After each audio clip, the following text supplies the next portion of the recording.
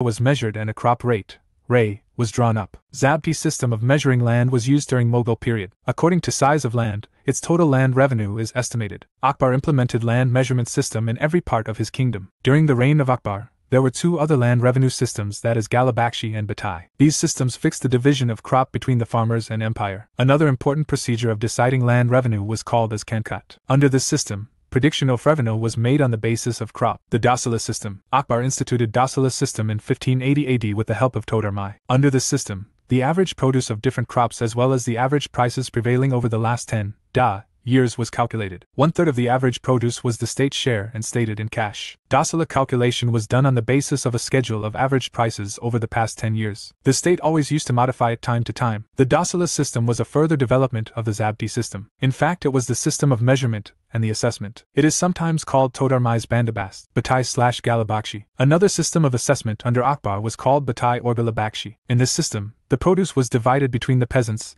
and the state in fixed proportion. Under Batai, the peasants were given the choice of paying in cash or kind. Nazak. A third system which was widely used in Akbar's time was Nazak. It was a rough calculation on the basis of what peasant had been paying in the past. It is also called Kankat or estimation. Classification of land. Land was classified into following 4 types. Polai continuously cultivated and very fertile. Parauti left fallow for a year or two to recover its productivity. Chachar left fallow for 3 to 4 years. Banjar uncultivable land. The army, cavalry and elephantry were the main basis of the Mughal army including artillery. The contingents were mixed group of Mughal, Pathan, Hindustani and Rajput. Akbar also kept an efficient collection of war boats. There is a new methodology adopted in the Mughal army by Akbar that was Dag and Chera. For this purpose, the soldier's horse was branded with the imperial marks, called the Dag system. With the requirement of best and competitive soldiers, a descriptive role, Chera, of the soldier was included. The Ahadis, most trusted troops. Mughal emperors used to carry the individual troopers, called Ahadis. They received much higher salaries and highly trusted corps, being recruited directly by the emperors. The Mughal emperors also maintained a corps of royal bodyguards,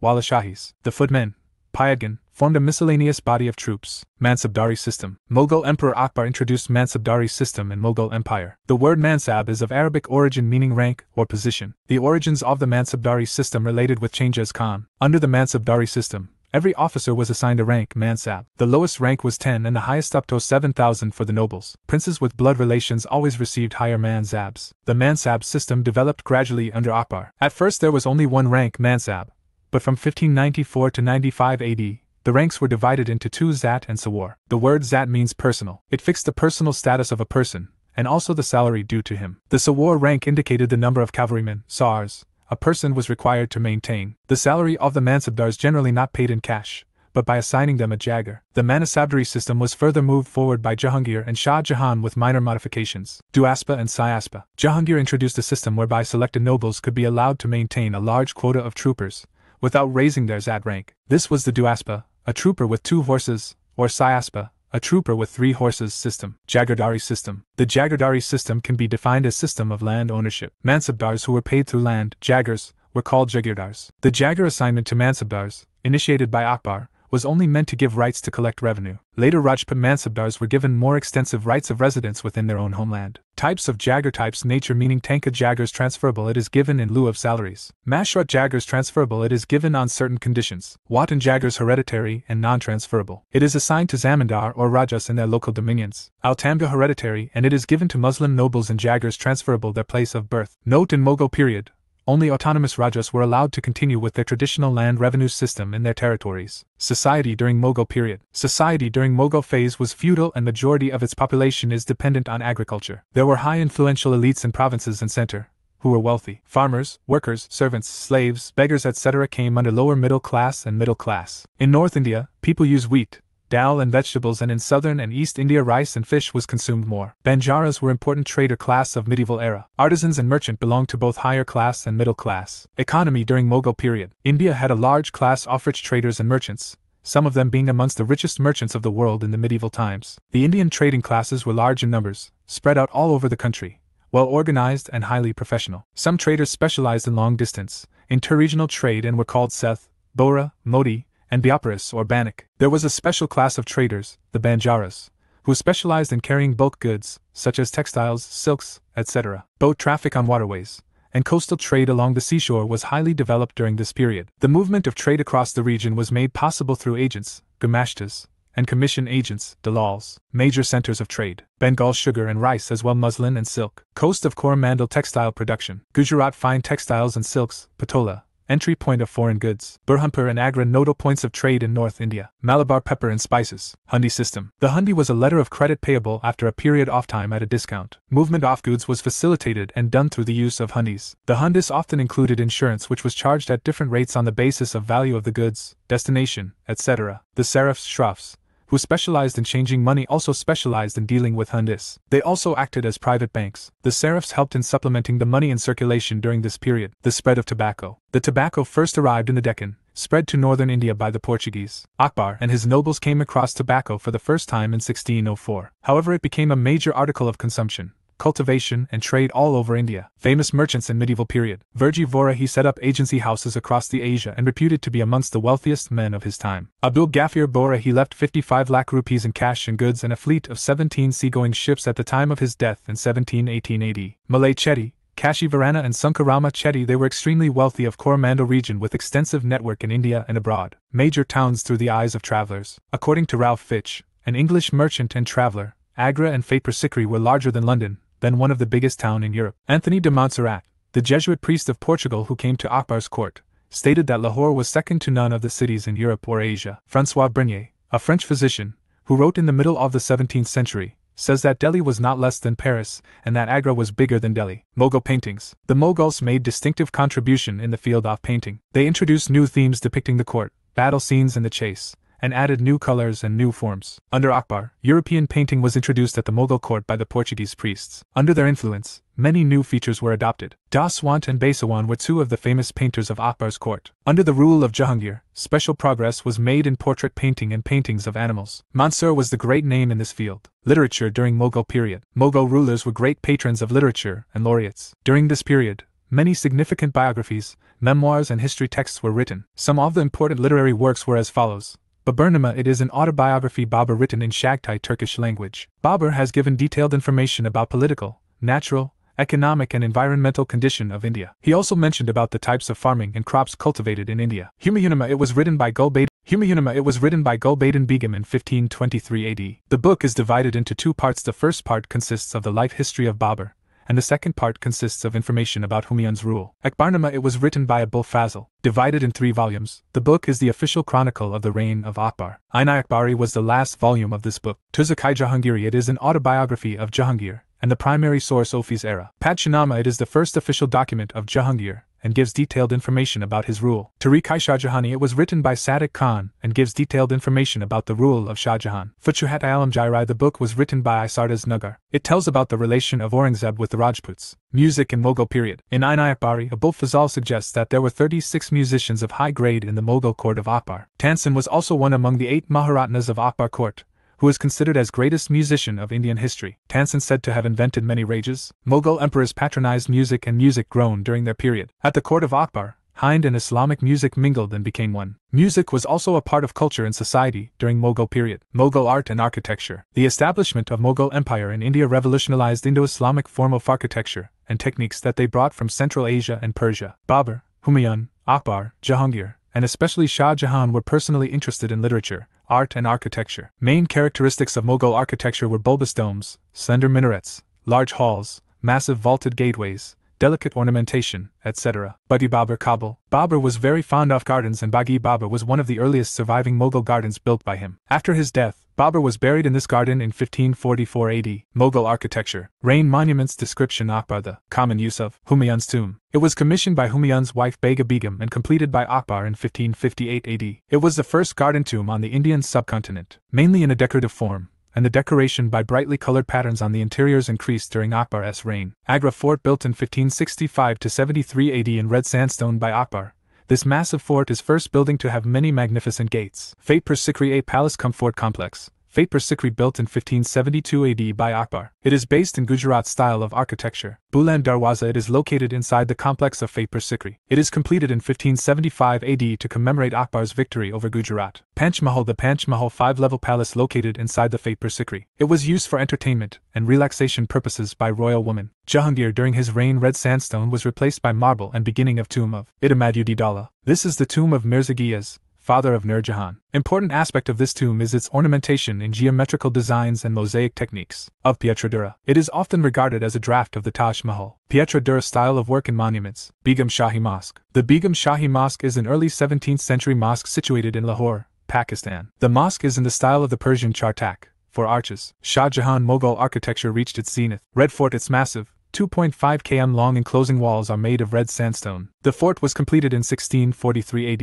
It was originally named Qila-i-Mubarak. Jama Masjid of Delhi is the largest mosque in India. It was built by between 1650 and 1656. During his reign and is best remembered as the golden age of Mughal period. Taj Mahal. This magnificent piece of art built by Shah Jahan in memory of his wife Mumtaz Mahal in 1649 AD. It consists of a symmetrical building with an iwan, an arch-shaped doorway, topped by a large dome and finial. Pietra Dura and Jali work. Aurangzeb in this period, squared stone and marble were replaced by brick and rubble with stucco ornamentation. Bihi Ka Maqbara. It was built by Aurangzeb in 1660 AD in memory of his wife, Dilruz Banu Begum in Aurangabad, Maharashtra. Moti Masjid. The mosque was built by Aurangzeb at the Red Fort for his second wife, Nawab Bai, in the year 1659 to 1660 AD. The mosque was originally covered in gilded copper. Emergence of Maratha Empire. Sources Class 7 Oldensert Chap 1. Climax and disintegration of the Mughal Empire. Rise of Marathas. The rise of the Marathas in the 17th century AD is a significant and far-reaching event in the history of medieval India. This rise of Maratha power is primarily due to Shivaji, who shaped the Marathas into a superb guerrilla fighting force. The Marathas fought for the defense of their religion and territory against Mughal rulers. The emergence of Maratha power can be asserted as a Hindu reaction against the communal policies of Mughal Emperor Aurangzeb. Causes for the rise of Marathas. Geographical location. The geographical location of the Marathwada,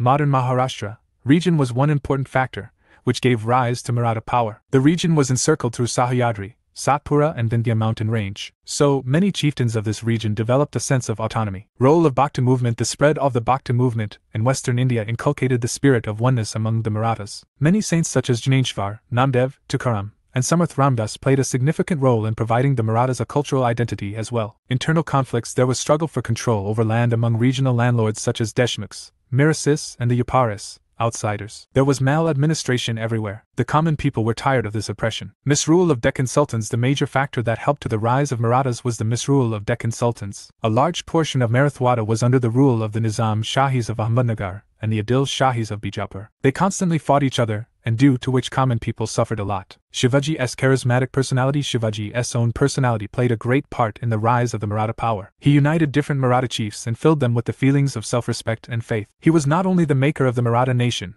but also a brilliant leader of medieval India. Maratha rulers. Shaji Bhosle, Shivaji, Shambhaji, Rajaram and Shahu were important Maratha rulers. Shaji Bhosle was the father of Shivaji Maharaj. He acquired practical experience of war and tactics under his father Maloji and Malik Amber of Ahmednagar. Shaji also joined the Mughals during the reign of Shah Jahan but later rebelled. Shaji acted as the kingmaker in Ahmednagar and settled number of Maharashtrian Brahmins and Marathas in his Punajajar. He acquired great fame and was renowned as a capable administrator. Shivaji, the great Maratha. Shivaji, born at Shivneri on April 10, 1627 AD, was the youngest son of Shaji and Jijabai. After Shaji's death, Shivaji was raised under the guardianship of Dadaji Khandev, and Guru Samarth Ramdas was his spiritual guru. At the age of 18, Shivaji attacked a number of hill forts of Pune, Rajgarh, Khandena and Torna. After Dadaji Khandev's death in 1647 AD, Shivaji became the sole in charge of his Pune Jagar as Shaji's successor. Shivaji wanted to occupy all the possessions of Shaji, as a matter of legitimate right. Military expeditions of Shivaji. Shivaji showed his military tactics for the first time in 1645 AD as a teenager. He successfully got control of the Torna fort, which was under Bijapur. Battles fought by Shivaji. Battle date. Detail. Battle of Pratapgarh, November 10,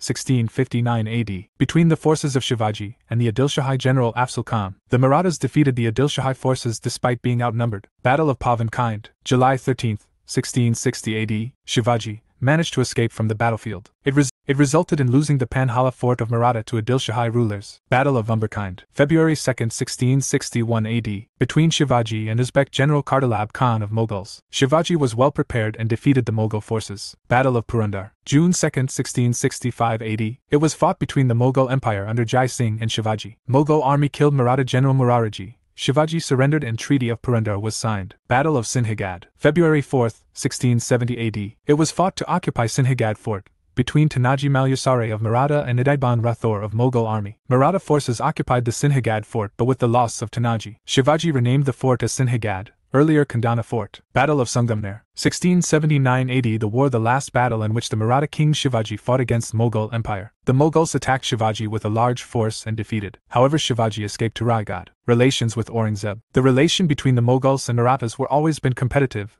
in the Deccan region. Mughal Emperor Aurangzeb launched a full-fledged campaign against the Marathas under the leadership of Shista Khan, who occupied Pune in 1660 AD. However, in return, Shivaji made a night strike and killed all sons of Shista Khan and forced him to escape. After the failure of Shista Khan, Aurangzeb deputed Raja Jai Singh of Amber to deal with Shivaji. Jai Singh decided to strike at the heart of Shivaji's territories, Fort Purandar. After a long period, Shivaji opened negotiations and Treaty of Purandar was signed. Shivaji's visit to Agra. Jai Singh persuaded Shivaji to visit Mughal Emperor at Agra, which proved a disaster. Shivaji felt insulted when he was put in the category of Mansabdars of 5,000, a rank which had been granted earlier to his minor son. Shivaji walked off angrily and refused imperial service. He was later detained in the Agra fort, from where he escaped on 1666 AD. Shivaji's Agra visit proved to be the turning point in Mughal relations with the Marathas. Coronation and grand title. Shivaji was crowned as the king of Marathas on June 6, 1674, at Raigad Fort, and founded the Maratha Empire. He also assumed titles of Chhatrapati, Shakakarta,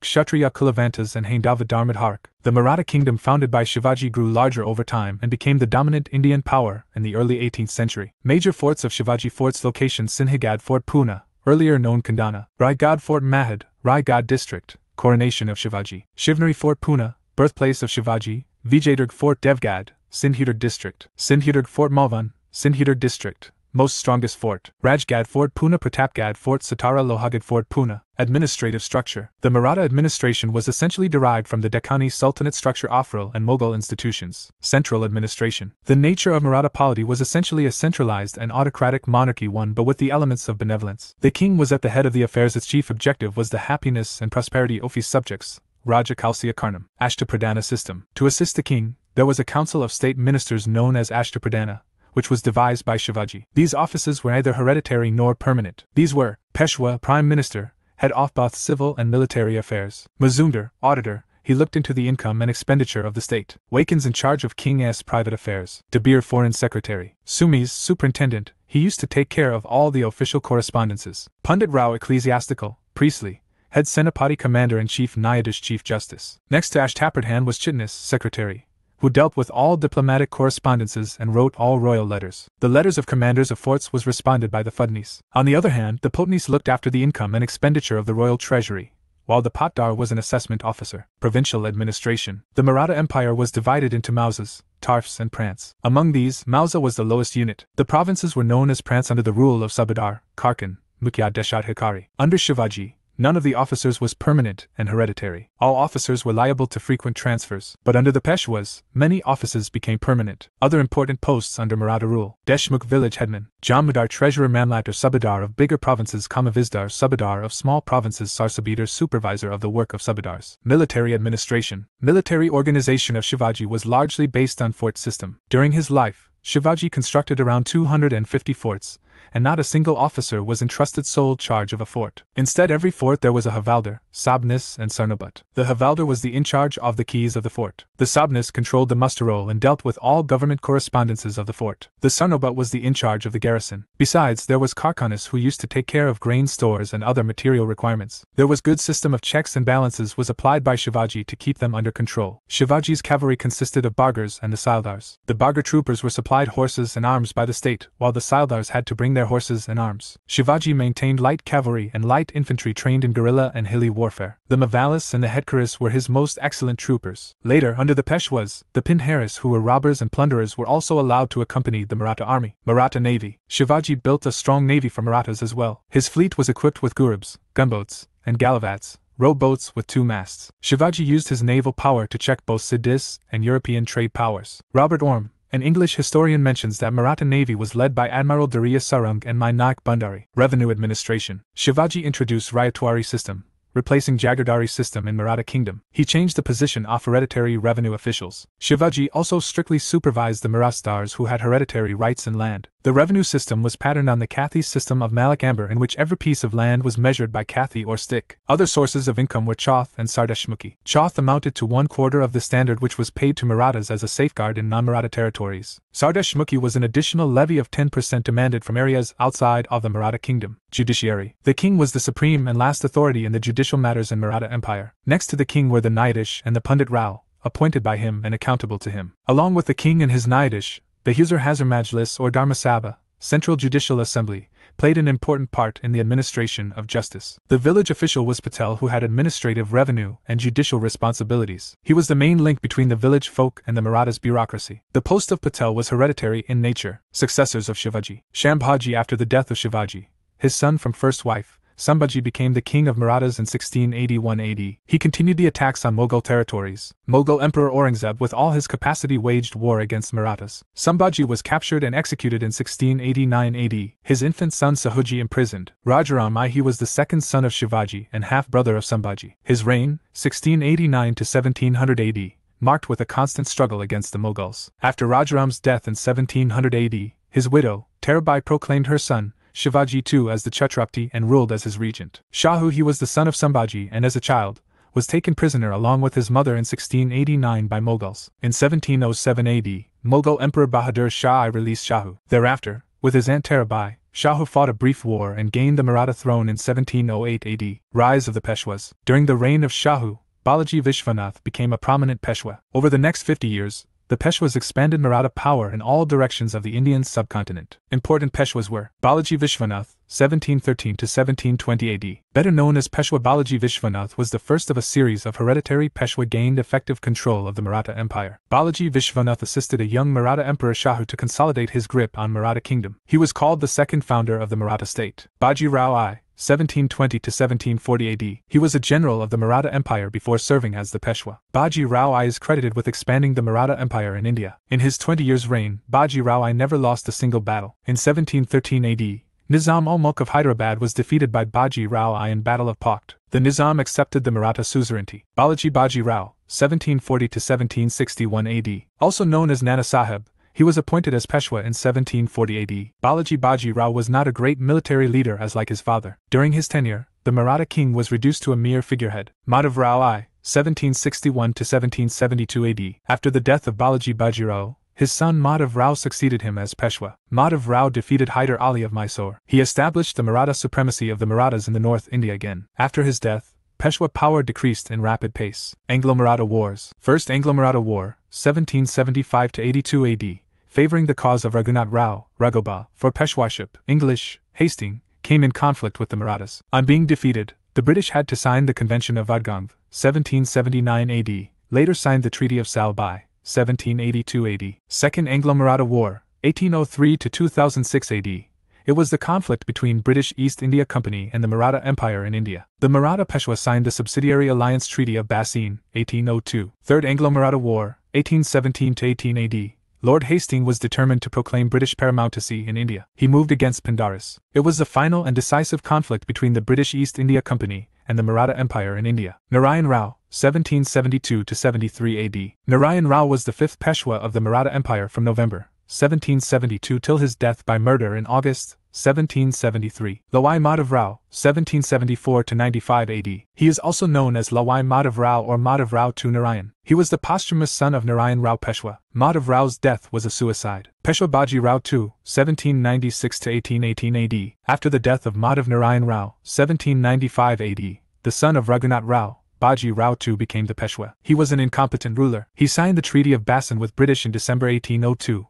In which British agreed to reinstate Baji Rao II as Peshwa. The treaty was done in return of stationing of a permanent resident of British at Pune, and 6,000 British troops will be stationed in Maratha territory. Holkars and Sindhis resisted this treaty, which resulted in Second Anglo-Maratha War, 1803 to 1805. The British defeated the Marathas, due to internal intrusion in Marathas, and Marathas were forced to surrender much of their territories to British. During the 1817 to 1818 AD, Third Anglo-Maratha War took place, which ended in defeat of Marathas, and Baji Rao II was forced to sign an agreement renouncing claims on Gaekwar's revenues and ceding large swath territory to the British. Third Battle of Panipat. The effective image of the Marathas was dented through the defeat in Third Battle of Panipat in 1761 AD by Ahmed Shah Abdali. Thereafter, the Maratha started transforming into a confederacy. Maratha Confederacy. The major four Maratha states or confederacy that emerged and became powerful were as follows. Bhosle of Nagpur. It was the first independent state that emerged in Maratha Confederacy. Raghujee Bhosle, 1727–55 AD, was the founder, who expanded Maratha Kingdom into Bengal and Bihar. The Gaikwads of Baroda. The state became a leading power in Maratha Confederacy. The founder of the dynasty was Damaji I, who had risen to power by 1740 and made a leading power in Maratha Confederacy. Sayujirao Gaekwad III is remembered for reforming much Ophis state during his rule. Holkars of Indore. On July 29, 1732, Peshwa Bajirao I granted Holkar state to Mulhar Rao Holkar, the founder ruler of Holkar dynasty. The greatest ruler Ahilyabai Holkar, 1767–1795 AD, of this dynasty, was a great pioneer and builder of Hindu temples. Scindia of Gwalior. Peshwa Bajirao I made Ranoji Shinde as a Sardar in the Gwalior region. He was instrumental in re-establishing the Maratha supremacy and prestige in North India after the Maratha defeat at Panipat. Decline of Maratha Empire. Several factors have been assigned for the defeat of the Marathas against the English. Some of them were as follows. Internal weakness. The empire of the Marathas was not a central empire under one chief. The nominal unity of the Marathas remained only up to the period of the rule of Peshwa Madhav Rao I. After him, the Peshwa could not control his subordinate chiefs, who pursued against each other's interests. Lack of political foresight. The Marathas lacked political wisdom and farsightedness. When they had become the strongest power in India, they simply desired to control the Mughal emperor. They therefore failed to achieve political unity of India. Corrupt Jagirdari system. During the later Maratha period, Maratha chiefs distributed jagirs to their officers for facilitating collection of chauth and sardashmukhi, which led to the growth of corrupt Jagirdari system. This system weakened Maratha chiefs in all respects. Military weakness. The primary cause of the decline of Maratha power was due to its military weakness. They adopted European means of warfare but failed to perfect them. The same way, the Maratha soldiers trained by the French in European methods did not achieve perfection in their training. Important treaties of Maratha. Name year importance. Treaty of Purandar, 1665, signed between commander of Mughal Empire Jai Singh I and Shivaji. By this treaty, Shivaji surrendered 23 out of 35 forts. The Treaty of Surat, 1775, between British East India Company and Peshwa Raghunathrao. Treaty of Vadgaon, 1779, signed between the British and Raghunathrao Peshwa. Treaty of Salbai, 1782, signed between East India Company under Warren Hastings and Mahadaji Shinde. Treaty of Seringapatam, 1792, signed between the British,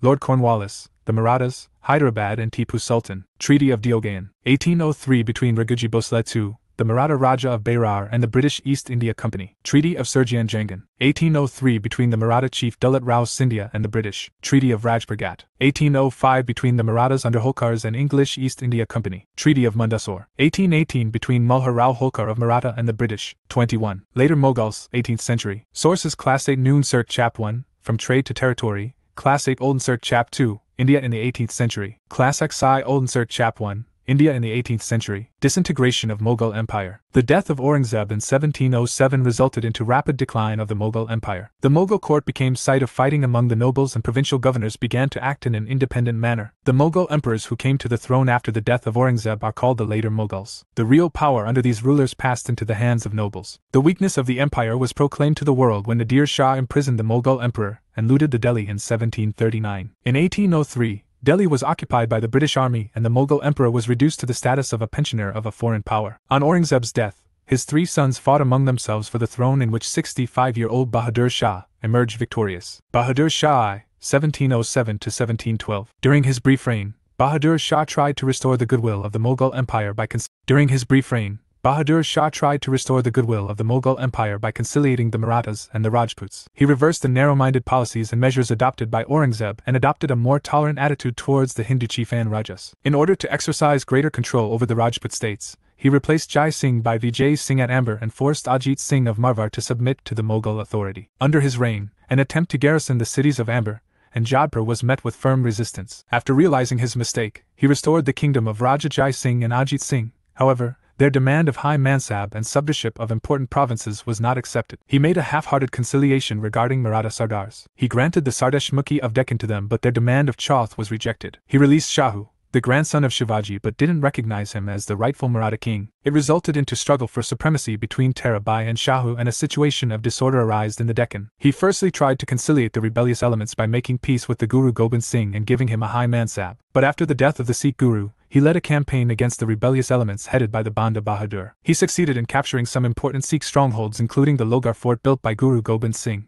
northeast of Ambala. But the Sikhs could not be crushed, and in 1712, they recovered the fort of Logar. He made peace with Katarsal, the Bundala chief, and the Jat chief Churaman, who joined him in the campaign against Banda Bahadur. Due to his reckless grants of jagirs and promotions, the position of state finances became worse. An amount of some 13 crore exhausted from the royal treasure in 1707. In 1707, after the death of Bahadur Shah I, the empire once again entered into civil war. Jahandar Shah I, 1712-13. During this phase of Mughal rule, a new element entered the Mughal politics in which the nobles became owner of power and used princes as mere puppets to capture the seat of authority. Thus, after the death of Bahadur Shah I, Jahandar Shah emerged victorious, as he was supported by the Zulfikar Khan, the most powerful noble of that time. Jahandar Shah was a weak prince who was wholly devoted to pleasure. During his brief reign, the administration was virtually in the hands of his Wazir, Zulfikar Khan, who was extremely capable and energetic. In order to strengthen his own position at the court, and to save the Mughal Empire, he tried to establish friendly relations with the Rajput Rajas,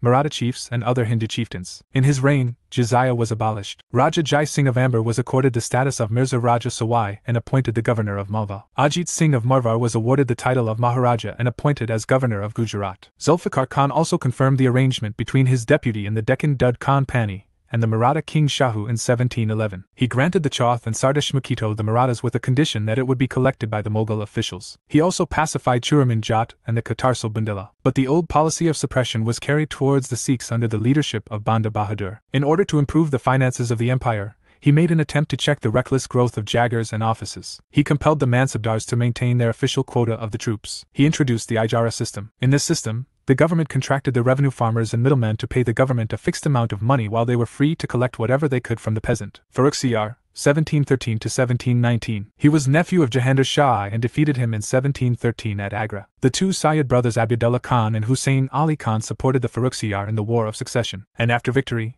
they were rewarded with the offices of Wazir and Mir Bakshi respectively. As Farrukhsiyar was incapable and cruel, the two Sayyid brothers acquired the dominant control over the affairs of the state. The Sayyid brothers adopted the policy of religious tolerance and abolished jizya. In order to strengthen their own position, they provided high positions to Rajput princes, made an alliance with Churaman. They also made an agreement with Shahu by providing him the right to collect the Chauth and Sardashmukhi of the 6 provinces. In return, Shahu agreed to support them in Deccan with 15,000 mounted soldiers. In 1719, the Maratha Peshwa, Balaji Vishwanath, accompanied Syed Hussein Ali Khan to Delhi and helped the Syed brothers in overthrowing Farrukhsiyar. On the other hand, Farrukhsiyar, in order to exercise his personal authority, intrigued against the Syed brothers, which ultimately resulted into deposition and execution of Farrukhsiyar. Finally, Syed brothers selected Muhammad Shah, the Emperor of India. Downfall of Syed brothers. Syed brothers' attempts to save the empire from administrative disintegration failed because of constant political rivalry amongst the nobility. Gradually, they were looked upon as traitors, and the powerful members of nobility, including Nizam-ul-Mulk, Chin Kilich Khan and his father's cousin Muhammad Amin Khan, began to conspire against them. These factions of nobility were supported by Emperor Muhammad Shah, and ultimately in 1720, they succeeded in assassinating the Hussein Ali Khan, and the elder brother Abdullah Khan was defeated near Agra. These two brothers are known in Indian history as the Kingmakers. Muhammad Shah, 1719-48. He was weak-minded ruler and overfond of a life of ease and luxury. During his reign, the conflict between the different groups of nobles weakened the authority of central government. He neglected the affair of the state, and instead of giving full support to able wazirs such as Nizam-ul-Mulk, he fell under the influence of corrupt and worthless nobles and conspired against his own ministers. Thus, Nizam-ul-Mulk, who was appointed wazir in 1722, decided to leave the emperor due to his suspicious nature. He founded the state of Hyderabad in the Deccan, and it marked the physical breakup of the Mughal Empire. Gradually, hereditary Nawabs owing nominal allegiance to the Emperor of Delhi arose in many parts of the country, i.e., in Bengal, Awadh, Hyderabad and Punjab. In many parts, Zamindars, Rajas and Nawabs raised the banner of rebellion and independence. The Maratha Sardars also began their northern expansion and captured Malwa, Gujarat and Bundelkhand. This situation, along with weak central leadership, led to the invasion of Nadir Shah. During the reign of Muhammad Shah, significant progress in Hindustani music was observed. During his reign, the semi-independent state of Rohilkhand rose to power. Invasion of Nadir Shah, 1738. The visible weakness of the Mughal Empire, in addition to near-bankruptcy condition, attracted Nadir Shah, the ruler of Persia, to attack Mughal Empire. The years of neglect of northwestern frontier and factions among nobles led to the crushing defeat of Mughals in Battle of Kamal on February 13, 1739. The Emperor Muhammad Shah was imprisoned and Nadir Shah marched to Delhi. He took possession of royal treasury and plundered wealth having estimated value of 70 crores of rupees. He also carried away the famous Kohinoor diamond and jewel-studded peacock throne of Shah Jahan. He also compelled Muhammad Shah to cede him all the provinces of the empire west of Indus. Ahmad Shah, 1748-1754. He was son of Muhammad Shah and inherited that was filled with mutual jealousness among the nobility. His reign is marked by series of plundering raids by the Afghan ruler Ahmad Shah Abdali, who invaded North India 5 times between 1748 and 1761. During his reign, the Marathas successfully annexed the Mughal territories of Malwa and Bundelkhand. He was imprisoned and blinded by his own wazir, Imad-ul-Mulk. Alamgir II, 1754–59. After deposition of Ahmad Shah, Imad-ul-Mulk raised Alamgir II as the emperor of Mughal Empire. During his reign, the Mughal Empire witnessed repeated attacks of Ahmad Shah Abdali. The Battle of Plassey, 1757, was also fought during his reign. He was murdered by his own wazir, Imad-ul-Mulk. Shah Alam II, 1759–1806. Shah Alam II, who ascended the throne in 1759, spent the initial years as an emperor wandering from place to place far away from his capital as he feared his own wazir. During his reign, the Third Battle of Panipat, 1761, was fought between the Marathas and Ahmad Shah Abdali, the general of Nadir Shah. It resulted into defeat of Marathas. The battle and the subsequent defeat gave a big blow to the Maratha ambition of controlling the Mughal emperor and thereby dominating the country. Meanwhile, in 1764, Shah Alam II joined Mir Qasim of Bengal and Shujauddin of Awadh to fight British East India Company in the Battle of Buxar, 1764. After defeat in this battle, he lived for several years at Allahabad as a pensioner of the East. East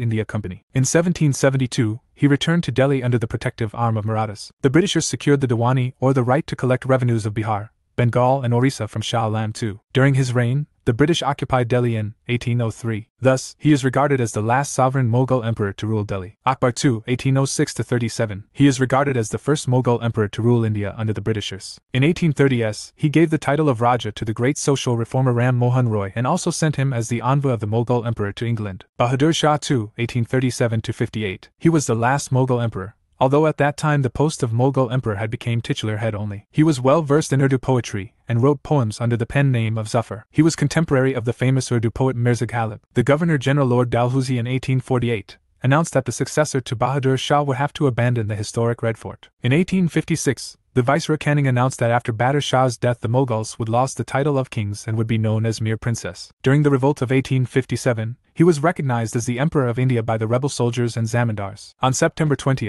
1857, British captured Delhi, and the aged Bahadur Shah was taken as the prisoner. The royal princess were mercilessly captured and killed. The Bahadur Shah was tried and exiled to Rangoon, where he died in 1862. Causes for the decline of the Mughal Empire. The causes for the decline of the Mughal Empire are as follows: Aurangzeb's intolerant religious policy, spoiled relations with Jats, Marathas and Rajputs, and the suspicious nature of Aurangzeb led to the fall of empire. Aurangzeb's religious policies was discriminatory, and most prominent example of this is the tax imposed on Hindus called jizya that led to dissatisfaction among public as well as Hindu rulers. His Deccan policy was also a reason for the decline of Mughal empire. Invasions of Nadir Shah and Ahmed Shah Abdali were also the cause of downfall. One of the major reasons for the fall was financial crisis. The royal treasury was almost empty by the 18th century because of the maintenance of military affairs. Worthless and negligent later Mughal emperors were also the cause of downfall. Absence of a definite law of succession led to the instability of the government. The growth of partisanship at the cost of patriotism existed. A heterogeneous and non-hereditary nobility was proximate that was divided in factions. Vast expansion of the empire made it difficult for the weak rulers to control it.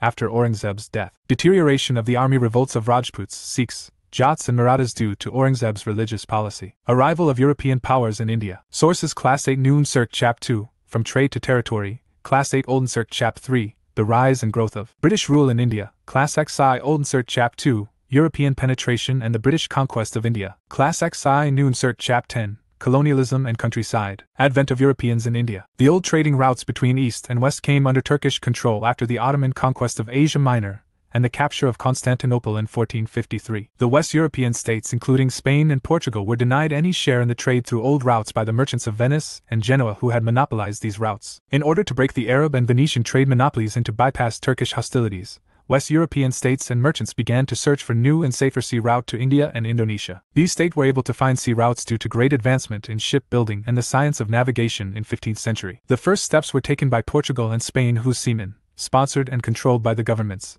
began a great era of geographical discoveries. In 1498, Vasco da Gama of Portugal discovered a new all-sea route from Europe to India. He sailed Africa around Cape of Good Hope and reached Calicut. Portuguese. Before the arrival of Vasco da Gama, Portuguese under their ruler Dom Henrique, also known as Henry the Navigator, made significant attempts to search out a sea route to India. From 1418, Prince Henry sent 2 or 3 ships every year to explore the sea route. He was motivated by the two objectives: to oust the Arabs as well as European rivals, to counter the growing power of Turks and Arabs by converting indigenous population of Asia and Africa to Christianity. In 1487, Bartholomew Diaz rounded the Cape of Good Hope and laid the basis of direct trade links between Europe and India. When Vasco da Gama landed at Calicut in 1498, he met with stiff resistance from Arab merchants, who had established their colony on the Malabar coast. However, the Hindu ruler, Zamarin, welcomed the Portuguese and allowed them to trade. He returned on his ship with a cargo which was sold for 60 times the cost of his voyage. In 1502, he established a factory at Cochin. Since the 16th century,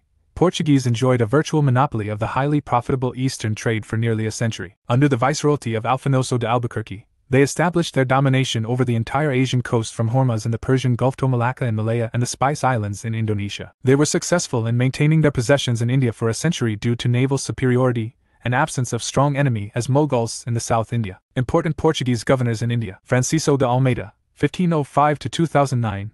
He defeated the combined naval fleet of Sultan of Egypt and ruler of Gujarat in 1509. He pursued blue water policy in order to strengthen the Portuguese hold in Indian subcontinent and build forts at Angadiva, Cananore, and Cochin. Alfonso de Albuquerque, 1509 to 15. He is considered as real founder of Portuguese power in India. He captured Goa from Bijapur in 1510. He encouraged Portuguese to marry natives and abolished the practice of sati in his dominion. Nino da Cunha, 1529 to 38. He transferred his capital from Calicut to Goa in 1530 and annexed Dio and Bassein in 1534 from Bahadur Shah of Gujarat. Alfonso de Souza, 1542. He succeeded Nino da Cunha. During his reign, famous saint Francisco Xavier came to Goa. Contribution of Portuguese. Portuguese traded pepper, arms and ammunition and war horses with royal monopoly. They opened up India's trade with Japan, from which copper and silver were obtained. They introduced the first printing press at Goa in 1556. Furthermore, they were instrumental in starting the cultivation of vegetables like tomatoes, potatoes, and chilies in India. Fruits like the pineapple and papaya were also introduced by the Portuguese. The cultivation of tobacco and maize also started under the Portuguese rule in India. They are also credited with the first scientific work on Indian medicinal plants. Key battles fought by Portuguese in India. Battle of Chaul, 1508.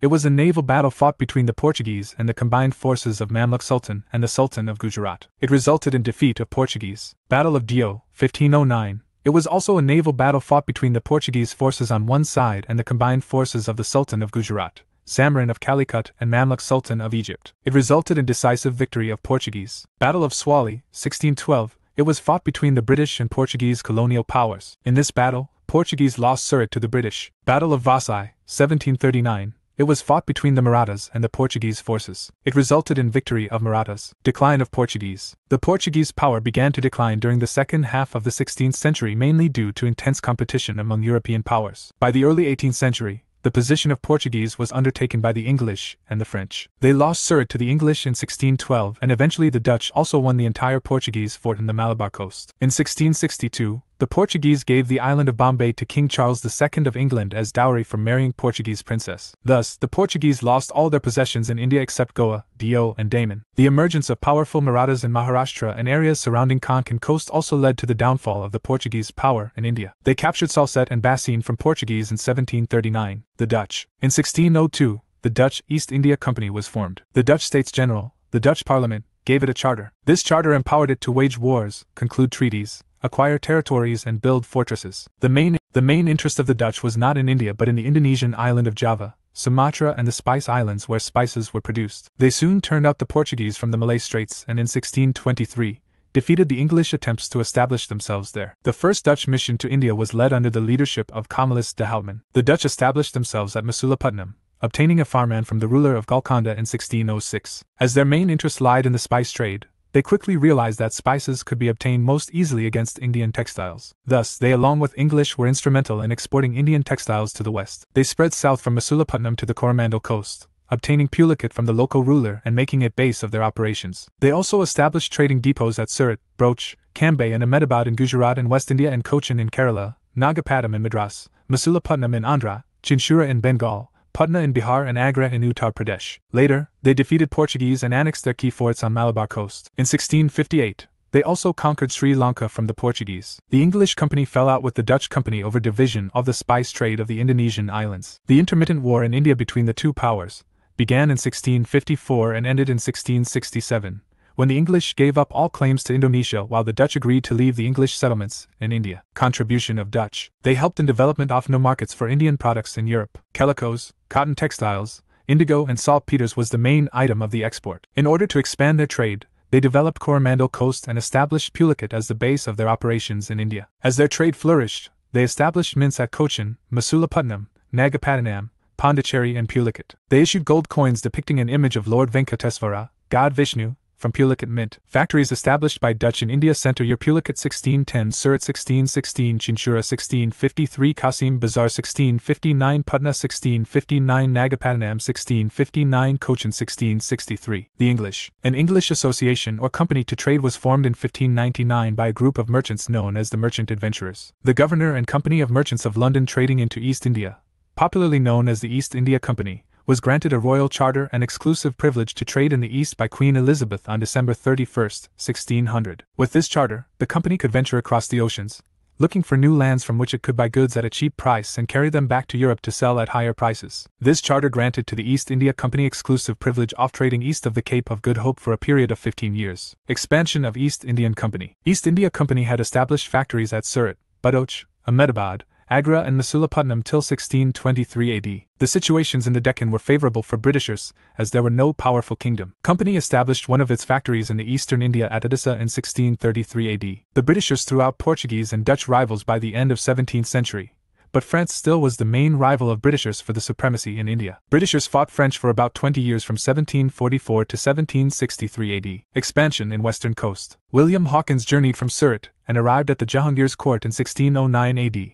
But failed to get permission to erect a factory at Surat. However, the victory of English under Captain Best over Portuguese fleet at Swali, near Surat, in 1612 AD broke the tradition of Portuguese naval supremacy. A foreman was issued by Jahangir permitting the English to establish a factory at Surat 1613 AD. Sir Thomas Roe was the royal ambassador from King James I to the Mughal Emperor. He succeeded in getting two foremans by 1618, one of the Mughal Emperor Jahangir, and the other of the Prince Khurram, granting the permission to trade and erect factories in different parts of the empire. Surat was one of the chief centers of maritime trade. It is from Surat that the English extended their inland trading operations and by 1616 built subordinate factories at Ahmedabad, Baroda, Badaut and Agra. Finally, Bombay was declared as headquarters of the company on the west coast in 1687 AD. Gerald Ongir. He was the first governor of Bombay 1669 to 1677 AD. Under Ongir, Bombay became a safe asylum for all merchants and manufacturers. He established vigorous and strict discipline over all the inhabitants of the city, and allowed every community to enjoy the free exercise of its religion. Expansion in eastern coast. The English were permitted to trade in Masulipatam in 1611 AD and in 1630 AD secured the golden farman from the Sultan of Golconda 1632 AD, which ensured safety and prosperity of their trade. In 1639 AD, Francis Day obtained the site of Madras from the Raja of Chandragiri with permission to build a fortified factory, which was named Fort St. George. The position of the English on the eastern coast became strong and permanent with the foundation of Madras by the English in 1639. They arrived at Hooghly in 1650 AD and established a factory at Balasore in North Orissa. Madras soon replaced Masulipatam as the headquarters of the English on the Coromandel coast. In 1641 AD, all the English settlements in eastern India, Bengal, Bihar and Orissa, and the Coromandel were placed under the control of the President and Council of Fort St. George. Expansion in Bengal. In 1633 AD, the Mughal governor of Orissa gave the English merchants permission to establish factories at Hariharipur, near the mouth of Mahanadi, Balasore and Pipli. The English also succeeded to establish their factory at Hooghly in 1651 AD, followed by those at Patna, Dhaka and Kasim Bazar. In 1667 AD, Aurangzeb gave the English a farman for trade in Bengal, and 5 years later, in 1672 AD, the Mughal governor, Shista Khan, issued an order confirming all the privileges already acquired by the English. The rebellion of Sabha Singh, a zemindar in the district of Burwan, gave an opportunity to the English to fortify their settlement at Sudhanudi in 1696 AD. They were permitted by Azimuth Shah, governor of Bengal, to purchase the zamindari of the 3 villages of Sudhanudi, Kalikata and Govindpur on payment of T1200 to the old proprietors. In 1700 AD, the directors constituted Bengal as a separate presidency independent of Madras and nominated Sir Charles Eyre as its first president. Aurangzeb's death in 1707 AD made the English at Calcutta fear that their growing trade would be swept away by the coming tide of civil war and anarchy. After protracted negotiations, the English got confirmation of their privileges from the new Emperor Shah Alam and the de facto ruler of Bengal, Murshid Sili Khan. The most important event in the history of the company during these years was the diplomatic mission led by John Surman in 1715 AD to the court of the Mughal Emperor Farrukhsiyar. It resulted in the granting of 3 famous farmans addressed to the officials in Bengal, Hyderabad and Gujarat. The farmans gave the company many valuable privileges, which are as follows. In Bengal, It exempted the company's imports and exports from additional customs duties, accepting the annual payment of 3,000 as settled earlier. The company was allowed to rent additional lands around Calcutta. In Hyderabad, the company's old privileges of freedom from dues and trade was retained, and it had to pay only the existing rent for Madras. At Surat, the company was exempted from the levy of all duties for its exports and imports in lieu of an annual payment of T10,000, and the coins of the company minted at Bombay were to have currency throughout the Mughal Empire. In the subsequent years, the English East India Company began to extend its territorial claims. It defeated Battle of Badera, 1759, Dutch, and Battle of Wandawash, 1760, French. By the end of the 18th century, it succeeded in establishing its paramountcy. Important terms related with European rule in India. Cartas system. It was a naval pass issued by the Portuguese, which was compulsorily required by any contingent passing through their territories. Factories. It was developed by the European powers in India to store commodities which were later exported. Here company's officials resided, and it was fortified to defend against the adversaries. Vitorias. It was an unfortified trading post developed by the Portuguese on strategic locations. Farman. It was a royal order issued by Mughal authority usually to the European trading companies. Mercantile. A business enterprise that makes profit primarily through trade, buying goods cheap and selling them at higher prices. The Danes. Danish. The Danes came from Denmark to India in 1616 AD and established their first factory at Tranquebar, Tamil Nadu, in 1620 AD. Later, they established their second factory and its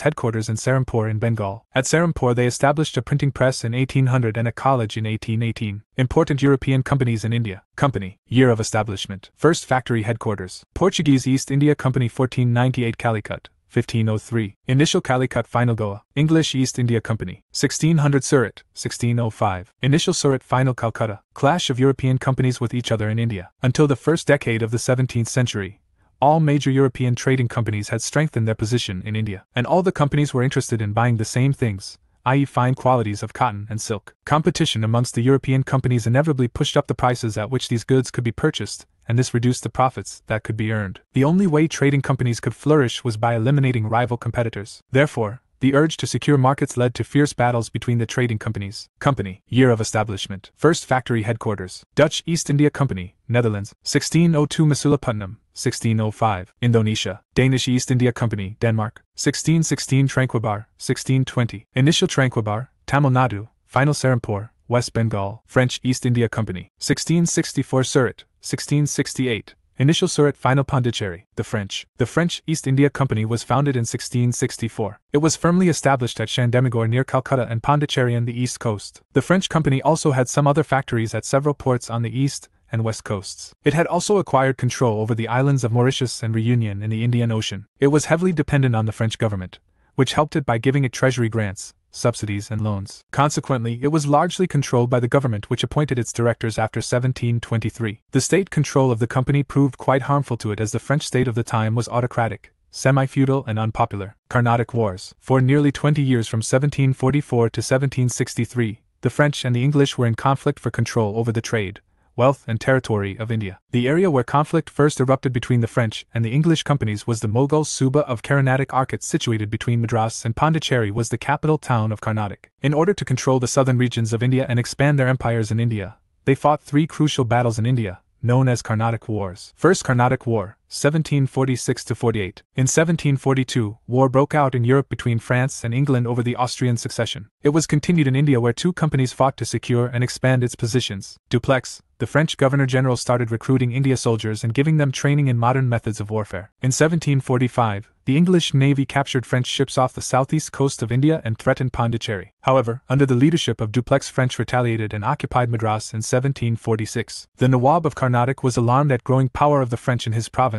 and sent an army against them. In 1748, peace was concluded in Europe between the British and the French with the Treaty of Aix-la-Chapelle. The victorious French restored Madras to the British. Joseph François Dupleix. He was the Governor-General of the French possessions in India from 1742 to 1754. He devised few mechanism of statecraft which was later used by the British to conquest whole India. He evolved the strategy of using the well-disciplined, modern French army to intervene in the mutual quarrels of the Indian princes, and by supporting one against the other, securing monetary, commercial or territorial favors from the victor. Through the resources and armies of the native princess, and later making them their satellite, he tried to serve the interests of the French company, and to expel the English from India. This strategy was fully conceptualized in the form of subsidiary alliance by the Britishers. Second Carnatic War, 1749–54. The Second Carnatic War was mainly fought because of the two rival companies supported different claimants to the posts of the Nizam of Hyderabad and the Nawab of the Carnatic. The French helped Muzaffar Jang and later when he died raised Salabat Jang as the Nizam of the Hyderabad. In return, the Nizam granted the areas in Andhra Pradesh known as Northern Sarkars. The French supported Chanda Sahib to become the Nawab and the English sent Robert Clive with a small army to install Muhammad Ali as the Nawab of Arcot in 1751. In the war that followed, French forces were repeatedly defeated and Chanda Sahib was captured and killed. In the end,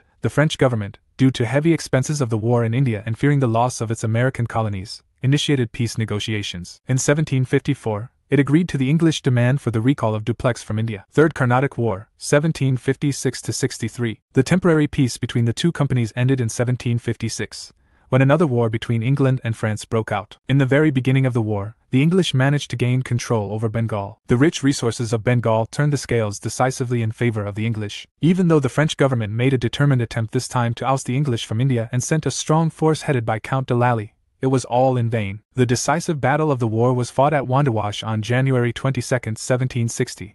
When the English General Ercout defeated the French Governor-General Lally. As a result of this war, the English replaced the French as the Nizam's protectors and secured from him Masulipatinam and the Northern Sarkars. The war ended in 1763 with the signing of the Treaty of Paris. The French factories in India were restored, but they could no longer be fortified or even adequately garrisoned with troops. Significance of Anglo-French struggle. This struggle freed English of all its European rivals and they embarked a new era of territorial expansion in India. But more importantly, they learned few lessons, which helped them in consolidating their empire in India. Firstly, that in the absence of nationalism in the country, they could advance their political schemes by taking advantage of the mutual quarrels of the Indian rulers. Secondly, the Western-trained infantry, European or Indian, armed with modern weapons and backed by artillery could defeat the old-style Indian armies with ease in pitched battles. Thirdly, it was proved that the Indian soldiers trained and armed in the European manner made as good a soldier as the European. And since the Indian soldier too lacked a feeling of nationalism, he could be hired and employed by anyone. Rise of new and autonomous states. Sources: Class 8 Old Insert Chap 2,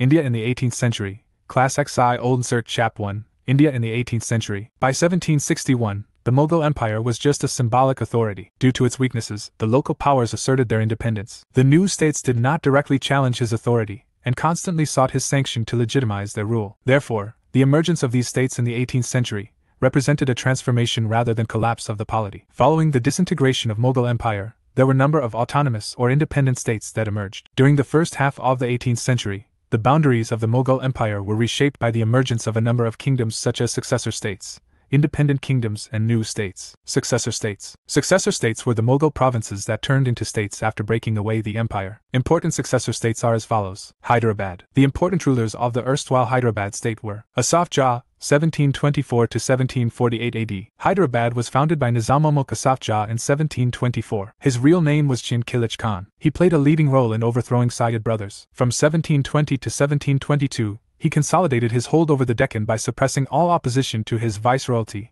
and organizing the administration on efficient lines. From 1722 to 1724, he was the Wazir of the empire, but he soon got disgusted with that office as the Emperor Muhammad Shah frustrated all his attempts at reforming the administration. So, he decided to go back to the Deccan where he could safely maintain his supremacy. Here, he laid the foundations of the Hyderabad state which he ruled with a strong hand. Asaf Jah never openly declared his independence from the central government, but in practice he acted like an independent ruler. The state of Hyderabad was constantly engaged in a struggle against the Marathas to the west and with independent Telugu warrior chiefs, Naikas. He waged wars, concluded peace, conferred titles and gave jagirs and offices without reference to Delhi. He followed a tolerant policy towards the Hindus. For example, a Hindu, Puran Chand was his Diwan. He consolidated his power by establishing an orderly administration in the Deccan on the basis of the Jagirdari system on the Mughal pattern. He forced the big, turbulent Zamindars to respect his authority and kept the powerful Marathas out of his dominions. Asaf Jah also made an attempt to rid the revenue system of its corruption. But after his death in 1748,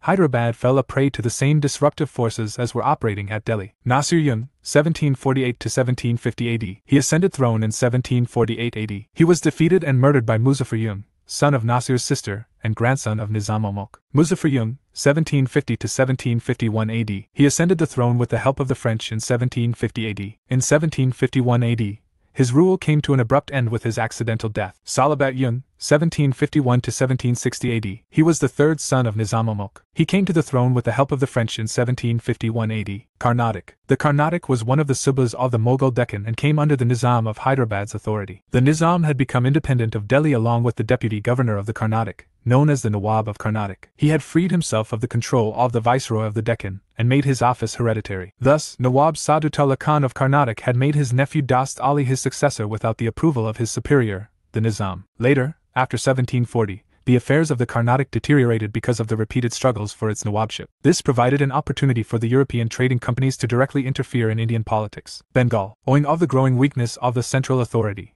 Murshid Suli Khan and Alivardi Khan made Bengal virtually independent. Following were the main rulers/Nawabs of Bengal.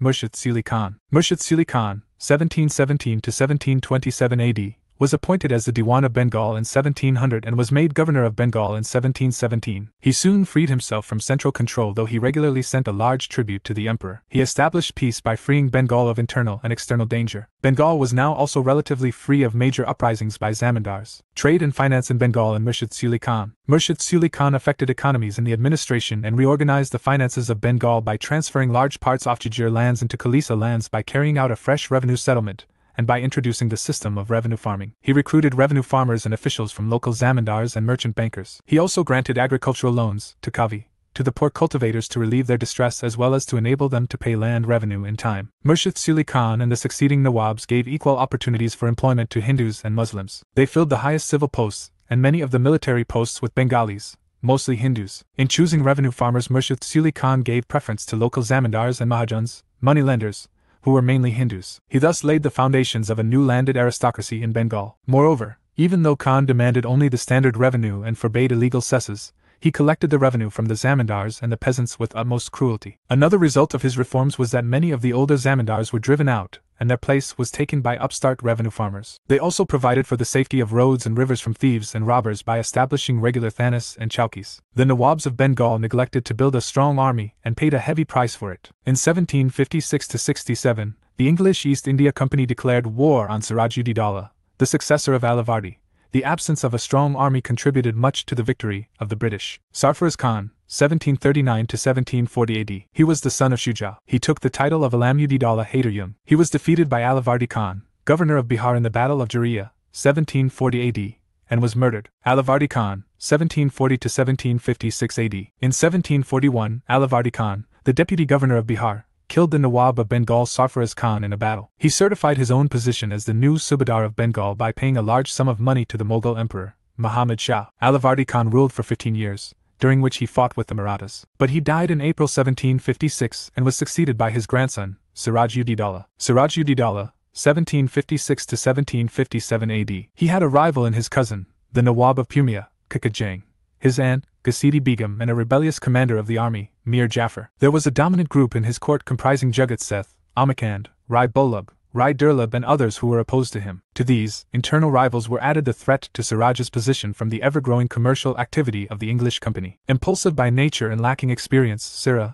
felt insecure, and this prompted him to act in ways which proved counterproductive. Black Hole Tragedy, June 20, 1758. Siraj-ud-Dowlah is believed to have imprisoned with 146 English persons who were lodged in a very tiny room, due to which 123 of them died due to suffocation. This incident is referred as Black Hole Tragedy. Important events in reign of Siraj-ud-Dowlah. Important events in reign of Siraj-ud-Dowlah were Battle of Plassey, 1757. Robert Clive forged a secret alliance with the traitors of the Nawab Mir Jafar, Rai Durlab, Jagat Seth, an influential banker of Bengal, and Amakand. Due to the conspiracy of the Nawab's officials, Siraj was defeated by Clive's forces in Battle of Plassey on June 23, 1757. Siraj-ud-Dowlah was captured and murdered by the order of Mir Jafar's son, Miran. The Battle of Plassey had political significance, for it laid the foundation of the British Empire in India. Mir Qasim to power. After the death of Miran, the son of Mir Jafar, there was a tussle over authority of Bengal between Mir Qasim, the son-in-law of Mir Jafar, and Miran's son. Van Sittard, the new governor of Calcutta, agreed to support Mir Qasim's claim after a treaty between Mir Qasim and the East India Company was signed in 1760. Mir Qasim was the ablest Nawab among the successors of Alivardi Khan. After assuming power, Mir Qasim shifted the capital from Murshidabad to Munger in Bihar. Battle of Buxar. The combined armies of Mir Qasim, The Nawab of Awadh and Shah Alam too were defeated by the English forces under Major Hector Munro at Buxar on October 22, 1764 in a closely contested battle. The English campaign against Mir Qasim was short but decisive. The importance of this battle lay in the fact that not only the Nawab of Bengal but also the Mughal Emperor of India was defeated by the English. The victory made the English a great power in northern India and contenders for the supremacy over the whole country. Dual government in Bengal, 1765 to 1772 AD. After the Battle of Buxar, Robert Clive introduced the dual system of government, i.e., the rule of the two, the Company and the Nawab, in Bengal. In this both the Diwani, i.e., collecting revenues, and Nizamat, i.e., police and judicial functions, came under the control of the Company. The Company exercised Diwani rights as the Diwani and the Nizamat rights through its right to nominate the deputy Subadar. The Company acquired the Diwani functions from the Emperor and Nizamat functions from the Subadar of Bengal. Najmuddin 1765 to 1772 AD. He was the son of Mir Jafar. He was made the Nawab in 1765 AD and remained a puppet in the hands of the British during the period of dual system of government under Robert Clive. Awadh. The Suba of Awadh was extended from Kannauj district in the west to the river Karmnasa in the east. Saadat Khan Burnulmulk, 1722 to 1739 AD. He was the founder of the autonomous kingdom of Awadh. He was appointed governor of Awadh in 1722. At the time of his appointment, many rebellious zamindars refused to pay the land tax, organized their own private armies. At the time of his appointment, many rebellious zamindars refused to pay the land tax, organized their own private armies, erected forts and defied the imperial government. For years Saadat Khan had to wage war upon the zamindars. He succeeded in suppressing lawlessness and disciplining the big zamindars and thus increasing the financial resources of his government. Saadat Khan also carried out a fresh revenue settlement in 1723. He is said to have improved the lot of the peasant by levying equitable land revenue and by protecting them from oppression by the big zamindars. He also continued the Jagir system. Like the Bengal Nawabs, Saadat Khan too did not discriminate between Hindus and Muslims. Many of his commanders and high officials were Hindus. His troops were well paid, well armed and well trained. His administration was efficient. He was succeeded by his nephew Safdar Jang,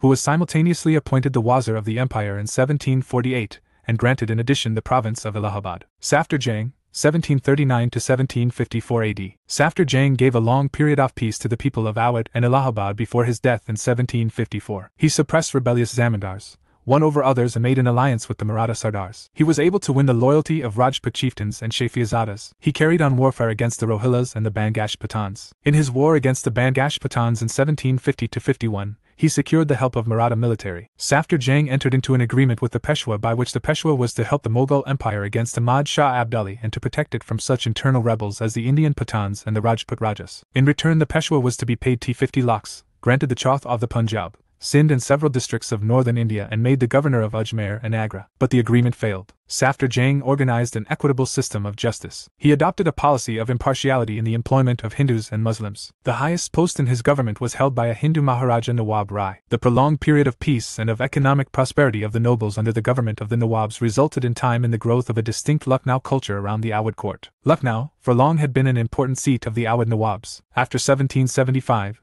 Delhi rivaled in its patronage of the arts and literature. It also developed as an important center of handicrafts. Crafts and culture also percolated to towns under the patronage of local chieftains and zamindars. Shuja-ud Dowlah, AD 1754 to 1775. He was the son of Safdar Yun. Ali Guher, Shah Alam, the heir apparent of the puppet Mughal Emperor Alamgir II, was provided protection at his court. He was driven out of Delhi by Turani Wazir, Imad-ul-Mulk. He was an ally of the Afghan invader Ahmad Shah Abdali. He concluded the Treaty of Benares, 1773 AD.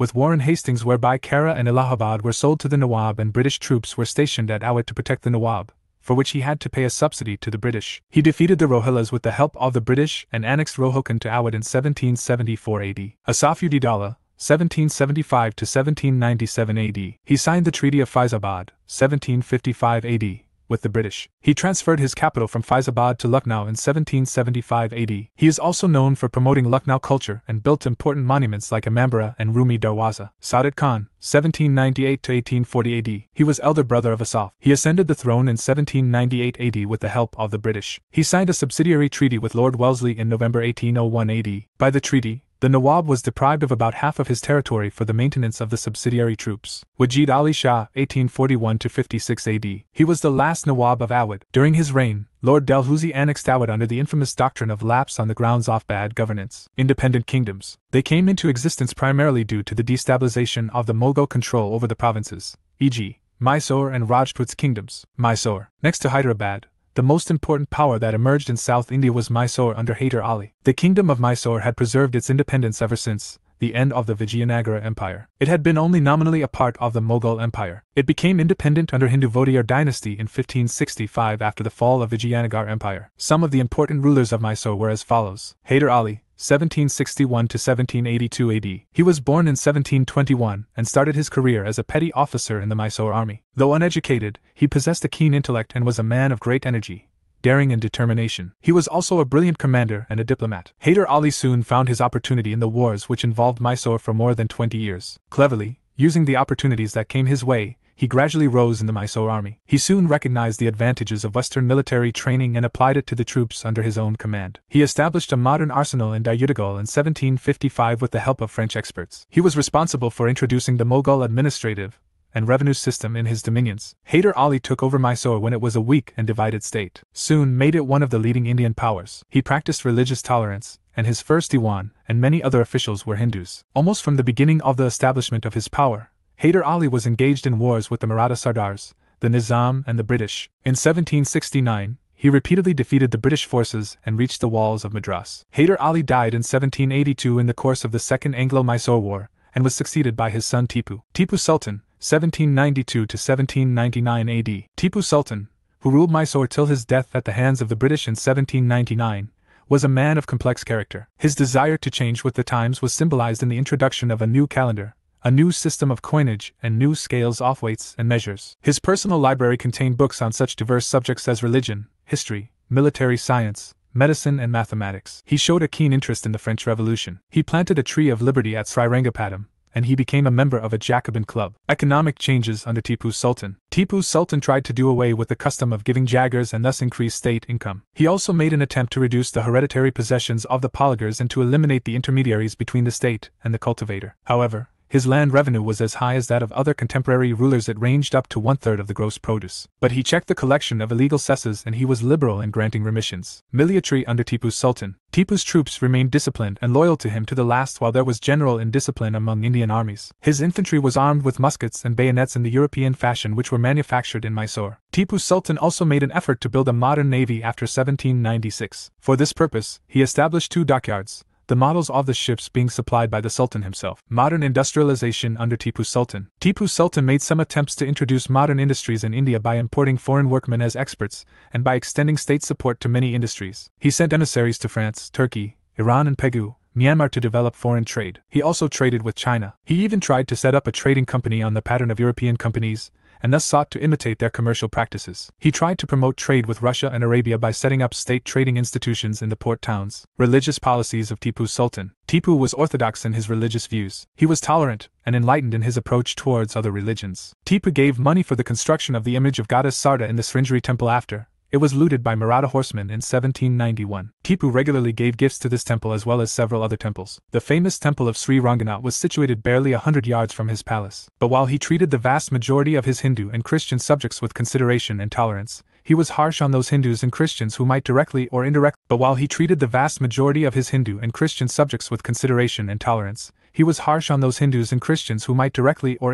the British against Mysore. Anglo-Mysore Wars. First Anglo-Mysore War, 1767 to 1769, it was concluded by Treaty of Madras. Second Anglo-Mysore War, 1779 to 1784, it was concluded by Treaty of Mangalore. Third Anglo-Mysore War, 1790 to 92, it was concluded by Treaty of Seringapatam. Fourth Anglo-Mysore War, 1799, it was conquered by British forces. The Rajputs. The principal Rajput states took advantage of the growing weakness of Mughal power to virtually free themselves from central control while at the same time increasing their influence in the rest of the empire. In the reign of Farrukh Siyar and Muhammad Shah, the rulers of Amber and Marwar were appointed governors of important Mughal provinces such as Agra, Gujarat, and Malwa. Raja Sawai Jai Singh of Amber, 1681 to 1743 AD. Jai Singh was a distinguished statesman, lawmaker, and reformer. He was a man of science in an age when Indians were oblivious of scientific progress. He founded the city of Jaipur and made it a great seat of science and art. Jaipur was built upon strictly scientific principles and according to a regular plan. Its broad streets are intersected at right angles. Jai Singh was above everything a great astronomer. He erected observatories with accurate and advanced instruments, some of them of his own invention, at Delhi, Jaipur, Ujjain, Varanasi and Mathura. He drew up a set of tables, entitled Zij Muhammad Shahi, to enable people to make astronomical observations. He had Euclid's Elements of Geometry translated into Sanskrit, as also several works on trigonometry and Napier's work on the construction and use of logarithms. Jai Singh was also a social reformer. He tried to enforce a law to reduce the lavish expenditure which the Rajputs had to incur on their daughters' weddings. This had given rise to the evil practice of female infanticide. This remarkable prince ruled Jaipur for nearly 44 years from 1699 to 1743. The Sikhs. The Sikhism religion was founded at the end of the 15th century by Guru Nanak. This religion spread among the Jat peasantry and other lower castes of the Punjab. The transformation of the Sikhs into a militant, fighting community was begun by Guru Har Gobind. It was, however, under the leadership of Guru Gobind Singh, the 10th and last Guru of Sikhs, that they became a political and military force. After Guru Gobind Singh's death, Banda Bahadur rallied together the peasants and the lower castes of the Punjab and carried on a vigorous though unequal struggle against the Mughal army. However, he failed because Mughal center was still strong and the upper classes and castes of Punjab joined forces against Banda Bahadur for his championship of the lower castes and rural poor. The invasion of Nadir Shah and Ahmad Shah Abdali and the consequent dislocation of Punjab administration gave the Sikhs an opportunity to rise once again. With the withdrawal of Abdali from the Punjab, they began to fill the political vacuum. Between 1765 and 1800 they brought the Punjab and Jammu under their control. But at this stage, power in the Sikh polity became more horizontally structured, as missals or combinations based on kinship ties now held territories as units. The political authority in Punjab remained decentralized and more horizontally dispersed during this whole period until Ranjit Singh, the chief of the Sukkur Chakia Mile, tried to raise a more centralized Sikh state at the end of the 18th century. New states. There were the states set up by the rebels against the Mughal Empire. Punjab. The Kingdom of Punjab was founded by Maharaja Ranjit Singh. Maharaja Ranjit Singh, 1780 to 1839 AD, he captured Lahore in 1799 and Amritsar in 1802. He soon brought all Sikh chiefs west of the Sutlej under his control and established his own kingdom in the Punjab. Later, he conquered Kashmir, Peshawar and Multan. Economic system under Maharaja Ranjit Singh. Ranjit Singh did not make any changes in the system of land revenue promulgated earlier by the Mughals. The amount of land revenue was calculated on the basis of 50% of the gross produce. Military under Maharaja Ranjit Singh. Ranjit Singh built up a powerful, disciplined and well-equipped army along European lines with the help of European instructors. His new army was not confined to the Sikhs. He also recruited Gurkhas, Biharis, Orias, Pathans, Dogras and Punjabi Muslims. Ranjit Singh set up modem industries to manufacture cannon at Lahore and employed Muslim gunners to use them. He possessed the second-best army in Asia, the first being the army of the English East India Company. Administration under Maharaja Ranjit Singh. Ranjit Singh had great capacity for choosing his ministers and officials. His court was full of outstanding men. He was tolerant and liberal in religious matters. He patronized not only Sikh but also Muslim and Hindu holy men. Many of his important ministers and commanders were Muslims and Hindus. The most prominent and trusted of Maharaja Ranjit Singh's ministers was Fakir Azizuddin, while his finance minister was Dewan Dina Nath. The Sikh peasants were as much oppressed by Sikh chiefs as was the Hindu or Muslim peasant. In fact, the structure of the Punjab as a state under Ranjit Singh was similar to the structure of the other Indian states of the 18th century. British conquest of Punjab. The process of decline of Sikh empire began with the death of Ranjit Singh in 1839. Plans and counter-plans of various groups to capture the throne of Lahore provided an opportunity for decisive action by the English. The First Anglo-Sikh War started in 1845 AD. The Britishers were led by Hugh Gough. Lord Hardinge was the Governor-General of India at that time. Sikh army was led by Raja Lal Singh and Teg Singh. The end of the First Anglo-Sikh War forced the Sikhs to sign a humiliating treaty in 1846, which included war indemnity of more than 1 crore rupee to the English. Since the Sikhs were not able to pay entire was indemnity, Kashmir including Jammu was sold to Gulab Singh. After the defeat of Sikhs in Second Anglo-Sikh War, 1848-49, Punjab fell into the hands of English. Lord Dalhousie was the Governor-General of India at that time. The Marathas. They were another powerful regional kingdom to arise out of a sustained opposition to the Mughal rule. The Maratha Confederacy was a dominating power in many regions of India during the 18th century. The rule of Marathas presented perhaps the most formidable challenge to Mughal rule both in Deccan and in the north. When Aurangzeb died after 40 years of feudal warfare in the Deccan, the Marathas still remained to be subjugated, and after his death Shivaji's grandson Shahu was released by Bahadur Shah. The Maratha kingdom was, however, certainly weakened, and the process was further worsened due to the civil war between Shivaji's grandson Shahu at Satara and his aunt Tarabai at Kolhapur, who had carried out an anti-Mughal struggle since 1700 in the name of her son Shivaji II. The contest with the Tarabai faction was settled later in the Treaty of Warna in 1731, which gave the state of Kolhapur to Shivaji II. In 1719, Balaji Vishwanath, as the head of Maratha force, accompanied Syed Hussain Ali Khan. They helped the Syed brothers in overthrowing Farrukhsiyar in Delhi. After that, Peshwa secured a Mughal Sanad, imperial order, recognizing Shahu's right to Chauth and Sardeshmukhi, 1/4 and 1/10 respectively, in 6 Mughal provinces of Deccan. Chauth of Malwa and Gujarat and independent status in Maharashtra. After Maratha civil war was brought to an end, the control of the state gradually passed on from the line of Shivaji to that of the Peshwas. After Balaji Vishwanath died in 1720, he was succeeded as Peshwa by his 20-year-old son Baji Rao I. By 1740, when Baji Rao died, the Marathas had won control over Malwa, Gujarat and parts of Bundelkhand. The Maratha families of Gaikwad, Holkar, Scindia and Bhosle came into prominence during this period in the short period of 20 years. In the crucial Third Battle of Panipat, the Maratha forces under Sadashiv Rao Bayo were routed by Abdali, and this marked the beginning of the decline of Maratha power. Kerala. At the beginning of the 18th century, Kerala was divided up among a large number of feudal chiefs and rajas. The four most important states were those of Calicut, under the Zamarin, Chirakal, Cochin and Travancore. Following are the two most prominent kings that ruled over Kerala. King Mrthindavarma. The kingdom of Travancore rose into prominence after 1729 under King Mrthindavarma, one of the leading statesmen of the 18th century. He subdued the feudatories, conquered Quilin and Eli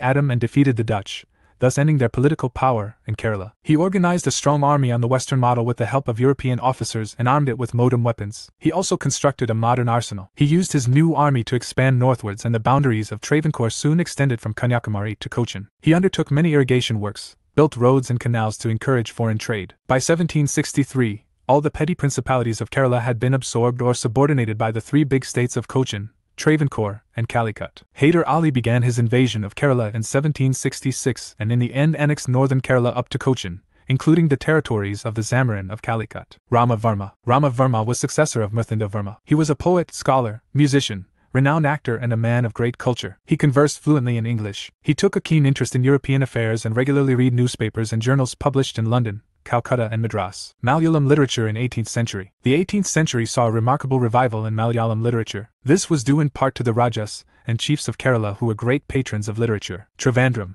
the capital of Travancore, became a famous center of Sanskrit scholarship in the second half of the 18th century. The Jats. The agriculturist Jat settlers living around Delhi, Mathura and Agra had revolted against the oppressive policies of Aurangzeb. However, the Mughal Emperor Aurangzeb suppressed the revolt, but the area remained disturbed. Though originally a peasant uprising, the Jat revolt was led by Zamindars. Sooner, it became predatory. The Jat state of Bhartapur was set up by Churaman and Badan Singh. Jat power reached its highest glory under Suraj Mai, 1756 to 1763. Some important leaders of the community were as follows. Gakla. He was the Zamindar of Tilpat, who provided leadership to the Jat uprisings in 1669 AD. The uprising was suppressed by the Mughal governor, Hassan Ali Khan. Rudrama, 1670 to 1688 AD. He was the Zamindar of Sinsani. He provided leadership to the Jat uprisings in 1685 AD, which was suppressed by Raja Bishan Singh Kachwaha of Amber. Churaman, 1690 to 1721 AD. He obtained Mansab from the Mughal ruler Bahadur Shah I and established the state of Bhartapur. He served in Bahadur Shah's campaign against Banda Bahadur. Badan Singh, 1722 to 1756 AD. He was the nephew of Churaman. Ahmad Shah Abdali gave him the title of Raja. He may be regarded as the real founder of the Jat states of Bhartapur. Suraj Mai, 1756 to 1763 AD. Suraj Mai compelled the Mughal authorities to recognize him by successfully withstanding a siege by Abdali's army. He supported the Marathas in the Third Battle of Panipat. He tried to lay the foundation of an enduring state by adopting the Mughal revenue system. But after his death in 1763, the Jat state declined and was split up among petty zamindars, most of whom lived by plunder. Rohilkhand. Muhammad Khan Bangash, an Afghan adventurer, established his control over the territory around Farrukhabad,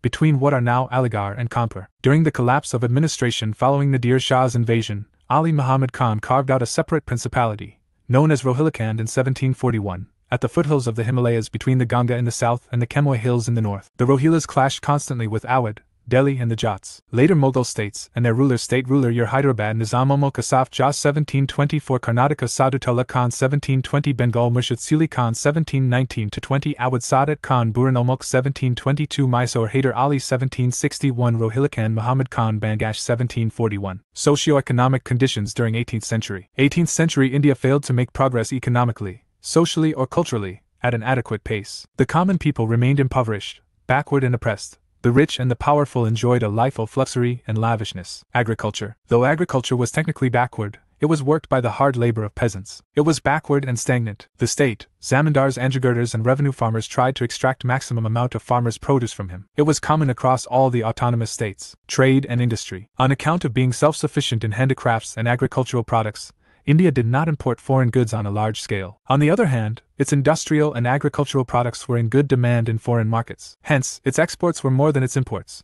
Trade was balanced by import of silver and gold. India was known as a sink of precious metals. Textile industry flourished during 18th century. Important centers of textile industry: Dhaka, Murshidabad, Patna, Surat, Ahmedabad, Harak, Chanderi, Burhanpur, Jaunpur, Varanasi, Lucknow, Agra, Multan, Lahore. Items of import: from the Persian Gulf region, pearls, raw silk, wool, dates, dried fruits and rose water; from Arabia, coffee, gold, drugs and honey; from China, tea, sugar, porcelain and silk; from Tibet, gold, musk and woolen cloth; from Africa, ivory and drugs; from Europe, woolen cloth, copper, iron, lead and paper. Items of export: cotton textiles, raw silk and silk fabrics, hardware, indigo, saltpeter, opium, rice, wheat, sugar, pepper and other spices, precious stones and drugs. Status of education: the education imparted in 18th century India was still traditional, which could not match with the rapid developments in the West. The knowledge was confined to literature, law, religion, philosophy and logic, and excluded the study of physical and natural sciences, technology, and geography. Elementary education among the Hindus and the Muslims was quite widespread. The Hindu and Muslim elementary schools were called Pathshalas and Maktabs respectively. The education was confined to reading, writing, and arithmetic. Children from the lower caste sometimes attended the schools, but female presence was rare. Social conditions: the society of 18th century India was characterized by traditional outlook and stagnation. Though there existed a certain degree of broad cultural unity, people were divided by caste, religion, region, tribe and language. The family system was primarily patriarchal, and caste was the central feature of the social life of the Hindus. Religious conversions occurred, and caste proved to be a major divisive force and element of disintegration in 18th century India. Position of women in society: in the patriarchal family system in India, women possessed little individuality of their own. While upper-class women remained at home, lower-class women worked in fields and outside their homes, supplementing the family income. Certain outdated and exploitative social customs and traditions such as the purdah, sati, child marriage, polygamy did exist in 18th century. Condition of slaves: European travelers and administrators, who came in the 17th century, reported the widespread prevalence of slaves in India. It is believed that some people were compelled to sell their offspring due to economic distress, famines, natural calamities and extreme poverty. Generally, higher classes of Rajputs, Khatris and Kayasthas kept women slave for domestic work. Development of art and architecture during 18th century. The decline of the imperial Mughals forced talented people to seek the patronage of newly established state courts like Hyderabad, Lucknow, Jaipur, Murshidabad, Patna, Kashmir, etc. At Lucknow, Asaf-ud-Daulah built the Bada Imambara in 1784. In the first half of the 18th century, in the south, in Kerala, the Padmanapuram Palace was constructed. They were famous for its architecture and mural paintings. New schools of painting were born and achieved distinction. The paintings of the Rajputana and Kangra schools became prominent and revealed new vitality and taste. A distinct feature of the literary life of the 18th century was the growth of Urdu language and poetry. It was the period of Urdu poets like Mir, Sauda, Nazir and Mirza Ghalib, 19th century. Kanchan Nambiar was a noted Malayalam poet. The Tamil language was enriched by sitar poetry. Vayamanvar, 1706-44, one of the best exponents of sitar poetry, protested against the abuses of temple rule and the caste system. Hiranja, the romantic epic in Punjabi literature, was composed by Waris Shah. In Sindhi literature, Shah Abdul Latif composed Rizalo, a collection of poems. These are just some examples of literary works in regional languages. Administrative and economic policies under British rule. Sources: Class 8 New Insert Chap 2, Form Trade to Territory, Chap 3, Ruling the Countryside, Chap 7, Civilizing the Native, Educating the Nation, Class 8 Old Insert Chap 4, Administrative Structure, Policies and Impact of British Rule, Class XI Old Insert Chap 3, The Structure of Government and Economic Policies of the British Empire of India, 1757 to 1857. British rule in India can be divided into two phases: Phase 1 1773 to 1857, the Company Rule, and second phase 1857 to 1947, the Crown Rule. This is a popular classification because it was the year 1857 that completely changed the way British governed in India. They received a major jolt in the form of Revolt of 1857, that compelled them to bring about some drastic changes in their administrative, economic and social structure. Revolt of 1857 is also stated as First War of Independence by V.D. Savarkar. It was a cumulative effect of British expansionist policies,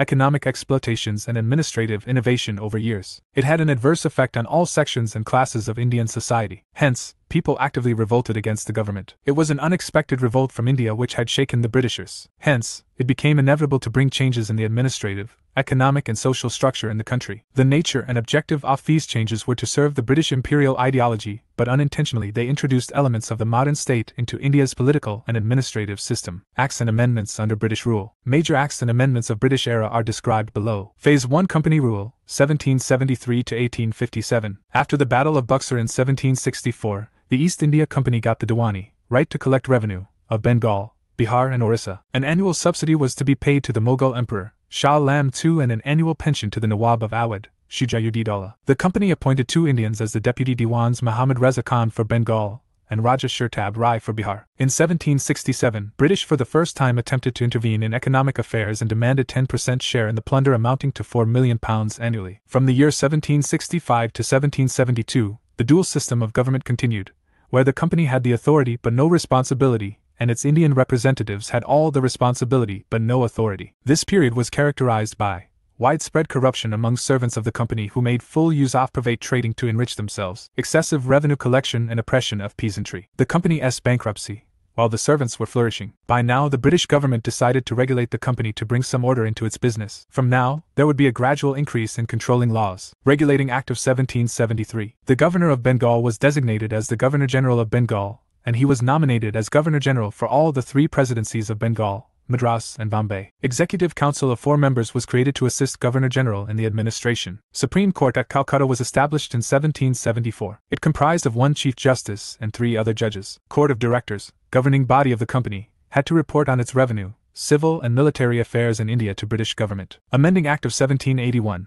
Act of Settlement 1781. This act was passed in order to rectify the loopholes in the Regulating Act of 1773. It was also known as Act of Settlement. The activities of the Governor-General, his executive council and the servants of the company were exempted from the jurisdiction of the Supreme Court. Supreme Court had to consider religious and social customs of Indians while administering the law. Act laid down that the appeals from the provincial courts could be taken to the Governor-General in Council and not to the Supreme Court. Pitt's India Act of 1784. The Act made distinction between commercial and political functions of the company. Board of Control was created to manage the political affairs of the company. Board of Control were empowered to manage political affairs and the civil and military government, or revenues of the British possessions in India. Court of Directors was empowered to manage commercial affairs. System of dual government was also established. Act of 1786. Lord Cornwallis was appointed as Governor-General of Bengal in 1786, and the act was enacted to endorse his demands. He demanded power to supersede decision of his council and would operate as Commander-in-Chief. Charter Act of 1793. Governor-General of Bengal was given more power over governments of Bombay and Madras, and trade monopoly of the company was extended for another 20 years. Board of Control and their staff were to be paid out of Indian revenues. Charter Act of 1813. The Act abolished the trade monopoly of the East India Company in India and asserted sovereignty of British Crown over company's territories in India. It provided for spread of Western education in India and permitted Christian missionaries to come to India. Local governments were authorized to impose taxes. Charter Act of 1833. The Act made Governor-General of Bengal as Governor-General of India with all civil and military powers. First Governor-General of India Lord William Bentinck. Governor-General of India was given all legislative powers. Laws that were made by this act were known as Acts, whereas previously were known as regulations. Activities of East India Company as a commercial body were ended. Competition for selection of civil servants was introduced in which Indians could also participate without any discrimination. Charter Act of 1853. Legislative and executive functions of Governor-General's Council were separated and established Governor-General's Legislative Council known as Indian Central Legislative Council. Macaulay Committee was appointed on Indian Civil Services was appointed in 1854 for recruitment and selection of civil servants. Local representation of an Central Legislative Council was introduced. 4 members were appointed from governments of Bengal, Madras and Agra. Phase 2 Crown Rule, 1858 to 1947. After the revolt of 1857, Britishers were compelled to bring about some drastic change in administrative, economic and social structure. Government of India Act, 1858. This act was passed due to revolt of 1857. It was also known as Act of Good Governance of India. The act also abolished the East India Company and transferred all its powers and possessions to the Crown. Power was now to be exercised by Secretary of State for India aided by Council. Secretary was a member of British Cabinet and was responsible to British Cabinet. System of dual government was put to an end by abolishing Board of Control and Court of Directors. Designation of Governor-General of India was changed to Viceroy of India, direct representative of British Crown. Governor-General was to have an executive council member who were to act as heads of different departments, and their position was similar to that of cabinet ministers. Indian Councils Act, 1861. It enlarged Governor-General's Council for purpose of making laws known as Imperial Legislative Council. It was authorized to add 6 to 12 members out of which at least half were to be Indians, and it only acted as an advisory body. It provided that the Viceroy should nominate some Indians as non-official members of his expanded council. In 1862, Lord Canning, the then Viceroy, nominated 3 Indians to his legislative council: the Raja of Banaras, the Maharaja of Patiala, and Sir Dinkar Rao. It initiated the process of decentralization by restoring the legislative powers to the Bombay and Madras presidencies. It created new legislative councils for Bengal, Northwestern provinces and Punjab in 1862, 1886 and 1897 respectively. Indian Councils Act, 1892. Under this act, number of non-official members were increased but maintained official majority in them. Functions of Legislative Council were increased and was conferred power to discuss budget and asking questions to executive. Under this act, system of elections was introduced. Indian Councils Act, 1909. It is also known as Morley-Minto reforms. It increased the size of both central, from 16 to 60, and provincial legislative council and retained official majority. It increased the size of both central, from 16 to 60, and provincial legislative council and retained official majority in the central legislative council, but allowed the provincial legislative councils to have non-official majority. For the first time, it provided for the association of Indians with the executive councils of the Viceroy and governors. Satyendra Prasad Sinha became the first Indian to join the Viceroy's executive council. He was appointed as the law member. It introduced a system of communal representation for Muslims by accepting the concept of separate electorate. Thus, the Act legalized communalism and Lord Minto came to be known as the father of communal electorate. Government of India Act, 1919. It is also known as Montagu-Chelmsford reforms. The central and provincial legislatures were authorized to make laws on their respective list of subjects. Diarchy system of government was introduced. It divided the provincial subjects into 2 parts: transferred and reserved. The transferred subjects administered by the governor with the aid of ministers responsible to the legislative council. The reserved subjects administered by the governor and his executive council without being responsible to the legislative council. Bicameralism and direct elections were introduced in the country. Indian Legislative Council was replaced by a bicameral legislature consisting of an upper house, Council of State, and a lower house, Legislative Assembly. The majority of members of both the houses were chosen by direct election. A Central Public Service Commission was set up in 1926 for recruiting civil servants. Government of India Act, 1935. It provided for the establishment of an All India Federation consisting of provinces and princely states as units. The Act divided the powers between the centre and units in terms of 3 lists: federal list for centre, with 59 items, provincial list for provinces, with 54 items, concurrent list for both, with 36 items. Residuary powers were given to the Viceroy. It abolished diarchy in the provinces and introduced provincial autonomy in its place. Bicameralism was introduced in 6 out of 11 provinces.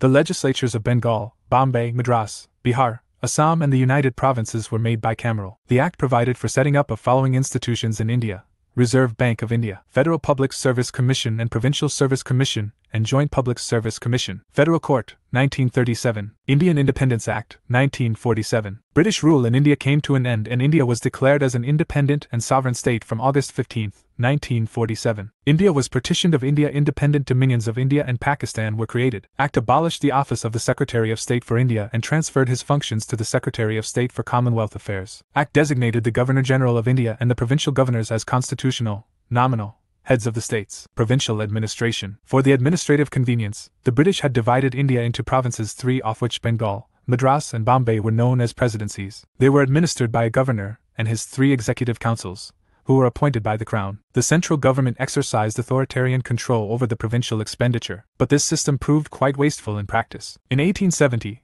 Lord Mayo had taken the first step in the direction of separating central and provincial finances. Lord Mayo's scheme was enlarged in 1877 by Lord Lytton, who transferred to the provinces certain other heads of expenditure such as land revenue, excise, general administration, and law and justice. The financial arrangements between the centre and the provinces were to be reviewed every 5 years. Local bodies. There were many factors which made it necessary for the British government in India to work towards establishing local bodies, such as financial difficulties faced by the government due to over-centralization, made decentralization imperative. The utilization of local taxes for local welfare could be used to counter any public criticism of British reluctance to draw upon an already overburdened treasury or to tax the rich upper class. Local bodies were first formed in the period between 1864 and 1868, but in most cases consisted of nominated members and were headed by district magistrates. In 1882, the government of Lord Ripon desired the provincial government to apply the same principle of financial decentralization in case of local bodies implemented by Lord Mayo's government. For his contributions, Lord Ripon is called father of local self-government in India. Rule of law. In India, British implemented the rule of law. That means their administration was guided by laws and rules, not by the wish or direction of the ruler. The law classified the rights of citizens, their responsibilities and special privileges. Economic policies of British. The major difference between the British colonists in India and earlier invaders was that none of the earlier invaders made any structural changes in Indian economy, or drained away India's wealth as tribute. British rule in India caused a transformation of India's economy into a colonial economy, i.e., the structure and operation of Indian economy were determined by the interests of the British economy. The economic policies of British can be broadly divided into 3 phases, which are as follows. Phase 1 of mercantilism. This phase was based on 2 basic objectives. To acquire a monopoly of trade with India, against other English or European merchants or trading companies as well as against the Indian merchants. 2. To directly appropriate or take over governmental revenues through control over state power. This phase consisted of large-scale draining of wealth from India. There was no large-scale import of British manufactures into India but increase in export of Indian textiles. Phase 2 of mercantilism/free trade/industrial capitalism. Free entry was also granted to the British capitalists to develop tea, coffee and indigo plantations, trade, transport, mining and modern industries in India. The permanent settlement and the Ryotwari system in agriculture were introduced to transform traditional agrarian structure into a capitalist one. The taxation and the burden on peasant rose sharply due to economic transformation and costly administration, civil as well as military. Phase 3 of mercantilism/financial capitalism. The third stage is often described as the era of foreign investments and international competition for colonies. Britain's industrial supremacy was challenged by several countries of Europe, the United States and Japan. The strengthening of colonial rule over India was meant to keep out the rivals as well as to attract British capital to India and provide it security. As a result,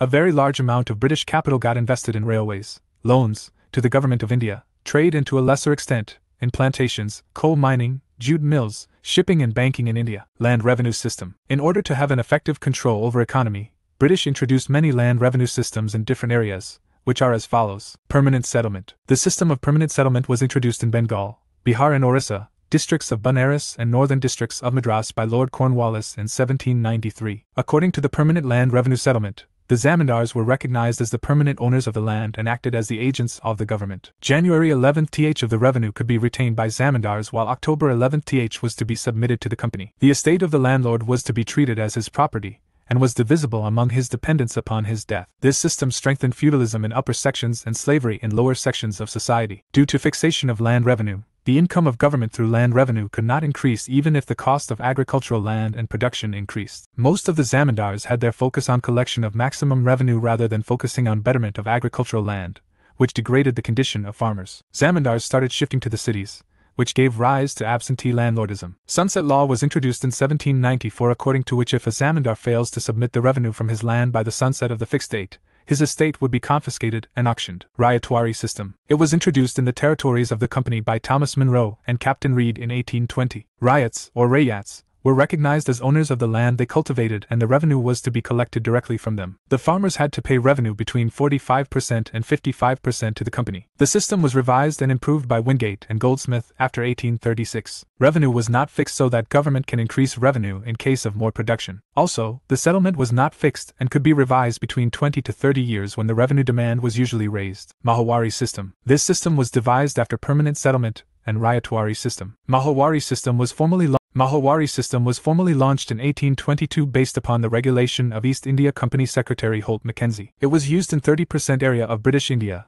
northwest provinces, parts of central India, Punjab and Ganga Valley. Under this system, revenue was fixed on the basis of assessment of production of the complete village, Maha/, and was fixed collectively for all the landowners. This revenue settlement was done with the landlords who collectively claimed to be the landlords of the village. Mahawari system was basically a dual system in which settlement was done collectively with the whole community, and also with the individual landlords. The revenue was periodically revised in this system. Talukdari system. The term talukdar has different meanings in different parts of India. In Oudh, talukdar is a great landholder, but in Bengal, a talukdar is next to zamindar in extent of land control and social status. Government made an agreement with the talukdar for a period of 30 years. He collected the revenue from the villages under his charge. Then, he deposited with revenue the government after deducting cost of collection and his own remuneration. Banking system under British rule. The banking system in India is not a new phenomenon, and its earliest evidence can be traced back to the Vedic civilization. But the evolution and development of the modern banking system can be traced back to the British era. The first modern bank set up in India was Bank of Hindustan in 1770. The development of the Indian banking system can be segregated into 2 phases. Pre-independence era,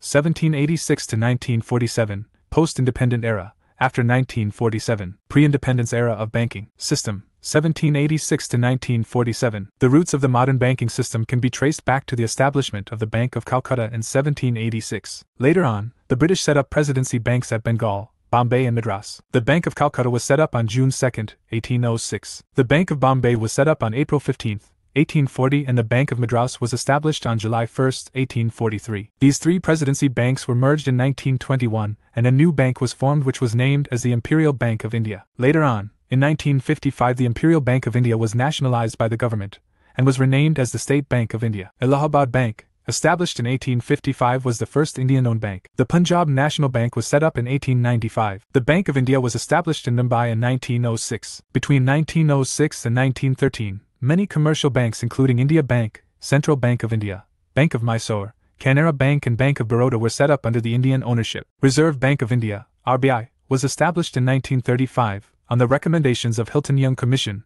the Royal Commission on Indian Currency and Finance set up by the British government. The RBI started functioning as the central bank of the country. It is a statutory body established through RBI Act, 1934. During this phase, the development of banking system in India was very slow, and it experienced periodic failures. The banking system neglected the rural and agricultural sector, and was mostly concentrated in the urban areas. Evolution and reforms in civil services. The Regulating Act of 1773 brought the company's management under the control of British government. Lord Cornwallis, after becoming the Governor-General of India in February 1786, brought about a series of legal and administrative reforms. He enacted the Cornwallis Code in 1793 to improve overall governance of East India Company in India and separated revenue administration and judicial administration by establishing the Cornwallis Code. He is also referred to as father of civil service in India as he reformed and reorganized administration for the company. To check rampant corruption among company servants, Lord Cornwallis debarred civil servants from taking presents, bribes, etc. He even raised their salaries and debarred private trade for such servants. Governor-General Wellesley established Fort William College for training off new recruits, which was later disapproved by the directors of company. Progress made under Lord Macaulay. The Charter Act of 1833 allowed native Indians to be part of administration in British India. The Charter set up India's first law commission under the chairmanship of Lord Macaulay, which recommended codification of the Penal Code, the Criminal Procedure Code and other legal provisions. The concept of a merit-based modern civil service in India was introduced in 1854 after submission of Lord Macaulay's report of the Select Committee of British Parliament. The report recommended that patronage-based system of East India Company should be replaced by a permanent civil service based on a merit-based system with entry through competitive examinations. Recommendations of Lord Macaulay, in the backdrop of Charter Act of 1853, along with Queen's Proclamation of 1858, led to the enactment of Indian Civil Services Act, 1861. It allowed Indians to compete at par with the Britishers in an open merit-based recruitment. In 1864, Satyendra Nath Tagore became the first Indian to succeed at the exam. Reforms under Lord Dufferin. Formation of Indian National Congress in 1885 led to a growing demand for simultaneous examination both in India and London, including the demand for raising the upper age limit. On the basis of these rising demands by the moderate faction of Indian National Congress,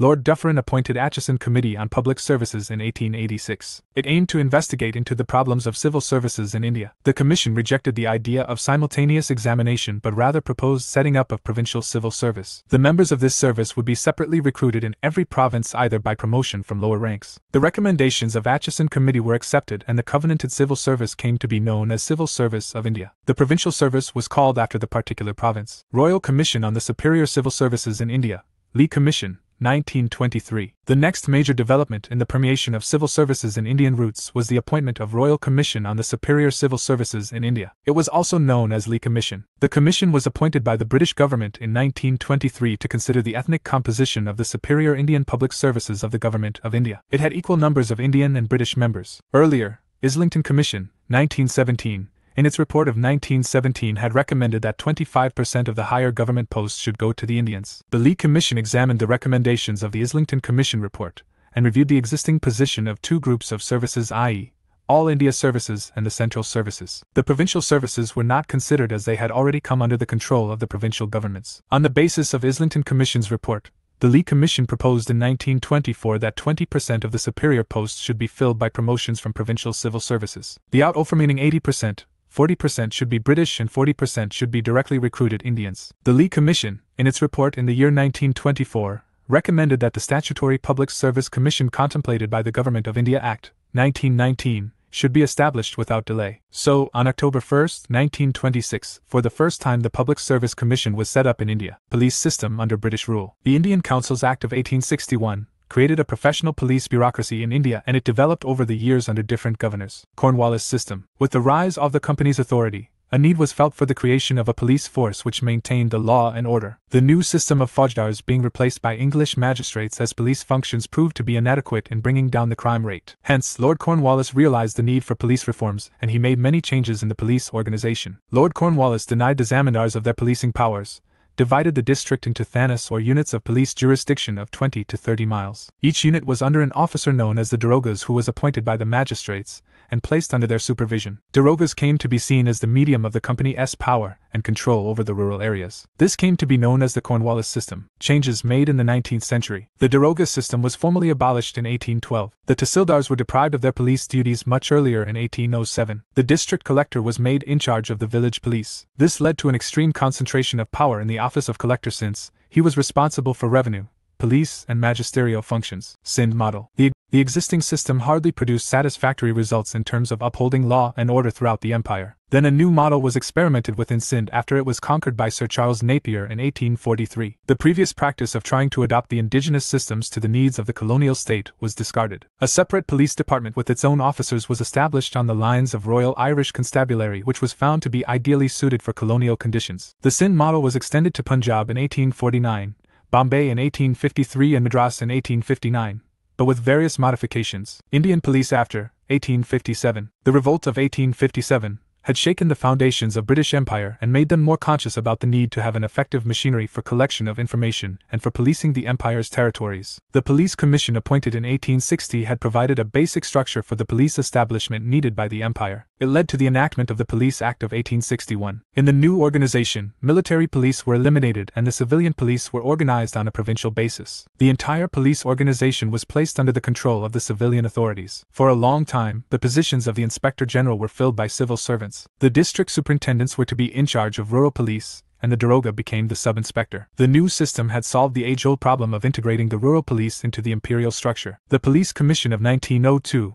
had provisions for the appointment of educated Indians to the position of officers but below the rank of European officers. The police under the colonial rule gradually became successful in reducing major crimes such as dacoit. They were also able to prevent the organization of a large-scale conspiracy against the colonial rule. Judicial policies under British rule. The judicial system in India was neither adopted proper procedures nor had the proper organization of the law court from the ancient India to Mughal India. The beginning of a common law system, based on recorded judicial precedents, can be traced to the establishment of mayors' courts in Madras, Bombay and Calcutta in 1726 by the East India Company. With the company's transformation from a trading company into a ruling power, new elements of judicial system replaced the existing Mughal legal system. Various governor-generals introduced various reforms in judicial systems. Some of them are as follows. Reforms under Warren Hastings. District Diwani Adalats were established in districts to solve civil disputes. These adalats were placed under the collector and had Hindu law applicable for Hindus and the Muslim law for Muslims, and district Fauzdari courts were set up to try criminal disputes. Under the Regulating Act of 1773, a Supreme Court was established at Calcutta. Reforms under Cornwallis. The district Fauzdari courts were abolished and instead, circuit courts were established at Calcutta, Dhaka, Murshidabad and Patna. The district Diwani Adalat was now designated as the district, city or the Zila court and placed under a district judge. Reforms under William Bentinck. The 4 circuit courts were abolished and their functions transferred to collectors under the supervision of the Commissioner of Revenue and Circuit. Sadr Diwani Adalat and a Sadr Nizamat Adalat were set up at Allahabad for the convenience of the people of upper provinces. In 1860 it was provided that the Europeans can claim no special privileges except in criminal cases, and no judge of an Indian origin could try them. In 1865, the Supreme Court and the Sadr Adalats were merged into 3 high courts at Calcutta, Bombay and Madras. In 1935, the Government of India Act provided for a federal court, set up in 1937, which could settle disputes between governments, and could hear limited appeals from the high courts. Transport and communication system under British rule. Up to the middle of the 19th century, the means of transport in India were backward. They were confined to bullock cart, camel and pack horse. The British rulers soon realized that a cheap and easy system of transport was necessary if British manufactures were to flow into India on a large scale. The British rulers introduced steamships on the rivers and also improved the roads. Work of the Grand Trunk Road from Calcutta to Delhi began in 1839 and completed in the 1850s. Efforts were also made to link by road the major cities, ports and markets of the country. Development of railways. The first railway engine designed by George Stephenson was put on the rail in England in 1814. Railways developed rapidly during the 1830s and 1840s. In 1831, The earliest suggestion to build a railway in India was made in Madras, but the wagons of this railway were to be drawn by horses. Construction of steam-driven railways in India was first proposed in 1834 in England. It was given strong political support by England's railway promoters and mercantile houses trading with India. The first railway line running from Bombay to Thane was opened in 1853. Lord Dalhousie, who became Governor-General of India in 1849, was an advocate of rapid railway construction. Dalhousie proposed a network of 4 main trunk lines which would link the interior of the country with the big ports and interconnect the different parts of the country. The railway lines were laid primarily with a view to link India's raw material producing areas in the interior with the ports of export. The Britishers neglected the needs of Indian industries regarding their markets and their sources of raw materials. Moreover, the railway rates were fixed in a manner so as to favor imports and exports, and to discriminate against internal movement of goods. Several railway lines in Burma and northwestern India were built at high cost to serve British imperial interests. Development of post and telegraph system. The British also established an efficient and modern postal system and introduced the telegraph. The first telegraph line from Calcutta to Agra was opened in 1853. Lord Dalhousie introduced postage stamps. Previously, cash payment had to be made when a letter was posted. He also cut down postal rates and charged a uniform rate. Impact of economic policies of British in India. Indian goods were purchased at cheap rates and sold in high prices in England. Cheap and machine-made imports flooded the Indian market after the Charter Act of 1813. Allowing one-way free trade for the British citizens. On the other hand, Indian products found it more and more difficult to enter the European markets. The newly introduced rail network helped the European products to reach the remotest corners of the country. Thus, from being a net exporter, India became a net importer. The loss of traditional livelihood was not accompanied by a process of industrialization in India. By 1815, half of the total land in Bengal had passed into new hands merchants and moneylenders. Increase in number of intermediaries to be paid gave rise to absentee landlordism and increased the burden on the peasant. The cultivator had neither the means nor any incentive to invest in agriculture. The zamindar had no roots in the villages,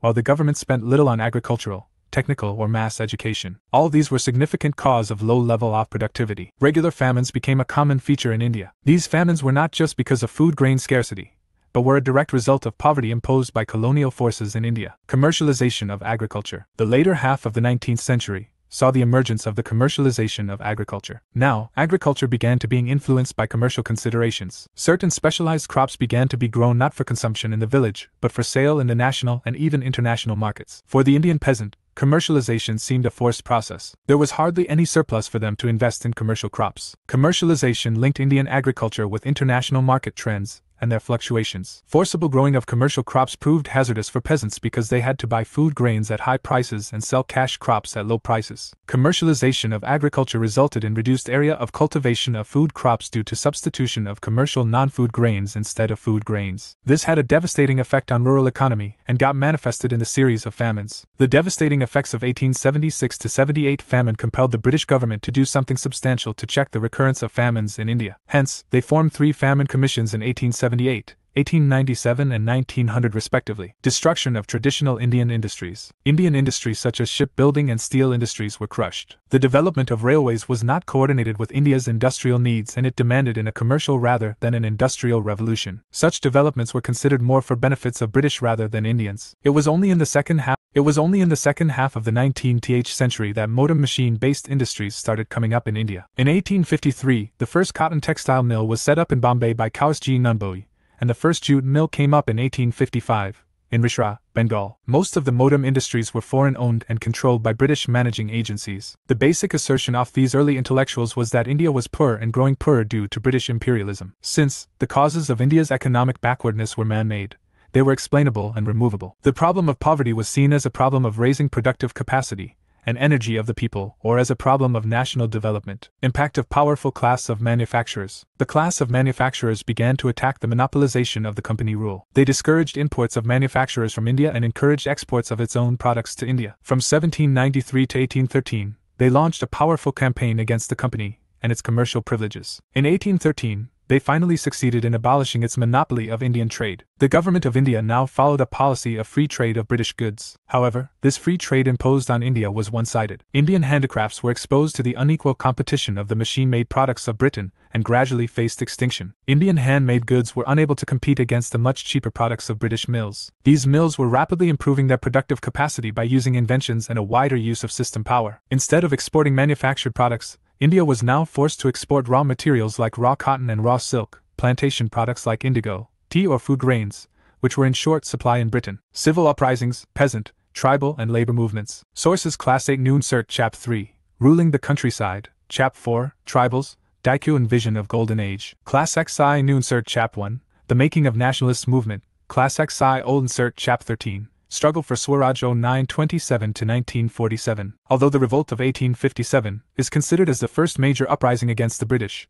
but it is considered as an amalgamation of many civil and tribals that took place before the revolt. There was a building resentment against the British rule which manifested itself in several sessions of resistance by different groups of people in different regions of India. Erosion of the traditional forms of authority and increased economic pressure were two basic reasons for these uprisings. The rebellions in pre-1857 period can be divided into following categories. 1. Civil and peasant uprisings. 2. Tribal movements. Civil and peasant uprisings in India. Important civil and peasant uprisings in India are discussed as follows. Sannyasi Revolt, 1763 to 1800. The disastrous famine of 1770 and government restriction on people from visiting holy places provoked sannyasis in eastern India. This led to the rebellion against the government. They were joined by farmers, evicted landlords, disbanded soldiers. Majnu Shah Fakir was the leader of the revolt. Focal point of the revolt was Rangpur to Dhaka. Sannyasis defeated a company of sepoys and killed the commander. They captured some districts, virtually running a parallel government. This rebellion continued till the end of the 18th century. Governor-General Warren Hastings launched a military campaign against sannyasis. Chirag Ali, Musa Shah, Bhavani Pathak and Debi Chaudharani were important leaders of the revolt. Debi Chaudharani's participation is an important feature as it showed the active participation of the women in early resistances against the British. Bankim Chandra Chattopadhyay wrote Anandamath, a semi-historical novel which is based on the Sannyasi revolt. Peasants' uprising of Rangpur, 1783. The Rangpur Ding rebellion erupted in the district of Rangpur and Dinajpur in Bengal in 1783. It was a protest by the peasants and the zamindars against the very high demands of revenue by the government and revenue contractors. At that time, the Ijradari system was prevalent, according to which the Ijardar, revenue farmer, was contracted by the company to pay revenue that was fixed either annually or every 5 years on a piece of land. The Ijardar was not interested in the welfare of the farmers who cultivated the land under him, or in the development of the land. One such revenue contractors, Debi Singh, practiced extremely harsh measures against the peasants. When the peasants sent a petition to the company asking for relief, it did not pay any heed to the farmers' grievances. This led to the farmers taking things into their own hands. They elected Niranjan Naryana as their leader and attacked local kacheris, tore houses of crops of local agents of the contractors and government officials. Both Hindus and Muslims fought side by side in the rebellion. Ultimately, the government's armed forces took control of the situation and suppressed the revolt. Paligar Revolt, 1795 to 1805. The Paligars, or Palikarargal, of South India gave a stiff resistance to the British between 1795 and 1805. The main centers of these strong uprisings were Tinnevelly, or Thirunelveli, Ramanathapuram, Sivaganga, Sivri, Madurai and North Arcot. The problem started in 1781, when the Nawab of Arcot gave the management and control of Tinnevelly and the Carnatic provinces to the East India Company. This arrangement caused resentment among the Paligars, who had, for long, considered themselves as independent sovereign authorities within their respective territories. Kadabhaman Nayakan, the Paligar of Panjalankurichi, led the insurrection between 1795 and 1799. Veluthampi Revolt, 1808 to 1809. In 1808 to 2009, Veluthampi, the Dewan of Travancore, rose up in rebellion against the British attempt to remove him from the Diwanship. He opposed the heavy burden imposed on the state through the subsidiary alliance system. In one of the protests, Veluthampi was injured and died in forest. However, even though dead, he was publicly hanged as an example to the fate of those who rose against the British. Paika Rebellion, 1817. The Paiks of Odisha were the traditional landed militia, foot soldiers, and enjoyed rent-free land tenures for their military service and policing functions on a hereditary basis. The oppressive land revenue policy of the company caused resentment among zamindars and peasants alike. Common masses were affected by the rise in prices of salt due to taxes imposed on it,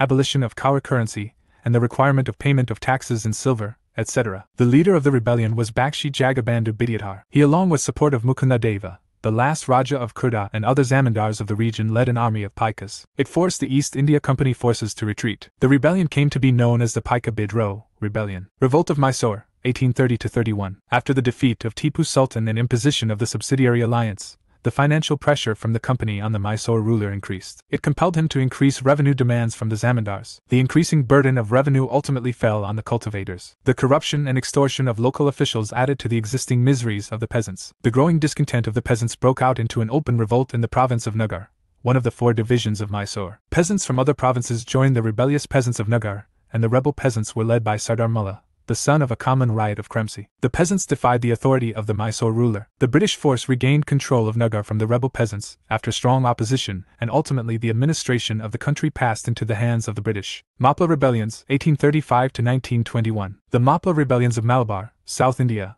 were not only directed against British but also the Hindu landlords. The relations of the Arabs traders with the Malayali society can be traced back to the 9th century. The traders helped the local Hindu chieftains and were granted concessions. Many of the Arab traders settled in Malabar, marrying mostly Nayar and Tyre women, and the subsequent descendants came to be known as Maplas. Their numbers also increased with the conversion of Hindus from the lower castes, especially the Charamars, who were slave laborers and hoped to gain better social status upon conversion. The Maplas were settled, became agriculturalists, and joined the ranks of landless laborers, cultivating tenants, fishermen and petty traders. In the traditional Malabar land system, the Jenni held land by birthright and were mostly high-caste Hindus and let it out to others for cultivation. The other main sections of the Malabar society were the Kanamdar, who were mostly Maplas, the Virampatandar, cultivators, and agricultural laborers. The other main sections of the Malabar society were the Kanamdar, who were mostly Maplas, the Virampatandar, cultivators, and agricultural laborers. The peasants were mostly the Muslim Maplas. The land was given by the ruling Raja to Nambudiri Brahmins, whose obligation was to look after the temple and related institutions, and the chieftains,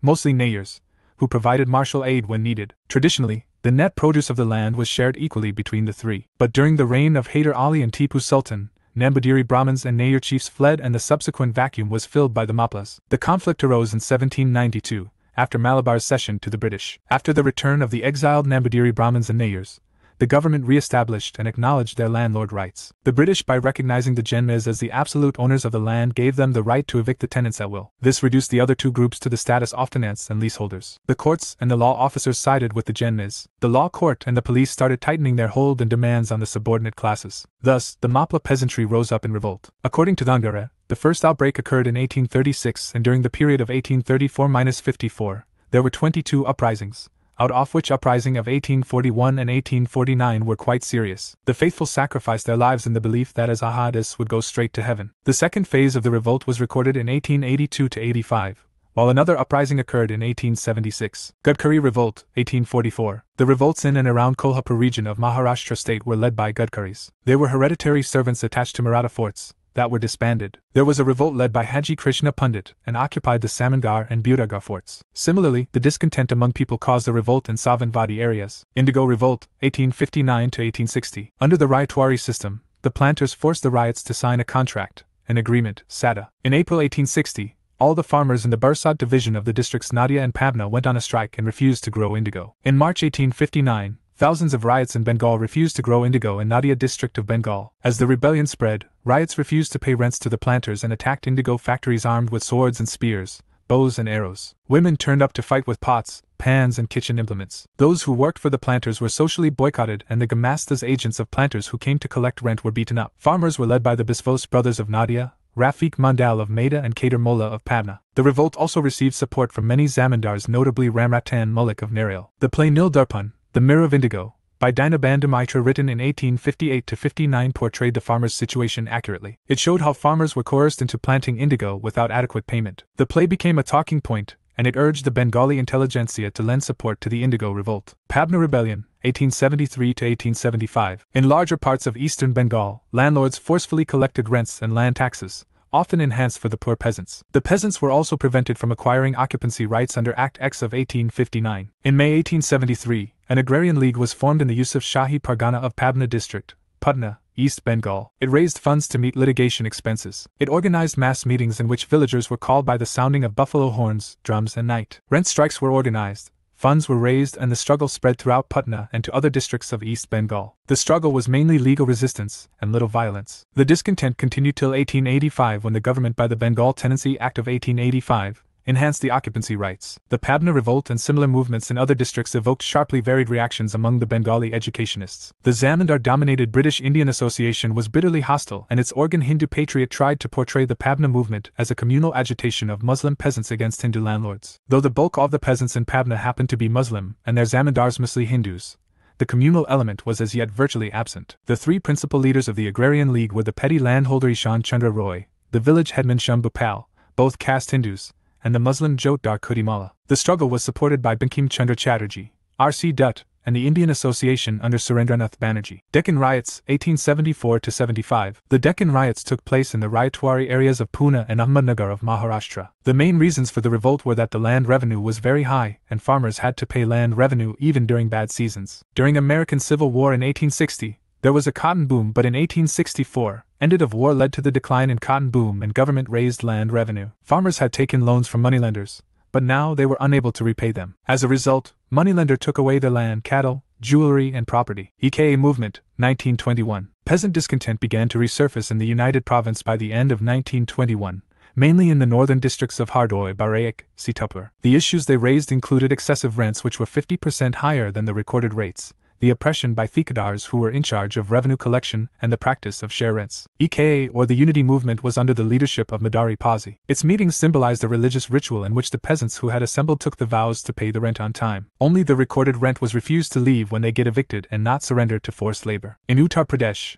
the revolt began under the leadership of the Fiji returned indentured laborer Baba Ramachandra, who operated independently but against the backdrop of the non-cooperation and the Khilafat movement. The Kisan Sava movement under Baba Ramchandra was basically a tenant and small zamindars movement against big landlords and talukdars. Inspired by the non-cooperation movement, the EKA organizers added 3 important demands to the original charter: fight for self-rule, adoption and promotion of Swadeshi, a pledge to avoid the British judicial system, resolution of all conflicts at the local panchayat level, thereby directly bringing it in confrontation with the British Raj. The increasingly militant movement threatened to destroy the feudal colonial order in the region and prompted government to pass on Rent Amendment Act 1922. Peasant movements/organizations. Location leaders: Pagal Panthis, 1825–35. Bengal, now in Bangladesh. Karam Shah, Tipu Shah, Hajong and Garo tribes. Samhalpur uprisings, 1840. Samhalpur Surendra Sai. The Kukka Revolt, 1840. West Punjab, Bhagat Jauhar Mai and Baba Balak Singh. Gadkari Rebellion, 1844–45. Kolhapur Gadkaris. Indigo Revolt, 1860. Nadia District of Bengal. Digamhar Biswas, Bishnu Biswas, Harish Chandra Mukherjee, editor of newspaper Hindu Patriot. Pune Sarvajanik Sabha, 1870. Pune M.G. Ranade. Pabna Agrarian Uprising, 1873. Pabna District of Bengal, Shah Chandra Roy. Sham Hapal. Ramosis Uprising, 1877–87. Ramosis, Maharashtra. Vasudev Balwant Phadke. Bijolia Movement, 1905, 1913, 1916, 1927. Rajasthan Sitaram Das, Vijay Patak Singh. Champaran Satyagraha, 1917. Bihar Gandhiji, Dr. Rajendra Prasad, Rajkumar Shukla. Kheda Satyagraha, 1918. Uttar Pradesh Gandhiji. United Province Kisan Sabha, 1918. Uttar Pradesh Gauri Shankar Mishra, Indra Narayan Dwivedi. Uttar Pradesh Kisan Sabha, Uttar Pradesh, 1918. Uttar Pradesh Indra Narayan Dwivedi. Madan Mohan Malviya. Awadh Kisan Sabha, 1920. Ao Jawaharlal Nehru, Baba Ram Chandra. EKA, 1921. Awadh Madari Pazi. Mapla Rebellion,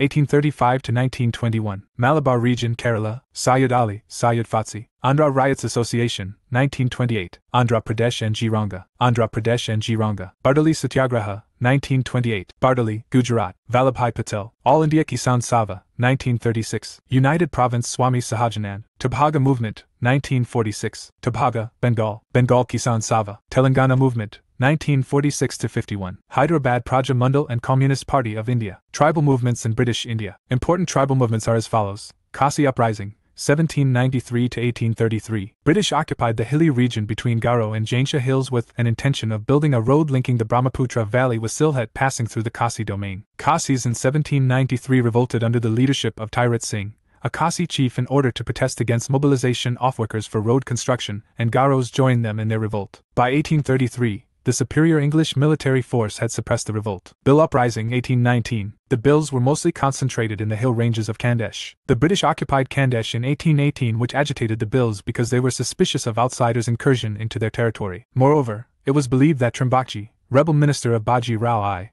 instigated the bills against the British occupation of Khandesh. There was a general insurrection in 1819 and the bills in several small groups ravaged the plains. There were similar types of insurrection quite often by the bill chiefs against the British. The British government used its military force to suppress the rebels and at the same time tried to win them over through various conciliatory measures. But the British measures failed to bring the bills to their side. Ramosi Uprising, 1822, 1825–1826. The Ramosis, the hill tribes of the Western Ghats, had not reconciled to British rule and the British pattern of administration. They resented the policy of annexation. After the annexation of the Maratha territories by the British, the Ramosis, who had been employed by the Maratha administration, lost their means of livelihood. They rose under Chittor Singh in 1822 and plundered the country around Satara. In 1825-26, they again rose up in rebellion under the banner of Amaji on account of acute famine and scarcity in Pune. For 3 years they ravaged the Deccan. Finally, the British government pacified them not only by condoning their crimes but also by offering them land grants and recruiting them in the Hill Police. Ramosis again rose later from 1877 to 1887 against the British failure to take up anti-famine measures. It was led by Vasudev Bulwant. It was protested in the violent manner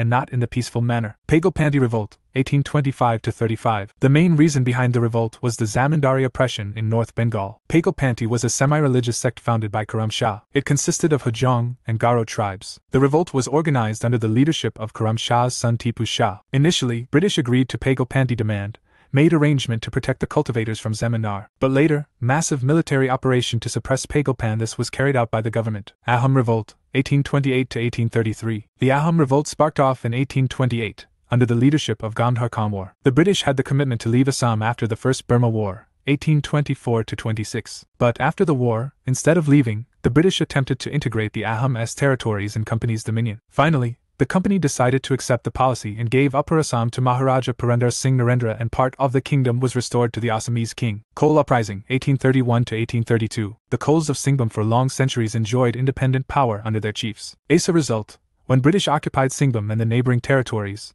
a large number of people from outside began to settle in this area. This resulted in transfer of tribal lands to the outsiders. The transfer of tribal lands and coming of merchants, moneylenders, and the British law in the tribal area posed a great threat to the hereditary independent power of the tribal chiefs. This led to popular uprisings against the outsiders in the tribal area. The rebellion spread over Ranchi, Hajaribagh, Palamau, and Mandam. The target of attack was the settlers from other regions whose houses were burnt and property was looted. The uprising was inhumanly suppressed by the British militia. The government crushed Zamindari forces and Dowda Mayan was imprisoned. Khan Uprising, 1837-56. The Khans lived in vast hill tracts stretching from Tamil Nadu to Bengal and covering central provinces. Their uprisings from 1837 to 1856 were directed against the British. The movement was led by Chakra Baisa in the name of the young Baha. Sandhau Rebellion, 1855-56. Sandhau Rebellion occurred in Rajmahal Hills of Sandhau region. It primarily happened due to the oppression of police, atrocities of landlords and moneylenders, ill treatment of small farmers by land revenue officials. Government banned shifting cultivation in forest areas. Leaders of the uprising were Sidhu and Kanhu. Under them the Santals proclaimed an end to company rule and declared the area between Bhagalpur and Rajmahal as autonomous. The rebellion was suppressed by 1856. The government pacified these Santals and created a separate district of Sandhau Parganas by passing the Sandhau Parganas Tenancy Act. Munda Uprising, 1899-1900. In the Mundas, in the region south of Ranchi, rose under Birsa Munda. The Ugilan, Kota Nagpur Plateau, was one of the most significant tribal uprisings in the period 1860 to 1920. The rebellion, which began as a religious movement, gathered political force to fight against introduction of feudal, zamindari tenures and exploitation by moneylenders and forest contractors. Birsa wanted to drive out missionaries, moneylenders, Hindu landlords and the government, and set up a Munda Raj with Birsa at its head. The movement identified all these forces as the cause of the misery the Mundas were suffering. They attacked police stations, churches, and raided the property of moneylenders and zamindars. They raised the white flag as a symbol of Birsa Raj. In 1900, Birsa died of cholera and the movement faded out. However, the movement was significant in at least two ways. First, it forced the colonial government to introduce laws so that the land of the tribals could not be easily taken over by Daikas, outsiders. Second, it showed once again that the tribal people had the capacity to protest against injustice and express their anger against colonial rule. Rampa Rebellion, 1922. A unique example of tribal militancy came from the Rampa region north of Godavari, which had witnessed various uprisings in the 19th century. Their grievances were against moneylenders and forest laws. The movement was led by an outsider, Alluri Sitrama Raju, claiming astrological and healing powers, who has become a folk hero in Andhra Pradesh. He was inspired by the non-cooperation movement and admired Gandhiji, though he considered violence necessary to win tribal goals. The revolt came to an end after the execution of Raju in May 1924. Tribal rebellions. Tribe year leader caused Chuar 1766-72 Raja Jagannath excess revenue demand. Bengal famine bills 1817 Sawaram agrarian hardship hose 1820 Ganga Narain British occupation of Singham. Ramosi 1822-26 Chittor Singh, Pratap Singh, Dattatreya Patkar, British rule. Kalas 1824 dismantle of forests. Ahom 1828-33 Gamadhar. Kunwar, British occupation. Kasi 1829-32 Tyrit Singh British occupation Koi 1831-32 Buddha Bhagat land transfer to outsiders. Santhals 1855-56 Sidhu and Kanha, British rule. Naikda 1858 Rup Singh for Dharma Raj against Banjoria Bhagat on grazing and timber. Buyun and Jiwang, 1867-68-1891. Ratna Nayak Thurni Nayak installation of British protege on throne. Kacha Nagas, 1882 Sambhudan British intervention. Munda Ulgulan, 1899 Bursa Munda land system.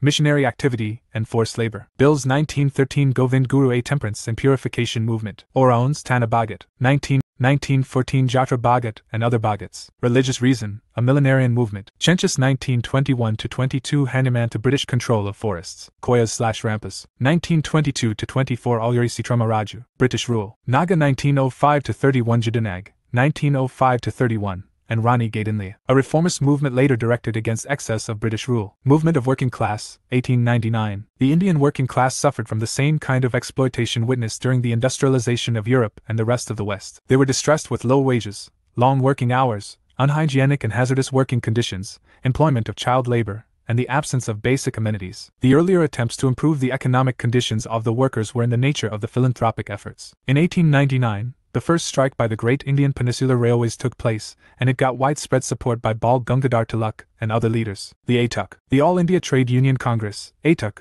was founded on October 31, 1920. Lala Lajpat Rai was elected as the first president of ATUC. Swargis leader C.R. Das, who presided over the third and fourth sessions of ATUC, advocated that the Congress should take up the workers' and peasants' cause. It urged to incorporate them in the struggle for Swaraj or else they would get isolated from the movement. Major Farmers Association. Association year founder Uttar Pradesh Kisan Saha 1918 Gauri Shankar Mishra. Indranarayan Dwivedi Awad Kisan Saha 1920 Baha Ramchandra Bihar Kisan Saha 1929 Sahajananda Sarasvati Krishak Praja Party 1929 Adul Rahim / Fazlul Haq Akilbardia Kisan Saha 1936 Sahajananda Sarasvati. NG Ranga. Facility of treatment and rest for the workers. Important Factory Acts Act Viceroy Important Facts. Factory Act 1881. Lord Ripon children less than 7 years of age were prohibited from working. Factory Act 1891. Lord Lansdowne. Children less than 9 years of age were prohibited from working. Work hours 11/days. 1 day leave in a week. Factory Act 1911. Lord Hardinge work hours for male workers fixed to 12 hours. Factory Act 1934. Lord Willingdon. Classification of weather and non-weather factories. Factory Act. Lord Wavell facility of canteen. If 1,944 number of workers is more than 200. Major strikes by laborers year strike 1877 strike in Nagpur Mill. 1895 weavers strike against the Ahmedabad Mill Owners Union. 1899 strike in Great Indian Peninsula Railway. 1908 strike by textile mill workers in Mumbai because of the arrest of Tilak. 1918 strike in Bombay Textile Mill. 1922 Tisco, Jamshedpur strike. 1922 strike in Surat Textile Mill. 1928 Bombay Textile Mill strike. Longest strike 6 months. Socio-religious reform movements in India. Sources Class 8 New Insert Chap 8. Religious and social reform movements and cultural awakening. Class XI Old Insert Chap 5. Social and cultural awakening in 19th century. Chap 10. Rise of New India. With the onset of British rule in India came modern thoughts, Western education, modern means of communication and Western culture. How the age-old customs and traditions started to be questioned. Due to printing of newspapers, magazines, all kinds of issues social, political, economic and religious could now be debated and discussed by men, and sometimes by women as well, in the new cities. Many defects and ills of Indian society began resurfacing, and Indian intellectuals such as Rajaram Mohan Roy. They not only began questioning the customs but also took measures to eradicate them. Some of these measures and reforms are discussed in this chapter. Social reform movements. Prominent social reform movements are discussed as follows. Brahmo Samaj. Rajaram Mohan Roy founded the Brahmo Sabha in August 1828. It was later renamed Brahmo Samaj. Its purpose was to purify Hinduism and preach monotheism, e.g., worship of one god. The new society was based on reason and Upanishads and Vedas. The main theme was Nirgun Sapna,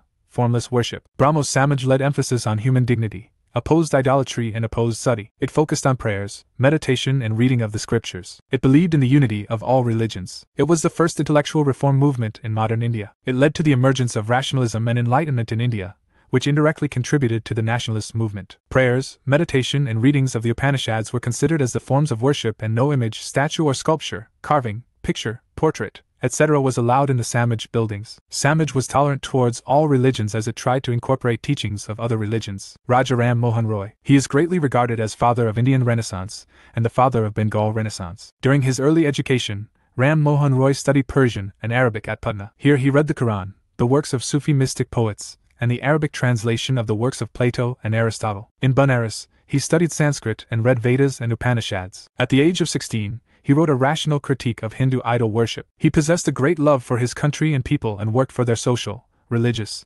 political, and intellectual upliftment. He wrote Gift to Monotheists, 1809, and translated into Bengali the Vedas and the 5 Upanishads to prove his conviction that ancient Hindu texts support monotheism. In 1814, he set up the Atmiya Sabha, or Society of Friends, in Calcutta to propagate the monotheistic ideals of the Vedanta and to campaign against idolatry, caste rigidities, meaningless rituals, and other social ills. Although he had great love for his Indian culture and traditions, he believed that Western education alone can help to regenerate the society. Ram Mohan Roy was given the title of Raja by the titular Mughal Emperor of Delhi, Akbar II, whose grievances the former was to present before the British king. Contributions of Raja Ram Mohan Roy towards social reforms. Raja Ram Mohan Roy organized a crusade against practice of sati. He visited the cremation grounds, organized vigilance groups, and filed counter-petitions to the government during his struggle against sati. His efforts were rewarded by the government regulation in 1829, which declared the practice of sati a crime under Lord William Bentinck. He condemned polygamy and demanded the right of inheritance and property for women. He assisted David Hare in forming Hindu College, and in 1825, he established Vedanta College. He was also a pioneer in Indian journalism and brought out various journals, newspapers in Bengali, Persian, Hindi, and English. Keshub Chandra Sen and Brahmos Samaj. Brahmos Samaj was revived with new enthusiasm under Keshub Chandra Sen when he was made Acharya by Debendranath Tagore. Many branches of the Samaj were opened outside Bengal like United Provinces, Punjab, Bombay, Madras, and other towns. Debendranath Tagore did not like some ideas of Sen. He was dismissed from post of Acharya in 1865. Keshab and his followers founded the Brahmo Samaj of India in 1866, while Debendranath Tagore's Samaj came to be known as the Adi Brahmo Samaj, Prarthana Samaj. It was founded by Atmaram Pandurang with the help of Keshub Chandra Sen in 1867. A precursor of the Prarthana Samaj was the Paramahansa Sabha, something like a secret. It was like a society to spread liberal ideas and encourage the breakdown of caste and communal barriers. Some of the prominent members of this organization were Mahadev Govind Ranade, R.G. Bhandarkar, and G. Chandavrakar. It was connected to Bhakti cult in Maharashtra. Samaj had a following points: social agenda, disapproval of caste system, women's education, widow remarriage, raising the age of marriage for both males and females. Justice Ranade and Prarthana Samaj. Justice Mahadev Govind Ranade was the most influential member of the Samaj. Under his guidance, Widow Remarriage Association was formed in 1861. He worked for the spread of education among widows. He was one of the promoters of Sharada Sadan, whose motive was spreading education among the widows. He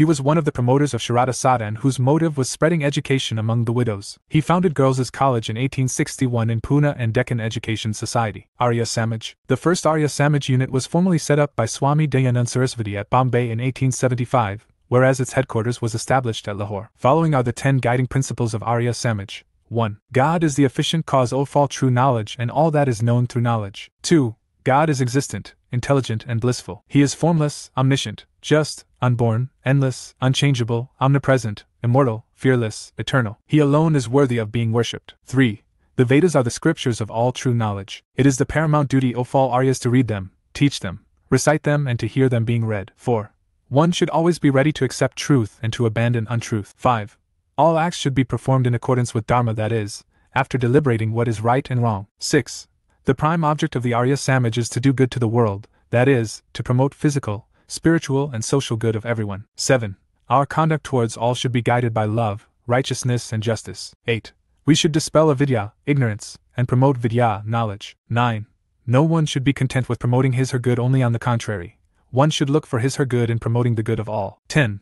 One should regard oneself under restriction to follow the rules of society calculated to promote the well-being of all, while in following the rules of individual welfare all should be free. The Sama also worked during the times of calamities such as earthquakes, famines, and floods. It also worked for promoting education. Education was an all-important field for the Sama. The Dayananda Anglo-Vedic (DAV) College was established in Lahore in 1886. Swami Dayanand Saraswati. The Arya Samaj was founded by Dayanand Saraswati or Mulshankar, 1824 to 1883. He was born in the old Morvi state in Gujarat and belonged to a Brahmin family. His famous work is Satyarth Prakash, where he expressed his views. He was inspired by the Vedas and considered them to be India's rock of ages. He gave the slogan, "Back to the Vedas." Ramakrishna Mission. Named after Ramakrishna Paramahansa, Swami Vivekananda's guru, the Ramakrishna Mission emphasized the ideal of salvation through social service and selfless action. Swami Vivekananda was the first Indian in modern times who re-established the spiritual preeminence of the Vedanta philosophy on a global scale. But his mission was not simply to talk about religion. He was convinced that many of the problems facing the mankind could only be overcome if nations of the world come together on an equal footing. He united youth on the basis of a common spiritual heritage. Swami Vivekananda, 1863 to 1902,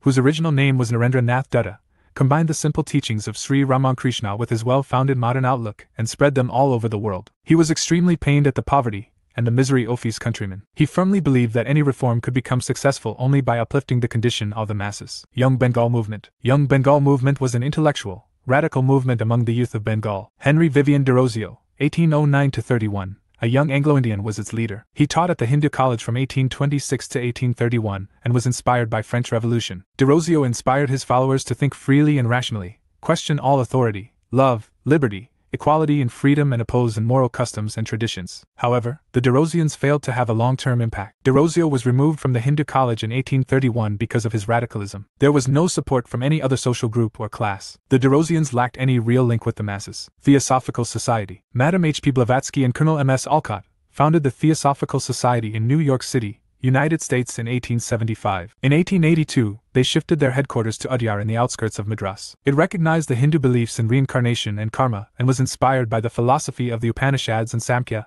Yoga and Vedanta schools of thought. Its objective was to work for universal brotherhood of humanity without distinction of race, creed, sex, caste or color. In India, the Theosophical Society gained momentum after the election of Annie Besant. The society did an extensive work in field of education. Annie Besant arrived in India in 1893. She laid the foundation of the Central Hindu College in Banaras in 1898. College curriculum included both Hindu religion and Western scientific subjects. The college became the basis for the formation of Banaras Hindu University in 1916. Annie Besant took enormous efforts towards the cause of the education of women. Satyashiv Samaj, Jyotirba Phule, 1827-1890, Bam and Satara, Maharashtra, belonged to the Mali, Gardner, community, organized a powerful movement against upper caste domination and Brahminical supremacy. Phule founded the Satyashiv Samaj, True Seekers Society, in 1873. It had a leadership of the Samaj belonged to the backward classes, Malis, Telis, Kumbis, Saris and Dangers. The main objective of the movement were social service, spread of education among women and lower caste people. Phule's works,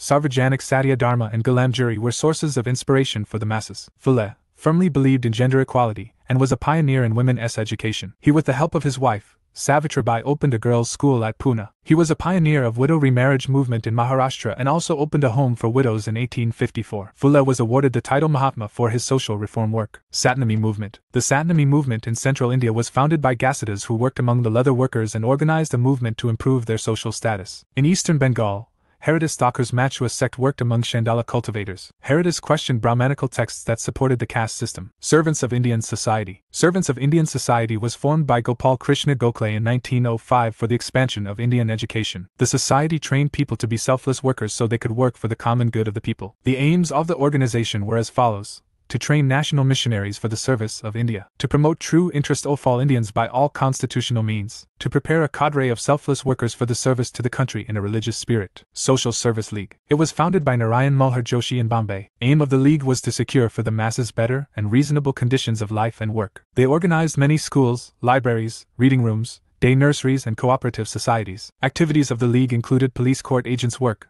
legal aid and advice to the poor and illiterate. These also included excursions for slum dwellers, facilities for gymnasia and theatrical performances, sanitary work, medical relief and boys' clubs and scout corps. Joshi also founded the All India Trade Union Congress, 1920, Indian Social Conference. It was founded by M.G. Ranade and Raghunath Rao. It was virtually the social reform cell of the Indian National Congress. Its first session was held in Madras in December 1887. The conference advocated intercaste marriage and opposed Kalinism and polygamy. It launched the famous pledge movement to inspire people to take an oath to prohibit child marriage. Prominent social reformers. In 19th century, many social reformers were born in India who guided the society with many important reforms. Few of them are as follows. Ishvar Chandra Vijayasagar. He was one of the great reformers of 19th century. Used the ancient texts to suggest that widows could remarry. His suggestion was adopted by British officials, and a law was passed in 1856 permitting widow remarriage. In 1850, he became the principal of Sanskrit College. He was determined to break the priestly monopoly of scriptural knowledge, and for this he opened the Sanskrit College to break the self-imposed isolation of Sanskritic learning. He evolved a new technique for learning Sanskrit. He raised his powerful voice and thoroughly supported the cause of widow remarriage and devoted his entire life for his agitation for legalizing. He raised his powerful voice and thoroughly supported the cause of widow remarriage and devoted his entire life for his agitation for legalizing widow remarriage. First lawful Hindu widow remarriage among the upper caste in India was celebrated under the inspiration and supervision of Vijayasagar. Through his endeavors, nearly 25 widow remarriages were solemnized between 1855 to 1860. For his advocacy of widow remarriage, he had bitter opposition from orthodox Hindu class. In 1850, he protested against child marriage, and all his life he campaigned against polygamy. Balshastri Jambhekar. He is also known as father of Marathi journalism for his efforts in starting journalism in Marathi language with the first newspaper in the language named Darpan. Gopal Hari Deshmukh. He was the famous social reformer of Maharashtra. He was also known as Lokatawadi. He started the publishing Ofa magazine named Prabhakar in 1848 AD. He was related to the Theosophical Society and Arya Samaj. He authored a book named Jadabed in Marathi. Pandita Ramabai. Pandita Ramabai was a great scholar of Sanskrit. She felt that Hinduism was oppressive towards women, and wrote a book about the miserable lives of upper caste Hindu women. She established a widow's home at Pune to provide shelter to widows who had been treated badly by their husbands' relatives. Here women were trained so that they could support themselves economically. Religious reform movements. Prominent religious reform movements are discussed as follows. Swami Narayan sect. Swami Narayan sect was launched by Swami Sahajanand,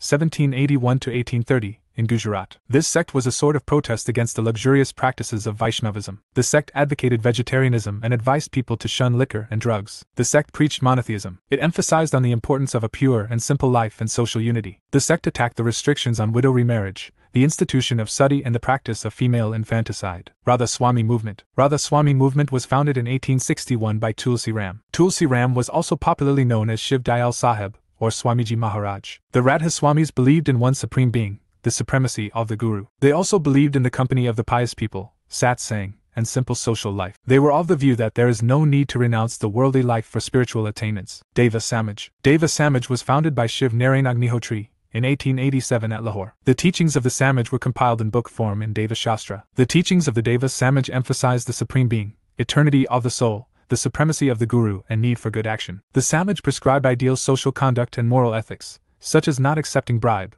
abstaining from gambling, intoxicants, non-vegetarian food, and violence. Wahhabi movement. Wahhabi movement was a revivalist response to Western influences and the degeneration. It was the teachings of Abdul Wahhab of Arabia and the preaching of Shah Waliullah that inspired the movement. The movement's stress was to condemn any change into the original Islam and return to its true spirit. The movement was led by Syed Ahmed Barelvi. India was considered to be Darul Harb, land of the Kafirs, and it needed to be converted to Darul Islam, land of Islam. Initially, the movement was directed at the Sikhs in Punjab, but after the British annexation of Punjab, 1849, the movement was directed against the British. During the revolt of 1857, the Wahhabis played an important role in spreading anti-British feelings. The Wahhabi movement dissolved out in 1870s. Aligarh movement. Sir Syed Ahmed Khan was one of the important Muslim reformers of India. He interpreted Quran in the light of modern rationalism and science. His greatest achievement was the establishment of the Mohammedan Anglo-Oriental College, also known as Aligarh Muslim University, at Aligarh in 1875. In course of time, this college became the most important educational institution of Indian Muslims. It provided for education in humanities and science throughout English medium. The movement of Muslim awakening associated with Syed Ahmed Khan and Mohammedan Anglo-Oriental College came to be known as Aligarh movement. He appealed to the Muslims to return to the original Islamic principles of purity and simplicity. He advocated English education for the regeneration of Muslims in India. He worked towards improving the position of women through better education and by opposing purdah and polygamy,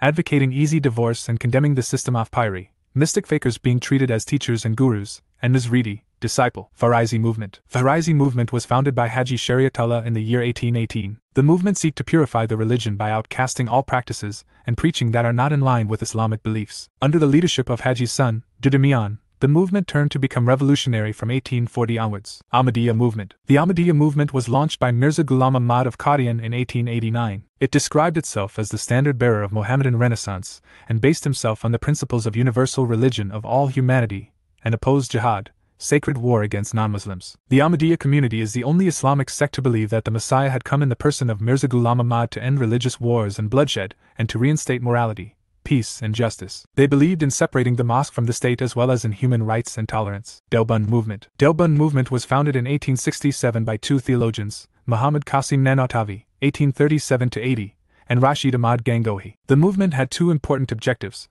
popularizing the teachings of Quran and Hadith, to initiate jihad against foreign rule. The aim of the Deoband movement was moral and religious regeneration of the Muslim community. The instruction imparted at Deoband was an original Islamic religion. The modem awakening among the Muslims led to a decline in the practice of polygamy, and widow remarriage was encouraged. Nirankari movement. Baba Dayal Das, 1783 to 1855, was the founder of this movement. This movement consisted of purification and return. In the 1840s, he called for the return of Sikhism to its origin and emphasized the worship of one God and Nirankar, formless. Such an approach meant a rejection of idolatry and also prohibition of eating meat, drinking liquor, lying, cheating, etc. It laid emphasis on Guru Nanak and on Sikhism before the establishment of Khalsa by Guru Gobind Singh at Anandpur. This separated them from the Namdaris. Namdari movement. It was founded by Baba Ram Singh, 1816 to 1885. In 1857, the movement was founded on a set of rituals modeled after Guru Gobind Singh's founding of the Khalsa. Its followers were required to wear the 5 symbols, but instead of the sword the followers were supposed to carry a stick. The movement required the followers to abandon the worship of gods, idols, tombs, trees, snakes, etc., and abstain from drinking, stealing,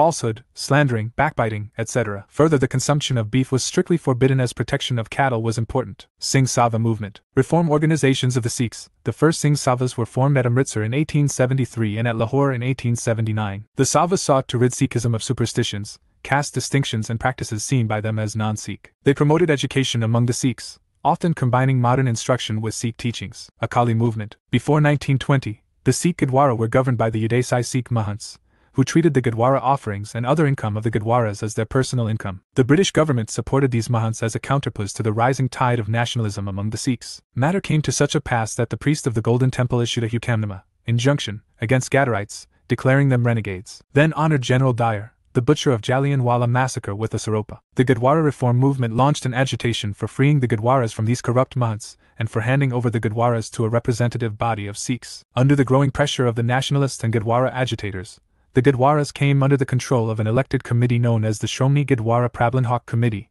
In November 1920, the movement for liberation of Gurdwaras soon turned into Alkali movement, which later on got divided into 3 streams, namely moderate nationalist reformers, pro-government loyalists and political organ of Sikh communalism. Reforms in Pars. Community. The earliest attempts to reform Parsi community were started in the 19th century. To revive and transform the social situation of Parsi community, Religious Reform Association was formed. Renamai Maj de Sansava was the name of this reform association. Dadabai Nehoroji and 88 Bengali were the main founders of the League. Lower caste/caste movements and organization. Movement/organization. Your place founder Satya Shadhak Samaj 1873 Maharashtra Jayadaba Phule Aravipuram Movement 1888 Aravipuram Kerala Sri Narayan Guru 1856 to 1928 Sri Narayan Dharma Paripalana Yogam or SNDP Movement 1902 to 2003 Kerala Sri Narayan Guru Dr. Palpul and Kumaran Azan. The Depressed Class Mission Society 1906 Bombay Vidhal Ramji Shinde Bahujan Samaj 1910 Satara, Maharashtra Mukundro Patil Justice, Party,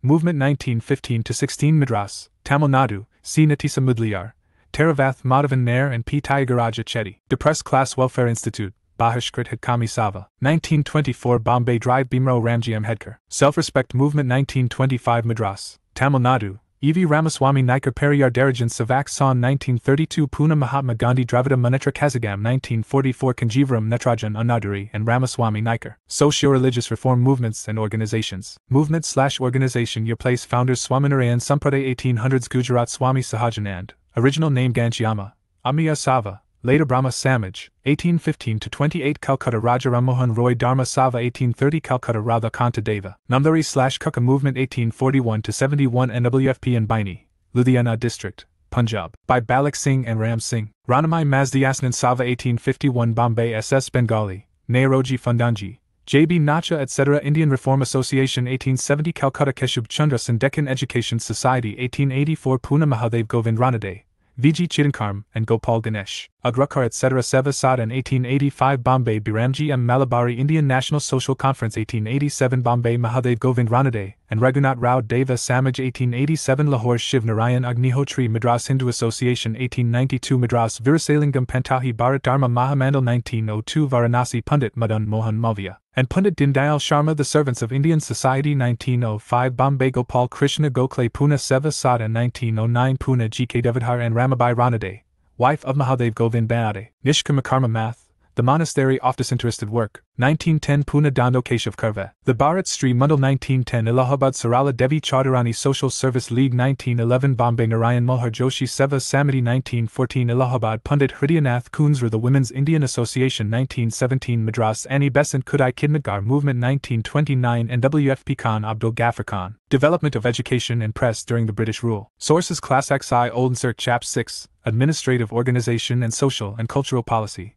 Class 8 New Insert Chap 6, Civilizing the Native, Educating the Nation. Initially, the British East India Company was not concerned with the development of the education system because their prime motive was trading and profit-making. Modern education began in India under British rule. Before the British, India had its own educational systems like the Gurukuls and the Madrasas. The East India Company, during their first 60 years of rule, didn't care much for the education of those they ruled in India. The development of education under British can be divided into two phases. Development of education under East India Company. Development of education under Crown Rule. Development of education under East India Company. East India Company took hardly a few measures to promote and develop education in India. In 1781, Lord Warren Hastings set up Calcutta Madrasa for Muslims, law and related subjects. Jonathan Duncan started Sanskrit College at Varanasi for studying Hindu law and philosophy. Fort William College was set up by Wellesley in 1800 for training of civil servants of the company in languages and customs of Indians. Enlightened Indians and missionaries started exerting pressure on the government to promote modern, secular, Western education. They believed that Western education was the remedy for social, economic and political ills of the country. Missionaries thought that modern education would destroy the faith of Indians in their own religions and they would take to Christianity. Serampore missionaries were very enthusiastic about spread of education. Charter Act of 1813. The Charter Act of 1813 incorporated the principle of encouraging learned Indians and promoting knowledge of modern sciences in the country. The act directed the company to sanction 1 lakh rupees annually for this purpose. However, even this small amount was not made available till 1823. Enlightened Indians such as Raja Ram Mohan Roy worked relentlessly and a grant was sanctioned for Calcutta College set up in 1817 by educated Bengalis,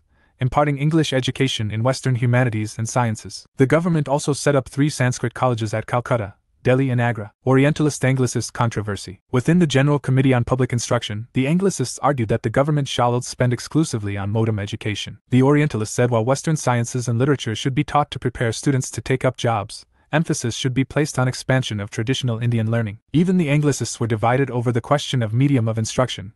One faction was for English language as the medium. The other faction was for Indian languages, vernaculars for the purpose. Lord Macaulay's Minutes. The famous Lord Macaulay's Minutes favored Anglicists' views. The limited government resources were dedicated to teaching of Western sciences and literature through the medium of English language. English was made the medium of instruction in schools and colleges, and alongside a few schools and colleges were also opened instead of elementary schools, and thus neglected mass education. The British planned to educate a small section of upper and middle classes who would act as interpreters between the government and masses. They would also enrich the vernaculars by which knowledge of Western sciences and literature could reach the masses. This was called the downward filtration theory. Wood's Dispatch, 1854. In 1854, Charles Wood prepared a dispatch on an educational system for India which was considered the Magna Carta of English education in India. This document was the first inclusive plan for the spread of education in India. The dispatch instructed the government of India to undertake responsibility for education of the masses, and thus rejected the downward filtration theory, at least on paper. It organized the hierarchy of education in the following manner: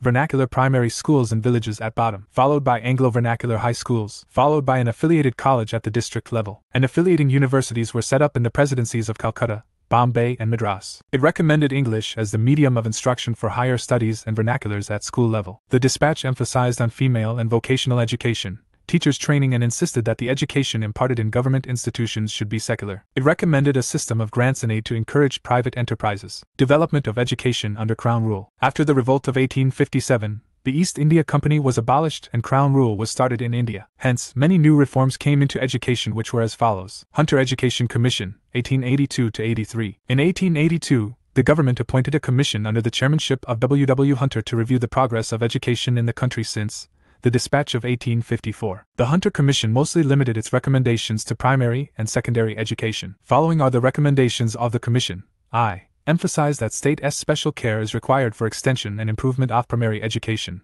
and that primary education should be imparted through vernacular. 2. The Commission recommended transfer of control of primary education to newly set up district and municipal boards. It also recommended that secondary, high school, education should have 2 divisions: literary leading up to university, vocational for commercial careers. 3. The Commission also paid attention to inadequate facilities for female education, especially outside presidency towns, and made recommendations for its spread. For the next 2 decades, there was a rapid growth and expansion of secondary and college education with the participation of Indians. Universities were set up like the Punjab University, 1882, and the Allahabad University, 1887. Indian Universities Act, 1904. In 1902, Raleigh Commission was set up to study the conditions of universities in India and to suggest measures for improvement in their structure and working. The commission did not report on primary or secondary education. Based on its recommendations, the Indian Universities Act was passed in 1904. Following are the recommendations of the Act. Study and research were more encouraged in the universities. The number of fellows of a university and their period in office were reduced, and most fellows were to be nominated by the government. Government could have power to exercise veto universities' Senate regulations. It could amend these regulations or pass regulations on its own. Conditions for affiliation of private colleges were to be made stricter, and 5 lakh rupees were to be sanctioned per annum for 5 years for improvement of higher education and universities. Government Resolution on Education Policy, 1913. In 1906, the progressive state of Baroda introduced compulsory primary education throughout its territories. National leaders urged the government to do so for British India. In its Resolution on Education Policy, 1913,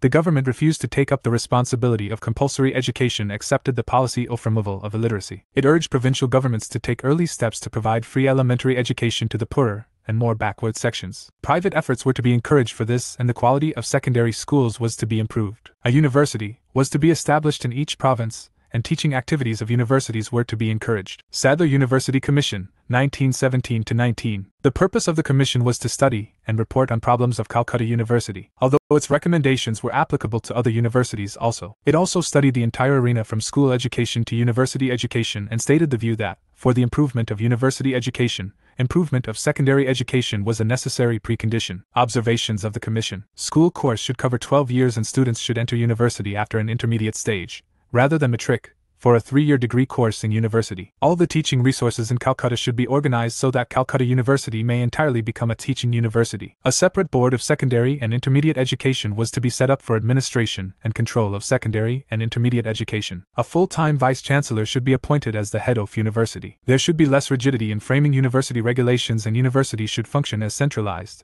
unitary residential teaching autonomous body, rather than as scattered, affiliated colleges. Female education, applied scientific and technological education, teachers' training including those for professional and vocational colleges should be extended. Provisions should be made for instructions in engineering, law, agriculture, and technology. From 1916 to 1921, 7 new universities came up at Mysore, Patna, Banaras, Aligarh, Dhaka, Lucknow, and Osmania. Hartog Committee, 1929. The Hartog Committee was set up to report on development of education. Its main recommendations were as follows. Emphasis should be given to primary education, but there need to be no hasty expansion or compulsion in education. It also recommended selective system of admission to universities and diversified courses leading to industrial and commercial careers. Only deserving students should go in for high school and intermediate stage, while average students should be diverted to vocational courses after Standard 8. For improvements in standards of university education, admissions should be restricted. Sargent Plan of Education. The Sargent Plan, Sargent was the educational advisor to the government,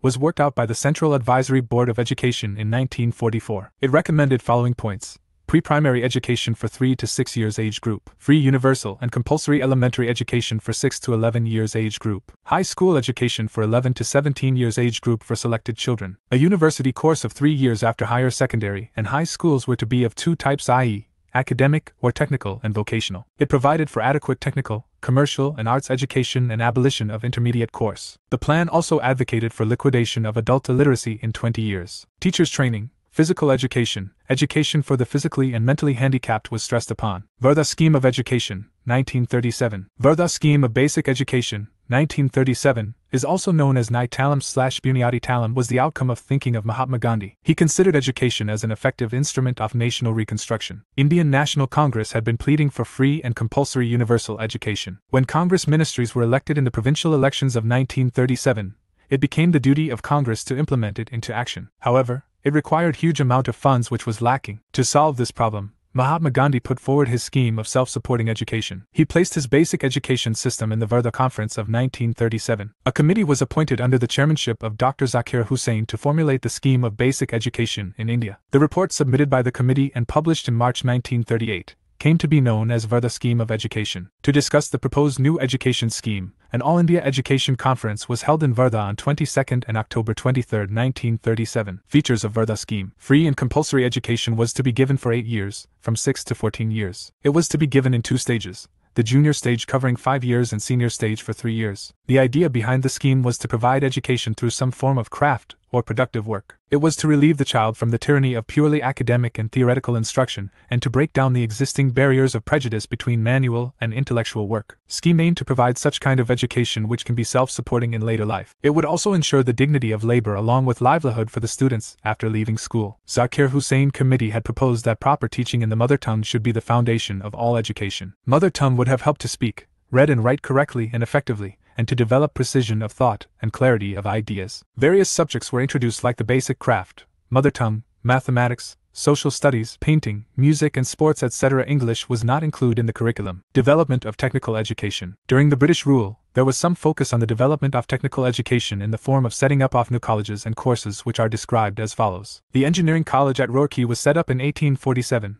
The Calcutta College of Engineering came up in 1856. In 1858, Overseer's School at Pune was raised to the status of Pune College of Engineering and affiliated to Bombay University. Guindy College of Engineering was affiliated to Madras University. Medical training started with establishment of a medical college in Calcutta in 1835. Lord Curzon worked to broaden the whole basis of professional courses: medicine, agriculture, engineering, veterinary sciences, etc. He established an agriculture college at Pusa, which acted as a parent institution of similar institutions in other provinces. Developments in Indian education post-independence era. The following developments took place in the field of education after India's independence. Radhakrishnan Commission. For the improvement of education in India, the Radhakrishnan Commission was appointed in November 1948. It gave a report on university education in India. The Radhakrishnan Commission submitted its report in August 1949. Recommendations of this Education Commission in Independent India on the teaching standards. Commission recommended for 12 years of pre-university education before entry into universities. The committee gave 3 major objectives for the higher education: central education, liberal education, occupational education. The committee recommended for diverting the students after 10 to 12 years of pre-university education to different vocational subjects in large number of occupational institutes. It was an important step to promote vocational education by this Education Commission in Independent India. This Education Commission in Independent India recommended for increasing the number of working days for a minimum of 180 days in a year. It recommended for 3 terms of about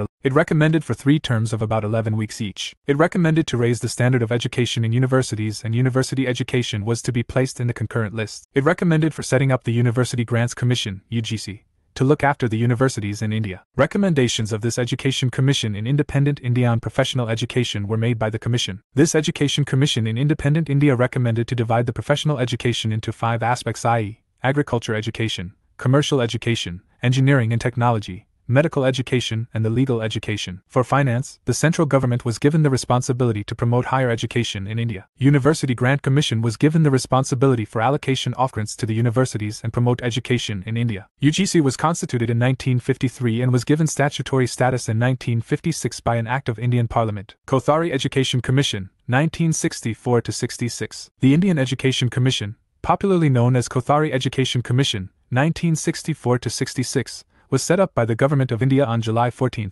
1964, under the chairmanship of Dr. D.S. Kothari. The objective of the Kothari Education Commission, 1964-66, was to examine the different aspects of the education system in India. The recommendations of the Kothari Commission education reforms became part of national policy on education in 1968. The commission was assisted by experts from countries like UK, USA, USSR, UNESCO. Recommendations of Kothari Education Commission: to provide free and compulsory education for children between 6 to 14 years, to provide adequate and satisfactory service conditions for the teachers along with proper qualifications and responsibilities, the adoption of 3-language formula, i.e., Hindi, English and a regional language, mother tongue, provision of educational facilities in the rural and backward areas, the adoption of a common school system in India, emphasis on the education of girls to promote social justice and social transformation, development of education among backward classes and tribal people. University Grants Commission (UGC). The UGC was established in 1953 based on the recommendations of Radhakrishnan Committee and was made into a statutory organization with the UGC Act in 1956. UGC is responsible for coordinating,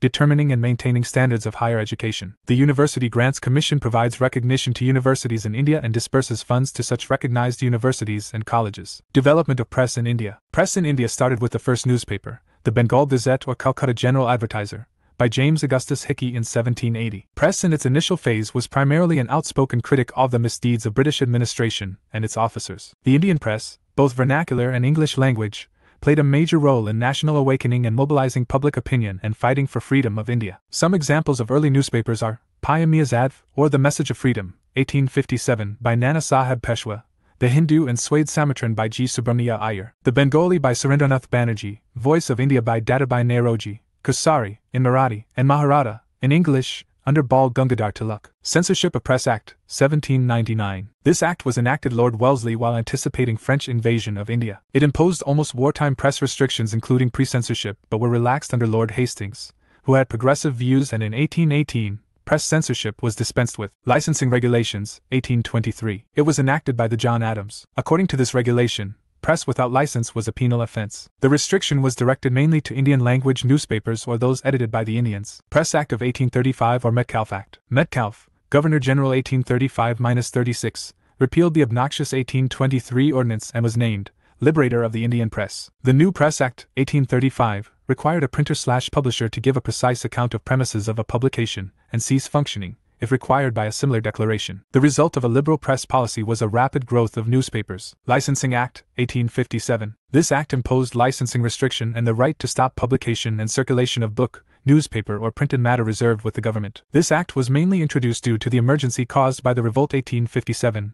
This act imposed licensing restrictions in addition to the already existing registration procedure laid down by Metcalfe Act. Registration Act, 1867. This act relaxed the restrictions put by Metcalfe's Act of 1835 and hence states that government acts as regulatory not restrictive body. As per the act, every book/newspaper was required to print the name of the printer and the publisher, and the place of the publication. A copy was to be submitted to the local government within 1 month of the publication of a book. Vernacular Press Act, 1878. It was constituted for better control of the vernacular press and effectively punished and repressed seditious writing. The provisions of the act are given below. The district magistrate was empowered to call upon the printer and publisher of any vernacular newspaper to enter into a bond with the government. By undertaking not to cause disaffection against the government, or antipathy between persons of different religions, caste, race through published material, the printer and publisher could also be required to deposit security, which could be seized if the offenses reoccurred. The magistrate's action was final and no appeal could be made in a court of law. A vernacular newspaper could get an exemption from the operation of the act by submitting proof to a government censor. Newspaper Incitement to Offenses Act, 1908. This act empowered the magistrates to confiscate press property which published objectionable material. These material would likely to cause incitement to murder/acts of violence against the extremist nationalist activity. Indian Press Act, 1910. This act was a revision of the Vernacular Act that empowered the local government to demand a security at registration from the printer/publisher and forfeit/deregister if it was an offending newspaper. The printer of a newspaper was required to submit 2 copies of each issue to local government. Press during and after the First World War. Defense of India rules were imposed for repression of political agitation and free public criticism during the First World War. In 1921, on the recommendations of a press committee chaired by Tej Bahadur Supru, the Press Acts of 1908 and 1910 were repealed. Indian Press Emergency Powers Act, 1931. This act gave powers to provincial governments to suppress propaganda for civil disobedience movement. It was further amplified in 1932 to include all activities calculated to undermine government authority. Press during the Second World War. Under the Defense of India rules, pre-censorship was imposed and amendments made in Press Emergency Act and Official Secrets Act. At one time, publication of all news related to Congress activity was declared illegal. Development of press in India after independence. In March 1947, a Press Inquiry Committee was established to analyze the various existing laws and regulations and to modulate them in accordance with the fundamental rights proposed by the Constituent Assembly. The committee recommended to repeal the Indian Emergency Powers Act of 1931, modification in Section 124A and 153A of the Indian Penal Code, amendments to the Press and Registration of Books Act. The Revolt of 1857. Sources: Class 8 New Insert Chap 5. When People Rebel 1857 and After. Class XI New Insert Chap 11. The Revolt of 1857 and its Representations. Class 8 Old Insert Chap 5. Revolts against British Rule. Class XI Old Insert Chap 6. The Revolt of 1857. Revolt of 1857 was one of the most important moments in Indian freedom struggle. The policies of the East India Company before 1857 had started to affect different sections of people. Kings, queens, peasants, landlords, tribes and soldiers were all affected in different ways. People began resistance against such policies and actions that were harming their interests or were going against their sentiments, which culminated into this moment. Causes of the revolt. Variety of causes, i.e., political, social, administrative, economic. Variety of causes, i.e., political, social, administrative, economic, military, etc. were responsible for the outbreak of the Revolt of 1857. Important causes of the Revolt of 1857 are as follows. Political causes. East India Company being ignored the interests and pleas of kings, Nawabs, etc. Rani Lakshmibai of Jhansi wanted her adopted son as the heir to the kingdom after the death of her husband. Nana Sahib, the adopted son of Peshwa Baji Rao II, wanted his father's pension, but both were refused by company. Right to succession was denied to Hindu princes. Doctrine of lapse and subsidiary alliances were used to subjugate states and take away their powers. Awadh provided around 75,000 sepoys to the company. It was annexed by Lord Dalhousie in name of misgovernance. This act sent a wave of discontent among sepoys. The company also brought the Mughal dynasty to an end. The name of the Mughal king was removed from the coins minted by the company. In 1849, Governor-General Dalhousie announced that after the death of Bahadur Shah Zafar, the family of the king would be moved out of the Red Fort and given another place in Delhi to reside in. He would be last king and next would be called princes. Subsidiary alliance and doctrine of lapse. Subsidiary alliance is a treaty between East India Company and Indian rulers framed by Wellesley. With this, Indian rulers had to let go their armed forces, pay maintenance to British Army, and were not to form alliances. One official was placed of company at court of rulers, who was called resident. Doctrine of lapse was an annexation policy followed by Dalhousie, who ruled from 1848 to 1856. According to it, any ruler under this if did not have male heir would be annexed by company, and any adopted son would only inherit his father's personal property and assets. Administrative causes. The phase from Battle of Plassey 1757 to the Revolt of 1857 was not of peace. It had different uprisings against Britishers by tribes and peasants. Sannyasi revolt in Bihar and Bengal, from 1763 to 1800 was one of such revolts. Firatsi, a Muslim sect, also rose against Zamindar and British, in Ferrypur in 1838. British policies did not make either Zamindar nor peasant happy. Zamindar still understood problems of peasants and was kind, but Britishers were focused on their fixed revenue collections. Zamindars were dissatisfied with Britishers, as often their lands were taken away and were made to feel inferior. Revenue settlement policies did not satisfy new Zamindar and made peasants go through tough collections, brutalities of officials. In addition, common people were hit hard by the prevalence of corruption at the lower levels of administration. The police, petty officials, and lower law courts were corrupt. Officials lost no opportunity of enriching themselves at the cost of the riots and zamindars. The complex judicial system enabled the rich to oppress the poor. Torture and jailing of the cultivators for rent or land revenue or interest on debt were quite common. Socio-religious causes. The Britishers felt they were superior, and they had right to civilized Indian society. The abolition of the custom of sati, the legalization of widow remarriage, and the opening of Western education to girls were seen as interference. An important factor in turning the people against British rule was fear of destroying their religion. This fear was due to the activities of the Christian missionaries who came in the schools, the hospitals, the prisons, and at the marketplaces. These missionaries tried to convert people and made violent public attacks on Hinduism and Islam. They openly criticized the long-cherished customs and traditions of the people. Religious sentiments were also hurt by the policy of taxing lands belonging to temples and mosques and to their priests, or the charitable institutions which were not taxed by earlier rulers. Economic causes. The most important cause of the popular discontent was the economic exploitation of the country by the British. The complete destruction of its traditional economic fabric impoverished the vast mass of peasants, artisans, and handicraftsmen, as also a large number of traditional zamindars and chiefs. British policies destroyed local rulers and their courts who were patrons of handicrafts and artisans, which in turn led to destruction of local craftsmen and artists. British also favored the items which came from West and tried to dump them in India, as they were cheaper and Indian commodities could not compete with them. Both of these led to impoverishment of people. This led to pressure on agricultural lands and discontent among rural areas, which also affected sepoys who came from these areas. Military causes. The Indian sepoys in the employ of the company also had reasons for discontent. They were unhappy about their pay, allowances, and conditions of service. Some of the new rules, moreover, violated their religious sensibilities and beliefs. In 1824, the sepoys were ordered to go to Burma by the sea route to fight for the company. When they refused, they were punished. Later, they agreed to go by the land route. In 1856, Lord Canning's Government Service Entitlement Act declared that every new person who took up employment in the company's army had to agree to serve overseas if required. There was already discrimination in army between British and Indian soldiers in payments and promotions, and the foreign allowance bata was withdrawn paid to sepoys, which added to their wounds. Immediate cause. The pre-existing discontent among sepoys was fueled by newly introduced Enfield rifle, whose cartridge was supposedly made of cow and pig fat. It was supposed to be bitten by mouth before use. Another report was of mixing of bone dust and atta, flour, Both of these issues became endpoints in their growing dissatisfaction for the sepoys. They felt it was done to destroy their religion and convert them into Christianity. Both Hindu and Muslim sentiments were hurt by these actions, and no steps were taken to allay these fears. Outside influence on revolt of 1857. The period of the growth of discontent among the people coincided with certain events which shattered the general belief that British are unbeatable. They encouraged the people to believe that the days of the British regime were over. Britishers suffered setbacks in different battles in India as well as outside India. Sandhil Uprising, 1855-57, First Afghan War, 1838-42, Punjab War, 1845-49,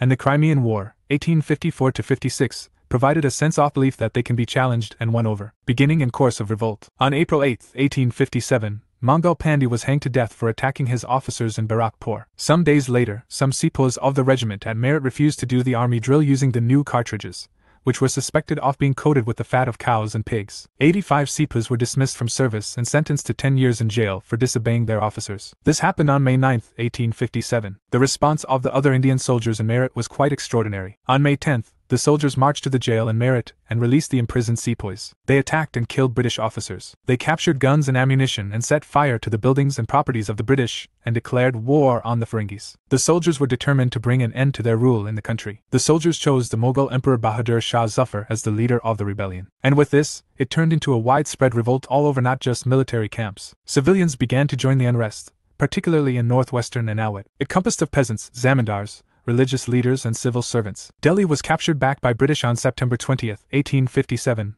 Bahadur Shah was taken prisoner and sent to Rangoon, Myanmar. He died in 1862. Most of the leaders of rebellion were defeated. Nana Sahib lost Kanpur and escaped to Nepal in 1859. Rani Lakshmibai died on battlefield in June 1858. In the end, by 1859, revolt had been suppressed and British had to bring more supplies and resources to re-establish their governance. Centers of revolts and leaders. Place: Indian leader, British leader. Date: Delhi, General Bucket Khan, John Nicholson, Lieutenant Willoughby, May 11, 1857. Lucknow, Begum Bazarat Mahal, Colin Campbell, Henry Lawrence, June 4, 1857. Bihar, Kumar Singh, William Taylor, August, 1857. Kanpur, Nana Sahib, Tantia Tope, Colin Campbell, June 4, 1857. Bareilly, Khan Bahadur Khan, 48 June, 1857. Faizahad Ayodhya, Maulvi Ahmadullah, 48 June, 1857. Jhansi Rani Lakshmi Hai, Sir Hugh Rose, June 4, 1857. Allahabad, Prayagraj, Liaquat Ali, Colonel Neil, June 5, 1857. Bharat, Uttar Pradesh, Shah Mai Jat leader. Weakness of revolt and failure. Revolt was limited to northern states. Southern, Western and Eastern were missing from the revolt. Some classes did not join the revolt, and some Indian rulers even actively helped British officials. East India Company had modernized weapons, guns, telegraph, by which they could easily tell about movements of rebels. Peasants and most of Indians fought with swords, spears, and few had guns. Revolt was not very well coordinated and was fought mostly independently without any strategy, while British commanders experienced men like Lawrence Brothers, John Nicholson, James Outram, etc. Revolt also did not have a forward-looking outlook. Even if they won an area, did not know what to do with it. These rebels came from different sections of society and class, and a feeling of unity or nationalism was missing. Causes of the failure of the revolt. The poor organization and lack of coordination among the rebels was perhaps the most important cause of its failure. Some other causes were as follows. The stronghold area of the revolt remained limited, enabling the English to concentrate and utilize their strength effectively against the rebels in the limited area. The English had better resources, modern weapons and materials of war. The telegraph kept Commander-in-Chief well informed about the movement of rebels. There was lack of unity among Indians. Many natives actively helped the British to suppress the revolt. They were the Scindia of Gwalior,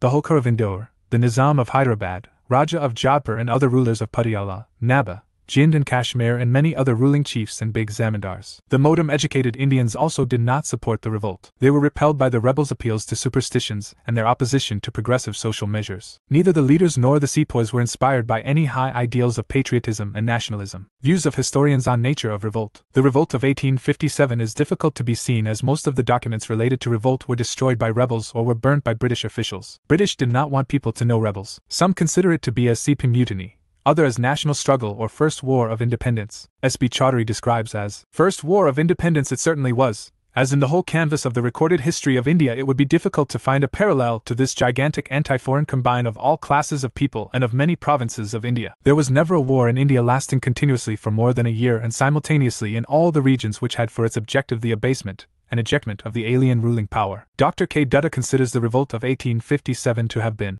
mainly a military outbreak, which was taken advantage of by certain discontented princes and landlords, whose interests had been affected by the new political order. V.D. Savarkar in his book, First War of Indian Independence described it as a planned war of national independence. R.C. Mazumdar did not consider it as national struggle, and said, "It is difficult to avoid the conclusion that the so-called First National War of Independence of 1857 is neither first, nor national, nor war of independence." Significance of the revolt. Revolt was significant as it was not communal in character, and Hindu-Muslim both fought together, and it took from mutiny of soldiers and became a rebellion against Britishers. Another important thing to come out of revolt was new sense of a modern nationalism. Impact of Revolt of 1857. Revolt of 1857 was unprecedented and made Britishers feel seriously threatened, which led to changes in administration and policies. The British Parliament passed a new act in 1858, and transferred East India Company to the British Crown in order to ensure a more responsible management of Indian affairs. A member of the British Cabinet was appointed Secretary of State for India and made responsible for all matters related to the governance of India. He was given a council to advise him,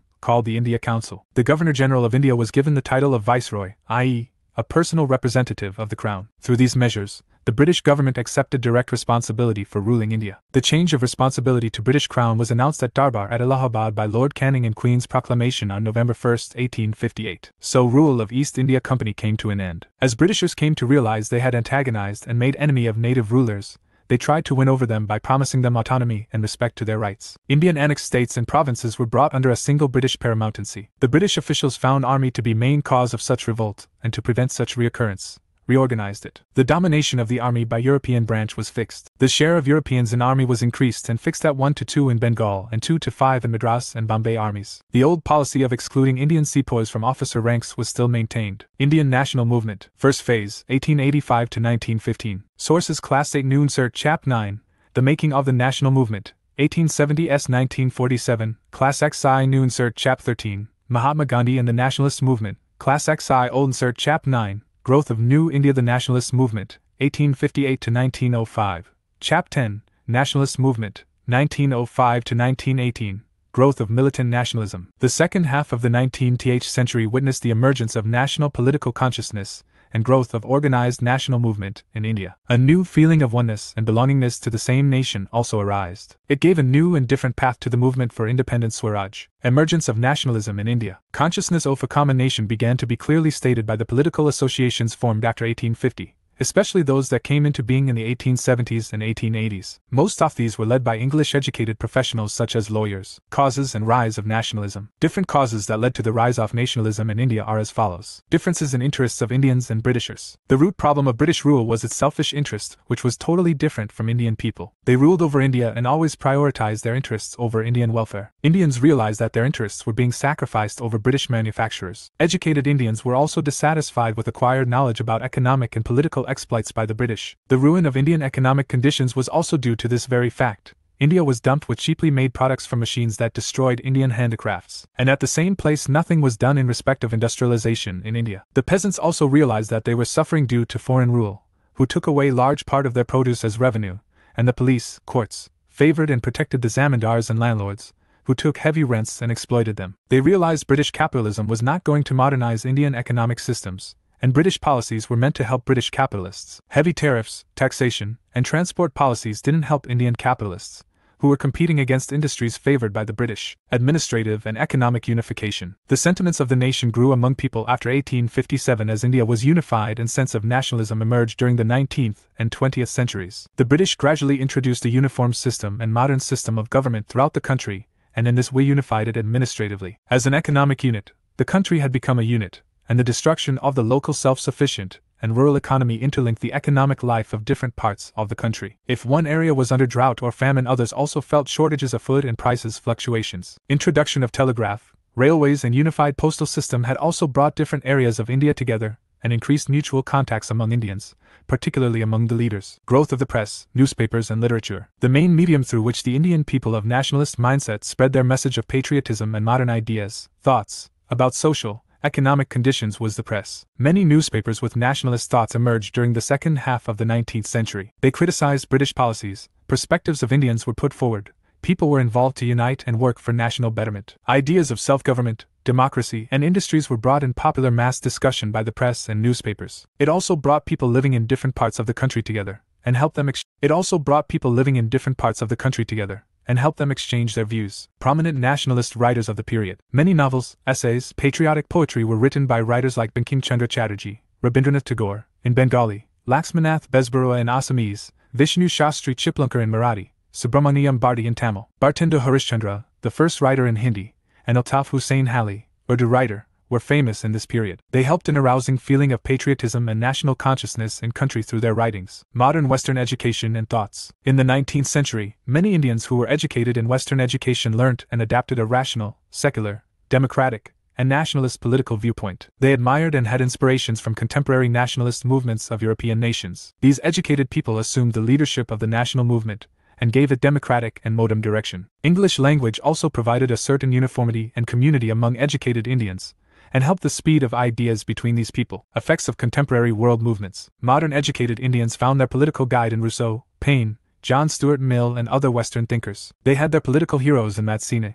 Garibaldi, and Irish nationalist leaders. These movements in Italy, South American nations where new states were being established provided a dream to Indian leaders of a free Indian nation. Cultural and historical invocation of India's past. People of India had lost confidence in their own potential of self-government. British officials, and some British thinkers constantly wrote about this. Nationalist writers, like R.G. Bhandarkar, R.L. Mitra and later Swami Vivekananda helped form a new picture and encouraged people to respect their own self and counter this propaganda. Nationalists pointed to Indian heritage of culture and rules of Ashoka, Chandragupta Maurya, Akbar, etc. They helped people to have faith, think of self-government, and throwing away chains of British rule over India. Socio-religious reform movements. In light of Western and modern education, a new temperament developed through which religious, social, and other traditions were relooked and reformed were promoted. Steps were taken by new organizations that were established in the country, e.g., Brahma Samaj, Paramahansa Mandali, Prarthana Samaj, Arya Samaj and Mohammedan Literary Society, etc. Apathetic attitude and reactionary policies of Lytton. There was an attitude of racial superiority by Britishers and deliberate discrimination against Indians was done. Indians felt disgusted by such treatment and actions of officials. Lytton, who served as viceroy from 1876 to 1880,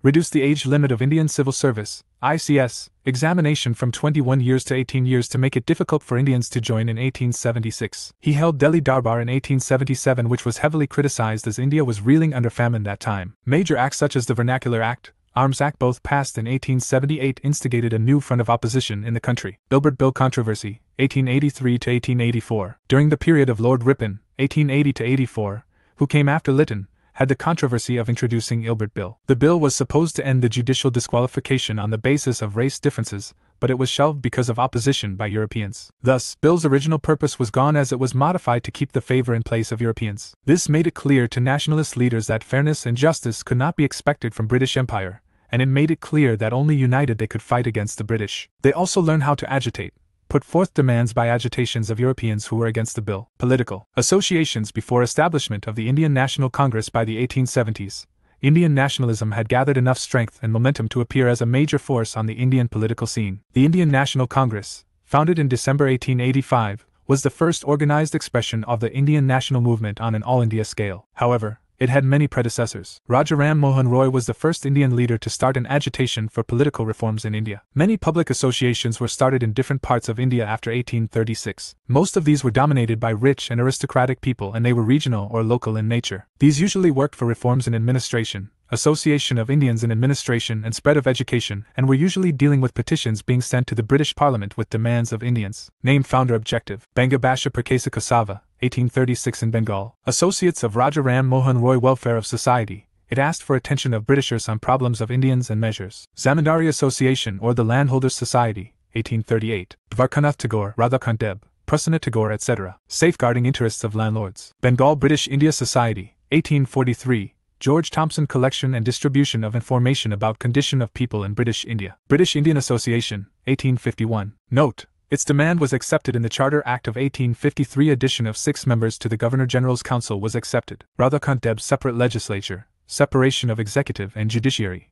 reduction of salary of higher officials, abolition of various duties. East India Association, 1866 in London, Dadabhai Naoroji, known as Grand Old Man of India, influenced public in England to promote Indian welfare. Indian League, 1875, Sisir Kumar Ghosh spreading political education. Indian Association of Calcutta or Indian National Association, 1876. Note: its first All India Conference in 1883 was attended by 100 delegates, and it later merged with Indian National Congress in 1886. Surendranath Banerjee, Anand Mohan Bose creating public opinion on politics, unifying Indians in a common political process. Pune Sarvajanik Sabha, 1876, S. H. Chiplankar, Ganesh Vasudev Joshi, M.G. Ranade, acting as a bridge between government and people. Bombay Presidency Association, 1885, Badruddin Tyabji, Farhat Shah Mehta, K.T. Telung, posting of Indians in jobs and organizing ICS examination in India. Madras Mahajan Sabha, 1884, M. Viragavakari, B. Subramaniya Iyer, P. Ananda Charlu, organizing local association works. Establishment of Indian National Congress. Many Indian people have been planning for an all-India organization of political nature for workers and activists. It was A.O. Hume,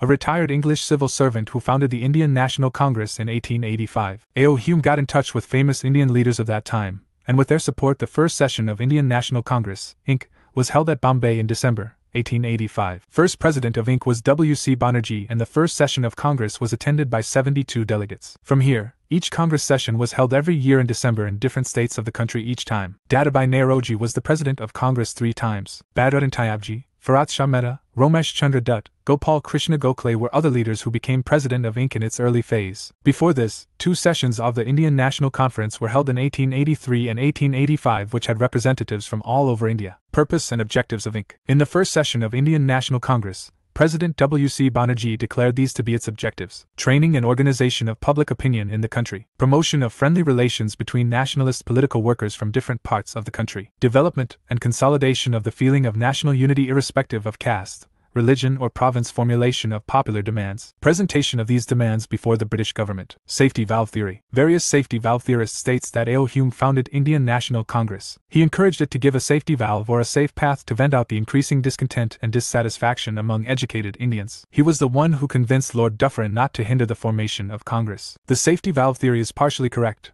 as modern historians disagrees with it. They say that Congress represented thoughts of Indian political leaders. They knew, if such an organization is founded, it would have met with stiff opposition from the British government. According to Bipin Chandra, Indian leaders cooperated with Hume, whose ideas were not evil and had love and respect for India and its poor people. Attitude of British power towards Congress. British officials were hostile to the rising nationalist movement, and had become suspicious of the National Congress. Dufferin tried to persuade Hume to devote Congress to only social work and not political affairs. After Congress leaders refused to limit themselves only to social affairs, British officials realized Congress had become a tool in hands of Indian leaders. It was the focus of Indian nationalism, and they began to criticize it openly and its leaders. British officials from 1887 in Madras Presidency became totally against Congress. Dufferin labeled nationalist leaders as disloyal babus, seditious Brahmins and violent villains. The Congress was termed as a factory of sedition. As Congress was uniting people and country, British officials used the policy of divide and rule. They encouraged Syed Ahmed Khan, Raja Shiva Prasad of Benares and other pro-British individuals to start an anti-Congress movement. British also tried to start a communal divergence by putting Hindu and Muslim interests. They offered concessions to one and repressed the other to put down nationalism. However, these efforts failed to limitize the growth of the national movement. Moderate and extremist phase of Congress. First phase of Indian national movement can be further divided into 2 phases on the basis of policies and actions of Congress. 1.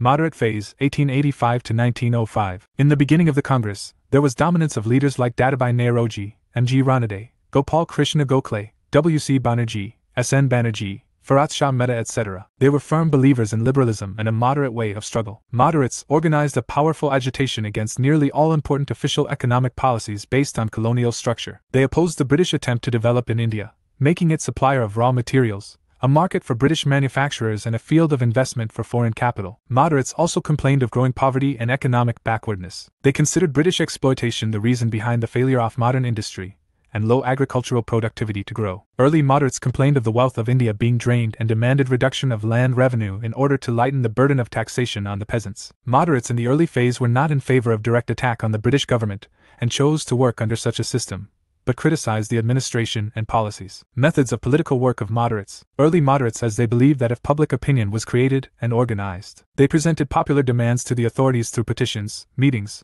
resolutions, and speeches. The authorities would concede these demands gradually and step by step. They used 3PS petitions, protests, and prayers for these demands. They published newspapers, wrote articles, and showed how British rule was leading to the economic ruin of the country. They criticized British rule in their speeches and sent representatives to different parts of the country to mobilize public opinion. They felt that the British had respect for the ideals of freedom and justice, and so they would accept the just demands of Indians. Therefore, it was necessary to express these demands and make the government aware of the feelings of Indians. Propaganda of moderates in England. To persuade the British government and public opinion in England in Indian favor, many steps were taken by A.O. Hume, Dadabhai Naoroji and William Wedderburn. For this, many newspapers, magazines were started and associations were set up in England. In 1887, Dadabhai Naoroji established the Indian Reform Committee in England. In 1888, with the association of William Digby, Dadabhai Naoroji set up the Indian Political Agency to hear the grievances of Indians. In 1889, British Committee of Congress was set up, which also published a monthly magazine named India. In 1890, a committee of representatives was sent to England by Congress to make representation of Indians in British Parliament. Members of this committee were Surendranath Banerjee, W.C. Banerjee, and A.O. Hume. With the efforts of moderates in England, a sympathy was generated towards Indians. In 1879, Lalmohun Ghosh was sent to England to demand the posting of Indians in civil services. In the 1889 session of Congress, a member of British House of Commons, Charles Bradella, was present. Demands of moderates. In the early phase of Congress, moderate leaders did not ask for independence from British rule but demanded concessions, and presented their grievances which they hoped would be addressed. They asked for reforms in the following fields: legislatures and its expansion, posting of Indians in higher offices, exams in India and England for Indians in civil services and its Indianization, removing the bans on press, newspapers and speeches, demand for inquiry by Royal Commission on Indian administration, removal of taxes on salt, other industrial reforms and their promotion, repeal of the Arms Act. Contributions of moderates in Indian national movement. According to critics, not much was achieved by early moderates and Congress, as very few reforms were introduced of the demands made by them. It is partially true,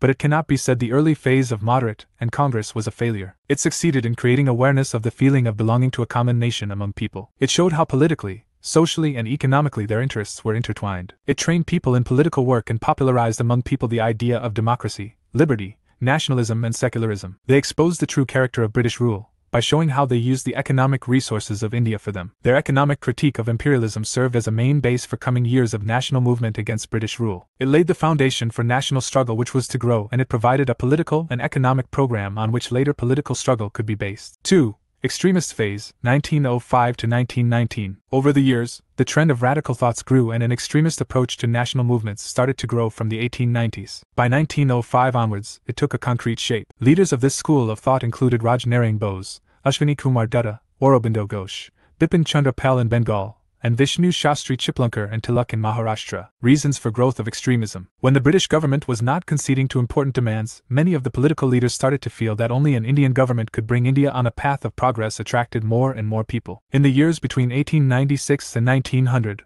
over 90 lakhs died because of severe famines. Bubonic plague affected large areas of Deccan. The British government failed to provide major relief and help in these areas. The British did not pay attention to people in distress. Leaders in the Indian National Congress, Inc., felt politically disappointed. Spread of education among the masses led to increased awareness. The rising unemployment among the educated led their attention to poverty and underdevelopment under British rule. International events in the 19th century encouraged extremists in India also. Progress made by Japan after 1868 and its emergence as an industrial power opened the eyes of Indians. They realized that economic progress was possible even by an Asian country without any external help. The defeat of the Italian army by Ethiopians, 1896, the Boer Wars, 1899 to 1902, where the British forces defeated, and Japan's victory over Russia, 1905, demolished myths of European invincibility. Also, the nationalists were inspired by the nationalist movements worldwide in Ireland, Russia, Egypt, Turkey, Persia and China. The Indians realized that a uniform spirit of people with will to make sacrifices could take on the mightiest of empires. Reacting to increasing westernization,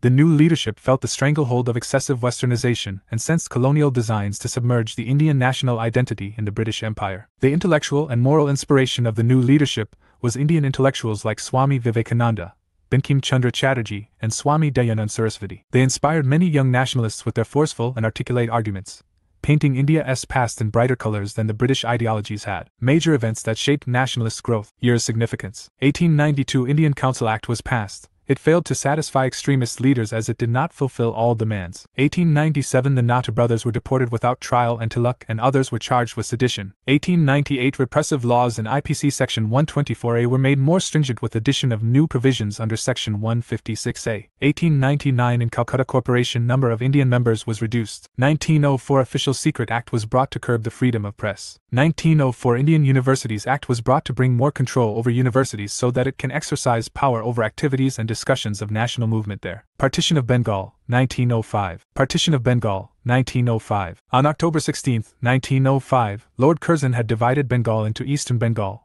with Assam, and the rest of Bengal. The decision had come after Lord Curzon claimed that Bengal was too large to be governed effectively. The partition separated the largely Muslim eastern areas from the largely Hindu western areas. It was definitely the divide and rule policy for the Indians, and the national leaders outraged about the fact that the British government turning native population against itself in order to rule. Bengali Hindus were at the forefront of political agitation. Following the partition, an anti-British movement began. This involved non-violent and violent protests and boycotts. The Indian National Congress began the Swadeshi movement. Swadeshi and boycott movement. The main reason for partition of Bengal was to weaken the political struggle whose center was in Bengal. Lord Curzon tried to favor the Muslims by announcing that Dhaka would be new capital of Muslim-majority province. With the announcement of partition on August 7, 1905, a resolution of boycott was announced in Calcutta Town Hall, and the formal proclamation of Swadeshi movement was made. On October 16, 1905, the partition came into force. This day was observed as a day of mourning throughout Bengal. People bathed in Ganga and walked barefoot singing Vande Mataram, which became the theme song of the movement. People tied Rakis on each other's hand as a symbol of unity. Surendranath Banerjee and Anand Mohan Bose addressed the gathering. Other movements and their leaders. Region leaders Pune and Bombay Bal Gangadhar Tilak Punjab Lala Lajpat Rai,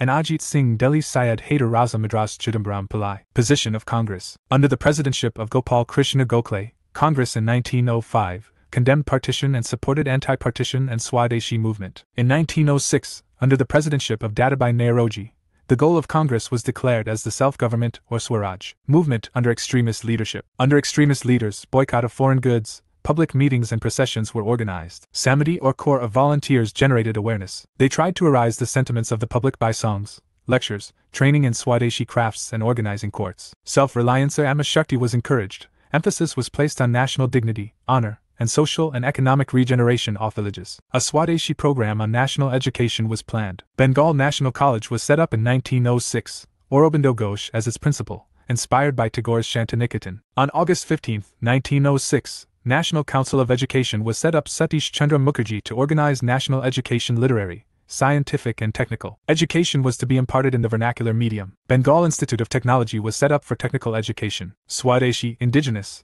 enterprises such as Swadeshi textile mills, soap and match factories, tanneries, banks, insurance companies, shops, etc. were set up. V.O. Chidambaram Pillai set up the Swadeshi Steam Navigation Company at Tuticorin. Rabindranath Tagore wrote Amar Sonar Bangla. Subramania Bharati wrote Swadesh Geetham to arouse national sentiments. Tilak used Ganpati and Shivaji festival as a medium of propagation of nationalist ideas. In Bengal, traditional folk theatres were used for this purpose. Participation of masses. There was mass participation of students and women in the Swadeshi movement. Labor unions organized strikes in Bengal, Punjab and Tamil Nadu. So, the social base of the movement had increased. Muslim of upper and middle caste didn't participate in the movement. People like Nawab Salimullah of Dhaka supported the Bengal partition. Suppression of the movement. The British government adopted a harsh attitude towards the agitators. Indigenous activists were prosecuted and jailed. To end the participation of students in the Swadeshi movement, the British government, on October 22, 1905, the Carlisle Circular was implemented. Under this, grants and scholarships given to educational institutions were to be stopped. The students were even given corporal punishment. In December 1908,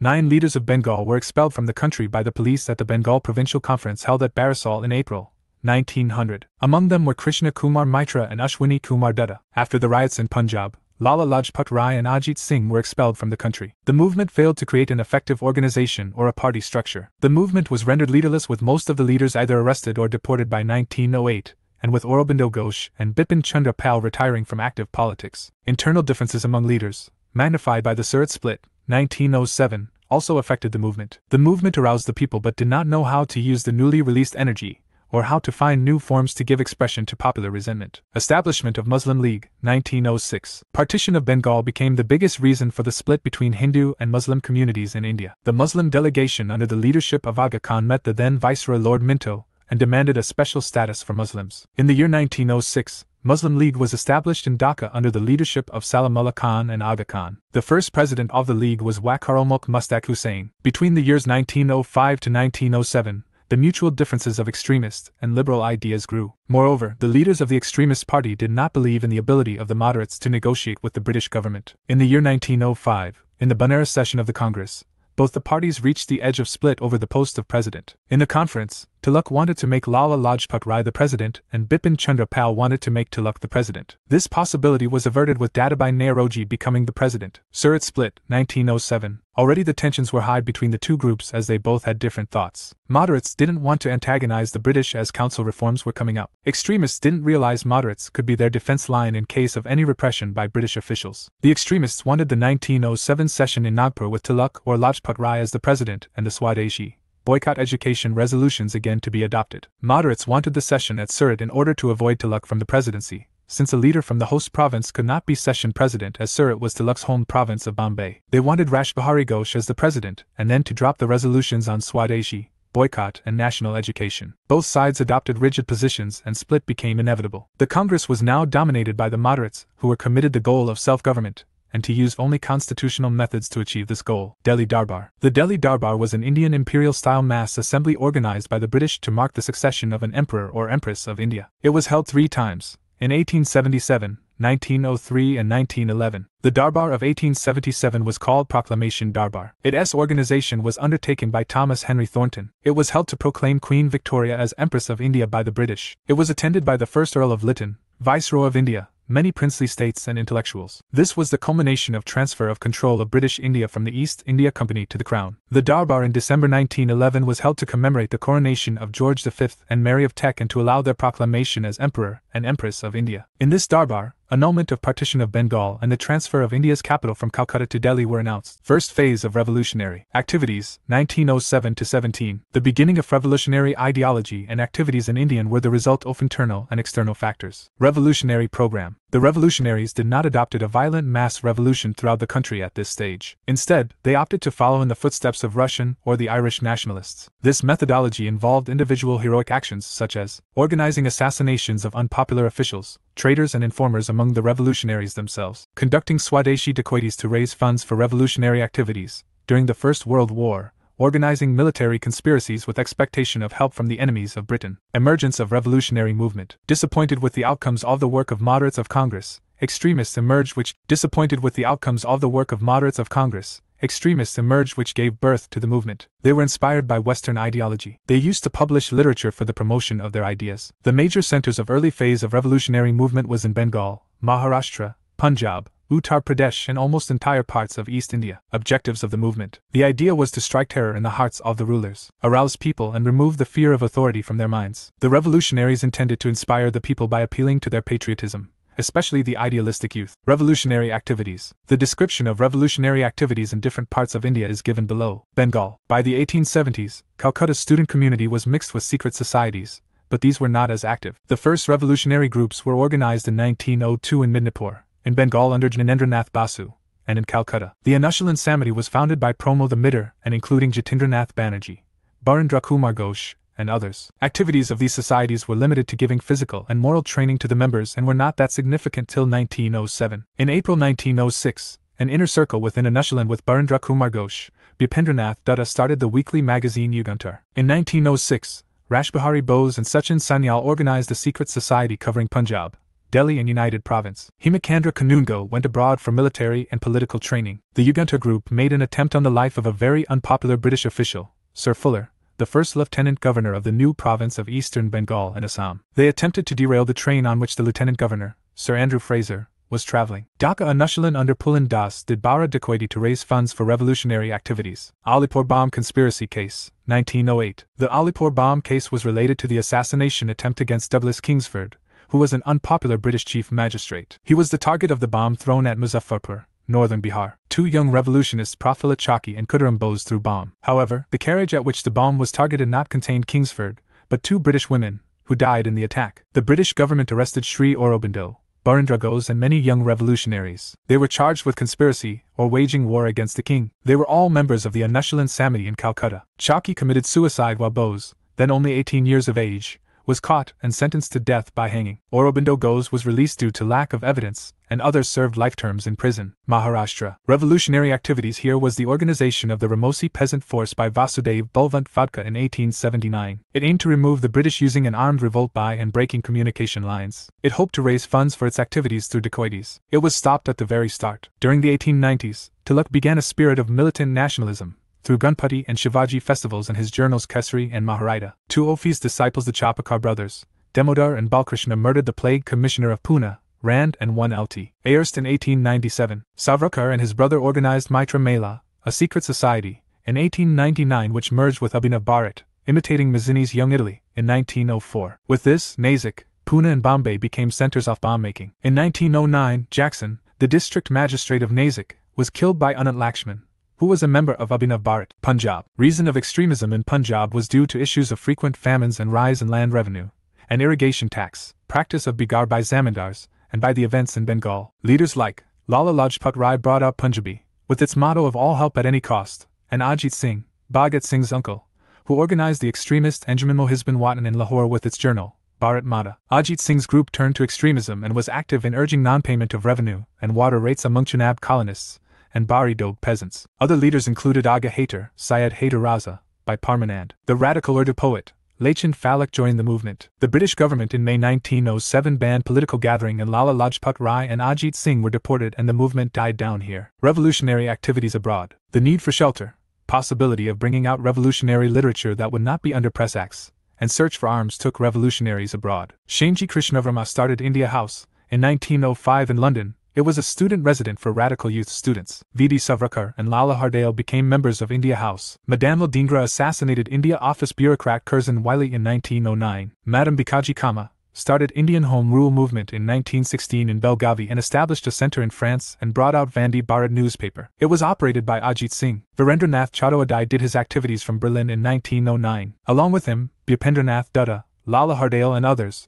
The Berlin Committee for Indian Independence was established in 1915. It was helped by German officials and was known as the Zimmermann Plan. It was to use and mobilize Indians in foreign countries in arms, and send volunteers to India for rebellion against the British. The Ghadar. It was a revolutionary group organized around a weekly newspaper, the Ghadar, with its headquarters at San Francisco and branches along the coast of USA and in the Far East. The Ghadar was established in 1913. The Ghadar program intended to organize assassinations of officials, publish revolutionary and anti-imperialist literature, work among Indian troops abroad, procure arms and bring about a revolt in all British colonies. The revolutionaries included mainly ex-soldiers and peasants who had migrated from the Punjab to the USA and Canada in search of better employment opportunities. Pre-Ghadar revolutionary activities were carried out by Ramdas Puri, G. D. Kumar, Tarkanath Das, Sohan Singh Buckna and Lala Hardale from 1911. Swadesh Savak Home was set up in Vancouver, and United India House at Seattle. Prominent Ghadar leaders were Lala Hardale, Ramchandra, Bhagwan Singh, Kartar Singh Sarabha, Barkatullah and by Parmanand. Defense of India Act 1915 was the chief and most draconian instrument used by the British to counter the Ghadar movement. Kamagata Maru Incident. In the year 1914, Kamagata Maru's ship chartered from Singapore carrying Sikh and Punjabi Muslims were denied entry into Canada and forced to return to India. The British government tried to detain the immigrants at Calcutta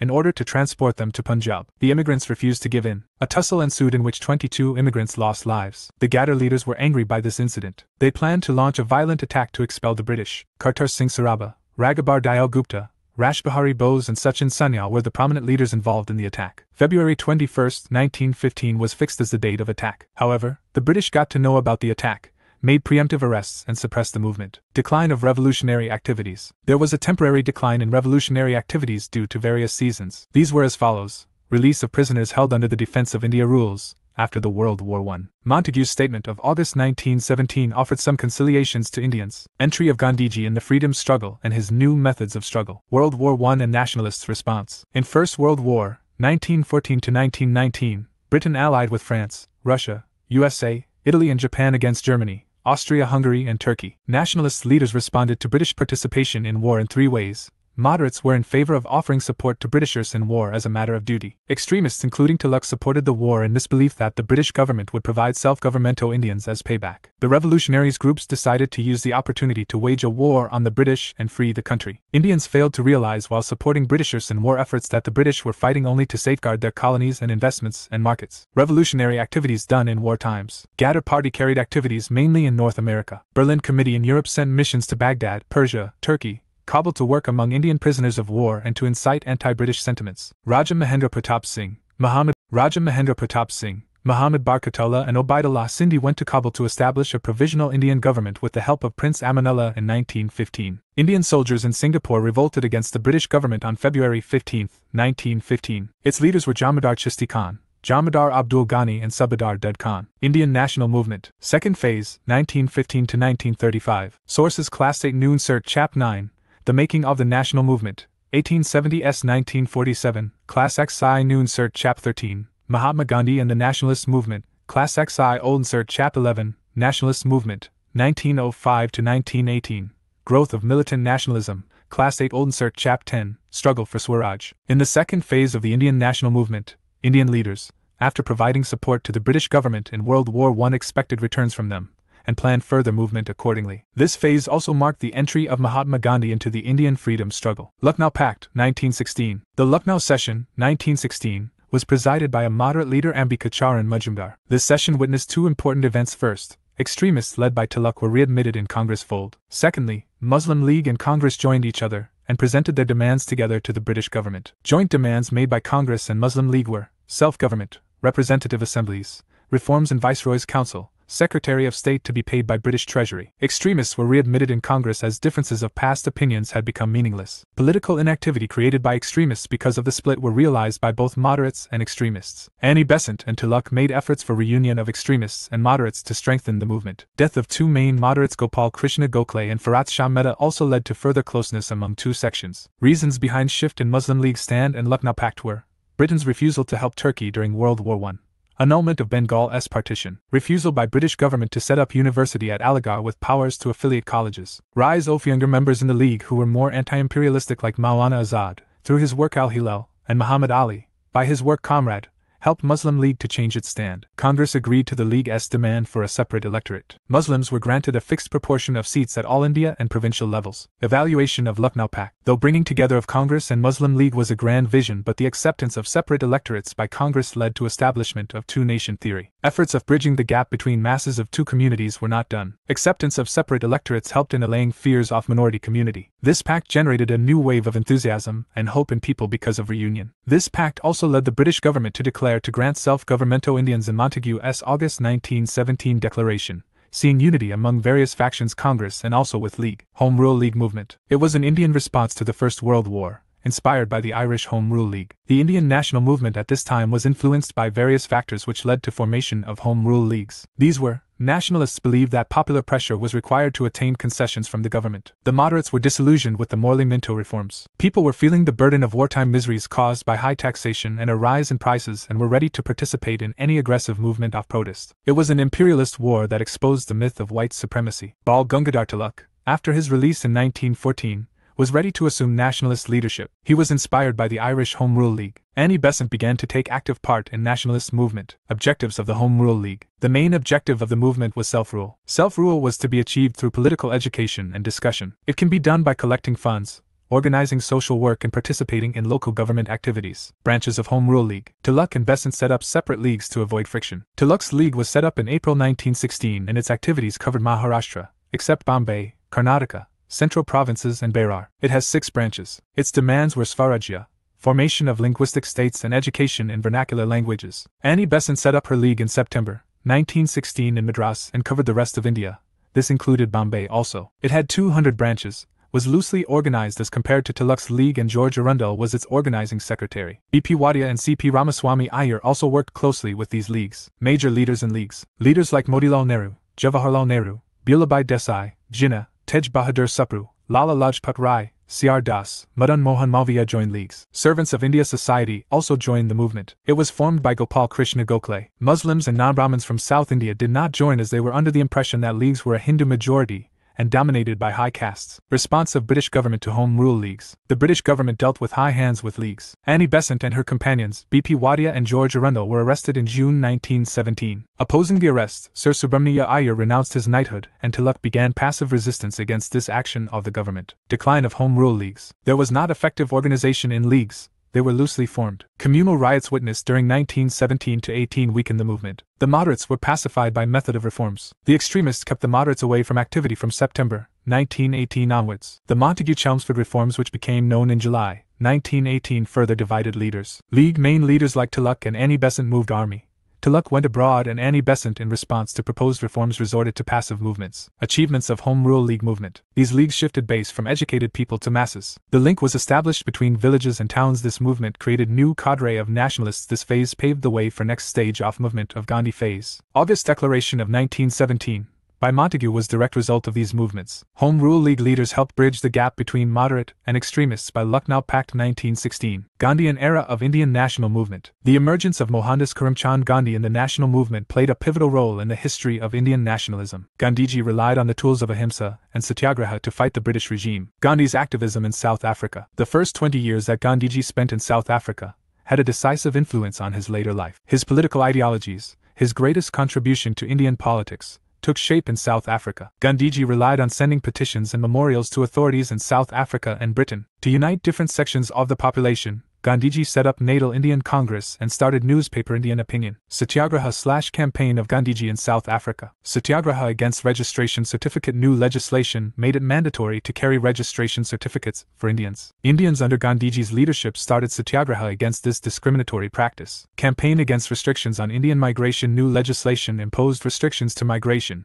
Indians defied by crossing over from one province to other. Campaign against poll tax and invalidation of Indian marriages. A poll tax of £3 was imposed on all ex-indentured Indians, abolished of poll tax and demanded for invalidation of Indian marriages. Arrival of Mahatma Gandhi in India. Gandhiji returned to India in 1915. During his starting days, he spent his time at the Sabarmati Ashram in Ahmedabad. At this time, Gandhiji sought guidance from Gopal Krishna Gokhale in assuming his political stance. It was Gokhale's advice to Gandhiji that he should first study in detail the socio-political scenario prevalent in the country, and then act accordingly. Initial movements in India. After spending time at ashram and roaming the country, Gandhiji led different movements. Some of the initial movements are as follows. Champaran Satyagraha, 1917. It was the first civil disobedience movement in India. Gandhiji was invited by Rajkumar Shukla to listen to farmers facing problems with indigo plantations. Peasants were forced to grow indigo on 3/2 part of the land, which was known as the Tinkathia system. European planters demanded high rents and illegal dues to maximize their profits. A committee was constituted to look into the issue, and Gandhiji was a member of the committee. The Tinkathia system was abolished and 25% of the compensation was provided. Other leaders related to this movement were Rajendra Prasad, Mazarul Haq, Mahadev Desai, Narhari Parekh, J.B. Kripalani, etc. Ahmedabad Mill Strike, 1918. It was the first hunger strike in the Indian national movement by Gandhiji. Dispute between cotton mill owners and workers over the issue of discontinuation of plague bonus. Workers were demanding a raise of 50% in wages. Gandhiji demanded for a 35% hike and took a fast unto death. Anasuya Sarabhai was a social worker who invited Gandhiji to fight for these mill workers. Kheda Satyagraha, 1918. It was the first non-cooperation movement by Gandhiji. In Kheda district of Gujarat, crops had failed, but the administration was still hell-bent on retrieving the taxes. Though there was a remission clause in case of failure of produce, British administrators didn't give remission. Leaders associated with Kheda Satyagraha were Sardar Vallabhbhai Patel, Narhari Parekh, Mohanlal Pandya. Rowlatt Act, 1919. In March 1919, the British government passed the Rowlatt Act, despite every single Indian member of the Central Legislative Council being opposed to it. This act authorized the government to imprison any person without trial and conviction in a court of law. So, it enabled the government to suspend the right of habeas corpus, which had been the foundation of civil liberties in Britain. The act was officially called the Anarchical and Revolutionary Crimes Act. It recommended imprisonment of activists without trial for 2 years. Gandhiji called for a mass protest at all India levels. Anti-Rowlatt Satyagraha. Before the protests, which was supposed to start on April 6, 1919, there were large-scale violent, anti-British demonstration in major cities. It was the first all-India protest movement on a mass level. He organized Satyagraha Sabha and roped in use of Home Rule Leagues and Pan-Islamists. The form of protest finally chosen included observance of a nationwide hartals. These hartals were accompanied by fasting and prayer, and civil disobedience was against specific laws, etc. Jallianwala Bagh Massacre. The Jallianwala Bagh Massacre, also known as the Amritsar Massacre, took place on April 13, 1919. Against the Rowlatt Act, there were protests by Indians and repression was on peak by British officials. Troops of the British Indian Army under the command of acting Brig Gen Reginald Dyer fired rifles into a crowd of people who had gathered in Jallianwala Bagh, Amritsar and Punjab. The civilians had assembled for a peaceful protest to condemn the arrest and deportation of 2 national leaders, Satya Pal and Saifuddin Kichlu. This incident shocked Rabindranath Tagore, first Asian Nobel laureate, to such an extent that he stated whilst returning his knighthood, and said, "Such mass murderers aren't worthy of giving any title to anyone." Gandhiji also surrendered his title Kaisari-Hind bestowed upon him by the British. Khilafat Movement, 1919. During the First World War, Turkey, which was a German ally, had fought against the British. After Turkey's defeat, the Ottoman Caliphate was proposed to be dissolved. The Khilafat movement was launched by Muslims in India to persuade the British government not to abolish the Caliphate. The Treaty of Sèvres with Turkey had completely dismembered Turkey, and due to this, Indian Muslims, like other Muslims all over the world for whom Sultan of Turkey was a spiritual leader, Khalifa, showed their sympathies. The leaders of this movement accepted the non-cooperation movement of Gandhiji and led a joint protest against the British. In 1919, a Khilafat committee was formed under the leadership of Ali brothers, Kakut and Muhammad, Maulana Ajmal Khan. Gandhiji headed the All India Khilafat Committee, Non-Cooperation Movement, NCM. From 1919 to 1922, the British were faced with two movements whose bases were masses Khilafat and non-cooperation. Causes of the non-cooperation movement. There was resentment against the British after the war. Indians thought that they would be rewarded by autonomy in return for the extensive support of manpower and resources they had provided to Britain during the First World War. But the Government of India Act, passed in 1919, was dissatisfactory. In addition, the British also passed repressive acts like the Rowlatt Act, which further angered many Indians who felt betrayed by the rulers despite their wartime support. The Home Rule movement started by Annie Besant and Bal Gangadhar Tilak set the stage for the non-cooperation movement. The extremists and moderates of the INC were united, and the Lucknow Pact also showed solidarity between the Muslim League and the Congress Party. The return of the extremists gave the INC a militant character. Due to World War I, prices of goods began to rise, and this affected the common man. Peasants also suffered because the prices of agricultural products did not increase. All this led to resentment against the government. The repressive Rowlatt Act and the Jallianwala Bagh massacre had a profound effect on the Indian leaders and the people. Their faith in the British system of justice was broken. The whole country rallied behind its leaders, who were pitching for a more aggressive and firm stand against Britishers. Khilafat movement also gave an encouragement to non-cooperation movement as they merged their movement in it. Congress Nagpur Session, 1920. In this session, the non-cooperation movement was endorsed. Attainment of Swaraj through peaceful and legitimate means, thus commitment for extra-constitutional mass struggle was made. Congress Working Committee was set up to lead the Congress. Provinces on linguistic basis and ward committees were also set up. Features of non-cooperation movement, NCM. NCM was essentially a peaceful and non-violent protest against the British government in India. People were asked to resign from their government jobs, withdraw children from government schools, boycott foreign goods, boycott elections, and not to serve in the British Army. The INC also demanded Swaraj, or self-government. The non-cooperation movement was a decisive step in the independence movement because for the first time, the INC was ready to forego constitutional means to achieve self-rule. In Bengal, a movement was started against Union Board taxes. No tax campaign was started in Andhra Pradesh. The movement aroused popular resentment among the Mapla against their Hindu landlords. A Akali movement was also started as a part of this movement. Labor and tea plantations of Assam also went on strike during this movement. Gandhiji had assured that Swaraj would be achieved in a year if this movement was continued to completion. Response of masses in NCM. The NCM was led by the middle class. Business classes supported it as nationalists emphasized on Swadeshi. Massive participation of peasants, students and women also played a dominant role. Communal unity could also be seen at this time in movement. Gandhiji was under increased pressure to launch a civil disobedience movement, CDM. Gandhiji threatened to launch CDM on February 1922 if political prisoners were not released and press controls were not removed. It was abruptly brought to an end because of the Chauri Chaura incident. Chauri Chaura incident, 1922. In Chauri Chaura, Gorakhpur, Uttar Pradesh, police had allegedly beaten up the group of volunteers who were protesting against liquor sale and high food prices. Violent mobs set fire to a police station, killing 22 policemen during a clash between the police and protesters of the movement. This happened on February 5, 1922. Gandhiji called off the movement, saying people were not ready for revolt against the British government by ahimsa. Congress Working Committee in 1922 at the Bareli session passed a resolution to stop the non-cooperation movement. Most of the leaders like C.R. Das, Subhash Chandra Bose, Jawaharlal Nehru and Motilal Nehru were not in favor of stopping the movement. They were surprised by the decision to stop it. In March 1922, Gandhiji was arrested and sentenced to jail for 6 years. Evaluation of the non-cooperation movement. The NCM movement brought a new form of struggle to the Indian national movement. Though the movement was not successful in achieving its goal of Swaraj, it mobilized masses. Lakhs of Indians participated in the open protest against the government through peaceful means. The movement reached common people in villages and far-flung corners of the country. As use of khadi was promoted, the Indian merchants and mill owners enjoyed good profits during this period as a result of the boycott of British goods. This movement also established Gandhiji as a leader of the masses. It drew many Muslims towards the movement. Although most Congress leaders remained firmly behind Gandhiji, the determined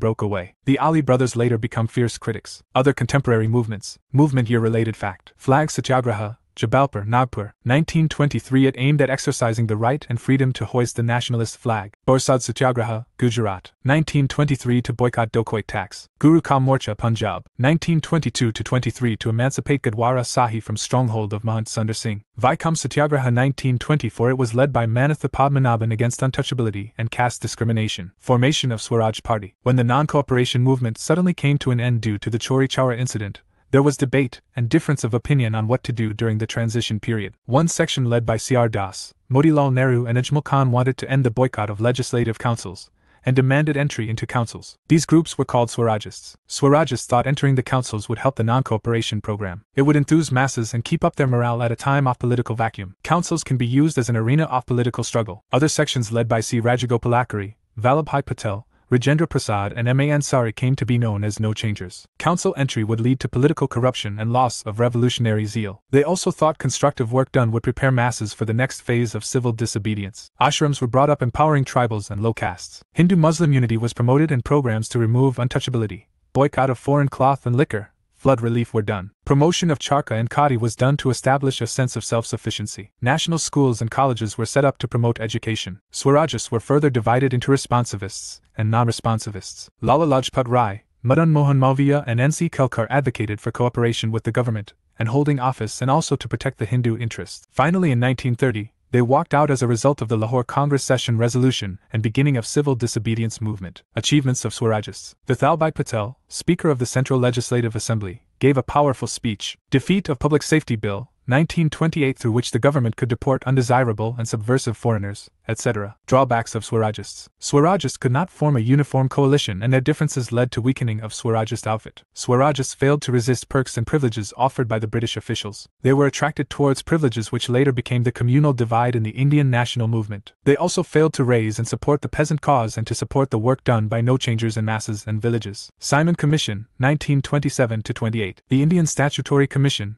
commonly referred to as the Simon Commission, was a group of 7 British members of Parliament under the chairmanship of Sir John Simon. The Commission arrived in British India in 1928. The Government of India Act, 1919, had a provision of appointment of a commission to inquire into the Act and provide reforms. The Government of Britain appointed the commission after 2 years in fear that the next government might appoint Liberal and pro-India commission. The British government appointed the Simon Commission to report on India's constitutional progress for introducing constitutional reforms. The commission was strongly opposed by many in India for a number of reasons. The commission was seen as racist and colonialist as it had 7 British members of the British Parliament and no Indian members. Recommendations of Simon Commission. It proposed the abolition of diarchy and the establishment of representative government in the provinces. It rejected parliamentary responsibility at the centre. The Governor-General was to have complete power to appoint the members of the cabinet. It recommended that separate communal electorates be retained. It accepted the idea of federalism but not in the near future. It suggested that a consultative council of Greater India should be established which should include representatives of both the British provinces as well as princely states. It also suggested that the Indian Army should be Indianized,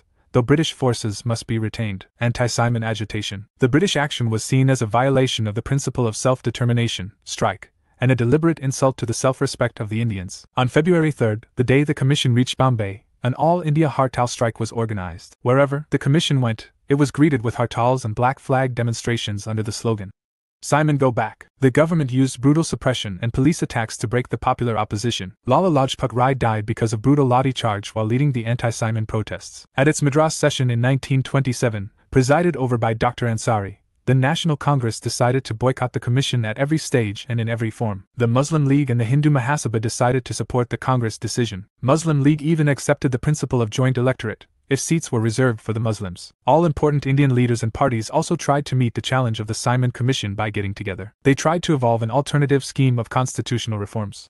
Conferences and joint meetings of leading political workers were held. The end result was the Nehru Report named after Motilal Nehru. Nehru Report, 1928. The Nehru Report was prepared by a committee headed by Motilal Nehru. The committee included Tej Bahadur Sapru, Subhash Chandra Bose, MSNA, Mangal Singh, Ali Imam, Shuaib Qureshi and G.R. Faradhan as its members. It was done in response to a challenge posed by the Simon Commission and Lord Birkenhead. Major recommendations of Nehru Report were as follows: Dominion status on lines of self-governing dominions, rejection of separate electorates, joint electorates with reservation of seats for Muslims at the center and in provinces where they were in minority. Linguistic provinces were demanded. 19 fundamental rights including equal rights for women, right to form unions and universal adult suffrage, responsible government at the center and in provinces, full protection of the cultural and religious interests of Muslims, complete dissociation of state from religion. At all-party conference in Calcutta in December 1928, Nehru Report was considered upon. Here Jinnah on behalf of Muslim League wanted amendments to Nehru Report. These demands of Jinnah are known as 14 points. Jinnah's 14 points, 1929. 14 demands were made by Muhammad Ali Jinnah in 1929,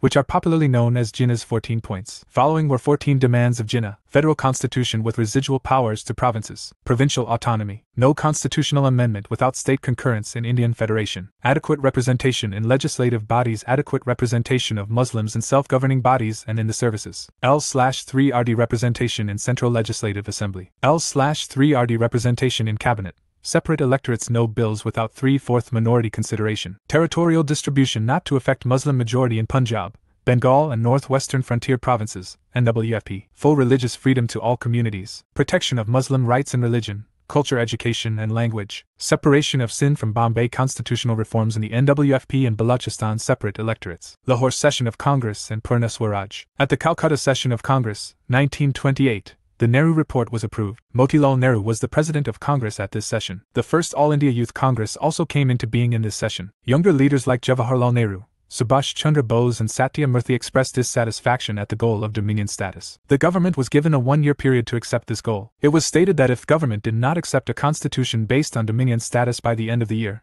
the Congress would demand complete independence. It would also launch a civil disobedience movement to attain its goal. Calcutta session paved the way for the Lahore session in 1929. Jawaharlal Nehru was nominated as the president for the Lahore session of the Congress, December 1929, mainly due to Gandhi's backing. The following major decisions were taken at the Lahore session. The Round Table Conference was to be boycotted. Complete independence was declared as the aim of the Congress. Congress Working Committee was authorized to launch a program of civil disobedience including non-payment of taxes, and all members of legislatures were asked. The following major decisions were taken at the Lahore session. The Round Table Conference was to be boycotted. Complete independence was declared as the aim of the Congress. Congress Working Committee was authorized to launch a program of civil disobedience including non-payment of taxes, and all members of legislatures were asked to resign their seats. On December 31, 1929 at midnight on the banks of Ravi River, the newly adopted tricolor flag was hoisted by Jawaharlal Nehru. 28th January, 1930 was fixed as the first independence. Swarajya Day was to be celebrated everywhere. Civil disobedience movement. The Indian National Congress authorized Gandhiji to start the civil disobedience movement. Gandhi presented 11 demands to the government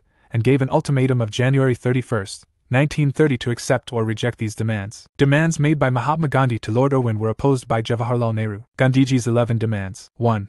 Prohibit intoxicants and liquor. 2. Change the ratio between the rupee and the sterling. 3.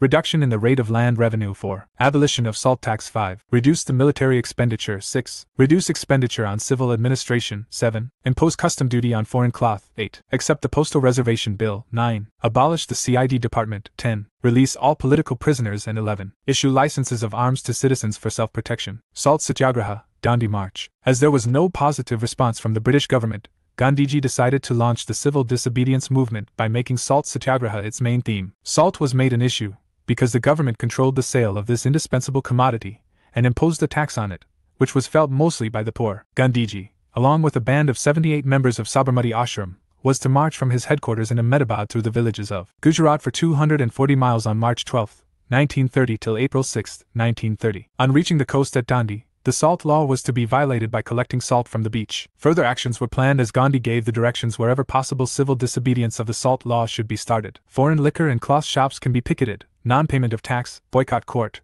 resign from government service were to be done. Spread of salt disobedience. Gandhi's arrest came on May 4, 1930 when he had announced that he would lead a raid on Darasana salt works on the west coast. After Gandhi's arrest, the Congress Working Committee sanctioned non-payment of revenue in Rayatwari areas, no Chowkidari tax campaign in Zamindari areas, violation of forest laws in the central provinces. Different forms of mobilization like Prabhat Feras, Vanar Senas, Manjari Senas, secret magazines and magic lantern shows were done. Women and students participated in huge numbers in Salt Satyagraha. Merchants and traders were enthusiastic and supported the movement. There was an active participation of tribals, workers and peasants. But in the Salt Satyagraha, Muslim participation was least in comparison to Non-Cooperation Movement, NCM, 1920–22, Satyagraha at different places. In Tamil Nadu, C. Rajagopalachari organized a march from Thiruchinnappally to Vedaranyam on the Tanjore coast. In Malabar, Kelapan, known for Vaikam Satyagraha, organized Salt March. In Andhra, Sibarams were organized. Orissa, Gopal Bandhu Chowdhury organized in Balasore. Cuttack organized marches. Bihar, non-tax payment was planned. In Peshawar, Bad Shah Khan, also known as Abdul Ghaffar Khan, organized Khude Khidmatgars, Red Shirts,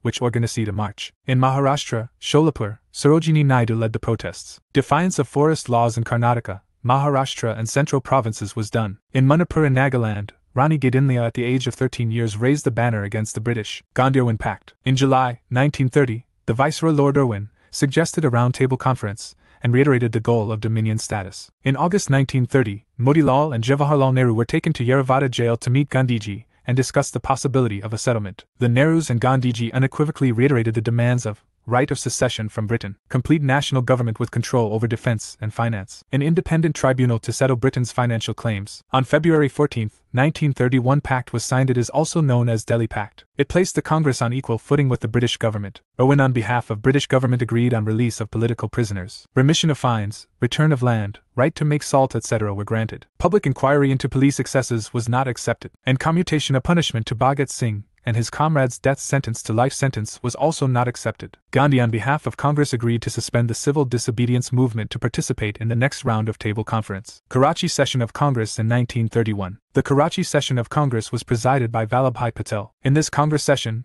Gandhi-Irwin Pact was endorsed. A resolution admiring the courage, bravery and sacrifice of three martyrs Bhagat Singh, Sukhdev and Rajguru was passed. They were executed on March 23, 1931. Two resolutions, one on fundamental rights and other on the National Economic Program, were adopted. Roundtable Conferences. The Roundtable Conferences were a series of peace conferences organized by the British government and Indian national movement leaders to discuss constitutional reforms in India. Total 3 roundtable conferences were organized from 1930 to 1932. First Roundtable Conference. November 1930. January 1931. The first Roundtable Conference was a stage where for the first time British and Indian leaders met as an equal. Congress boycotted the conference. British representatives Labour, Conservative and Liberal. Muslim League was represented by Aga Khan and Jinnah. It was also attended by Indian princes of states. British India representatives were Ambedkar and Supru. In this, All India Federation was accepted, which was responsible government at provinces and internal sovereignty to princely states was promised. The British Prime Minister in this conference urged the Indian National Congress to attend the next round of conference. Second Roundtable Conference. September-December 1931. The second Roundtable Conference was attended by Congress as they had agreed in the Delhi Pact. It was attended by Mahatma Gandhi as representative of Inc. Other participants of the first round of conference were also present. Sarojini Naidu participated as a representative of Indian women. Gandhiji in this conference claimed Congress to be only representative of political India, and Muslim and untouchables should not to be treated as minority,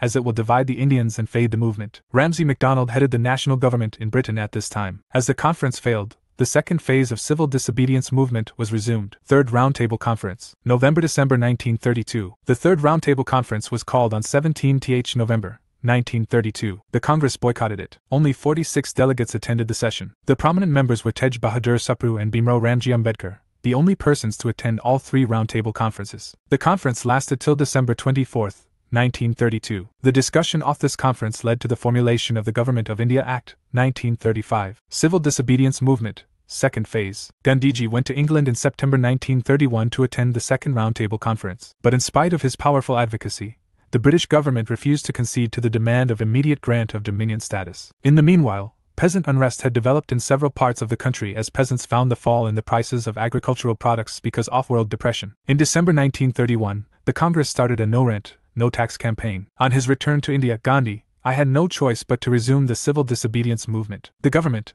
headed by the new Viceroy Lord Willingdon, believed that a major error had been made in signing a truce with the Congress. He was fully determined and prepared to crush the Congress this time. The government's response was to arrest Jawaharlal Nehru on December 26. On December 24, their leader Khan Abdul Ghaffar Khan was arrested. In April 1934, Gandhiji decided to withdraw the civil disobedience movement as there was no momentum left in to keep the movement going, and masses were also not prepared for a fresh movement. Communal Award, 1932. The Communal Award was announced by the British Prime Minister, Ramsay MacDonald, on August 16, 1932. The Communal Award was based on the findings of the Indian Franchise Committee, also called the Lothian Committee. It established separate electorates and reserved seats for minorities, Muslims, Europeans, Sikhs, Indian Christians, Anglo-Indians, including the depressed classes. Gandhiji saw the Communal Award as an attack on Indian unity and nationalism. Pune Pact, 1932. It was signed by B.R. Ambedkar on behalf of the depressed classes on September 24, 1932 with Gandhiji. The Pune Pact abandoned the idea of separate electorates for the depressed classes, but the seats reserved for the depressed classes were increased from 71 to 147 in provincial legislatures and to 18% of the total in the central legislature. The Pune Pact was accepted by the government as an amendment to the Communal Award. Revolutionary activities in second phase. The sudden withdrawal of the non-cooperation movement made many nationalists question the strategy of nationalists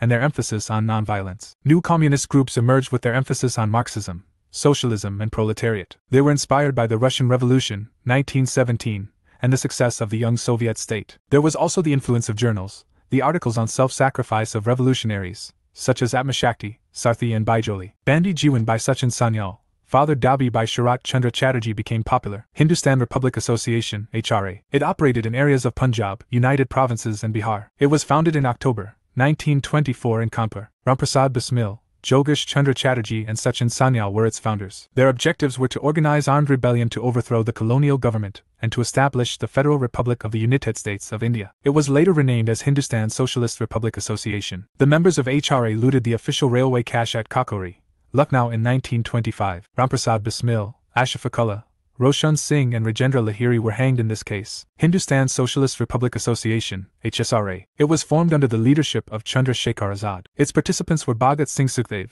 Bhagwati Charan Vora, Bijoy Kumar Sinha etc. It decided to work under a collective leadership and adopted socialism as its official goal. Saunders, who had ordered Lati charge in Lahore, was shot dead by Bhagat Singh, Azad and Rajguru in December 1928. To protest against the Public Safety Bill and Trade Dispute Bill, which were restrictive in nature, Bhagat Singh and Batukswar Dutt threw bombs in the Central Legislative Assembly on April 8, 1929. Chittagong Bengal Armory was done by the Indian Republican Army in April 1930. It was led by Surya Sen. The plan was to occupy two main armories in Chittagong to seize and supply revolutionaries to arms. The raid was successful and Sen hoisted the national flag and proclaimed a provisional revolutionary government. But later they got arrested. Hindustan Socialist Republican Association, CHSRA Army. On 9th and September 10, 1928, revolutionaries of northern India met at Firoz Shah Kotla ground in Delhi and changed the name of the party of Hindustan Socialist Republican Association, HSRA, and accepted socialism as their official goal. Unlike early revolutionaries who believed in individual heroic action,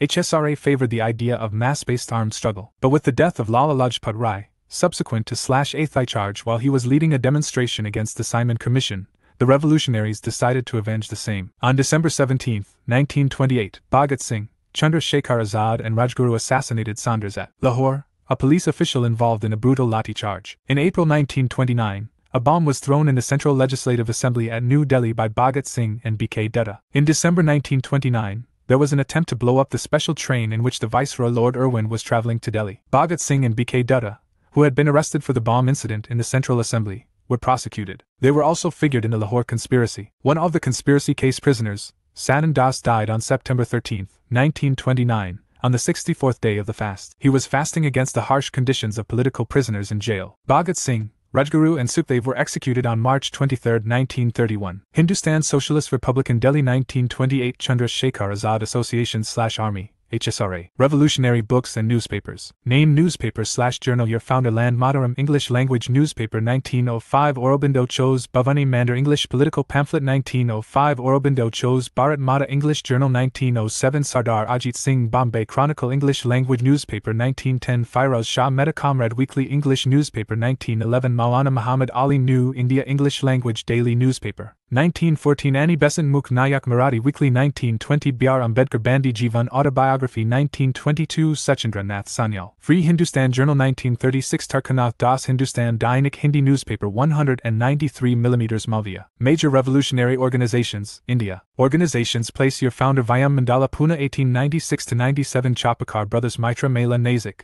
later Pune 1901 Savarkar Brothers Anushalan Samiti Midnapur 1902 Pramat Nath Mitra Abhinva Bharata Pune 1904 Vikram Damodar, V.D. Savarkar Swadesh Bandhav Samiti Barisal 1905 Ashwini Kumar Dutta Anushalan Samiti Dhaka 1907 Pulin Bihari Das Bharat Mata Society Punjab 1907 Ajit Singh, Sufi Amba Prasad Hindustan Republican Association Army Kanpur 1924 Sachindra Nath Sanyal HRA Bharat Naujawan Sabha Lahore 1926 Bhagat Singh. Indian Revolutionary Organizations, Abroad. Organizations Place Your Founder India Home Rule Society, India House, London 1904 Shyamji Krishna Varma Abhinvav Bharat London 1906 Vikram Damodar Savarkar Indian Independence League California, USA, 1907 Tarak Nath Das Gaidar Party San Francisco 1913 Lala Hardayal Indian Independence League Berlin, Germany, 1914 Lala Hardayal and Virendra Nath Chattopadhyaya Indian Independence League and Kabul 1915 Raja Mahendra Pratap, Government. Major conspiracy cases during British rule. Case-related facts Alipur Conspiracy Case, 1908 AD. Khudiram Bose and Prafula Chowki threw bomb on Chief Presidency Magistrate D.H. Kingsford of Muzaffarpur. Delhi Conspiracy Case, 1912 AD. Headed by Ras Bihari Bose to assassinate the then Viceroy of India, Lord Hardinge. Basant, Kumar Biswas, Master Amikand and Avadh Bihari were convicted and executed. Lahore Conspiracy Case 1915. This case was against Bhagat Singh, Rajguru and Sukhdev, who killed Saunders mistakenly, as the real target was James Scott, who was responsible for the Lodi charge that killed Lala Lajpat Rai. 3 were found guilty and executed. Peshawar Conspiracy Case, 1922 to 1927 AD. It was a trial against the Mujahirs, who had tried to enter in India from Russia to start a communist movement in India. Kakori Conspiracy Case, 1925 AD. It was a train robbery against the British Indian government that was organized by Hindustan Republican Association. Death sentences were awarded to Ramprasad Bismil, Ashfaqullah Khan, Thakur Roshan Singh and Rajendra Lahiri. Sachendra Bakshi and Sachendra Nath Sanyal were deported to cellular jail for a life term. Indian National Movement, Third Phase, 1935 to 47. Sources: Class 8 Noon Cert Chap 9, The Making of the National Movement, Class XI Noon Cert Chap 13. Mahatma Gandhi and the Nationalist Movement, Class XI Olden Cert Chap 13, Struggle for Swaraj IL, Class 8 Olden Cert Chap 10, Struggle for Swaraj. The third phase of Indian national movement was set by the mass movements like Civil Disobedience Movement, Salt Satyagraha, which had shaken the roots of struggle in people of India. Third phase began with passing of the Government of India Act, 1935 and lasted till 1947 when India got its independence. Government of India Act, 1935. In the backdrop of Indian political leaders being in jail in 1932, the Third Roundtable Conference was held without participation of Congress, which led to the formulation of Government of India Act, 1935. Government of India Act, 1935 was passed in August, 1935 in the British Parliament. Following were the main provisions of the Act. An All-India Federation was to be established. The federation was to be based on a union of the provinces of British India and the princely states. Powers were divided between centre and states. Princely states in 3 lists: federal, provincial and concurrent lists. Residuary powers were given to Viceroy. This federation never came into being because of 2 conditions. First, states comprising 52% seats in councils should agree to join the federation, and second, total population of these states should be 50% of all Indian states. These conditions were not met as the princely states had refused to join the federation. A new system of government for the provinces on the basis of provincial autonomy was also promised. The diarchy was abolished in provinces. The diarchy was introduced at centre, and federal subjects were divided into reserved and transferred subjects. This part did not come into operation. There was to be a bicameral federal legislature in which the states were given disproportionate weightage. The representatives of the states were not to be elected by the people, but appointed directly by the rulers. Only 14% of the total population in British India was given the right to vote. The legislature, in which the princes were once again to be used to check and counter the nationalist elements, was denied any real power. Defence and foreign affairs remained outside legislative control, while the Governor-General retained special control over the other subjects. The Governor-General and the governors were to be appointed by the British government, and were to be responsible to it. In the provinces, local power was increased. Ministers responsible to the provincial assemblies were to control all departments of provincial administration. The governors were given special powers. They could veto legislative action and legislate on their own. They kept full control over the civil service and the police. It provided for the establishment of the Reserve Bank of India. This act also abolished the Council of India and provided the Secretary of State for India with advisors. It also established federal, provincial and joint public service commissions. A federal court was also set up in 1937 through this act. The act could not satisfy the nationalist aspiration for both political and economic power, which continued to be concentrated in the hands of the British government. Foreign rule was to continue as before. Only a few popularly elected ministers were to be added to the British administration. Provincial elections. In its Lucknow and Phasepur sessions of Congress, 1936, it decided to contest the elections under the new Act of 1935. Election Manifesto of Congress. Congress Manifesto for Elections of 1937 promised following: total rejection of Government of India Act, 1935 was reiterated. Release of prisoners held by the British administration. Removal of discrimination based on gender and caste. Transformation in agricultural system. Reduction offrent, revenue and rural debts credit on discounted rate right to form trade unions and to strike. Results of elections 1937. The election campaign of the Congress met with massive popular response, even though Gandhiji did not address a single election meeting. The elections, held in February 1937, showed that a large majority of Indian people supported the Congress, which swept the polls. Congress ministries were formed in July 1937 in 7 out of 11 provinces. Later, Congress formed coalition governments, with 2 others. Only Bengal and Punjab provinces had non-Congress ministries. Punjab was ruled by the Unionist Party and Bengal by a coalition of Krashak Praja Party and Muslim League. Congress ministries in office, 1937-39. In the 28 months of Congress rule in the provinces, Congress ministries tried to improve the condition of people and what limited power they had. The Congress ministers reduced their salaries to 500 rupees per month. They traveled third or second class in the railways. They promoted civil liberties, repealed restrictions on the press and radical organizations. They permitted trade unions and Kisan organizations to function and to grow. Police powers were curbed. In Bombay, land confiscated during the civil disobedience movement were restored. Pensions of officials associated with the civil disobedience movement were also restored. Measures for welfare of Harijans were taken up. Temple entry, use of public facilities, etc. Support was given to khadi and other village industries through subsidies and other measures. Education at primary and secondary level was given attention. The technical and higher education was also promoted. Resignation of Congress ministries. In September 1939, the Second World War broke out and Britain declared India's support for war without consulting Indians. Congress's response was moderate and well measured, looking at the aim of war as it was being fought against fascist nations. At the Varda Congress Working Committee meeting in September 1939, Gandhi's stand was unconditional support to British war efforts. Other leaders like Subhash Chandra Bose wanted to take advantage of Britons and start a mass movement. The Congress Working Committee, CWC, decided to not support Britain's war efforts and also asked for the government's aim of war. Lord Linlithgow's statement declared the aim of war to stop the aggression and also declared that all interested parties would be consulted to modify the Government of India Act,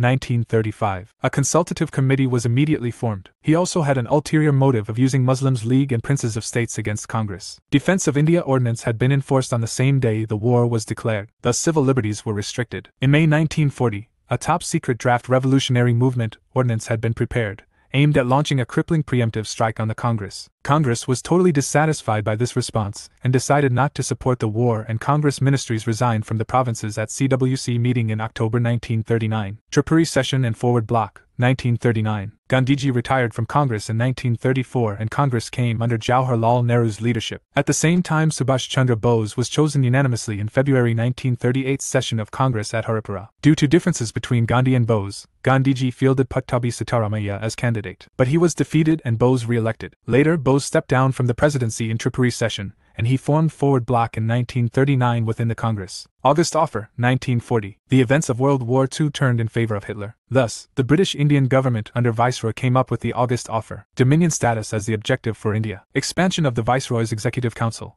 which would have a majority of Indians, who would be drawn from major political parties. Setting up of a constituent assembly after the war where mainly Indians would decide the constitution. This decision would be according to their social, economic and political conceptions. No future constitution was to be adopted without the support of consent of minorities. Reaction to August Offer. Congress rejected the August Offer as there was no offer to form a national government. Nehru rejected it, saying, "Dominion status concept is dead as a doornail." Muslim League also didn't respond positively and declared that partition was the only way forward. For the first time, accepted dominion status was explicitly offered. Indians' request to form a constituent council to frame constitution for themselves was also accepted. In July 1941, the Viceroy's Executive Council was enlarged to give the Indians a majority of 8 out of 12 for the first time, but the British remained in charge of defense, finance and home. The National Defense Council was set up with purely advisory functions. Individual satyagrahas. The objectives of launching individual satyagraha were to show that nationalist patience was not due to weakness, to express people's feeling that they were not interested in the war, and that they made no distinction between Nazism and the double autocracy that ruled India, to give another opportunity to the government to accept Congress's demands peacefully. The demand of the Satyagrahi would be the freedom of speech against the war. The demand of the Satyagrahi would be the freedom of speech against the war through an anti-war declaration. They were supposed to march towards Delhi to convert the movement into Delhi Chalo movement. Vinoba Bhave was the first to offer the Satyagraha and Nehru the second. The movement generated little enthusiasm in people as there were differences among the Congress about how to take forward the struggle and about participating in the Second World War. Thus, it was suspended. Parallel governments. Bolia tenure 1 week. August 1942. Leadership Chittapandi. All the powers of district officials were taken away and all the Congress leaders in jail were released. Tamluk tenure December 1942 to September 1944. Leadership Satish Samant. Matanjini Hazara Jatiya Sarkar came into existence. It undertook cyclone relief work, gave grants to schools and organized an armed Vidyut Vahini. Satara tenure August 1943 to May 1946. Leadership Nana Patil, V.B. Shivan, Achyut Patward and Nyadadan Mundals or People's Court were set up and justice dispersed. Cripps Mission, 1942. In March 1942, a mission headed by Stafford Cripps was sent to India with constitutional proposals to seek Indian support for the war. Following were the reasons for sending Cripps' mission to India. Japan's invasion was at India's door, so India's support was important, and even Allied powers, USA, USSR, were pressuring the British for the same. Indian nationalists had agreed to support the Allied cause if substantial power was transferred immediately, and complete independence given after the war. Main clauses of the Cripps mission were as follows: dominion status to India and permission to opt out of Commonwealth and free to join any international bodies, including the United Nations. After the end of the war, a constituent assembly would be convened to frame a new constitution. Members of this assembly would be partly elected by the provincial assemblies through proportional representation and partly nominated by the princes. The British government would accept the new constitution subject to two conditions. I. Any province not willing to join the union could have a separate constitution and form a separate union. 2. The new constitution-making body and the British government would negotiate a treaty to effect the transfer of power and to safeguard racial and religious minorities. In the meantime, defense of India would remain in British hands and the Governor-General's powers would remain intact. The proposals differed from those offered in the past in many respects. The making of the constitution was to be solely in Indian hands now, and not mainly in Indian hands as contained in the August offer. A concrete plan was provided for the Constituent Assembly. Option was available to any province to have a separate constitution, a blueprint for India's partition. Failure of Cripps' mission. The Cripps mission was a big failure. The Congress Working Committee on April 11, 1942 rejected the Cripps mission. Reasons for its failure were: the Congress objected to dominion status and demanded full transfer of powers. Right of provinces to secede was not favorable for the Indian Union to come up. Retention of Governor-General supremacy, no immediate transfer of power. Nehru and Maulana Azad were the official negotiators for the Congress. The Muslim League objected to idea of a single Indian Union. Muslim League did not like the machinery for the creation of a constituent assembly. Pakistan not being explicitly offered also disappointed Muslim League leaders. An important reason for the failure of the negotiations was the incapacity of Cripps to bargain and negotiate. He had been told not to go beyond the draft declaration. Winston Churchill, Amory, the Secretary of State, Linlithgow, the Viceroy, and Wavell, the Commander-in-Chief, did not want Cripps to succeed. They constantly opposed his efforts to accommodate Indian opinion. Quit India Movement, 1942. After the failure of Cripps' mission, Gandhiji formulated a resolution and put forward a call for withdrawal of British and non-violent, non-cooperation movement against Japanese invasion. The Congress Working Committee at Verda on July 14, 1942 accepted this idea of resolution. Reasons for CWC to accept this course of struggle were following. The failure of the Cripps mission embittered the people of India. While they still fully sympathized with the anti-fascist forces, they felt that the existing political situation in the country had become intolerable. Discontent was further fueled by wartime shortages and rising prices. The period from April to August 1942 was one of daily heightening tension with Gandhiji. More and more militant as Japanese forces moved towards India and the specter of Japanese conquest began to haunt the people and their leaders. The Congress now decided to take active steps to compel the British to accept the Indian demand for independence. Leadership movement also wanted to prepare the masses for a possible Japanese invasion. Course of the movement. The All India Congress Committee met at Bombay on August 8, 1942. It passed the famous Quit India resolution and proposed the starting of a non-violent mass struggle under Gandhi's leadership to achieve this aim. The resolution declared, "The immediate ending of British rule in India is an urgent necessity,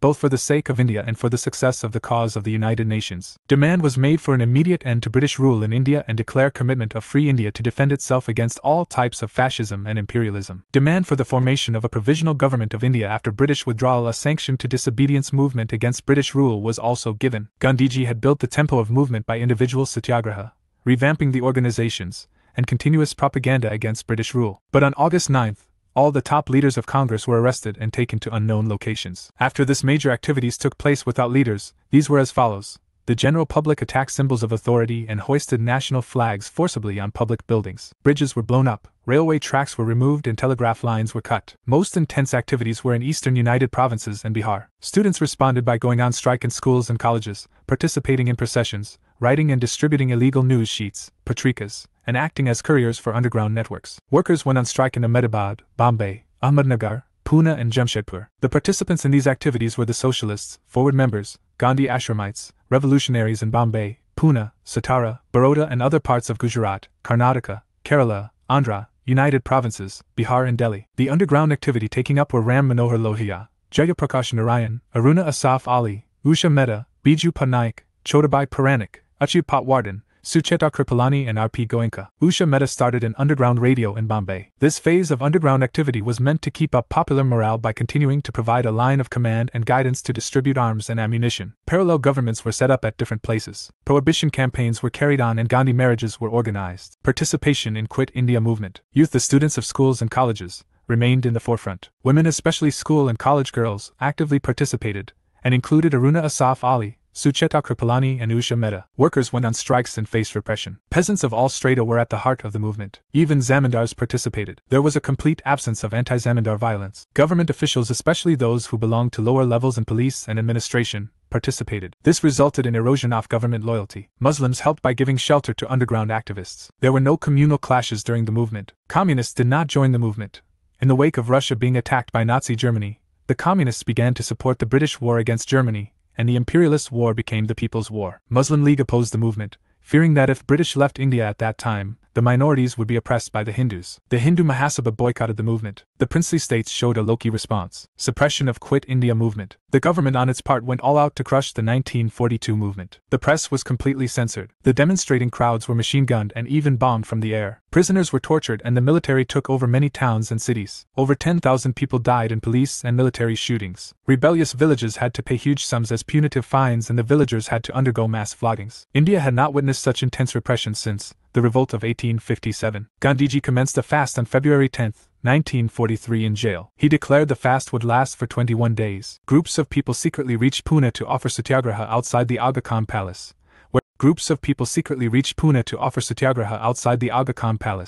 where Gandhiji was being held in detention. Subhash Chandra Bose and Indian National Army. Subhash Chandra Bose was born on January 23, 1897 in Cuttack, Bengal Presidency. He passed the Indian Civil Services examination but resigned in 1921 to join the struggle for freedom by becoming a member of the Inc. His political mentor was Chittaranjan Das. He became mayor of Calcutta in 1923. He presided over the Hazapur session of Inc. in the year 1938. Bose chose his own path because of the ideological and strategic differences with IN Khan party leaders. He formed the Forward Bloc Party in the year 1939. Formation of Indian National Army INA. Mohan Singh created an army of retreating soldiers from Malaya and prisoners of war from Japan. By the end of 1942, 40,000 men were ready to join the INA. INA would go into action only on the invitation of the Indian National Congress and the people of India. The step to form this army has been seen as a check against the misconduct of the Japanese against Indians in Southeast Asia and as a bulwark against a possible future Japanese invasion of India. After the Quit India movement, Mohan Singh wanted to launch an invasion on India with the help of the Japanese with larger Indian troops. However, differences emerged over the role to be played by INA. Finally,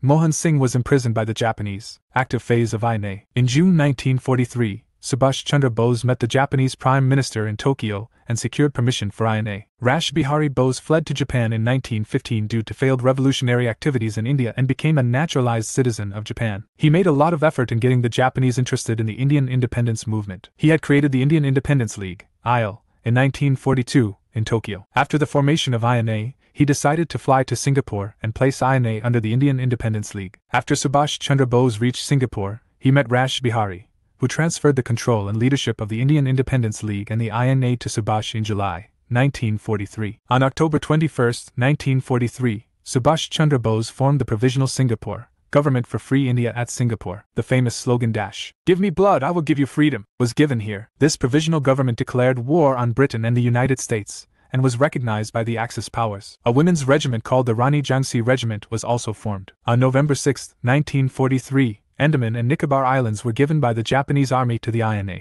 The islands were renamed as Shahid Dweep and Swaraj Dweep respectively. The INA headquarters was shifted to Rangoon, in Burma, in January 1944 and the war "Chain Delhi" became a famous cry. On July 6, 1944, Subhash Chandra Bose addressed Mahatma Gandhi as Father of Nation from the Azad Hind radio. The Azad Hind Fauj crossed the Burma border and stood on Indian soil on March 18, 1944, then advanced up to Kohima and Impul. On 14th April, Colonel Malik of the Bahadur Group hoisted the INA flag for the first time on the Indian mainland at Moirang, in Manipur. The INA met the same fate as the Japanese and all brigades began their withdrawal on July 18, 1944. INA trials. Trial of Indian National Army prisoners is sometimes described as Edge of Volcano. The British initially decided to hold trials of several hundreds of INA prisoners. The first trial was held at Red Fort in November 1945, putting on dock together a Hindu, Prem Kumar Sehgal, a Muslim, Shah Nawaz Khan, and a Sikh, Gurbaksh Singh Dhillon. Indian National Army Day is celebrated on November 12 since 1945. INA Week is observed from 5th to November 11th. Indian National Army agitation spread all over the country and witnessed participation of diverse social groups. Course of events for independence. There were various plans and proposals were prepared and drafted for the amicable solution for avoidance of partition of India and granting independence. Rajagopalachari Formula, March 1944. C.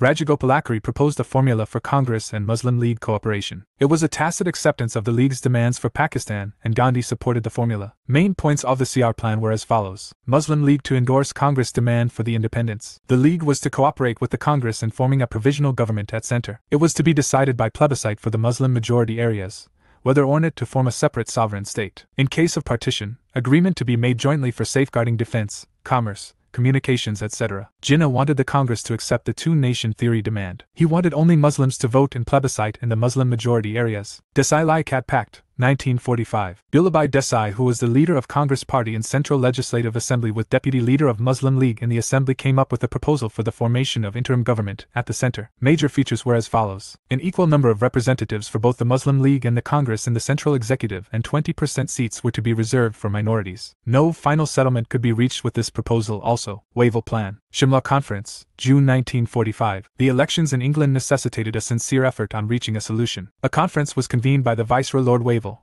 at Shimla in June 1945. The main proposals of the Wavell Plan were as follows. With the exception of Governor-General and Commander-in-Chief, all other members in the Executive Council are to be Indians. Both Hindus and Muslims were to have equal representation. The reconstructed council was to function as an interim government. Governor-General was to exercise his veto on the advice of ministers. Congress objected to the plan as it reduced the Congress as a pure caste Hindu party. Muslim League wanted all Muslim members to be League nominees. Royal Indian Naval Ratings Revolt. On February 18, 1946 in Bombay, the Royal Indian Navy Ratings went on a strike to protest the racial discrimination, abuse by senior officers and use of the Indian troops in Indonesia, etc. Other naval branches also joined them later. They hoisted the tricolor flags and went around Bombay. In cars, they threatened the policemen and Europeans. They became a symbol to people and supported the cause of freedom. They cheered for them on roads and offered food and drinks. Cabinet Mission Plan, March 1946. In 1946, Secretary of State Pethek Lawrence in Attlee government personally led a three-man cabinet deputation to New Delhi with the hope of resolving the Congress-Muslim League deadlock. He wanted to transfer British power to a single Indian administration. The cabinet mission was sent as the British withdrawal became imminent by 1946. Success of nationalist forces and struggle for hegemony. Demoralization among bureaucracy and loyalists. Limitation of conciliation and repression strategy of the British. Royal Indian Naval Ratings revolts also shook the British government, and official rules seemed impossible. Major recommendations of the Commission were the subcontinent was to be divided into three major groups of provinces. Sections A, B and C. Section A Madras, Bombay, Central Provinces, United Provinces, Bihar and Orissa, which were of Hindu majority. Section B Punjab, Northwest Frontier Province and Sindh, these were Muslim majority areas. Section C Bengal and Assam Muslim majority areas. Rejection of a full-fledged Pakistan. Provincial to have autonomy and residual powers. Common Center for Defense, Communications and External Affairs. Three-tier executive and legislature at province, princely states and union level. Local provincial governments were to have the choice of opting out of the group in which they found themselves should a majority of their populace vote to do so. A constituent assembly was to be formed by proportional representation, which will form the interim government. Composition of Constituent Assembly. The proposed Constituent Assembly was to consist of 292 members from British India and 93 from the Indian states. The British India members were to be divided into 210 general,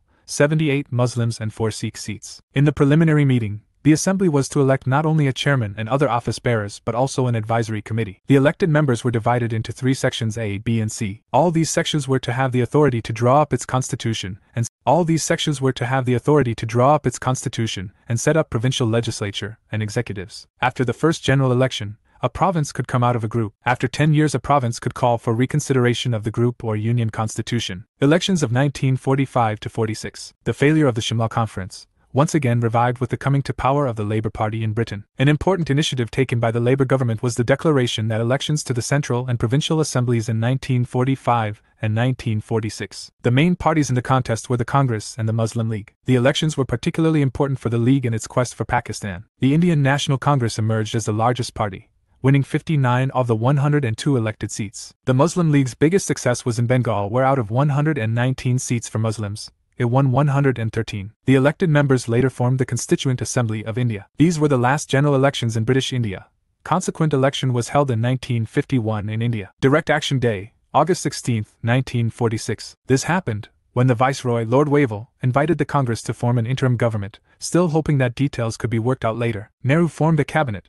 which included 2 Muslims, but Jaimal was convinced that the Hindus could not be trusted to treat the Muslims fairly. He called for a day of direct action in support of a separate Pakistan. The League decided that August 16, 1946 would be observed as Direct Action Day throughout the country. Thus, began India's bloodiest year of civil war since the mutiny nearly a century earlier. The Hindu-Muslim rioting and killing that started in Calcutta sent deadly sparks of fear to every corner of the subcontinent, as all civilized restraints seemed to have had disappeared. Interim government. On August 12, 1946, the Viceroy Lord Wavell invited Congress to form the government under the leadership of Jawaharlal Nehru, which finally came into being on September 2, 1946. Following are important events related to formation of interim government. The Muslim League kept out initially. The interim government was composed of 12 members including 3 Muslims nominated by the Congress. It was for the first time since the coming of the British that the government of India was in Indian hands. On October 13, the Muslim League decided to join the interim government. On October 26, 5 nominees of the League joined the government. Congress appointees resigned to make room for the League nominees.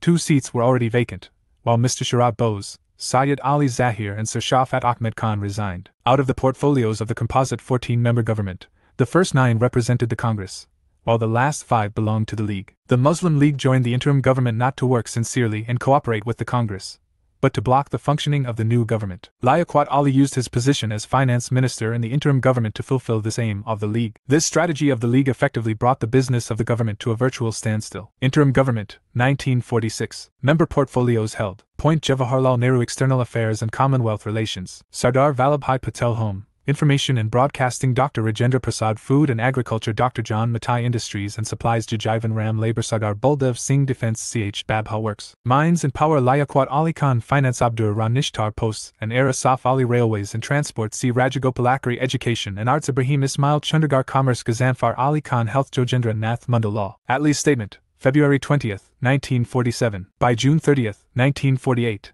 a deadline for transfer of power irrespective of any situation in India was set. The British would relinquish power either to some form of central government, or in some areas to the existing provincial governments if the Constituent Assembly was not fully representative, i.e., if Muslim-majority provinces did not join. British powers and obligations vis-a-vis the princely states would lapse with transfer of power, but these would not be transferred to any successor government in British India. Mountbatten would replace Wavell as the viceroy. The statement contained clear hints of partition and even balkanization of the country into numerous states and was, in essence, a reversion of the Cripps offer. The date was fixed by the government to prevent any further escalation of the constitutional crisis and to portray the British's sincerity. The ink was fine with the transfer of power to more than one centre, as it meant the current government could work for its constitution. However, emboldened by this provision, Muslim League launched civil disobedience movement in Punjab to overthrow coalition government in Punjab. By April 1947, the Indian National Congress was ready for partition. Bengal and Punjab were to be divided in a fair manner. The Mountbatten Plan, June 3 Plan. Lord Mountbatten, India's last viceroy, released a plan on the country's independence from the British on June 3, 1947. The plan, famously known as the Mountbatten Plan, it was the last plan for independence of India. The June 3 Plan announced that India would be splitting into 2 nations after its independence, India and Pakistan. The division came into effect on August 15, 1947. The plan included the principles of partition and gave autonomy and sovereignty to both India and Pakistan. It also gave the nations the right to form their own constitution. The plan was accepted by both the Congress and the Muslim League. Under this plan, the princely states, such as Jammu and Kashmir, were given a choice to either remain independent or join India or Pakistan. The Indian Independence Act of 1947, which was passed in the British Parliament and received the royal assent on July 18, 1947, was drafted based on the Mountbatten Plan. Until the formation of new constitutions, the Governor-General was made a constitutional head. He was made responsible for assenting to laws passed by the constituent assemblies of the nations as part of this plan. Thus, the League's demand was conceded to the extent that Pakistan would be created, and the Congress's position on unity was taken into account to make Pakistan as small as possible. Mountbatten's formula was to divide India but retain maximum unity. Disapproval of the plan by nationalist leaders. Khan Abdul Ghaffar Khan wanted an independent Pathan state in northwestern frontier provinces. NWFB. Shurwadi and Abul Hassan were for an independent united Bengal. The Hindu Mahasabha too opposed the partition. The non-Muslim majority areas in Punjab and in Bengal, as also the entire province of Assam, except a part of Sylhet, remained within the boundaries of India. Khan Abdul Ghaffar Khan regarded the partition as treachery on the part of the Congress and felt that the Kudai Khidmatgars were being thrown to the wolves. They even boycotted the referendum held in NWFP, Indian Independence Act, 1947. On July 5, 1947, the British Parliament passed the Indian Independence Act, which was based on the Mountbatten Plan. The Act was implemented on August 15, 1947. Provisions of the Act are the creation of two independent dominions, India and Pakistan, a Governor-General for each dominion for the effective operation of the Act. The Constituent Assembly of each new dominion was to exercise the powers of the legislature of that dominion, and the existing Central Legislative Assembly and the Council of States were to be automatically dissolved. Till formation of new constitution, both dominions to act in accordance with Government of India Act, 1935. M.A. Jinnah became the first Governor-General of Pakistan and Mountbatten of India. Partition of India. The Indian nationalists accepted partition not because there were two nations in India, a Hindu nation and Muslim nation, but because of following reasons. The historical development of communalism, both Hindu and Muslim, over the past 70 years or so had created a situation where the alternative to partition was mass killing of lakhs of innocent people in senseless and barbaric communal riots. Riots had not been confined to one section of the country that Congress leaders could have curbed them. Two-nation theory was actively promoted by Jinnah. Foreign government also tried to further these divisions, take advantage and encourage these riots. Radcliffe Boundary Commission. A consultative committee in July 1947 recommended how the Punjab and Bengal regions of the Indian subcontinent were to be divided between India and Pakistan. The commission, appointed by Lord Mountbatten, consisted of 4 members from the Indian National Congress and 4 from the Muslim League and was chaired by Sir Cyril Radcliffe. The commission's mandate was to draw boundaries in the two regions that would keep intact as much as possible the most cohesive Hindu and Muslim populations within Indian and Pakistani territory, respectively. Integration of princely states after independence. Nehru presided over the All India State People's Conference sessions in Udaipur, 1945, and Gwalior, April 1947. He declared that the states refusing to join the Constituent Assembly would be treated as hostile. In July 1947, Vallabhbhai Patel took charge of the new States Department and skillfully incorporated all the states in the following two phases. Phase 1. By August 15, 1947, all states except Kashmir, Hyderabad and Junagadh had signed an instrument of accession with the Indian government, acknowledging central authority over defense, external affairs and communication. The princes agreed to this fairly easily because they were surrendering only what they never had, and 2, there was no change in the internal political structure. Phase 2. It involved a much more difficult process of integration of states with neighboring provinces or into new units like the Kathiawar Union, Vindhya and Madhya Pradesh, Rajasthan or Himachal Pradesh, along with internal constitutional changes in states. For some years, they retained their old boundaries, Hyderabad, Mysore, Travancore, Cochin. This phase was accomplished within a year. The principal bait offered was a generous privy purse, while some princes were made governors and Rajpramukhs in free India. This rapid political unification of the country after independence was Patel's greatest achievement. Governors, Governor-Generals and Viceroys. Sources: Class 8 New Insert Chap 9. The Making of the National Movement. Class XI New Insert Chap 13. Mahatma Gandhi and the Nationalist Movement. Class XI Old Insert Chap 13. Struggle for Swaraj IL. Class 8 Old Insert Chap 10. Struggle for Swaraj. The East India Company was run by the Governor of Bengal till 1772 AD. Madras and Bombay presidencies also had separate governors. After 1772 AD, through Regulating Act of 1773, Governor of Bengal was made Governor-General. This setup continued till 1833 AD. Warren Hastings was the first Governor-General. Lord William Bentinck was the first Governor-General of India, as from 1833 to 1857 Governor-General of Bengal was called Governor-General of India. In Government of India Act, 1857, the name of Governor-General was changed to Viceroy. Lord Canning was the first Viceroy of India. The Government of India Act, 1935, changed the post of Viceroy to Governor-General of India again. This system continued till 1950. Governors of Bengal, 1757 to 1774. East India Company built an administrative system in Bengal, and top official in hierarchy was the Governor of Bengal. Robert Clive, 1757 to 60 and 1765 to 67. The victory in Battle of Plassey in 1757 led to Clive becoming Governor of Bengal. After the Battle of Buxar, Clive was again made the Governor of Bengal in 1765. In this period, he brought the policy of dual government in Bengal, which continued till 1772. Clive and Warren Hastings are said to be the chief instruments of laying the foundation of British power in India. Clive is also criticized for his policies, which led to famine in Bengal. In 1770 AD, Clive established the Society for Trade. It was meant as a monopoly but was not allowed by the East India Company. Governors of Bengal after Clive. John Zephaniah Holwell was a temporary governor of Bengal in 1760. He survived the Black Hole incidents of Calcutta in June 1757. Henry Vansittart was governor of Bengal from 1760 to 65. In his governorship, Battle of Buxar was fought. Harry Verhulst was governor of Bengal from 1767 to 1769. At this time Bengal was put under the dual government rule. John Cartier was governor of Bengal from 1769 to 1772. During his time, the first famine of modern India occurred in 1770. Warren Hastings was made the governor of Bengal in 1772 and continued till 1773. He abolished the dual government system. Governor-Generals of Bengal, 1773 to 1833. Between 1773 and 1833, the following Governor-Generals were appointed in Bengal: Warren Hastings, 1773 to 1784. The first Governor-General of India was Warren Hastings from 1773 to 1784. He was impeached in 1784 for corruption and was acquitted in 1795 and was made a Privy Councillor. He joined the British East India Company in 1750 as a clerk. In 1757 was made the British Resident, administrative in charge, of Murshidabad. He was appointed to the Calcutta Council in 1761.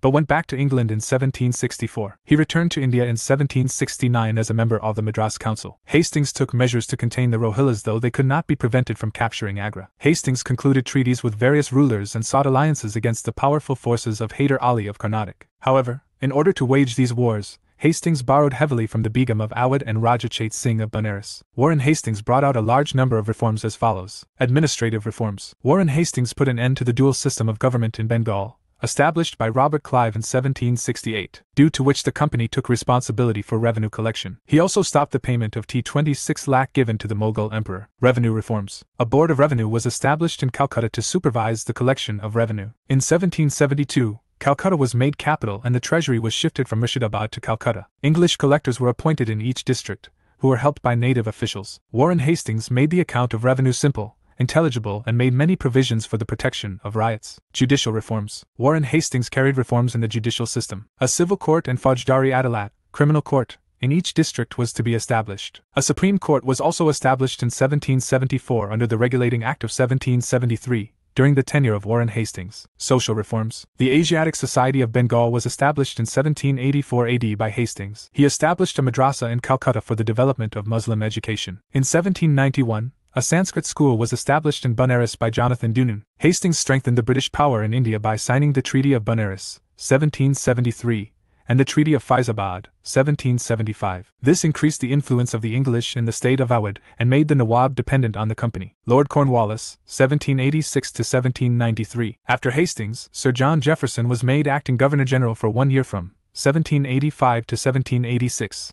And then Lord Cornwallis came to India as next Governor-General of India. Cornwallis was again made the Governor of India in 1805. In the meantime, he died in Ghazipur in 1805. His tomb is situated in Jaipur. Following are the main reforms taken out by Cornwallis. Cornwallis is called the father of civil service in India. He started the civil services for administration in British India. He was the first person to codify laws in 1793. The code separated the revenue administration from the administration of justice. This is known as Cornwallis Code. He also created the post of district judge. The zamindari system was introduced by Lord Cornwallis in 1793 by permanent settlement. It fixed the land rights of the zamindars in perpetuity without any provision for fixed rent or occupancy rights for actual cultivators. The share of the government in the total land revenue collected by the zamindars was at October 11th th, and the rest went to zamindars. According to the permanent land revenue settlement, the zamindars were recognized as the permanent owners of the land. In his period, the Third Anglo-Mysore War took place, in which defeat of Tipu Sultan led to the Treaty of Seringapatam in 1792. In his period, Europeanization of administrative machinery was done. Sir John Shore, 1793 to 1798. The British Parliament passed the Charter Act of 1793,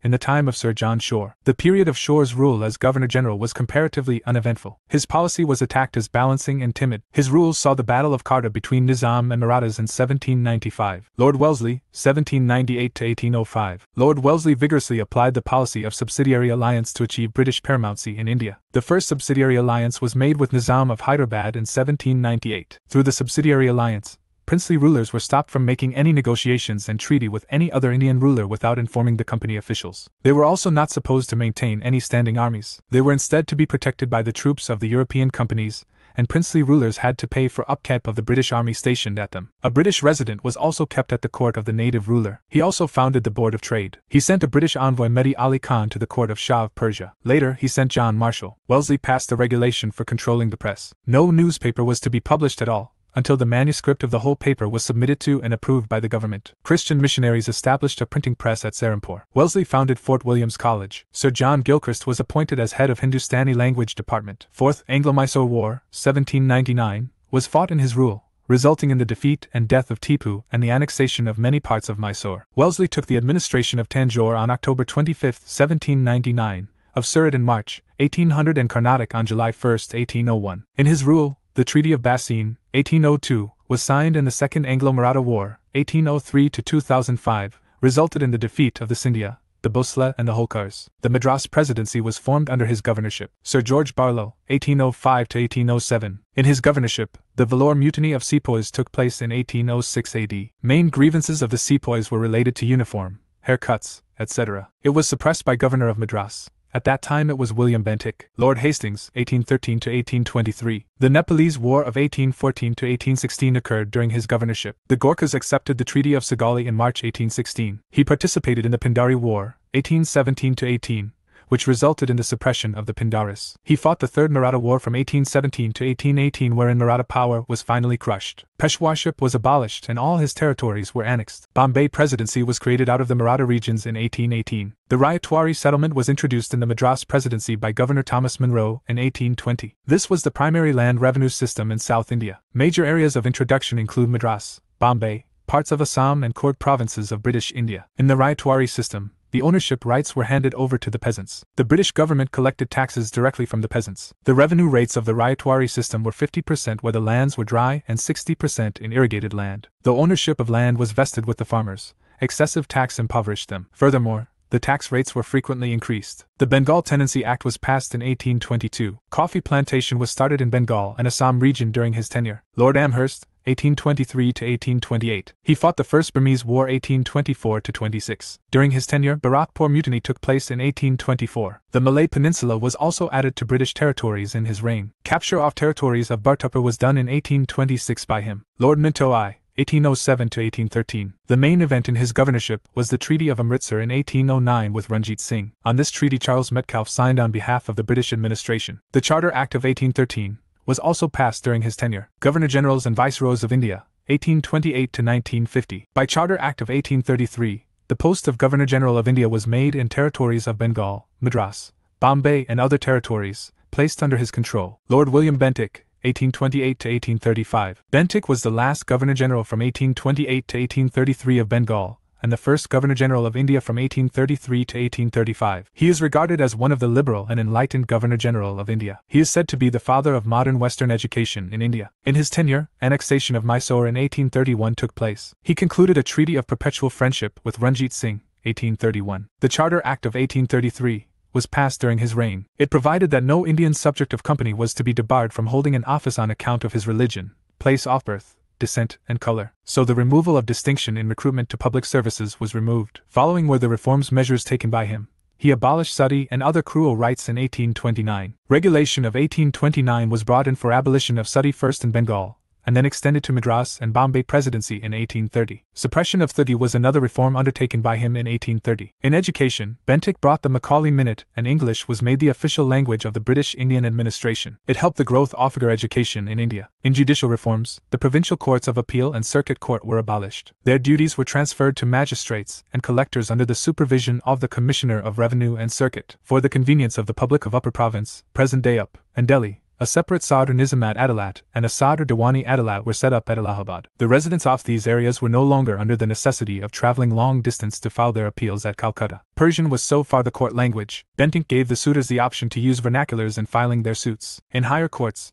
Persian was replaced by English language. Qualified Indians were appointed in junior judicial capacities of Munsifs and could rise to the position of Sadr Emins. William Bentinck followed the policy of non-interference into the affairs of Indian states as far as possible. At the request of the new Nizam, Nasir-ud-Daulah, who succeeded his father to Guddi 1829, the British officers were removed from Hyderabad. A similar policy of non-intervention followed towards the states of Jodhpur, Bundi, Kota and Bhopal. However, Bentinck departed from the policy of non-intervention and annexed Mysore, 1831, Coorg, 1834, and Central Cachar, November 1834, on the plea of misgovernance. Sir Charles Metcalfe, 1834–1836. Charles Metcalfe is known for freeing the press in India. He passed the famous Press Law, which removed the restrictions placed on press. Lord Auckland, 1836–1842. The most important event of his reign was the First Afghan War, 1831–125.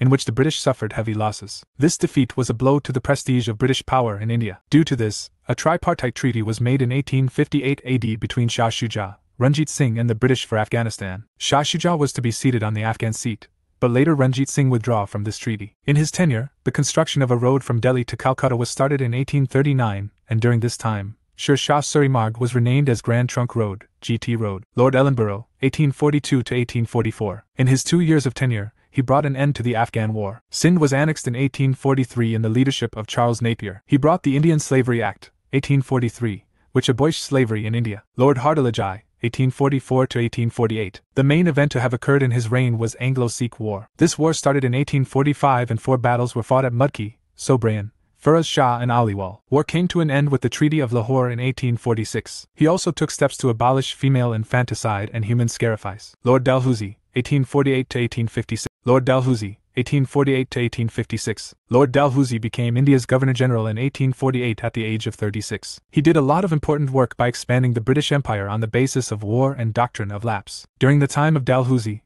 the Second Anglo-Sikh War was fought in 1840, in which the Sikhs were defeated and Punjab was annexed to the British Empire in 18 days. In Dalhousie's time, the Second Anglo-Burmese War in 1852 took place. In this war, Burmese lost and Lower Burma or Pegu were dissolved in the British Empire. Sikkim was merged with the English kingdom in 1850 AD. A major revolt by Santhals in 1856 AD took place in his tenure, which was suppressed. Doctrine of lapse. Using the doctrine of lapse, Satara in 1848, Jatpur and Samhalpur in 1849, Baghat in 1850, Jhansi in 1853, Udaipur in 1852 and Nagpur in 1854 were merged with the British Empire. In 1856, Awadh was annexed by Dalhousie and merged with the British Empire on the basis of misgovernance. Reforms undertaken by Dalhousie. Dalhousie appointed a lieutenant governor for Bengal to ease the work of Governor-General of India under administrative reforms. Territories, which had recently been annexed to the British Empire, were put in a system of a centralized control, in which a commissioner was appointed in the territory who reported directly to the Governor-General. This was known as the non-regulation system. In military reform, he raised the Gurkha regiment. Dalhousie also emphasized the reduction of Indians in the British Army,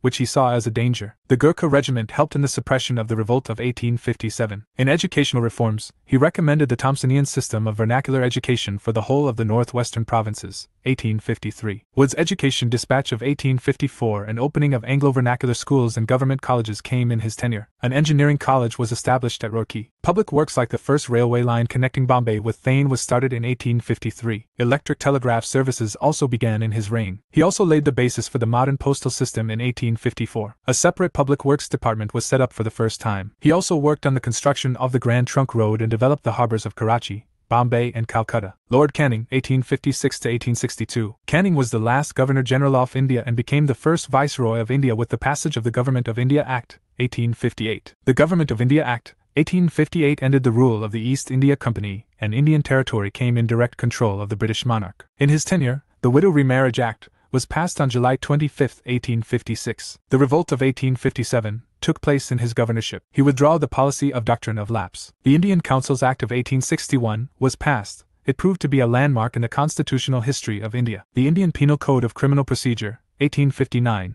and the Indian High Court Act, 1861, were enacted. Income tax was introduced for the first time in 1858 in his tenure. On the recommendation of Wood's dispatch, universities of Calcutta, Bombay and Madras were founded in 1857. The Indigo riots in Bengal, 1860, took place in his governorship. Lord El-Janai, 1862 to 1863. The Wahhabi movement, which was a pan-Islamic movement, began in his period. It was suppressed by the Britishers. He died in Dharamshala in 1863, which was in Punjab at that time. Sir John Lawrence, 1864 to 1869. Lawrence adopted the policy of non-intervention in the case of Afghanistan. He was also a friend of the ruler of Afghanistan, Sher Ali. In his tenure, the region of Odisha, Bundelkhand and Rajputana fell under severe famine. A famine commission was set up under George Campbell to deal with the famine. Telegraphic communication was opened with Europe through sea in his tenure. High courts were established at Calcutta, Bombay and Madras in 1865 and reorganized the native judicial service. He expanded canal works and railways. The Bhutan War, 1865, took place in his reign. He also created the Indian Forests Department. Lord Mayo, 1869 to 1872. Under his tenure, the system of state railways began. Establishment of colleges for the education and political training of the Indian princes was done. Rajkot College in Kathiawar and the Mayo College at Ajmer were established. The organization of Statistical Survey of India under W. W. Hunter was done, and the first census of India was taken in 1872. Department of Agriculture and Commerce was established. He initiated the process of financial decentralization in India in 1870. He took the first step in the direction of separation of central and provincial finances. In 1872, Sher Ali Afridi and Afridi Pathan,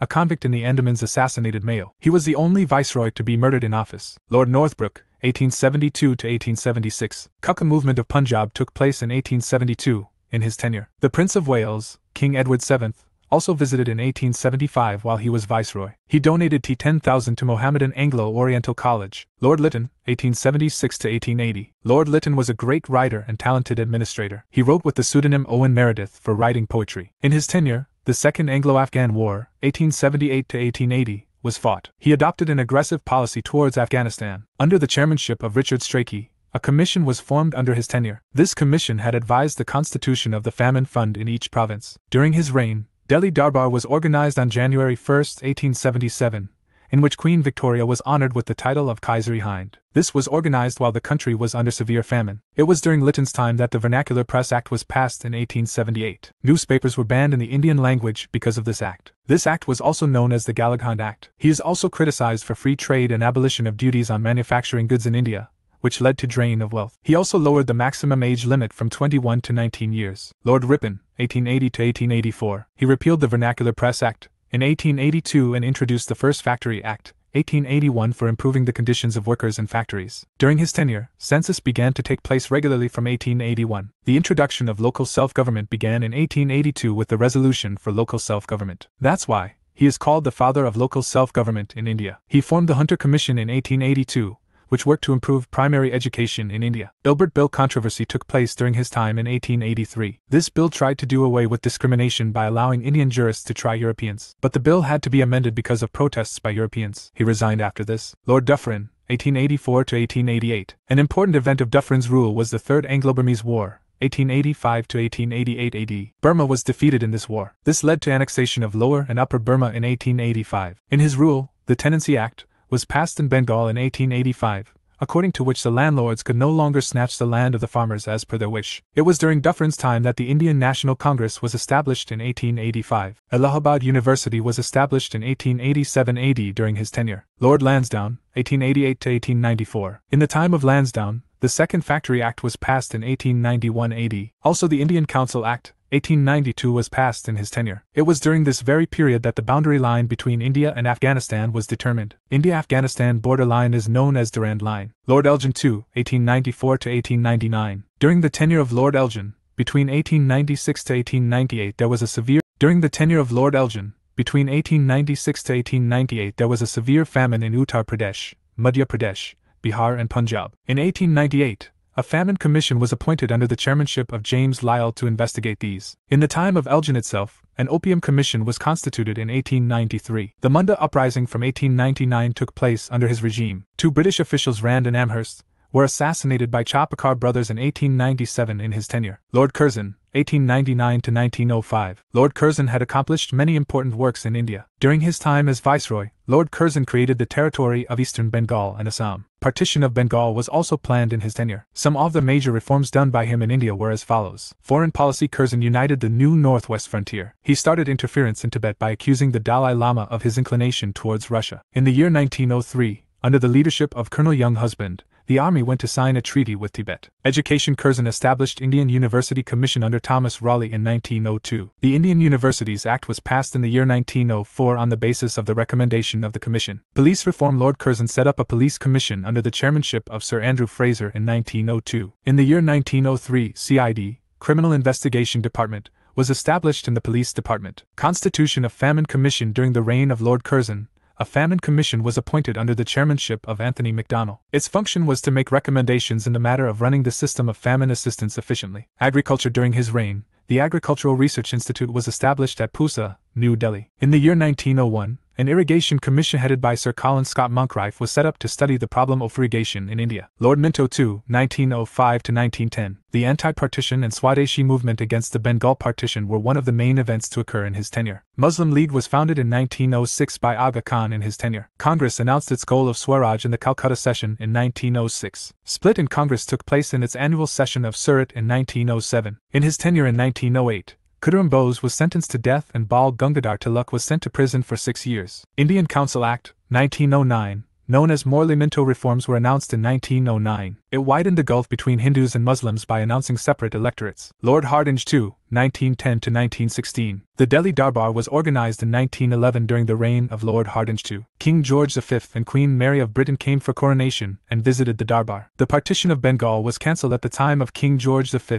and Queen Mary's Delhi Darbar, and the transfer of capital to Delhi from Calcutta was announced in 1911. On December 23, 1912, Hardinge was hit by a bomb while entering Delhi, in which he got injured. World War I began during Hardinge's tenure. In 1916, Lord Hardinge gave his permission to open the Banaras Hindu University. Lord Chelmsford, 1916–1921. The Home Rule League was formed in 1916 during the time of Lord Chelmsford. At the same time, Women University was established in Pune. Lucknow Pact was signed between Congress and Muslim League in 1916, and moderates and extremists also came back together in the same year. The Savva Commission on Education was appointed in 1917. It was during this period that the Rowlatt Act of 1919 was passed. During this time the Jallianwala Bagh massacre took place on April 13, 1919, and the Government of India Act, 1919, was passed. During the reign of Chelmsford, the Khilafat movement, non-cooperation movement from 1920 to 1922 took place. The Third Anglo-Afghan War, 1919, took place in his tenure. Lord Reading, 1921 to 1926. He was the only Jewish viceroy to come to India. During his reign, on the recommendation of the Ackworth Committee, the railway budget was separated from the general budget. Mapla rebellion took place in Kerala in 1921 in his tenure. The Swaraj Party was founded in December 1922,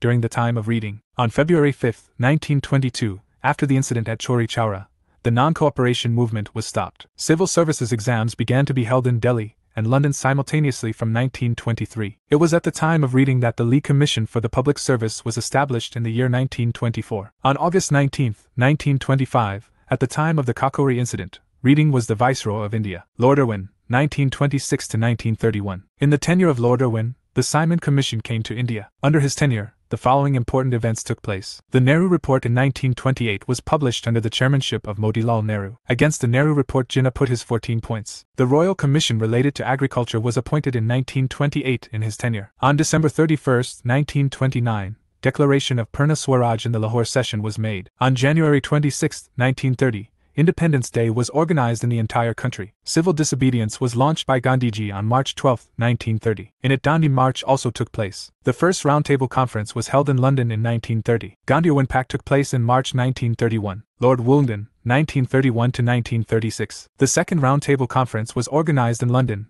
1931. It was during Willingdon's time that Ramsay MacDonald announced the Communal Award in 1932. Individual civil disobedience movement were launched in his tenure. The Third Roundtable Conference, 1932, was held. The Government of India Act, 1935 was passed. India was separated in 1935 from Burma. In 1936, All India Kisan Sabha was formed. Lord Linlithgow, 1936 to 1944. In his tenure, the first general elections were conducted and Congress attained absolute majority. Congress formed ministries in the majority of the provinces. 1937. Congress ministries resigned in 1939 after the outbreak of the Second World War. Subhash Chandra Bose was elected as Congress President in 1938, and later resigned and formed the Forward Bloc in 1939. The August offer was proposed by Viceroy in 1940, and it was rejected by the Congress. The Cripps Mission also came in 1942. On August 7, 1942, Congress session passed the Quit India Resolution, August 8, 1942, and launched the Quit India movement. Lord Wavell, 1944 to 1947. CR formula was evolved by C. Rajagopalachari in 1944 and Gandhi Jinnah talks based on it took place in 1944. On June 25,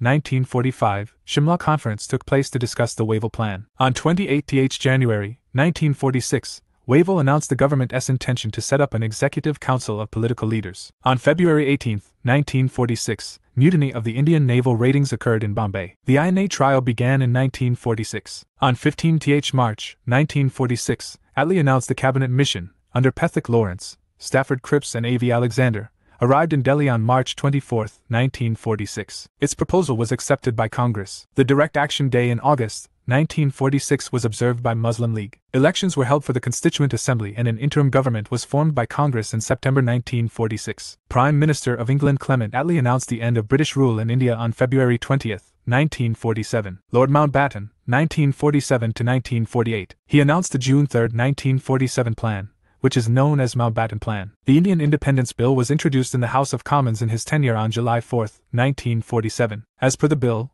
two independent nations, India and Pakistan, were to be formed. Two boundary commissions under Sir Cyril Radcliffe were appointed for the partition of Punjab and Bengal. Pakistan got independence on August 14, 1947 and India on August 15, 1947. After independence, Mountbatten became the first Governor-General of Free India. C. Rajagopalachari. June 1948 to January 1950. He was the last Governor-General of Free India and only Indian Governor-General. In his tenure, the Constitution was adopted on November 26, 1949 and enacted on January 26, 1950. India after independence. Sources: Class 8 Noon Cert Chap 10, India after independence. Class XI Noon Cert Chap 14, Understanding Partition. Class XI Old Cert Chap 15, Framing the Constitution, the Beginning of a New Era. Challenges for newly independent India. When India became independent in August 1947, it faced a series of challenges, some of which were as follows. As a result of partition, 8 million refugees had come into the country from what was now Pakistan. These people had to be found, homes and jobs. There was the problem of the princely states, almost 500 of them, each ruled by a Maharaja or a Nawab, each of whom had to be persuaded to join the new nation. In the longer term, the new nation had to adopt a political system that would best serve the hopes and expectations of its population. India had to adopt a constitution and build a consensus on which ideals the constitution would be based. India was left with a colonial legacy which had drained the country of its economic wealth, industries. It had impoverished the masses, agricultural lands were heavily burdened and were concentrated in hands of few. Making of the Constitution. In the situation of challenges, the Constituent Assembly pondered and discussed the making of the Constitution of India. The members of the Constituent Assembly were not elected on the basis of universal franchise. In 1945-46, provincial elections were held in India. The provincial legislatures then selected the representatives to the Constituent Assembly. The Constituent Assembly that came into being was dominated by one party, the Congress. The Congress swept the general seats in the provincial elections, and the Muslim League captured most of the reserved Muslim seats. Muslim League chose to boycott the Constituent Assembly, pressing its demand for Pakistan with a separate constitution. Though the Constituent Assembly was dominated by Congress, views of its members differed on critical issues. Some members were inspired by socialism while others were defenders of landlordism. Some were close to communal parties while others were assertively secular. The Constituent Assembly had 300 members. Of these, 6 members played particularly important roles. 3 were representatives of the Congress, namely, Jawaharlal Nehru, Vallabhbhai Patel and Rajendra Prasad, and the other 3 were lawyers B.R. Ambedkar, K.M. Munshi from Gujarat and Aladi Krishnaswamy Iyer from Madras. During the period of British rule, Ambedkar had been a political opponent of the Congress, but on the advice of Mahatma Gandhi, he was asked at independence to join the Union Cabinet as law minister. Important facts: B.R. Ambedkar served as chairman of the drafting committee of the Constitution. He was given assistance by 2 civil servants, B.N. Rao, constitutional advisor to the Government of India. He prepared a series of background papers based on a study of the political systems in other countries. The chief draftsman, S.N. Mukherjee, who put complex proposals in clear legal language. Hansa Mehta from Bombay demanded social, economic and political justice for women in the Constituent Assembly. Jawaharlal Nehru moved the resolution proposing that the national flag of India be a horizontal tricolour of saffron, white and dark green in equal proportion, with a wheel in navy blue at the centre. On 13th December, 1946, Jawaharlal Nehru introduced the Objectives Resolution in the Constituent Assembly. The Objective Resolution outlined the defining ideals of the Constitution of Independent India. It provided the framework within which the work of constitution making was to proceed. The Constitution of India was framed between December 1946 and November 1949. During this time, its drafts were discussed clause by clause in the Constituent Assembly of India. In all, the Assembly held 11 sessions, with sittings spread over 165 days. In between the sessions, the work of revising and refining the drafts was carried out by various committees and subcommittees. The Indian Constitution, which came into effect on January 26, 1950, the longest in the world. At independence, India was deeply divided. A constitution was designed to keep the country together, and to take it forward, had necessarily to be an elaborate and carefully worked out drafted document. The Constitution was signed in December 1949 after 3 years of debate. One feature of the Constitution was its adoption of universal adult franchise. All Indians above the age of 21 would be allowed to vote in state and national elections. A second feature of the Constitution was that it guaranteed equality before the law to all citizens, regardless of their caste or religious affiliation. After a long debate, the Constituent Assembly also recommended that a certain percentage of seats in legislatures as well as jobs in government be reserved for members of the lowest castes. The Constitution sought to balance the power of the central government and states by providing 3 lists of subjects: a union list, a state list of subjects, and a concurrent list. The Constitution declares India, that is, Bharat, a union with federal features. Major debate in the Constituent Assembly took place concerning language. Many members believed that the English language should leave India with the British rulers. According to them, Hindi should take place of English. A compromise was made that Hindi would be the official language of India, English would be used in the courts, the services and communications between one state and another. First general election was held in 1951 to 1952 on the basis of universal adult franchise, and those above 21 years were eligible to vote. Timeline: 1945 July 26 Labour government comes into power in Britain. December January general elections in India. 1946 May 16 Cabinet Mission announces its constitutional scheme. June 16 Muslim League accepts Cabinet Mission's constitutional scheme. June 16 Cabinet Mission presents scheme for the formation of an interim government at the center. August 16 Muslim League announces Direct Action Day. September 2 Congress forms interim government with Nehru as the vice president. October 13 Muslim League decides to join the interim government. 3-6th December British Prime Minister Attlee meets some Indian leaders.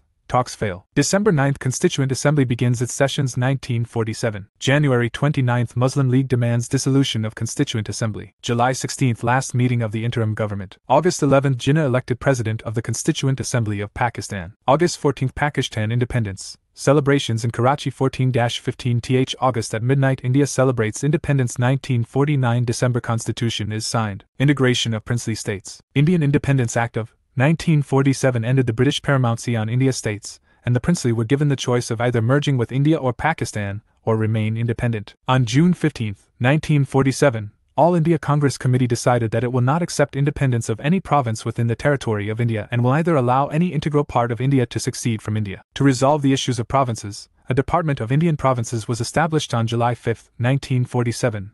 Which is headed by the then Home Minister Sardar Vallabhbhai Patel. By the time of August 15, 1947, majority of states get merged into India, but only 3 states, Junagadh, Hyderabad and Kashmir, retained their autonomy. Junagadh. The population of Junagadh was almost 7 lakhs and had a Hindu majority population of 80%, but the ruler was a Muslim Nawab, Mahawat Khan. On September 1947, the Nawab announced the merger of Junagadh into Pakistan, but the majority of population wanted to live in India. Due to the resistance of people in Junagadh, the Nawab fled to Pakistan. A plebiscite voting was held in Junagadh where majority of people voted for merger with India. On November 8, 1947, the Diwan of Junagadh, Sahanavas Bhutto, sent a letter integration to government of India. On November 8, 1947, the Diwan of Junagadh, Sahanavas Bhutto, sent a letter integration to government of India. Kashmir. The Kashmir problem was different from that of 2 other princely states. The majority of population was Muslim and the ruler was a Hindu king. Kashmir decided neither to integrate with Pakistan nor with India and remain independent. But Pakistan attacked Kashmir with help of tribes of mountain areas. To protect the territory of Kashmir, Raja Hari Singh requested Indian military for help and integration with India. Indian government accepted the request and on October 26, 1947 sent army in Kashmir. India approached UN Security Council with regards to the Pakistan attack in Kashmir. It led to the ceasefire,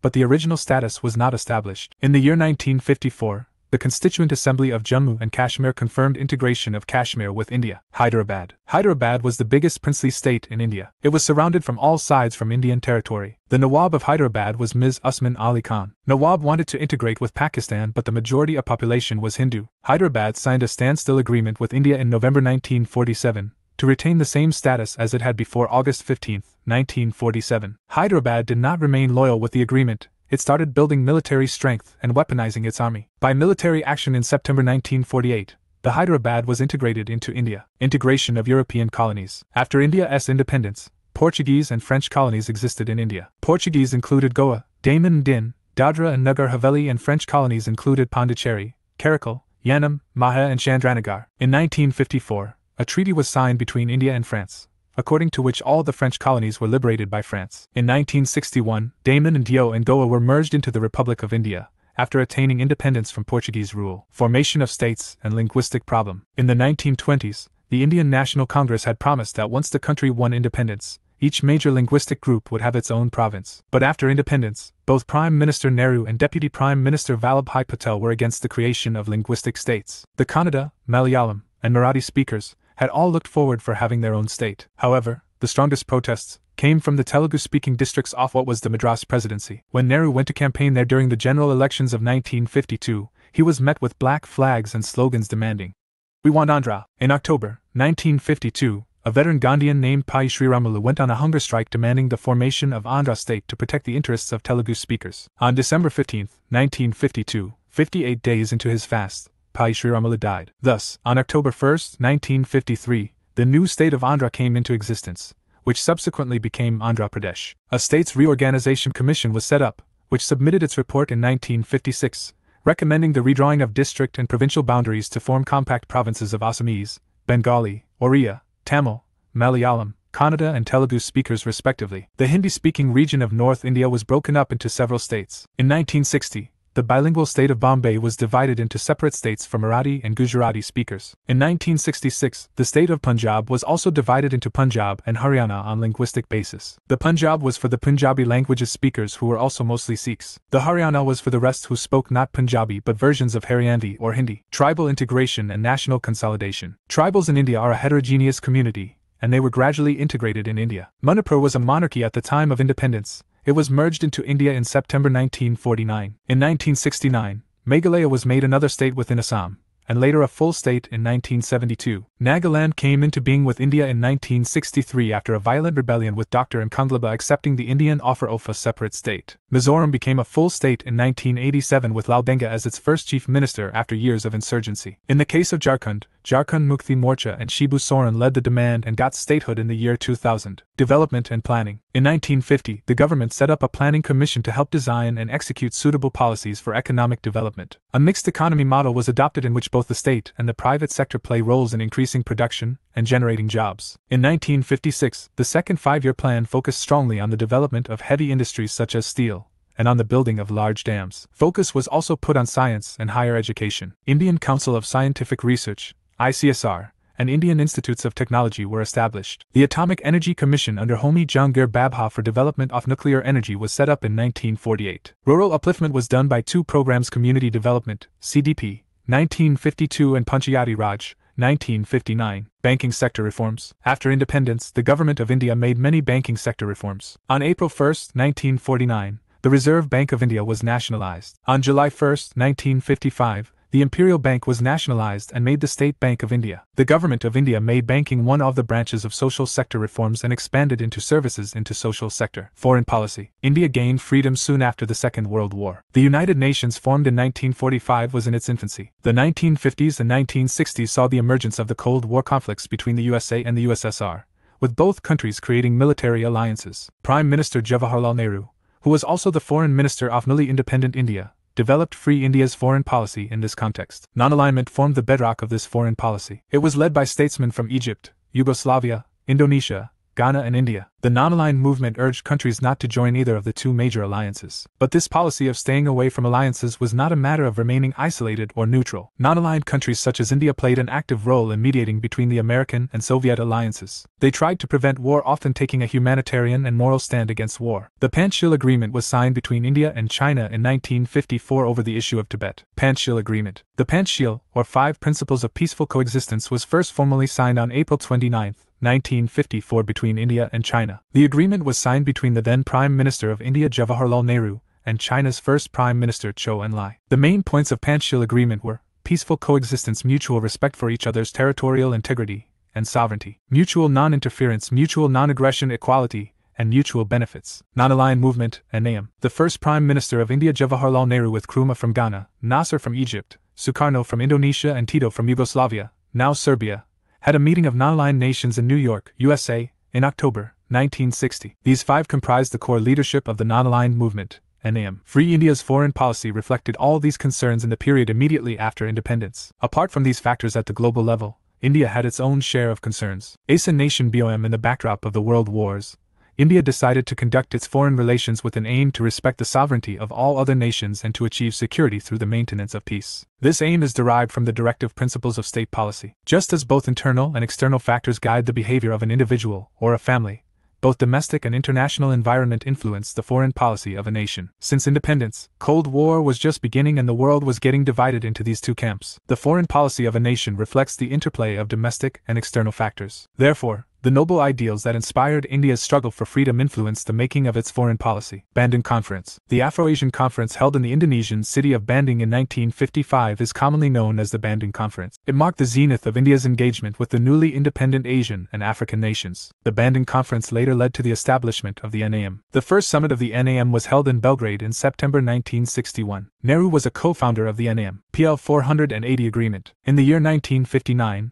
the President of America Dwight D. Eisenhower visited to India. After he visited in the year 1960, he made a 4-year PL 480 agreement between both countries, according to which, the USA will fill the food demand in India by exporting food grains. In the year 1964, USA helped India to overcome heavy food shortage in India by exporting huge amount of food grain to India. This agreement also impacted India negatively as India became dependent on USA for food security. During the year 1965, USA stopped supply of food grains to India as an effect of India-Pakistan war. This event made the government realize to become self-sufficient in food production. An evaluation of the ideals of our country. India is united and it is still democratic. Many foreign observers like Churchill had felt that India could not survive as a single country, that it would break up into many parts, with each region or linguistic group seeking to form a nation of its own. Others believed that it would come under military rule. However, since independence is united despite of several internal conflicts and factions, there is a free press, as well as an independent judiciary. Finally, the fact that people speak different languages or practice different faiths has not come in the way of national unity. Though deep divisions persist despite constitutional guarantees, the Constitution recognizes equality before the law,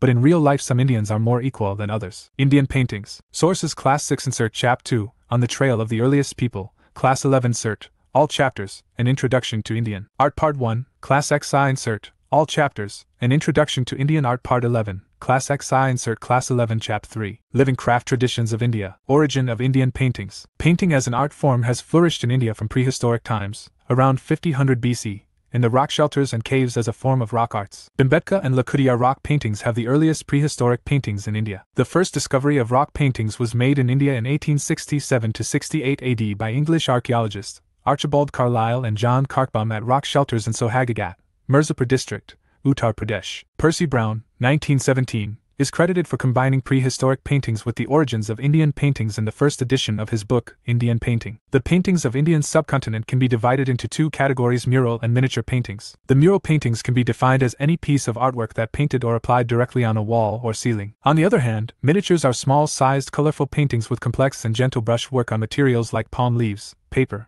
wood, marble and cloth. The cave paintings of post-Mauryan and Gupta period at Jajamara, Ajunta and Ellora represent the mural art forms in India. In the medieval period, miniature paintings emerged as a new art form, in which book illustrations or albums of paintings were dominant feature. During 19th and 20th century, Indo-European style of paintings, referred as the company style, started by European and Indian artists. Apart from that, many regional folk paintings were also predominantly existed in many parts of India. Development of Indian paintings. The development of Indian paintings can be divided into following two phases. 1.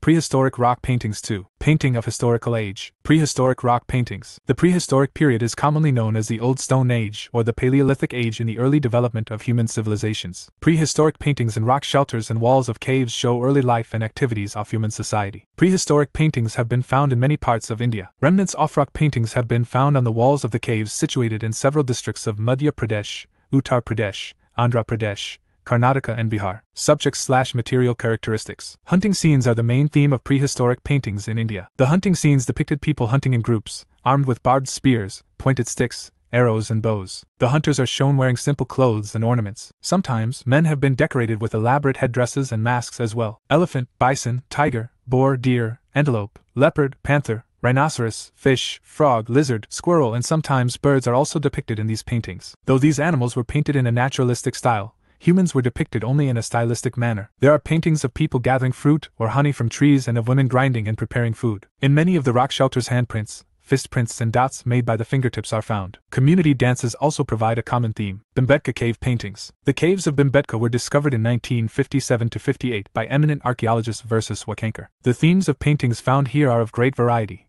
ranging from events of daily life in those times to sacred and royal images. These events included hunting, dancing, music, horse and elephant riders, animal fighting, honey collection, decoration of bodies and other household scenes. The paintings of the caves of Bhimbetka are representations in green and dark red colors of huge animal figures, such as bisons, elephants, tigers, rhinos and boars besides stick-like human figures. Most of the paintings are filled with geometric patterns. Bhimbetka Cave Paintings. Lakudiyar Cave Paintings. Located in the Almora district of Uttarakhand, the Lakudiyar literally means 1,00,000 caves. Cave is another important rock shelters having prehistoric paintings. The paintings here can be divided into 3 categories: man, animal, and geometric patterns in white, black, and red ochre. Humans are represented in stick-like forms. A long-nosed animal, a fox, and a multiple-legged lizard are the main animal motifs. One of the interesting scenes depicted here is of hand-linked dancing human figures. Painted earthenware of Indus Valley Civilization. Found in different sites of Indus Valley Civilization, the painting decorations consist of checkers, leaf patterns, lattice work, and peepal trees, etc. Birds, fishes, and different animals are also shown. Simplistic in form,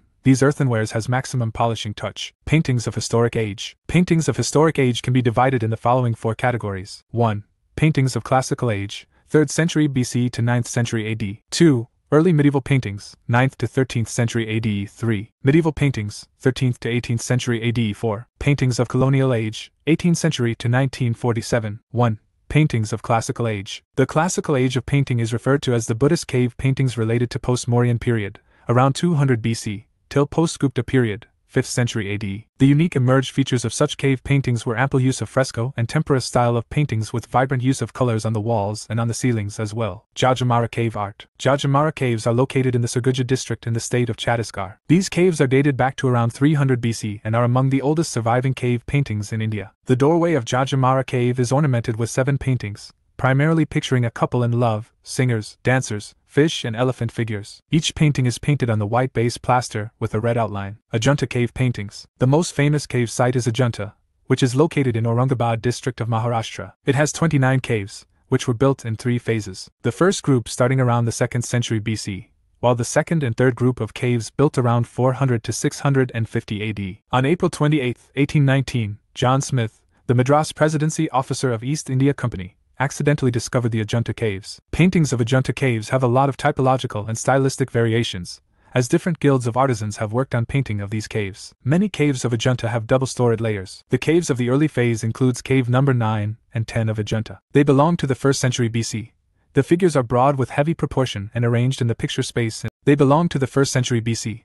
The figures are broad with heavy proportion and arranged in the picture space in a linear way. Lines are sharp. Colors are limited and there is no over-stylization. The second phase of paintings is of the images of the Buddhas painted on the walls and pillars of same cave number 10 and 9. These Buddha figures are different from the figures painted in the 5th century AD. The third phase of development observed in Ajanta paintings are mainly in the paintings of cave number 16, 17, 1 and 2. Various skin colors have been used in the paintings, which represents a multicolored population during that time. The themes of the Ajanta paintings are the events from the life of the Buddha, the Jatakas and the Avadanas. Some paintings such as Samala Avadana, Mahajanaka Jataka and Bidharpundita Jataka cover the entire wall of the cave. The Chidanta Jataka has been painted in the entire cave number 10. The other important paintings are the famous Padmapani and Vajrapani in cave number 1. The third Khanda, chapter, of the Vishnudharmadhara Purana, a 5th century text has a chapter Chitrasutra, which is considered as a source book of Indian art in general and specifically in painting. It talks about the art of an image making Kalad Pratamalikshana, which are the canons of painting. Ajanta Cave Paintings. Ellora Caves. Another important cave site is located in Aurangabad district of Maharashtra is Ellora. It is located at about 100 kilometers from Ajanta and has 34 Buddhist,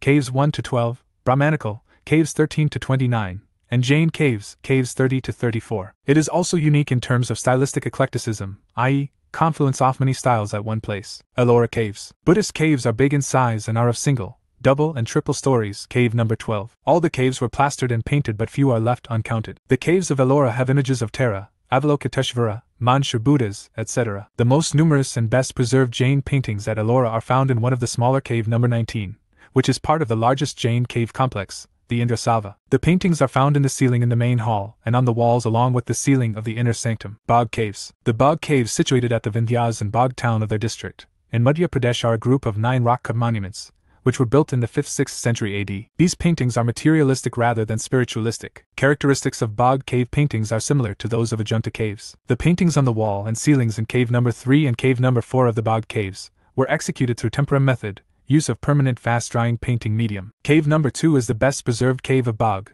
known as Pandava Cave. Badami Cave Paintings. Badami caves are located in the state of Karnataka. The Chalukya king, Mangalesha patronized the excavation of the Badami caves as it was the capital of the early Chalukyan dynasty, which ruled the region from 543 to 598 AD. The paintings of Badami represents an extension of the tradition of mural painting from Ajanta to Badami in South India. However, only fragments of painting have survived on the vaulted roof of the front mandapa. Paintings in this cave depict the palace scenes. The cave number 4 is popularly known as the Vishnu cave. The curving drawn lines, fluid forms and compact composition exemplify the proficiency and maturity the artists had achieved in the 6th century AD. The gracefully drawn faces of the king and the queen resembles the Ajanta paintings. Their eye sockets are large, eyes are half closed, and lips are very unique. Siddhanavasal art form. The Siddhanavasal cave is a rock-cut temple also known as Ari Varkoil. It is part of 2nd century complex of Jain temples located in the Siddhanavasal village of Pudukkottai district of Tamil Nadu. The temple is famous for its magnificent mural paintings dating back to Pallava era of 6th century AD, which lasted till 9th century AD of early Pandyan reign. The painting technique used here is fresco, and the murals are painted on surfaces that first have been covered with lime plaster. The ceilings have depiction of natural-looking images of men, animals, flowers, birds and fishes representing the Samavasarana faith of Jainism. 2. Early medieval period paintings. The period of later Pallavas and Cholas in South India is considered as the beginning of art forms in the early medieval India. Apart from that, Paya school of Bengal, Gujarat school and other regional art forms also developed during the early medieval period. Chola art forms. Paintings of Chola period are found in the Nadia Kuran of the Brihadiswara temple of Tanjavur. These paintings are the examples of murals or the tempera technique. It shows continuation of the style and methods of the Ajanta style. The paintings show narrations and aspects related to Lord Shiva, Shiva in Kailash, Shiva as Tripurantaka, Shiva as Natraja, a portrait of the patron Rajaraja and his mentor Kuravar, dancing figures, etc. Chola paintings have brilliantly executed the color treatment and different sizes of the images that are painted, and also remark about the judgments of the artists. The walls that bear the paintings are usually 8 feet high and 40 feet wide. The paintings have adopted the complex method of the fresco style. Paya school of art. The Paulist rulers of Bengal and Bihar patronized Paya school of art form during 9th till 12th century AD, which is considered as an earliest example of miniature painting in manuscripts. Almost all illuminations were inspired by Vajrayana Buddhism. The Paya school used natural colors for painting human skin. They developed pictures on paper manuscripts, wooden covers and palm leaf. Flat heads, curving finishing lines, attention on mostly lone human figure. Paintings with no name are the features of this school of painting. A fine example of a Paya Buddhist palm leaf manuscript is Astasahasrakaprajnaparamita or the Perfection of Wisdom, written in 800 lines. During the Muslim attacks, the Buddhist monasteries were destroyed, which led to the abrupt end of the Paya school of miniature painting. Although some of the artists and monks escaped to Nepal and assisted in strengthening the prevailing art tradition there. Apabramsa School of Art / Western School of Paintings. Painting activity that developed largely in western parts of India is known as the Apabramsa or Western School of Painting. Gujarat is the most prominent center of this school. Southern parts of Rajasthan and western parts of central India are the other centers. The word Apabramsa means corrupt or mixed, so it can be observed a much stylistic difference between the early and later phases through Apabramsa School of Art. Jain School of Painting. Jain painting received impetus because the concept of Shastradan, donation of books, gained favor in the community, where the act of donating illustrated paintings to the monastery's libraries, called bandars, repositories, was glorified as a gesture of charity, righteousness and gratitude. Early Jain paintings were traditionally done on palm leaves before paper was introduced in the 14th century, and the earliest surviving palm leaf manuscript from the western part of India dates back to the 11th century. Among the most widely illustrated canonical text in the Jain tradition is Kalpasutra. It has a section reciting events from the lives of the 24 Tirthankaras. Jain paintings developed a schematic and simplified language for painting. Thin and wavy lines predominate the composition, and three-dimensionality of the face is attempted with an addition of a further eye. Pre-Mughal / Pre-Rajasthani. A large group of works portraying Hindu and Jain subjects, such as the Mahapurana, Chorpanchashika, Aranyaka Parvan of the Mahabharata, Bhagavata Purana, Gita Govinda, etc. are representative of this indigenous style of painting in early medieval period in India. This phase and style is also referred to as Pre-Mughal or Pre-Rajasthani, which is largely synonymous with the term indigenous style. A particular figure type evolved with an interest in depicting transparency of fabrics known as adnasai, ballooned over the head of heroines and draped with stiff and standing edges. Different kind of hatchings evolved for depiction of water bodies, and particular ways of representing the horizon, flora and fauna, etc. got formalized. 3.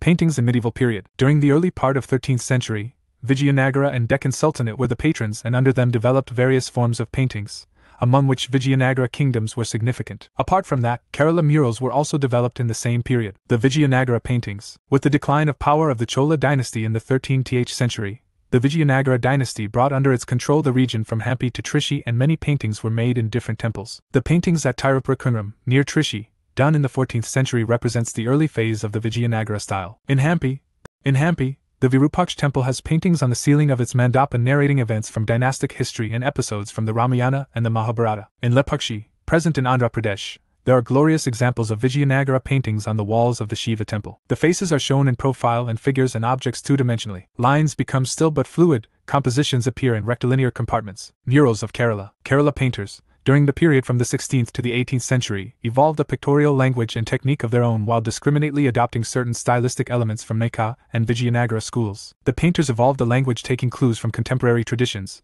like Kathakali and Kalamazathu, ritual floor painting of Kerala, using vibrant and luminous colors, representing human figures in three-dimensionality. More than 60 sites have been found with mural paintings in 3 palaces: Dutch Palace in Kochi, Krishnapuram Palace in Kayankulam, and Padmanapuram Palace. Murals of Kerala. The Deccani schools of painting. The Deccani style of painting was placed under the Indo-Persian art for long. It was considered to be Middle Eastern, Safavid, Persian, Turkish and even Mughal in origin. The kingdoms of Bijapur, Golconda and Ahmednagar developed highly sophisticated and distinct school of court painting. Ahmednagar school of painting. The earliest examples of Deccani painting are in a volume of poems, celebrating the reign of Hussain Nizam Shah of Ahmednagar, 1553 to 1565. One of the detailed paintings has depiction of the queen and her marriage with gorgeous colors. The woman represented in it belongs to the northern tradition of pre-Mughal painting. The women in the paintings of Ahmednagar wear a modified northern costume with koli, bodice, and long braided pigtails, ending in a tassel. Only a long scarf, passing round the body below the hips, is the southern fashion,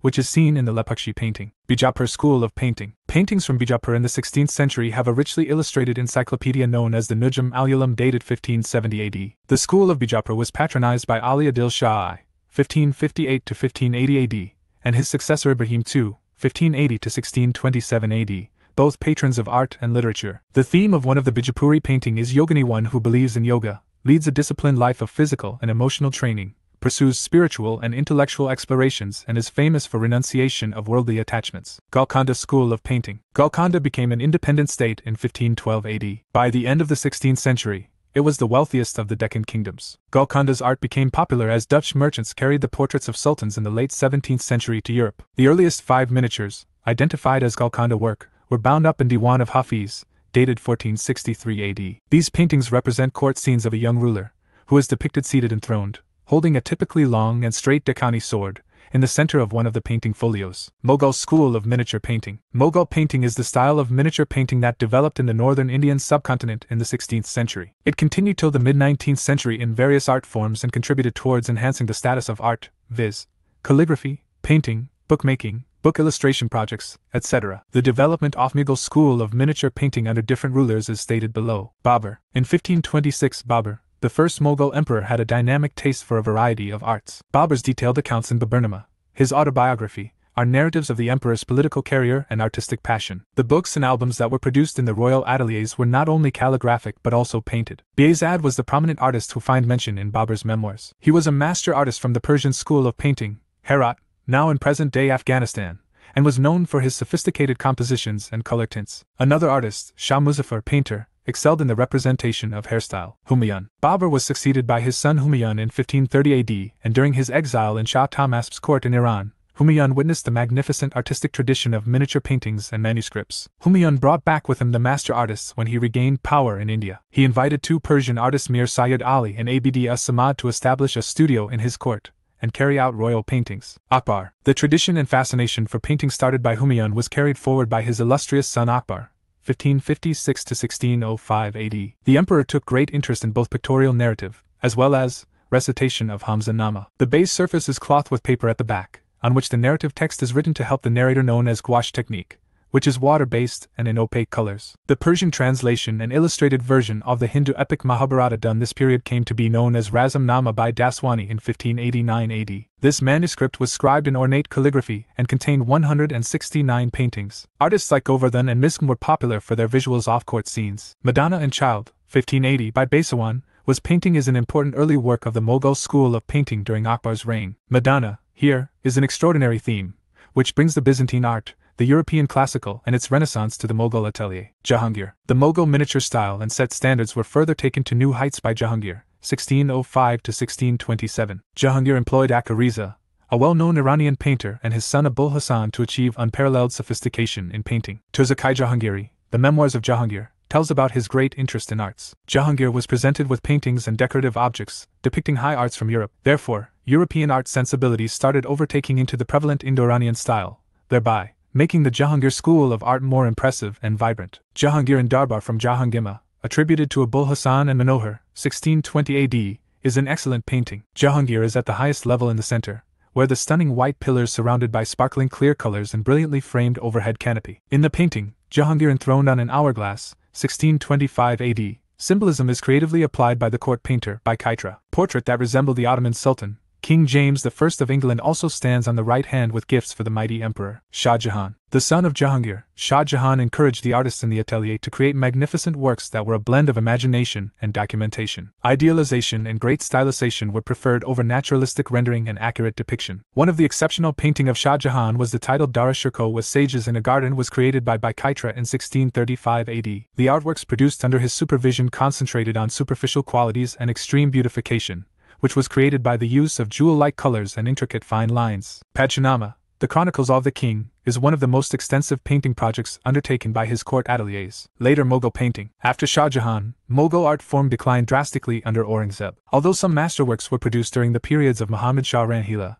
Shah Alam II and Bahadur Shah Zafar, but these were mere in declined state of the Mughal miniature style. Rajasthani Rajput schools of painting. The Rajasthani schools of painting prevailed in the princely kingdoms. They constitute Rajasthan and parts of Madhya Pradesh in the present time, such as Meur, Bundi, Kota, Jaipur, Bikaner, Kishangar, Jodhpur, Marwar, Malwa, Sirahi, etc. The pictorial styles that emerged and evolved in these kingdoms were significantly diverse in terms of compositional elements, modes of narration, or on extreme mannerism. Scholar Anand Kumaraswamy in 1916 coined the term Rajput paintings to refer to these, as most rulers and patrons of these kingdoms were Rajputs. Rajasthani Rajput schools of painting. Malwa school of painting. The Malwa school flourished between 1600 and 1700 AD and is most representative of the Hindu Rajput courts. Its two-dimensional simplistic language appears as a consummation of stylistic progression from the Jain manuscripts to the Chor-Panchashika manuscript paintings. A large number of Malwa paintings discovered from the Desha Palace of Bundelkhand defy an obvious Mughal influence, which is contrary to the works on paper that are stylistically inclined towards indigenous two-dimensional simplicity. Meur school of painting. Meur is a significant early center of painting in Rajasthan,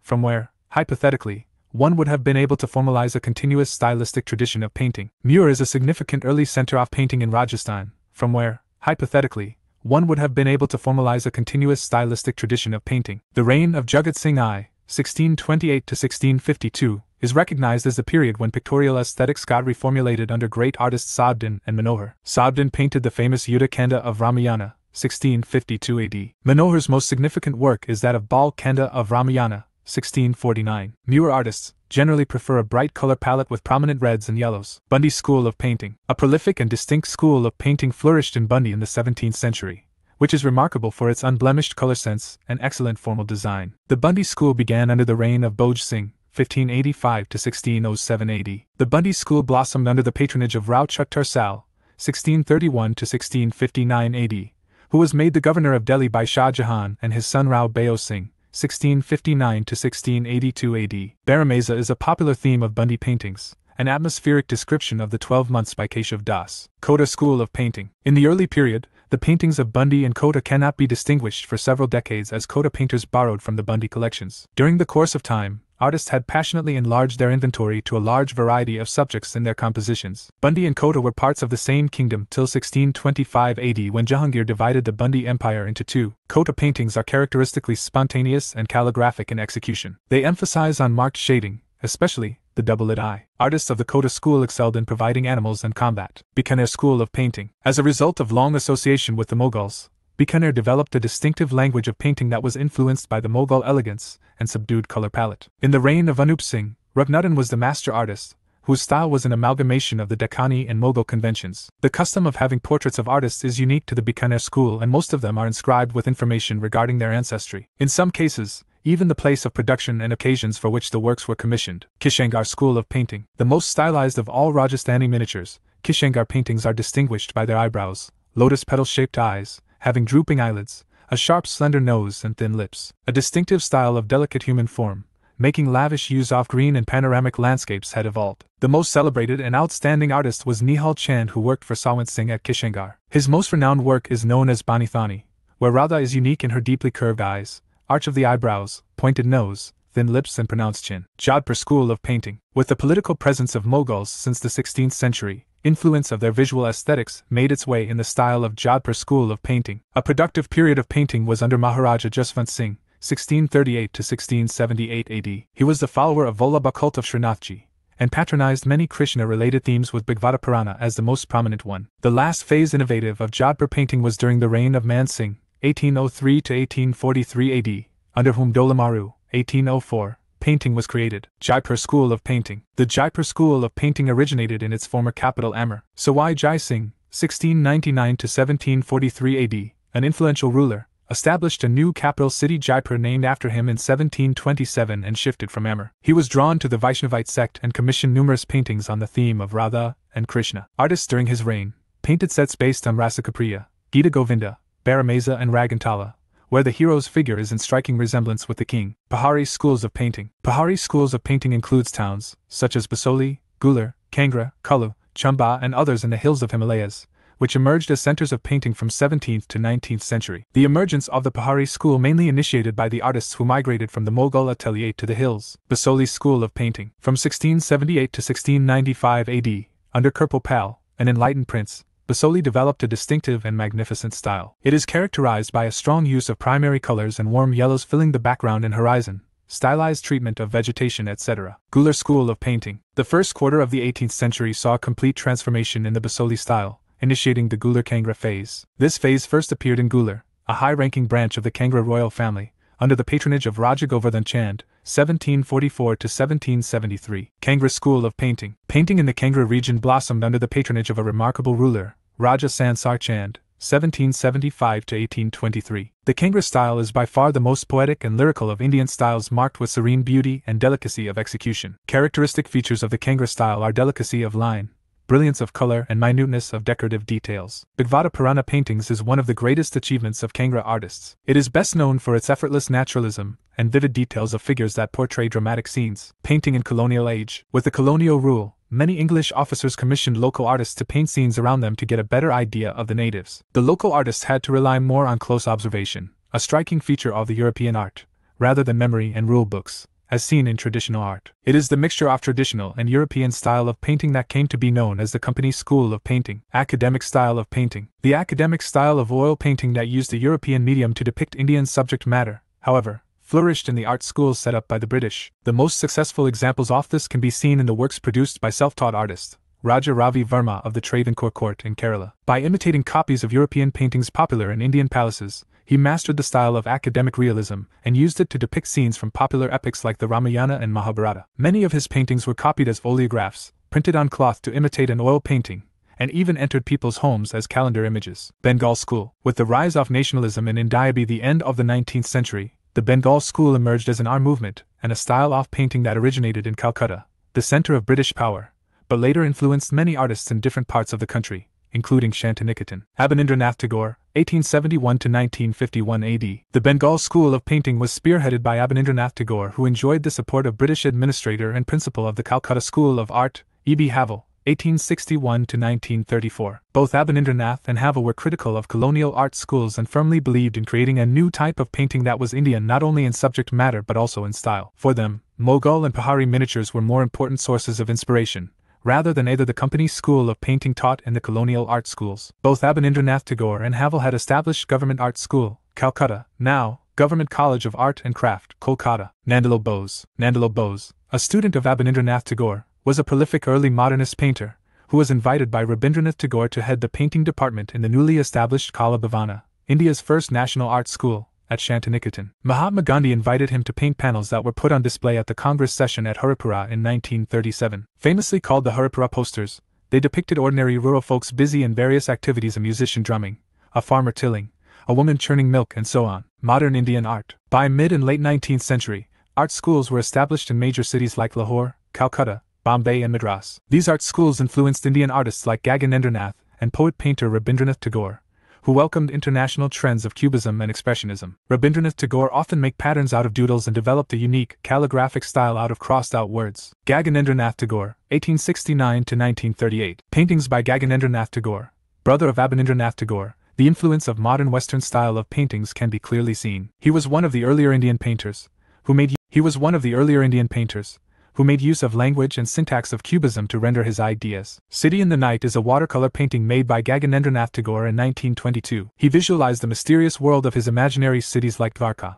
Lord Krishna's legendary abode, or Swarnapuri through multiple viewpoints, multifaceted shapes and jagged edges of Cubism. Jamini Roy, 1887–1972. Jamini Roy was called the father of the folk renaissance in India, who created an alternative vision of modern Indian identity. In the mid-1920s, he traveled to the countryside of Bengal to collect folk paintings, pats, and learn from folk artisans. In his painting, A Mother and Her Child, created in 1940, are with bold simplifications and thick outlines with sweeping brush strokes. Figures are colored in dull yellow and brick red background. The two-dimensional nature of the painting is derived from pat paintings, and his search for simplicity and pure form is visible. Roy used the notion of village community as a weapon of resistance to colonial rule and a political act of making local signify national spirit. Binod Bihari Mukherjee. Binod Bihari Mukherjee was Nana Bose's most creative students, who gave a lot of taught us how to understand the world. Rather than making paintings around well-known epics like Ramayana and Mahabharata, Binod Bihari Mukherjee was drawn to the lives of medieval saints. On the walls of Hindi Bhavana in Shantiniketan, he made a mural called Medieval Saints,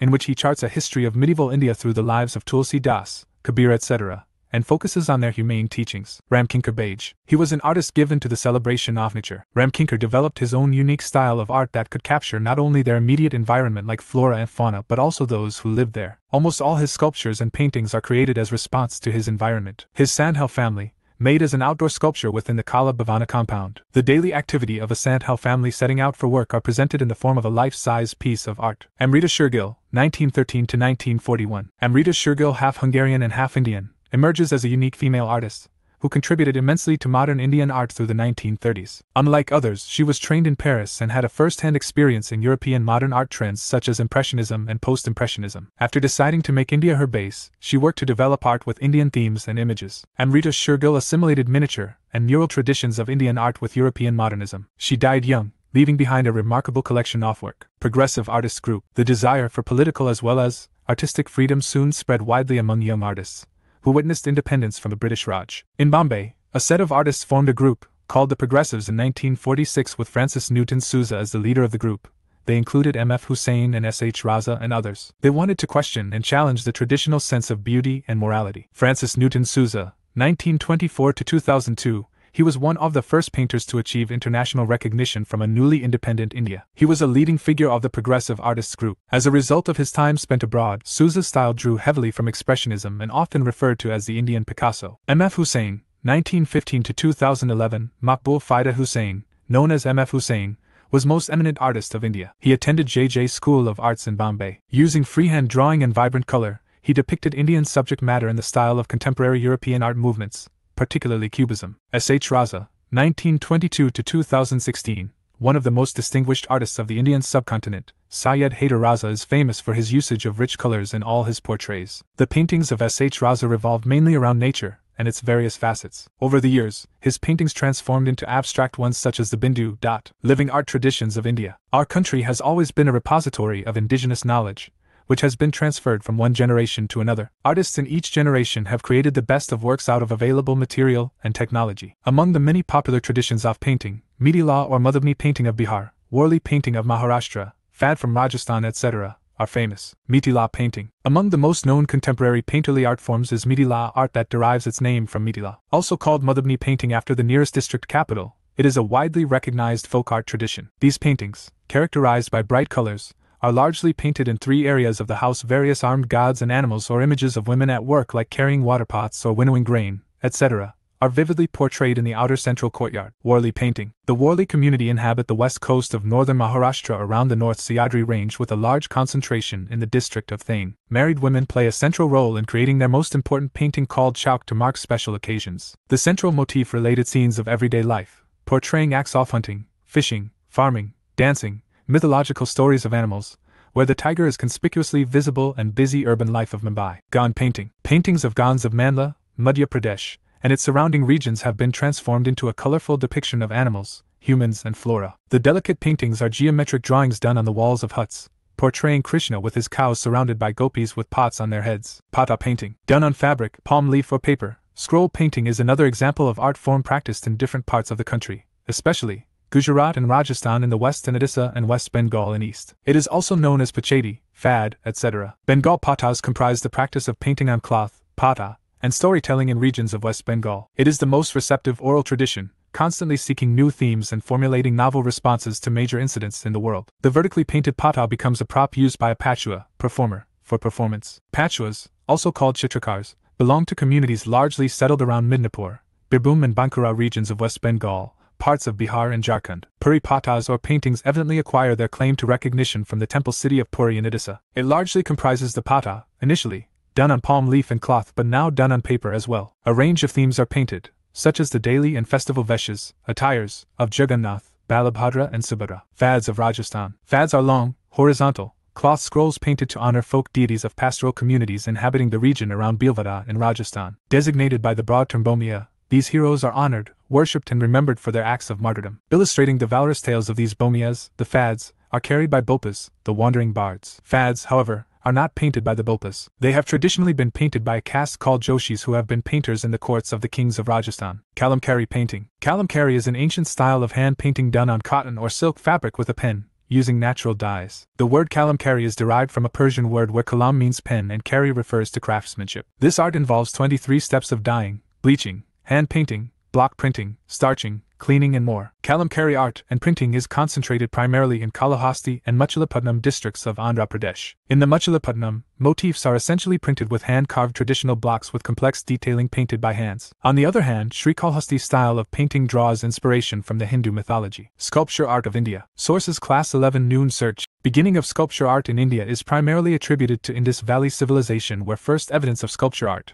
found in different variations and in mass scale. The artists of Harappan civilization had fine artistic sensibilities and a vivid imagination. In the Mauryan period and later phases, sketches of human and animal figures were made in a highly realistic nature with extremely careful manner. From medieval period, some notable sculpture art forms from Vijayanagara Empire can be found. Art forms of Harappan civilization. The arts of the Indus Valley civilization emerged during the second half of the 3rd millennium BC. The forms of art found from various sites of the civilization include sculptures. The forms of art found from various sites of the civilization include sculptures, seals, pottery, jewelry, terracotta figures, etc. The Harappan people had constructed mainly 3 types of buildings: dwelling houses, pillared halls and public baths. The most important features of Harappan art forms were as follows. Stone statue of the priest king. The statue is made of steatite, and it was found in Mohenjo-daro. He is wearing an armlet in right arm, short beard, half-closed elongated eyes, meditative posture. He is recognized as the priest king. The figure is draped in a shawl coming under the right arm and covering the left shoulder. The dancing girl. The world's first bronze sculpture of a dancing girl has been found in Mohenjo-daro. This exquisite casting depicts a girl whose long hair is tied in a bun. Approximately 4-inch high copper figure has bangles on her left arm.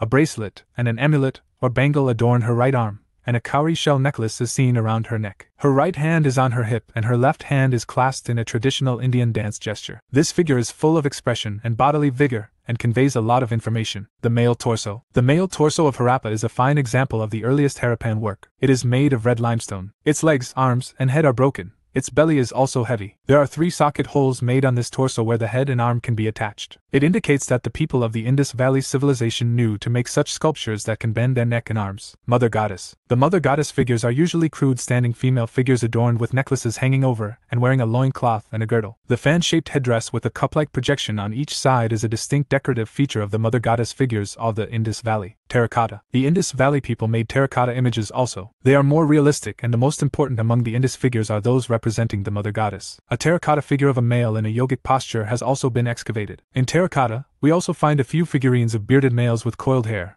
their posture rigidly upright, legs slightly apart, and the arms parallel to the sides of the body. The repetition of this figure in exactly the same position would suggest that he was a deity. A terracotta mask of a horned deity has also been found. Toy carts with wheels, whistles, rattles, birds and animals, games, men and discs were also rendered in terracotta. Seals. Archaeologists have discovered thousands of seals, mostly made of steatite. The purpose of producing seals was mainly commercial. The standard Harappan seal was a square plaque 2 by 2 square inches, made from steatite. Every seal is engraved in a pictographic script which is yet to be deciphered. The most remarkable seal is identified as the Pashupati seal. This seal depicts a human figure seated cross-legged. An elephant and a tiger are depicted to the right side of the seated figure, while on the left a rhinoceros and a buffalo are seen. In addition to these animals, 2 antelopes are shown below the seat. Pottery. A large quantity of pottery excavated from the sites, enable us to understand the gradual evolution of various design motifs as employed in different shapes and styles. Plain pottery is more common than painted ware. Plain pottery is generally offered clay, with or without a fine red or gray slip. It includes knobbed ware,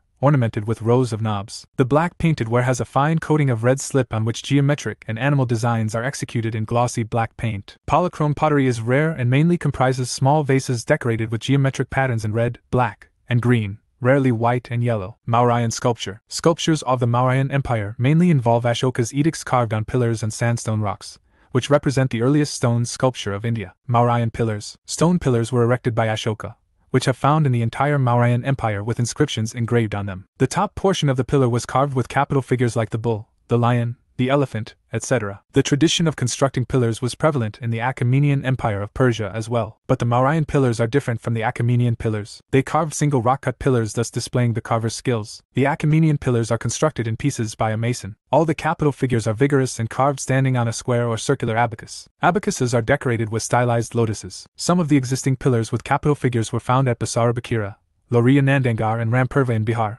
Sankesa and Sarnath in Uttar Pradesh. The Mauryan pillar capital found at Sarnath, popularly known as the Lion Capital, is the finest example of Mauryan sculptural tradition. It is also our national emblem. This pillar capital symbolizing Dhammacakra Pravardhana, the first sermon by the Buddha. Lion capital at Sarnath. Yakshas and Yakinis. Large statues of Yakshas and Yakinis are found at many places like Patna, Vidisha and Mathura. These monumental images are mostly in the standing position. One of the distinguishing elements in all these images is their polished surface. Daidarganj Yakshar. One of the finest examples is a Yakshini figure from Daidarganj, Patna, which is tall and well-built. It shows sensitivity towards depicting the human physique. The image has a polished surface. Almost 2,000 years old, it stands 5 feet 4 inches and is carved out of a single stone. The chayuri is held in the right hand whereas the left hand is broken. The image shows sophistication in the treatment of form and medium. Mathura, Sarnath and Gandhara schools of art. The 1st century AD onwards, Gandhara, now in Pakistan, and Mathura in northern India emerged as important centers of art production. In this period, another important school of sculptures at Sarnath emerged in northern India in 5th century AD,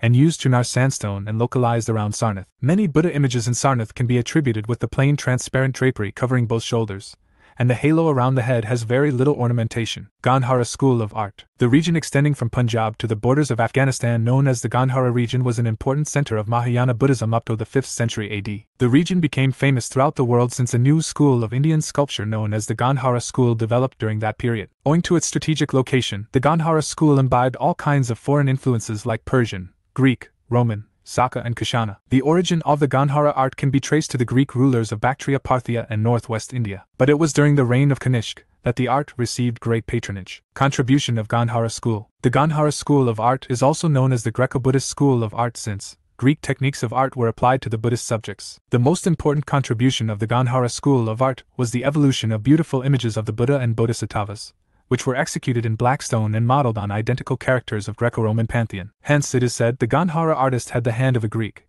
but the heart of an Indian. The most characteristic trait of Gandhara sculpture is the depiction of Lord Buddha in the standing or seated positions. The seated Buddha is always shown cross-legged in the traditional Indian way. Another typical feature of the Gandhara art is the rich carving, elaborate ornamentation and complex symbolism. The best specimens of Gandhara art are from Jalyan and Dharmarajika Stupa at Taxila and from Hada near Jalalabad in modern Afghanistan. The tallest rock-cut statue of Lord Buddha is also located at Bamiyan in Modem, Afghanistan, and dates back to the 3rd-4th century AD. Gandhara art lost its preeminence and newer schools of sculpture evolved, the finest example being the beautiful Buddhist statue of Sarnath. A few other such wonderful specimens are the Manjushri Avalokiteshwar statue at Sarnath, the Bodhisattva at Sanchi and the bronze statue of Buddha found at Mathura. Characteristics of Gandhara school of art. Below are some characteristics of Gandhara school of art. Molding human body in a realistic manner with minute attention to physical features like muscles, mustache and curly hair. Thick drapery, with large and bold fold lines. Rich carving, elaborate ornamentation and symbolic expressions. In early Gandhara school,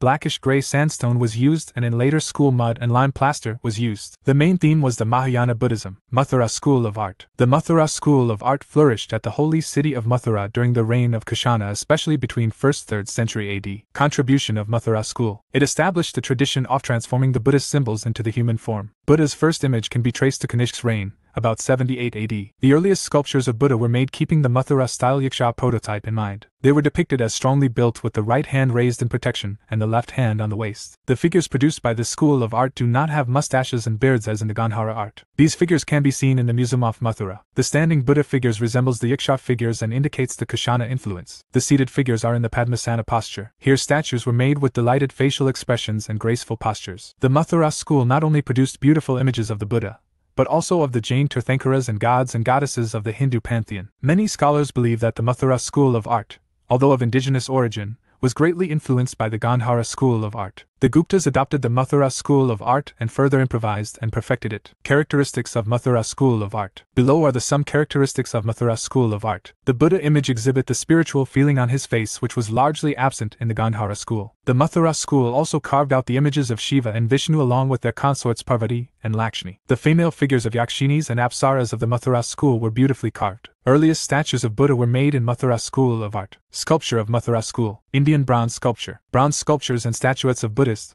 Hindu and Jain icons have been discovered from many regions of India. Most of these were used for ritual worship and are characterized by exquisite beauty and aesthetic appeal. The Saraipradu or lost wax process for casting was learnt as long ago as the Indus Valley culture. Perhaps the dancing girl from Mohenjo-daro is the earliest bronze sculpture, dates back to 2500 BC. The lost wax process. The lost wax process is a technique used for making objects of metal, especially in Himachal Pradesh, Odisha, Bihar, Madhya Pradesh and West Bengal. The lost wax process involves several different steps and made by hand of pure beeswax. Interesting images of Jain Tirthankaras have been discovered from Chausa, Bihar, belonging to the Kushana period during 2nd century AD. In Buddhist centers like Nalanda, a school of bronze casting emerged around the 9th century during the rule of the Payad dynasty in Bihar and Bengal regions. Among the Pallava period, bronze sculptures of the 8th century is the icon of Shiva seated in Ardhaparyanka asana, one leg kept dangling. The right hand is in the Akamana Mudra gesture, suggesting that he is about to drink poison. Avalokitesvara. A remarkable bronze is of a four-armed Avalokitesvara,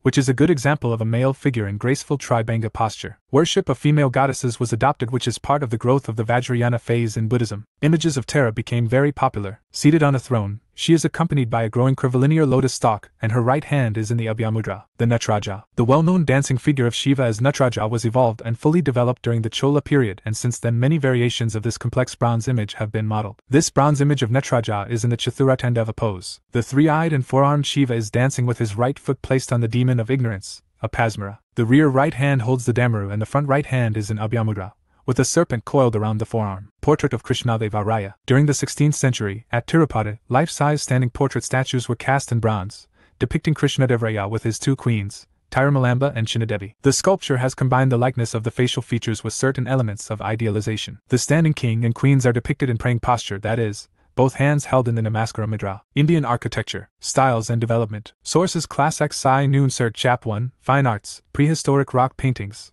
Chap 3, Arts of Mauryan Period, Chap 4, Post-Mauryan Trends in Indian Art and Architecture, Chap 5, Later Mural Traditons, Chap 6, Temple Architecture and Sculpture, Chap 8, Some Aspects of Indo-Islamic Architecture. Art and architecture forms an important part of Indian culture. The earliest and most remarkable evidence of Indian architecture is found in the cities of the Harappan civilization, which boast of a unique town planning. In the post-Harappan period, architectural styles have been classified as Hindu, Buddhist and Jain. The medieval period saw the synthesis of Persian and indigenous styles of architecture. Thereafter, the colonial period brought the influence of Western architectural forms to India. Harappan architecture. The most unique feature of the Harappan architecture was the development of the Great Bath and the planned drainage system. The Great Bath. The Great Bath, found in Mohenjo-daro, modern-day Pakistan, was a large rectangular tank in a courtyard surrounded by a corridor on all four sides. There were 2 flights of steps on the north and south leading into the tank, which was made watertight by using a mortar of gypsum. There were rooms on 3 sides, in one of which was a large well. Water from the tank flowed into a huge drain. Across a lane to the north lay a smaller building with 8 bathrooms,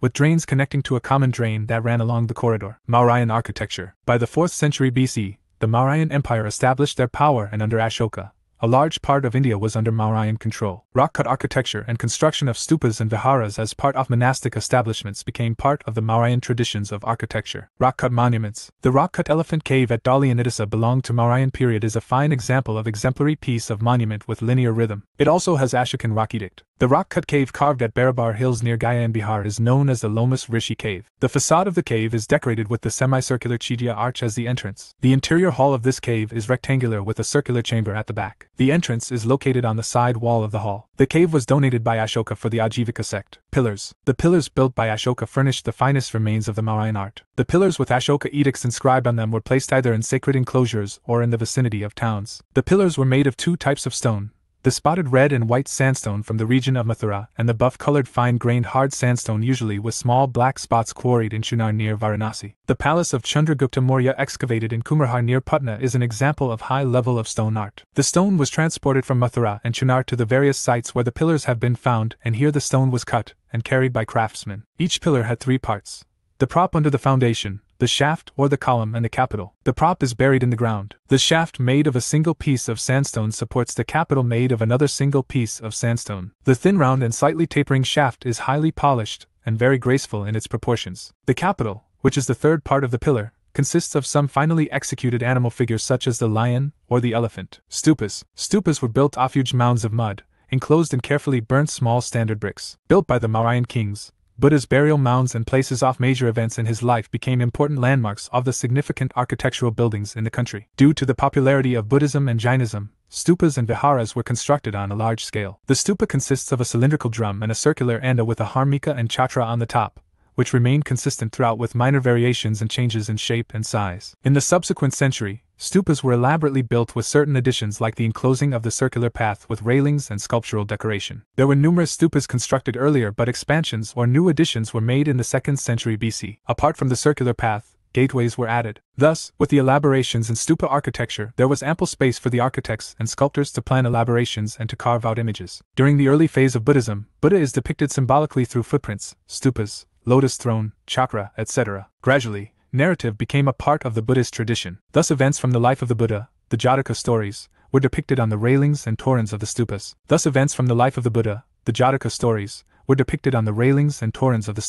Mainly synoptic narrative, continuous narrative, and episodic narrative are used in the pictorial tradition. Sanchi. The great stupa at Sanchi was built with bricks during the time of Ashoka, and later it was covered with stone, and many new additions were made. Stupa 1 at Sanchi has upper as well as lower Pradakshinapath or circular path. It has 4 beautifully decorated toranas depicting various events from the life of the Buddha and the Jatakas. Figure compositions are in high relief, filling up the entire space. Heads have considerable projection in the picture space. Stupa 1 is presumed to have the relics of the Buddha. Stupa 2 has the relics of 10 less famous arhats belonging to 3 different generations. Stupa 3 has the relics of Sariputta and Mahamoggallana. 8 Anchi Stupa. Viharas. The viharas are excavated in all the cave sites of Ajanta and Ellora caves. The plan of the viharas consists of a veranda, a hall, and cells around the walls of the hall. Some of the important vihara caves are Ajanta Cave, Bedsa Cave, Nashik Cave. Many of the early vihara caves are carved with interior decorative motifs like Chaitya arches and the Vedika designs over the cell doors of the cave. Facade design in Nashik Cave became a distinct achievement. The vihara caves at Nashik were excavated with front pillars carved with Gada base and Gada capital with human figures. One such vihara cave was also excavated at Junar in Maharashtra, which is popularly known as Ganashlini because an image of Ganesha belonging to a later period was installed in it. Post-Mauryan architecture. From the 2nd century BC onwards, various rulers established their control over the vast Mauryan Empire. There are numerous sites dating back to the 2nd century BC in India. Some of the prominent examples of the finest sculpture are found at Vidisha, Bharhut, Bodh Gaya, Mathura, Kandagiri Udayagiri of Odisha, and others. Amaravati Stupa. Amaravati Stupa site belonged to Vengi in Andhra Pradesh, which has many stupa sites. The Amaravati school developed under the patronage of the Satavahanas. A great stupa was built at Amaravati in the lower Godavari region. Amaravati Stupa. Like the Sanchi Stupa, the Amaravati Stupa also has Pradakshinapath enclosed within a Vedika on which many narrative sculptures are depicted. The Dhammakal Stupa structure is covered with relief stupa sculptural slabs, which is a unique feature. There are a number of Jataka scenes that have not been completely identified. In the depiction of the birth event, the queen is shown reclining on a bed surrounded by female attendants. A small-sized elephant is carved on the upper frame of the composition showing the dream of Queen Mayadevi. In another relief, 4 events related to the birth of the Buddha are shown. Bharhut Stupa. Bharhut sculptures are similar to the images of Yaksha and Yakshini in the Mauryan period. In the relief panels depicting narratives, illusion of three-dimensionality is shown with tilted perspective. Clarity in the narrative is enhanced by selecting main events. Narrative reliefs at Bharhut show how artisans use the pictorial language very effectively to communicate stories. In one such narrative, showing Queen Mayadevi's, mother of Siddhartha Gautama, dream, a descending elephant is shown. On the other hand, the depiction of a Jataka story is very simple, narrated by clubbing the events according to the geographical location of the story. Such Jataka stories became part of stupa decoration. Cave tradition in Western India. In Western India, many Buddhist caves dating back to the 2nd century BC onwards have been excavated. Mainly 3 architectural types were executed. I. Apsidal vault roof Chaitya halls, found at Ajunta, Patalkara, Bhaja. 2. Apsidal vault roof pillarless hall, found at Thananadsar in Maharashtra. 3. Flat roof quadrangular hall with a circular chamber at the back, found at Kondavite in Maharashtra. The front of the Chaitya hall is dominated by the motif of a semicircular Chaitya arch with an open front, which has a wooden facade, and in some cases, there is no dominating Chaitya arch window such as found at Kondavite. In all the Chaitya caves, a stupa at the back is common. Kari Chaitya Hall. Many cave sites have the standard first type of Chaitya halls in the subsequent period. In Karla, the biggest rock-cut Chaitya hall was excavated. The cave consists of an open courtyard with 2 pillars, a stone screen wall to protect from rain, a veranda, a stone screen wall as facade, an apsidal vault roof Chaitya hall with pillars and a stupa at the back. Kari Chaitya Hall is decorated with human and animal figures. They are heavy in their execution and move in the picture space. Kari Chaitya Hall. Cave tradition in Eastern India. Like in Western India, Buddhist caves have also been excavated in Eastern India, mainly in the coastal region of Andhra Pradesh and in Odisha. One of the main sites in Andhra Pradesh is Guntapal in Ellore district and the Udayagiri Kondagiri caves in Bhubaneswar, Odisha. The caves have been excavated in the hills along with the structured monasteries. Guntupoli Chaitya Cave. The Guntupoli cave is circular with a stupa in the circular hall and a Chaitya arch carved at the entrance. The cave is relatively small when compared to the caves in Western India. The main Vihara caves, despite the small dimensions, have been decorated with Chaitya arches on the exterior. They are rectangular with vaulted roof and are carved single-storied or double-storied without a large central hall. These excavations date back to the 2nd century BC. Udayagiri Kondagiri caves. The rock-cut cave tradition also existed in Odisha. The earliest examples are the Udayagiri Kondagiri caves in the vicinity of Bhubaneswar. These caves are scattered and have inscriptions of Karvela,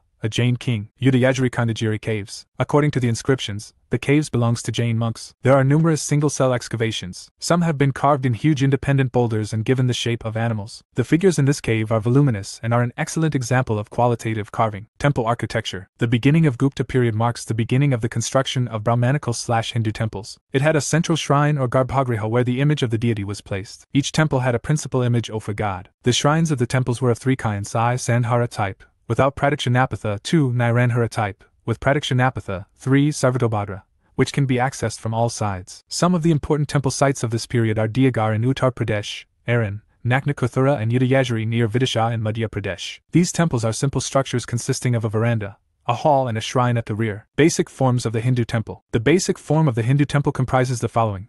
I. The sanctum, Garbhagriha, which was a small cubicle with a single entrance and grew into a larger chamber in time. 2. The entrance to the temple, which incorporates space for a large number of worshippers and is known as a mandapa. 3. The shikar in North India and a pyramidal tower, called a vimana, in South India. 4. The vahan, i.e., the mount or vehicle of the temple's main deity. 2 broad orders of temples in the country are known: Nagara in the north, and Dravida in the south. At times, the Vizara style of temples as an independent style created through the selective mixing of the Nagara and Dravida orders. As temples grew more complex, more surfaces were created for sculpture through additive geometry, i.e., by adding more and more symmetrical walls and niches, without breaking away from the fundamental plan of the shrine. Nagara temple style. The style of temple architecture that became popular in northern India is known as Nagara. In North India, it is common for an entire temple to be built on a stone platform with steps leading up to it. Unlike in South India, it does not usually have elaborate boundary walls or gateways. While the earliest temples had just one tower or shikara, later temples had several. The Garbhagriha is always located directly under the tallest tower. There are many subdivisions of Nagara temples depending on the shape of the shikara. The shikara, which is square at the base and whose walls curve or slope inward to a point on top, is called the Latina or the Rekaprasada type of shikara. The second major type of architectural form in the Nagara order is the Famsana. Famsana buildings tend to be broader and shorter than Latina ones. Their roofs are composed of several slabs that gently rise to a single point over the center of the building,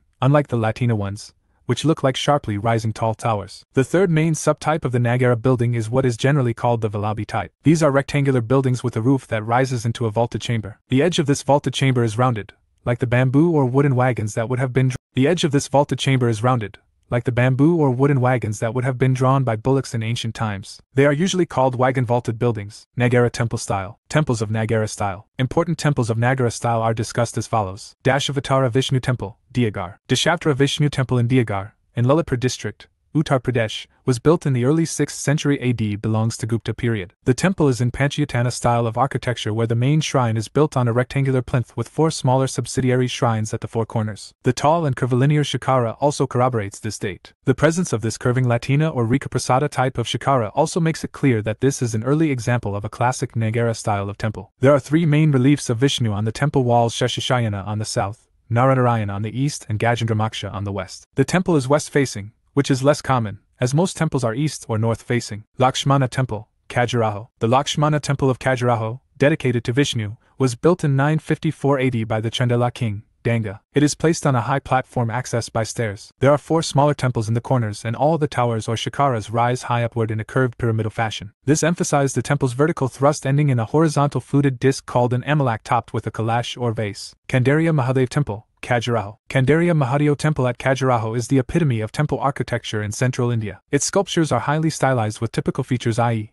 they are in almost full relief, cut away from the surrounding stone, with sharp noses, prominent chins, long slanting eyes and eyebrows. Chausath Yogini Temple, Khajuraho. Chausath Yogini Temple is the 10th century AD. This is a temple of small, square shrines of roughly hewn granite blocks, each dedicated to goddesses associated with the rise of tantric worship after the 7th century AD. Several such temples were dedicated to the cult of the Yoginis. They were built between the 7th and 10th centuries AD, but few have survived. Sun Temple, Madura. The Sun Temple at Madura in Gujarat dates back to early 11th century and was built by Raja Bhimdev I of the Solanki dynasty in 1026 AD. There is a massive rectangular step tank called the Surya Kund in front of it. This 100 sq meter rectangular pond is perhaps the grandest temple tank in India. 108 miniature shrines are carved in between the steps inside the tank. A huge ornamental archtorana leads one to the Savamandapa, the assembly hall, which is open on all sides, as was the fashion of the times in western and central Indian temples. Kamakhya Temple, Assam. Kamakhya Temple, a Shakti Peeth, is dedicated to goddess Kamakhya and was built in the 17th century. The style that came with the migration of the Thais from Upper Burma mixed with the dominant Paya style of Bengal, and led to the creation of what was later known as the Ahom style in Guwahati. Siddheshwara Mahadeva Temple, Bengal. The Siddheshwara Mahadeva Temple in Barakar in Burdwan district of Bengal belongs to Paya dynasty of 9th century AD. The style of the sculptures during the period between the 9th and 11th centuries in Bengal, including Bangladesh and Bihar, is known as the Paya style. While the Paulas are celebrated as patrons of many Buddhist monastic sites, the temples from that region are known to express the local Vang style. The temple shows a tall curving shikara crowned by a large amalaka and is an example of the early Paya style. Surya/Sun Temple, Konark, Odisha. The Surya or Sun Temple is built in stone around 1240. Its shikara was a colossal creation said to have reached 70 m, which fallen in the 19th century. The vast complex is within a quadrilateral shape which the Jagamohana or the dance pavilion, Mandapa, has survived. The Sun Temple is set on a high base, its walls covered in extensive, detailed ornamental carving. These include 12 pairs of enormous wheels sculpted with spokes and hubs, representing the chariot wheels of the sun god, rides a chariot driven by 7 horses. Unique temple style of Odisha. The main architectural features of Odisha temples are classified in 3 orders, i.e., Rekapita, Pithadil and Kakra. The temples of Odisha constitute a distinct substyle within the Nagara order. In general, here the Shikara, called Dul in Odisha, and Mandapas called Jagamohana. Pandrithan Temple, Kashmir. The Karkota period of Kashmir is the most significant in terms of architecture,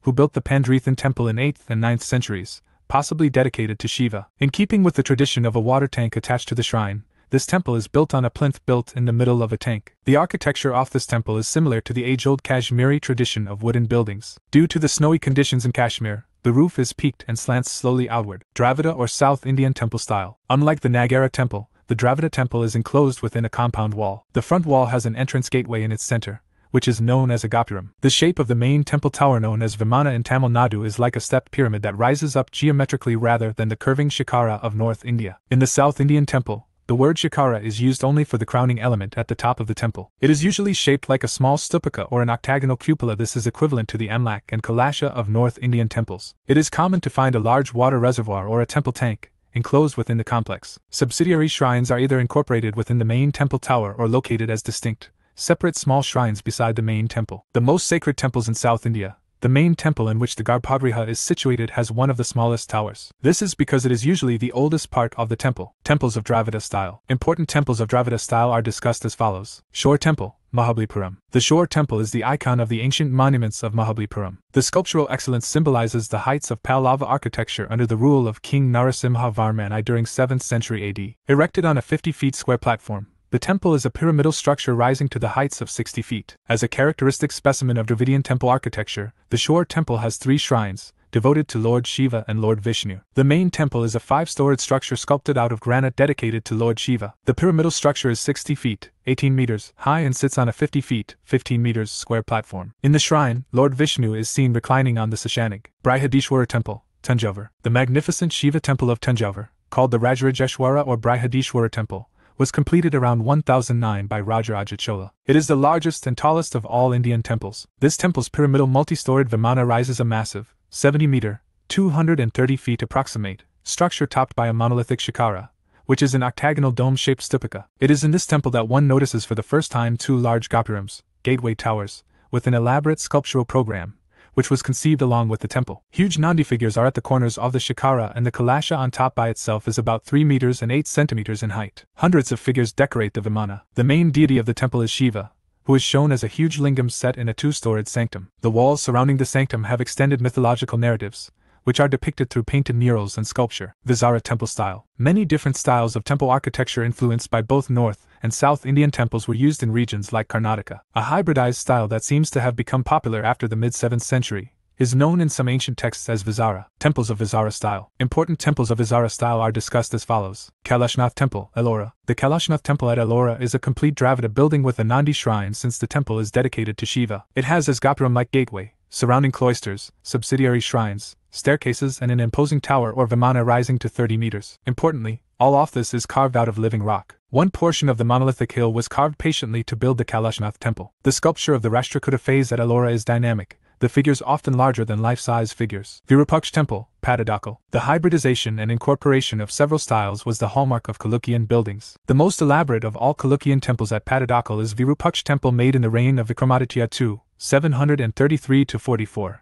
by his chief queen Loka Mahadevi. The Virupaksh is a large complex consisting of a tall vimana with axial mandapas and peripheral subshrines round the court, enclosed by a wall with gopura entrances in front and behind. The compound wall of the complex, following the plan of the group itself, has on its coping kuta and set heads, inspired from the Shore temple at Mahabalipuram device. Hoysalswara Temple, Lord of the Hoslas, Halebidu. The Hoysalswara Temple, Lord of the Hoslas, at Halebidu in Karnataka was built in dark schist stone by the Hosla king in 1150 AD. Hosla temples are sometimes called hybrid or Vizara as their unique style seems neither completely Dravida nor Nagara. They are easily distinguishable from other medieval temples by their highly original star-like ground plans and a profusion of decorative carvings. Dedicated to Shiva as Nataraja, the Hailbid Temple is a double building with a large hall for the mandapa to facilitate music and dance. A Nandi pavilion precedes each building. From the central square, planned cutout angular projections create the star effect decorated with the carvings of animals and deities. Pallava art. The Pallava architecture shows the transition from the rock-cut architecture to the stone-built temples. The earliest examples of the Pallava art are the rock-cut temples of the 7th century AD, while the later examples are of the structural temples built in the 8th and the 9th century. The rock-cut reliefs of the Pallavas are the earliest surviving royal portraits after the Kushana images. Mahendravarman I introduced the rock-cut temples. This style of Pallava temples are seen at places like Mandigapattu, Mahendravadi, Mamandar, Dalavanar, Tiruchirappalli, Volam, Siamangalam and Tirukalukkanram. The 5 rathas, popularly called as the Panchapanadava rathas, signifies 5 different styles of temple architecture. The mandapas contain beautiful sculptures on its walls. The most popular of these mandapas are Mahishasura Mardini Mandapa, Tirumurti Mandapa and Varha Mandapa. The Pallava architecture is known for their 4 specific styles. 1. Mahendra style. The influence of the cave style of architecture is to be seen in an ancient pillar engraved in the Ekambaranatha, Kanchipuram, temple. 2. Mamala style. The 7 pagodas are small temples, each of which is chopped out of a single rock boulder. They lie near Mahabalipuram, founded by Narasimhavarman. These monolithic temples are complete with all the details of an ordinary temple and stand as an undying testimony to the superb quality of the Pallava art. 3. Rajasimha style. The most famous temple of this style is the Kailasha temple, Kangchi. It has a pyramidal tower, a flat-roofed mandapam and a series of cells surround it resembling rathas. This style is a very elaborate one foreshadowing the ornate Chola architecture. 4. Aprajita style. This is more ornate, resembling the Chola architecture. A few temples built in the style are found at Dalavanar. The noteworthy feature of some shrines is that they are adorned by beautiful lifelike images of Pallava kings and their queens. Important Pallava temples. Mandigapattu Temple. This is the first Pallava rock-cut temple, built by Mahendra I in the early 7th century. An inscription on the temple calls it the Laksudayatna and dedicates it to Brahma, Isvara and Vishnu. The facade of the rectangular mandapa has 4 massive pillars and is flanked by niches containing large Dvarpalaka images carved in relief. Kailasanatha of Kanchipuram. The temple is credited to the initiative and enterprise of the Pallava ruler Narasimhavarman II or Rajasimha, who reigned between 690 to 728 AD. The Kailasanatha temple is the finest structural project of the Pallavas. It looks as if a chariot from heaven has descended on the earth. Vaikuntha Perumal temple. This temple is situated at Kanchipuram in Tamil Nadu, and was built in the 8th century AD. It was built by the Pallava emperor, Nandavarman Pallavamala, in the 8th century AD. This temple is famous for its unique architectural grandeur and religious importance. This temple is one of the 108 Divya Desam dedicated to the Lord Vishnu. This temple is also called the Tiruparmasvara v Inagaram Shore temple. This temple at Mamallapuram was built during the reign of the Pallava king Rajasimha, 700 to 728 AD. Its 3 sanctuaries are dedicated to Vishnu and Shiva. This temple is also acknowledged for being the first stone structure made by the Pallavas. Before this, the monuments used to be carved out of the rocks or stones. This group of temple is an UNESCO World Heritage Site. 7 pagodas. This term is closely associated with the shore temple of Mahabalipuram. According to a popular belief, once upon a time 6 other temples stood along with the now famous shore temple on the shores of Mahabalipuram's rock-strewn beaches. In the late 2004, during the tsunami that struck the coast, the sand deposits of around 500 m from the shore temples were gulped by the sea. During this time, tourists and residents were reported to have seen a long, straight row of large rocks emerge from the water just before the waters rushed back again. The tsunami also made some immediate, lasting changes to the coastline, which left a few previously covered statues and small structures uncovered on the shore, like the large stone lion left sitting uncovered on Mahabalipuram's beach. Chalukyan temple architecture. The structural temples of the Chalukyas exist at Aihole, Badami and Patadakal. Cave temple architecture was also famous under the Chalukyas. Their cave temples are also found in Ajanta, Ellora and Nasik. The best instance of Chalukya paintings can be seen in the Badami cave temple and in the Ajanta caves. The reception given to a Persian embassy by Pulakeshin II is depicted in a painting at Ajanta. The Chalukya temples may be divided into 2 stages. The first stage is represented by the temples at Aihole and Badami. Among the 70 temples found at Aihole, 4 are important. 1. Lad Khan temple is a low, flat-roofed structure consisting of a pillared hall. 2. Durga temple resembles a Buddha Chaitya. 3. Hukamalagiri temple at Aihole. 4. The Jain temple at Magudi. The second stage is represented by the temples at Patadakal. There are 10 temples here, 4 in the northern style and the remaining 6 in the Dravidian style. The Papanatha temple is the most notable in the northern style. The Sangamesvara temple and the Virupaksh temple are famous for their Dravidian style. The Virupaksh temple is built on the model of the Kailasanatha temple at Kanchipuram. It was built by one of the queens of Vikramaditya I. Sculptors brought from Kanchi were employed in its construction. It is located in Hampi, Karnataka, on the banks of the Tungabhadra river. Rashtrakuta art. The rulers of the Rashtrakuta dynasty were great patrons of art and architecture and were great builders, in a half-century of the Rashtrakuta rule witnessed a very high achievement in the fields of sculpture and architecture. The Ellora and Elephanta caves provide splendid examples of that era, which excelled in carving out huge monuments and monolithic sculptures. In Ellora, Maharashtra, rock-cut cave temples of all faiths are found that are flourishing in India, i.e., Buddhist, Jain, Shaiva and Vaishnava. Out of the 34 caves, 12 are Buddhist. In the south, 17 are Hindu, Vaishnava, Shaiva and Shakta, and 5 caves on the northern side are Jain. Chola art. Many temples had been built by the Chola kings throughout their kingdoms. The temples of the early Cholas are found in large number in the former Pudukkottai region. These Chola temples reveal the gradual evolution of the Chola art and architecture. The Chola kings earlier built brick temples. Later they built stone temples. The Dvarapalas, or guardian figures, at the entrance to the mandapa or hall, which started from the Pallava period, became a unique feature of the Cholas' temples. The Dravidian style got fully developed after a transition from the rock-cut structures of the Pallava period. Important temples of Chola art are Brihadiswara Temple and Temple of Gangakonda Cholapuram. The Temple of Gangakonda Cholapuram. It was built by Rajendra I,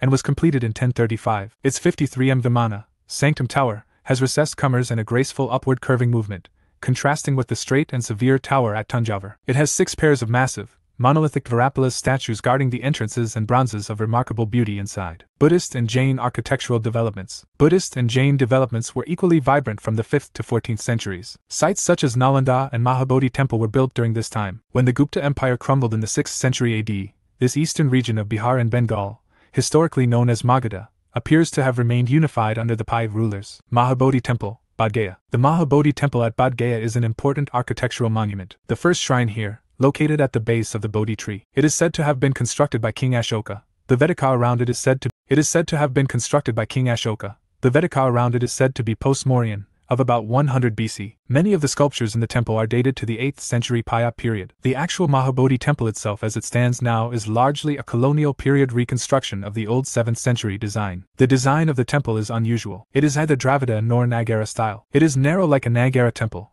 but it rises without curving, like a Dravida one. Nalanda University. The monastic university of Nalanda is a Mahavihara as it is a complex of several monasteries of various sizes. Most of the information about Nalanda is based on the records of Xianzang, Haiyuan saying. The foundation of a monastery was laid by Kumargupta I in the 5th century AD. The sculptural art of Nalanda, in stone and bronze, developed out of a heavy dependence on the Buddhist Gupta art of Sarnath, characterized by distinctive facial features, body forms and treatment of clothing and jewelry. The characteristic features of Nalanda art can be distinguished by its consistently high quality of workmanship. Its sculptures are also usually not flat in relief but are depicted in three-dimensional forms. The back slabs of the sculptures are detailed and the ornamentations delicate. Lakshmana Temple, Sirpur. The Lakshmana Temple Sirpur in Chhattisgarh is an early Edisa-style site belonging to the period between 550 and 800.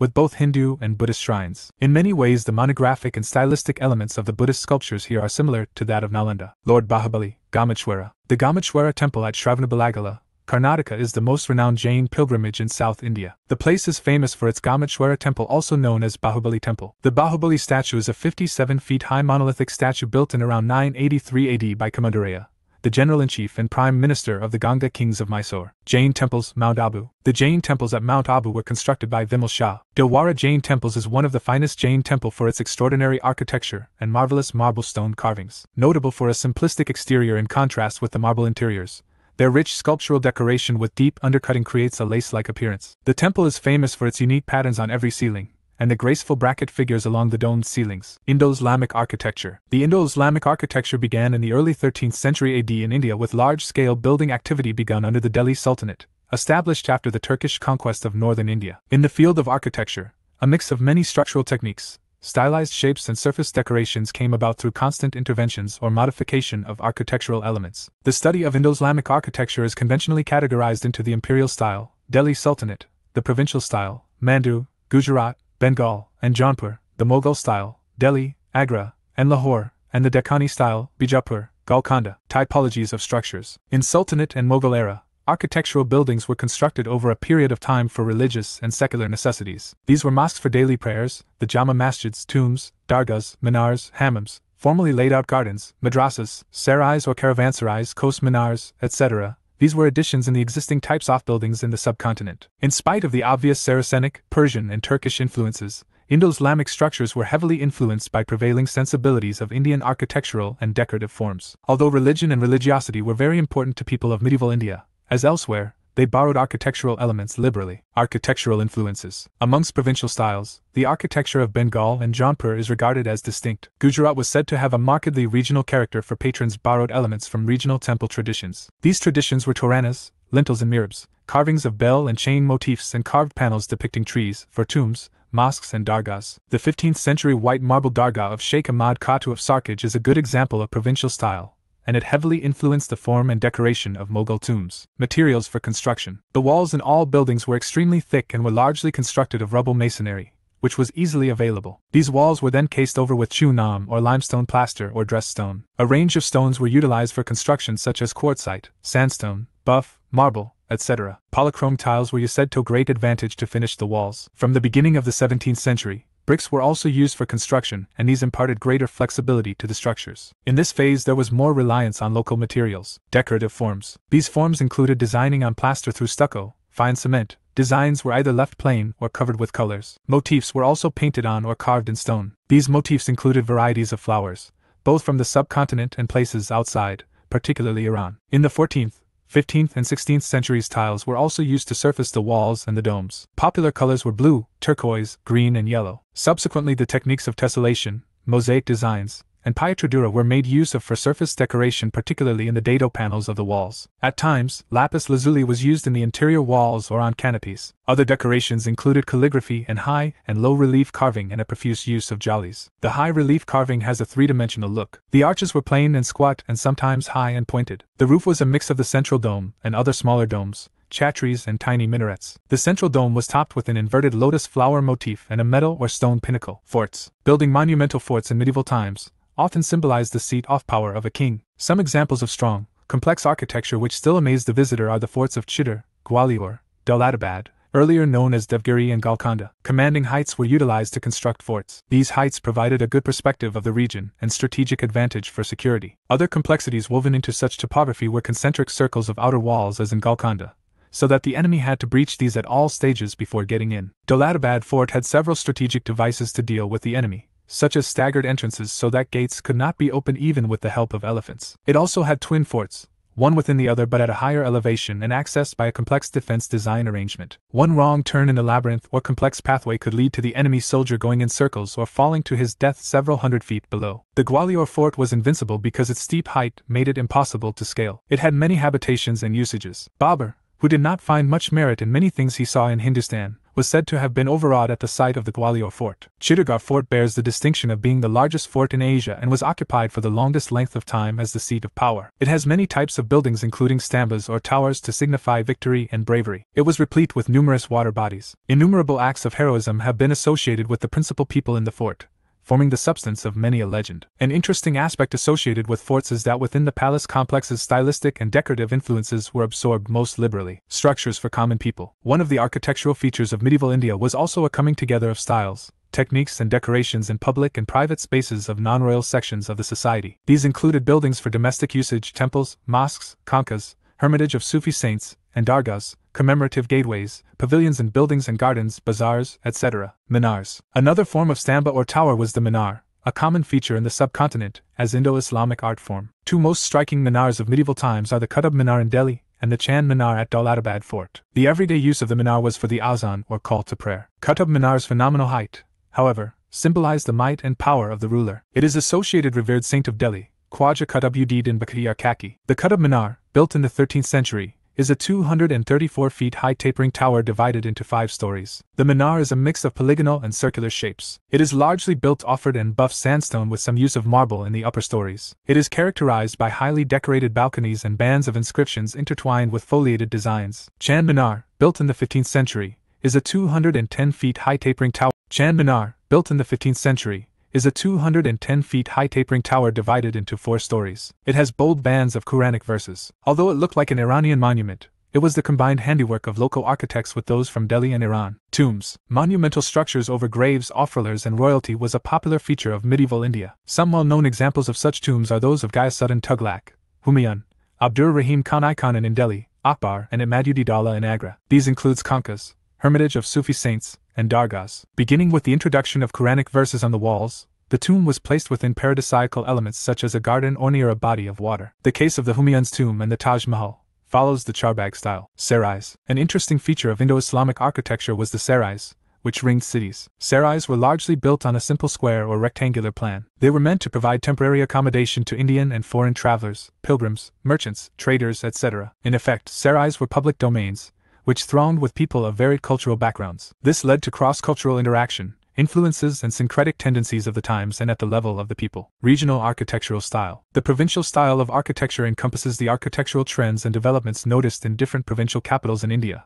but specifically in the following architectural forms. Bengal architecture. The Adina and Panjwa mosques are the earliest architectural examples in Bengal. The tomb of Aki Sirajuddin, the Kotwali Darwaza, the Dakhil Darwaza and the tomb of Sultan Jalaluddin Muhammad Shah, 1414 to 1431 AD, known as the Akhlaqi tomb, served as prototypes for the subsequent Islamic architecture of Bengal. The other important buildings of Bengal include Tantipura Masjid, 1475 AD, Chamkati Masjid, 1475 AD, Ladan Masjid, 1480 AD, and Chota Sona Masjid, 1510 AD. Jaunpur architecture. Under the Sharki dynasty, Jaunpur became a great center of art, culture and architectural activity. During the rule of Shamsuddin Ibrahim, 1402 to 1436 AD, several palaces, mosques, tombs and other buildings came up, the most prominent being the Atala Masjid built in 1378. Later, other important buildings were produced that include Akalis Mukhlis Masjid, 1430 AD, Jahangiri Masjid, 1430 AD, Lal Darwaja Masjid, 1450 AD, and the Jami Masjid, 1470 AD. Malva architecture. This is a very unique and adaptive architecture form of 15th century. They used stones and marbles of different colors in their buildings and decorated with arches and pillars. They used locally available materials. Few important features of their architecture are presence of large windows,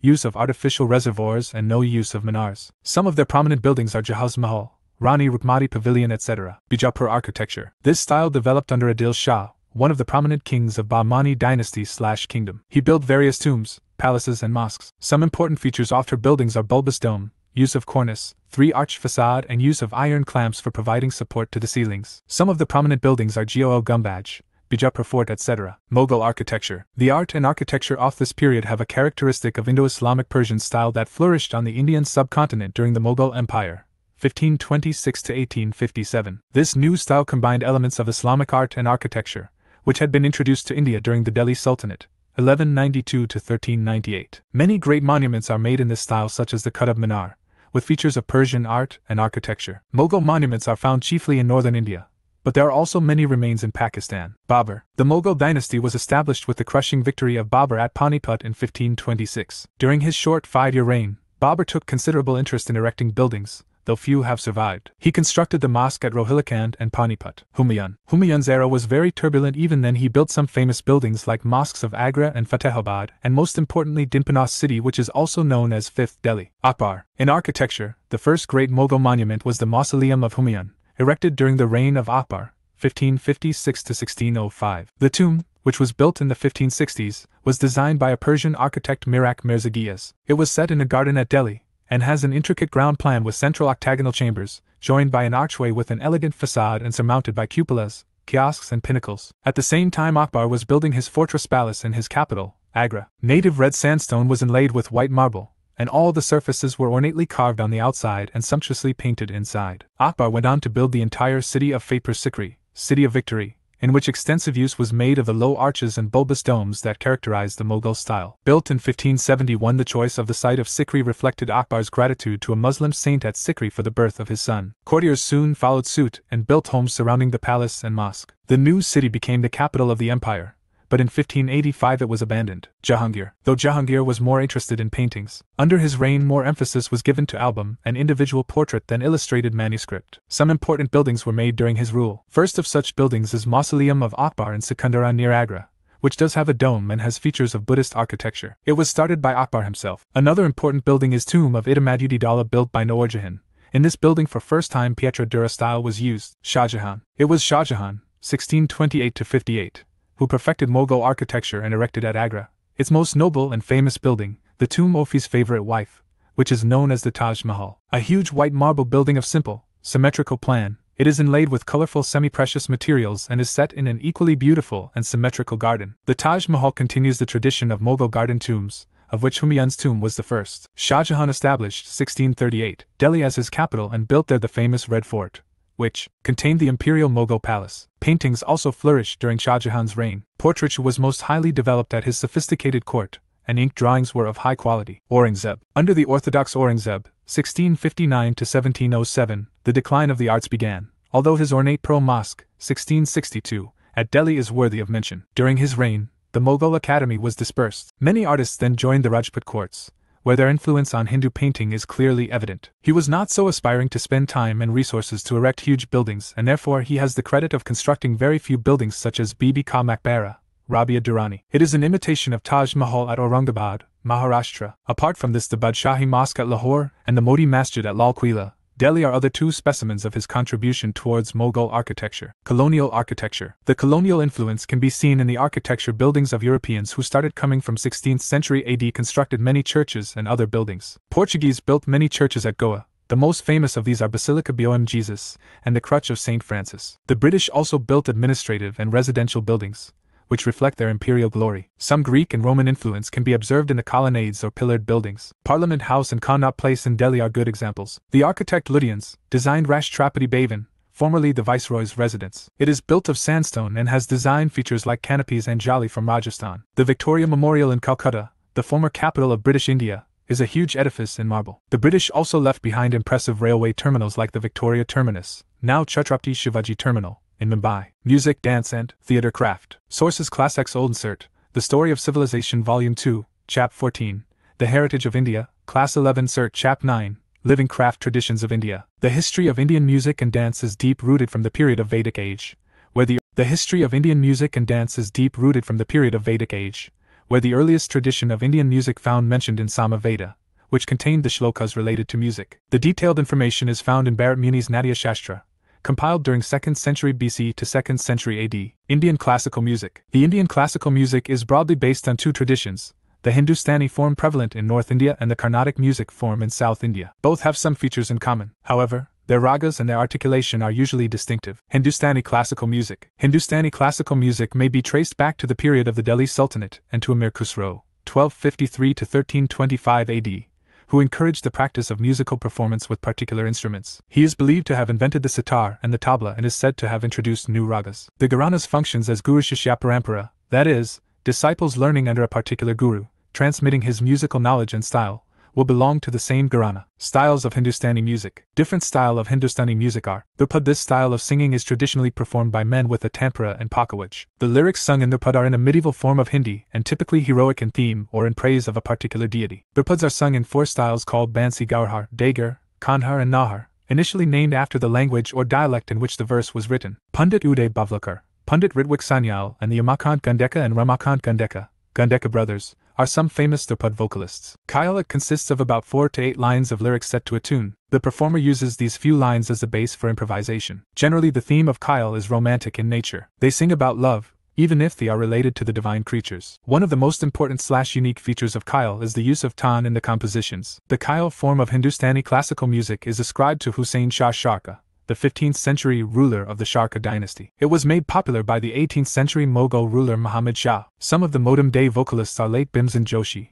Nagaraja Havaldar, Kishori Amolkar, Ulhos and Kushalkar, Prabhakar Karakar, Pandit Jasraj, etc. Damar. These compositions are similar to Dhurpad, but are chiefly associated with the festival of Holi. Here, the compositions are specifically in praise of Lord Krishna. This music, sung in the Damar Thai, is chiefly used in festivals like Janmashtami, Ramnavami and Holi. Tarana. Another vocal form of the Hindustani music is Tarana. Tarana are songs that are used to convey a feel of joy and are usually performed towards the end of a concert. Thumri. It is an informal vocal form of Hindustani classical music and is said to have begun with the court of Nawab Wajid Ali Shah, the Nawab of Oudh. The compositions are either devotional or romantic in nature. It was inspired by Bhakti movement. It mainly used Hindi dialects like Awadhi or Braj Bhasha. Carnatic music. The compositions in Carnatic music may be attributed collectively to 3 composers who lived between 1700 and 1850 AD. They were Sham Shastri, Thyagaraja and Muthuswami Dikshitar. Thyagaraja is reversed both as a saint and an artist. He epitomizes the essence of Carnatic music. Purandara Dasa was another great composer of Carnatic music. The main compositions are known as Kriti and are devotional in nature. The Carnatic Alapana is similar to Alap in Hindustani classical as well as Tilana in Carnatic resembles Tarana of Hindustani. Both lay stress on Tala or Talam. Styles of Carnatic music. Styles of Carnatic music are as follows. Vamam. It is a composition usually sung or played at the beginning of a recital and reveals the general form of the raga. The 2 halves are almost equal in length. The Vamam is made up of 2 parts which are as follow. 1. The Pravanga or first half. 2. The Uttaranga or second half. Kriti. It is a highly evolved musical song set to a certain raga and fixed tala or rhythmic cycle. Ragam. It is a melodic improvisation in free rhythm played without mridangam accompaniment. Tanam. It is another style of melodic improvisation in free rhythm. Pallavi. This is a short pre-composed melodic theme with words and set to one cycle of Thai. Here, the soloist improvises new melodies built around the word Pallavi. Trikalam. It is the section where the Pallavi is played in 3 tempos keeping the Thai constant. Swara Kopana. It is the improvised section performed with the drummer in medium and fast speeds. Ragamalika. This is the final part of the Pallavi, where the soloist improvises freely and comes back to the original theme at the end. Gharanas of classical music. Some of the popular Gharanas of Indian classical music are as follows. Gwali or Gharana. This is the oldest among all the Khayal Gayaki vocal styles. The distinctive feature of this style of singing has been noted for its lucidity and simplicity. Its founders are Ustad Hasan Khan, Ustad Hada Khan, Ustad Natha Khan. Prominent exponents of the Gharana are Bal Krishna Ilko Karanjikar, Vishnu Digambar Pulaskar, Pandit Amkamath Thakur, Veena Sahasrabuddha and Malini Rajurkar. Agra Gharana. The Agra Gharana places great importance on developing forcefulness and depth in the voice, so that the notes are powerful and resonant. Its founders are Haji Sujan Khan, Ustad Gagi Khuda Bakhsh. Prominent exponents of the Gharana are the important singers of this Gharana are Faiz Khan, Latifat Hussain Khan and Dinkar Kakini. Gharana. It derives its name from the birthplace of Abdul Karim Khan of Kirana, near Kurukshetra. In the Kirana style of singing, the swara is used to create an emotional mood by means of elongation and use of khanas. Its founders are Abdul Karim Khan and Abdul Wahid Khan. Prominent exponents of the Gharana are Hirabai Baradikar, Begum Akhtar, Bhimsen Joshi, Gangubai Hungal and Prabha Atre. Jaipur Gharana. The most distinctive feature of the Jaipur Gharana can be best described through its complex and melodic form, which arises out of the involutedly and undulating phrases that comprise the piece. Its founder was Ustad Alidia Khan. Prominent exponents of the Gharana are Alidia Khan, Mallikarjun Mansur, Kesarbai Kirkar, Kishori Amokar, Shruti Sadalikar, Padma Talwakar and Ashwini Bide Deshpande. Rampur Sahaswan Gharana. In the Rampur Sahaswan Gharana, there is a stress on the clarity of swara and the development, and elaboration of the raga is done through a stepwise progression. Murti Gharana. The Murti Gharana gives importance to developing the mood of the raga through the notes, forming it, and its style is Bhava Pradhan. It also gives equal importance to the meaning of the text. Its founder was Gag Nazir Khan. Prominent exponents of this Gharana are Pandit Jasraj, Moti Ram, Mani Ram, Sanjeev Abhyankar and others. Folk music. India has a rich legacy of folk music as well, which represents the emotion of the masses. The simple songs are composed to mark every event in life. Folk songs have their special meanings or messages. They often describe historical events and important rituals. Some of the important folk music are as follows. Lavani, popular folk song from Maharashtra. Maan, developed in Rajasthan as Veer Raza. Dandiya, Raz, performed in Gujarat, and is associated with Holi and Lilas of Krishna and Radha. Bhagavati, popular folk music in Karnataka and Maharashtra. Bollywood is a type of Bengali music and a religious sect. Wanawan, folk music from Kashmir which is sung during wedding ceremonies. Alha, folk song from Madhya Pradesh and is a heroic ballad song. Dance forms of India.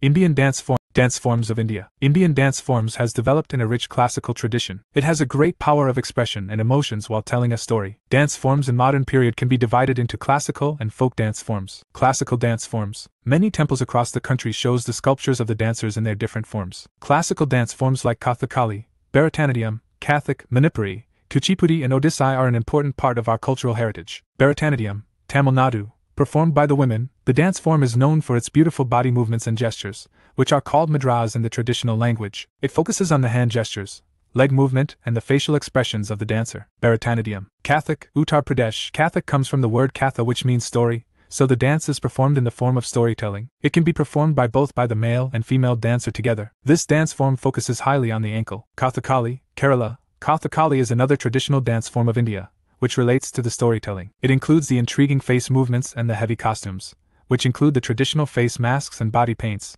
generally green. The music, which includes only the vocals, is called Sapanam. Mohiniyattam, Kerala. Mohiniyattam is a classical dance tradition of Kerala, which gained prominence under the rulers of Travancore. It was revived by famous poet Volathol Narayana Menon along with Kalyani Amal. Mohiniyattam. Kuchipudi, Andhra Pradesh. Kuchipudi is probably the toughest form of classical dance in India. Lasya and Tandava elements are important in Kuchipudi dance form. Odissi. This traditional dance form has developed in temples in Odisha. The Odissi dance is considered as the oldest dance forms of India, which includes more than 50 intriguing mudras, body movements. Odissi. Satriya, Assam. Mahapurusha Sankaradeva, a Vaishnava saint and reformer of Assam, introduced Satriya dance in the 15th century AD. Traditionally, this dance was performed by the male monks or bokats, but now women mainly perform Satriya dance. Manipur. This dance form is performed to narrate the romantic relationship between the Hindu gods Radha and Krishna, which is famously known as Raslila. Tribal dances. Some of the prominent tribal dances are Murya. The Murya tribals of North Bhatar area are known for performing the folk dances of Murya. These dances start with an invocation or prayer to the phallic deity of their tribe and the founder of the Gotul institution. One of the popular Murya dances comprises of Harandana dance,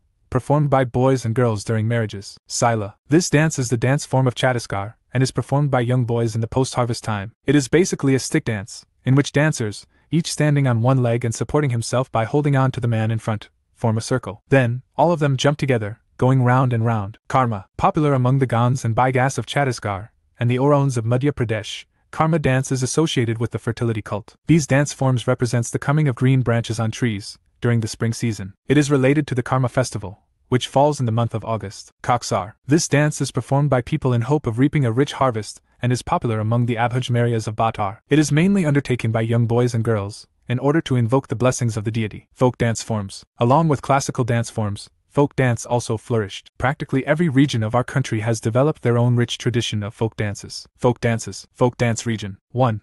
Dumhul Jammu and Kashmir. 2. Kolia Uttarakhand referred as sword dance. 3. Bhangra Punjab. 4. Mayur Nritya Uttar Pradesh. 5. Gita Punjab, female version of Bhangra. 6. Chau Odisha, Jharkhand and West Bengal. 7. Gotipua Odisha. 8. Bardo Cham Arunachal Pradesh. 9. Bihu Assam. 10. Nankram Dance Jainsha Hill, Meghalaya. 11. Jhumar Assam, Jharkhand, West Bengal, and Odisha. 12. Mal Adam Temples of Tamil Nadu and Kerala. 13. Thayam, Kerala, also known as Kalyatattam. 14.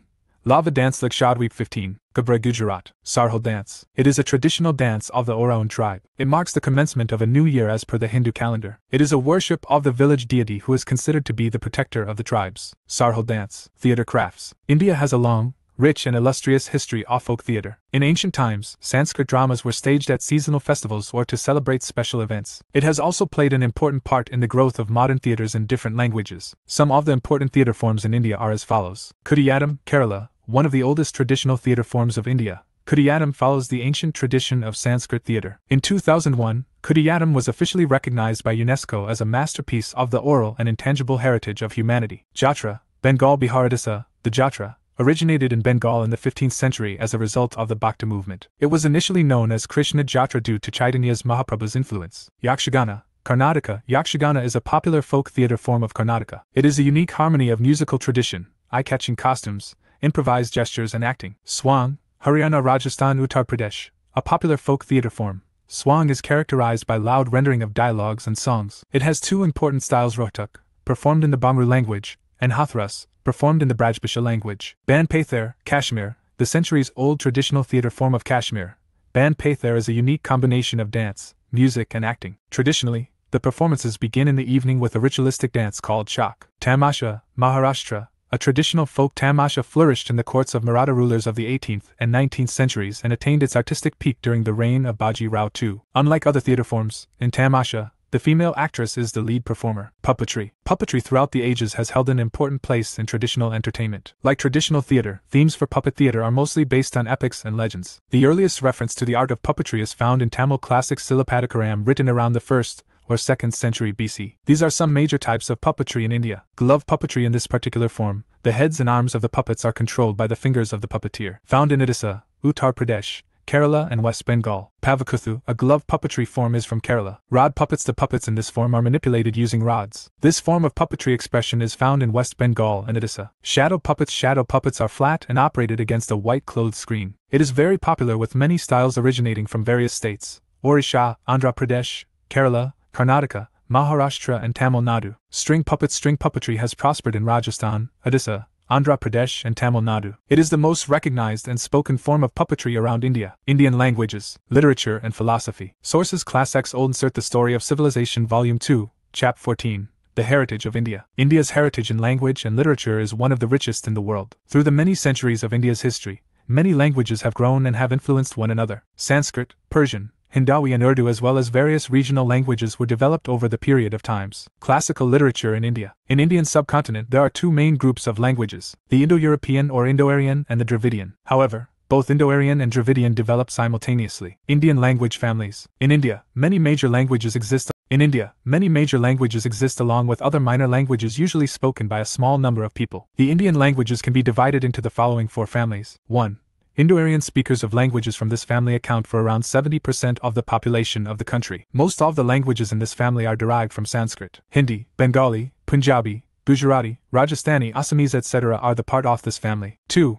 Dravidian. This is the second largest family of languages in India, consists of languages mostly spoken in southern India like Tamil, Kannada, Malayalam and Telugu. The Dravidian languages are older than the Indo-Aryan languages and many of them have classical language status. 3. Austric. This is the oldest and most indigenous language in the language family of India. Its speakers are concentrated in the hilly and tribal areas of central and eastern India. Santhali, Nicobarese, Khand etc. are the examples of languages from this family. 4. Sino-Indian. This includes languages spoken in the northeast and northern parts of India. It includes Naga, Bodo, Tibetan, Ladakhi, Karbi etc. Apart from this, a fifth family of languages spoken in South Andaman is Ongan, which includes the two languages of Anj and Jarawa. The Great Andamanese is another language family, which is almost extinct. The Nepali language spoken by around 2,000 people in Madhya Pradesh and Rajasthan is an isolated language, not a part of any family. The Sindhi language, spoken by Sindhi people in Gujarat till the middle of the 20th century, is not extinct and was derived from Swahili and also constituted to be a part of the Niger-Congo language family. Role of Sanskrit. Sanskrit was the language of the Indo-Aryans who came to India and belongs to the Indo-European group of languages. Sanskrit was gradually standardized and given a hugely scientific grammar by Panini in 4th century BC. Sanskrit was the language of religion, philosophy and learning and was used by upper castes. The common people spoke a number of dialects, which were called Prakrit. Various spoken languages which developed are called Apabhramsa. The Vedas. The Vedas are the earliest known literature in India. The Vedas were in Sanskrit, and were handed down orally from one generation to the other. The four Vedas are Rigveda, Yajur Veda, Sama Veda and Atharva Veda. Buddhist literature. The Buddhist works can be divided into the canonical and the non-canonical, which were written in Pali language. The canonical literature is known as Tripitakas, 3 baskets Vinaya Pitaka, Sutta Pitaka and Abhidhamma Pitaka. The non-canonical literature is best represented by the Jatakas. These are the most interesting stories on the previous births of the Buddha. Each birth story is called a Jataka. The Jatakas throw invaluable light on the social and economic conditions ranging from the 6th century BC to the 2nd century BC. They also make incidental reference to political events in the age of the Buddha. Jain literature. The Jain texts were written in Prakrit, and were finally compiled in the 6th century AD in Vallabhi in Gujarat. The important works are known as Angas, Upangas, Parkamas, Chadab Sutras and Malasutras. Important Jain scholars were Haribhadra Suri, 8th century AD, and Hemchandra Suri, 12th century AD. Jainism helped in the growth of a rich literature comprising poetry, philosophy and grammar, later Sanskrit literature. The Milinpanho Panho is another great Buddhist work consisting of dialogues between the Indo-Greek king Neander and the Buddhist philosopher Nagasena. Later many books were written in Sanskrit. Of these, the most famous is the Buddhacharita or Life of Buddha by Ashvaghosha in Kushana period. Another important books were written such as Book on Medicine by Charak and on Surgery by Sushruta. Books written on astronomy by Varaha Mihira and Aryabhata. Dravidian literature. The Dravidian languages in southern India developed simultaneously. Tamil, Telugu, Kannada and Malayalam developed simultaneously in southern India, with Tamil the oldest language of these, produced the Sangam literature. Sangam literature. Poets, bards and writers, authors came from various parts of South India to Madurai, were called Sangamas, and the literature produced in these assemblies was called Sangama literature. The Sangama literature is a collection of long and short poems composed by various poets in praise of numerous heroes and heroines. They are secular in nature. There are about 30,000 lines of poetry, which are called Atutokai. Besides the Sangama texts, Tolkappiyam deals with grammar and poetry. In addition, we have the twin epics of Silapadikaram and Manamaklai. Indian scripts. Indus script. It refers to the script used by the people belonging to the Indus Valley civilization. It has not been deciphered yet. Some people have argued that this script was the predecessor of the Brahmi script. This script is an example of Bustrafidun style, as in one line it is written from left to right while in other it is written from right to left. Brahmi script. Brahmi is the originator of most of the present Indian scripts, including Devanagari, Bengali, Tamil, Malayalam, etc. It developed into two broad types in northern and southern India, with the northern one being more angular, and the southern one being more circular. It was deciphered in 1937 by James Prinsep. Its best examples are found in the rock-cut edicts of Ashoka. Kharosthi script. It is the sister script and contemporary of Brahmi. It was written from right to left. It was used in the Gandhara culture of northwestern India and is sometimes also called the Gandhari script. Its inscriptions have been found in the form of Buddhist texts from present-day Afghanistan and Pakistan. Sharada script. It was a western variant of the Gupta script. It evolved into Kashmiri and Gurmukhi,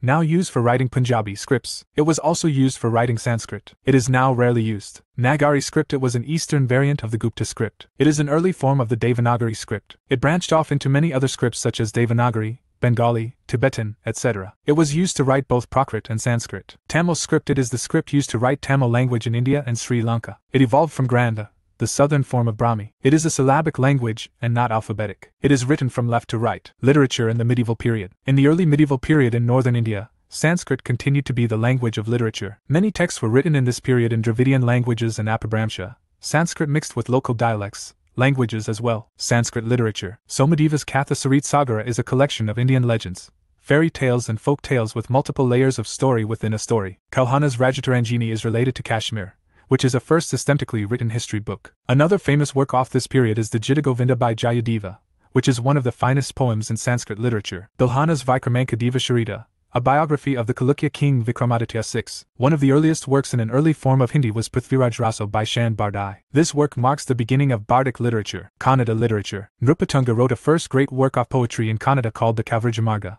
which was deeply influenced by Jainism. In Kannada language, Pampa wrote the Adipurana, Life of First Jain Tirthankara, and the Vikramarjuna Vijaya based on Mahabharata. Panna wrote the Shantapurana, History of 16th Tirthankara. Another great Kannada writer was Raima, who wrote Ajita Purana and Gadayadha. Note Pampa, Panna and Rana are known as the three gems of the Kannada literature. Tamil literature. In Tamil, this was the period of composition of the great hymns of the Alvars and the Nayanars. The hymns of the Alvars are collected into the Nalayira Divya Prabandham. Some of the Nayanar works are Thiravasagam, Thayamanaram and Thiratanda Tagwa. Another great work was Kamban's Ramayanam, which was written during this time. Telugu literature. Under the Vijayanagara kingdom, Telugu literature developed immensely. Krishnadeva Raya wrote the Vishnukhidya and his court poets Alasani Padana and Nirjati wrote the Manikarita and Kalahasti Mahatyam respectively. The period of Sultanate of Delhi saw a great advance in the growth of various regional forms of Hindi languages. Rajrasa and Kuriroli, forms of Hindi, began to be used in literary compositions. The famous ballad Alhayudal and Vishaldio Raso belong to this period. Mulzdud wrote perhaps the oldest poem in Awadhi language called Shandayana,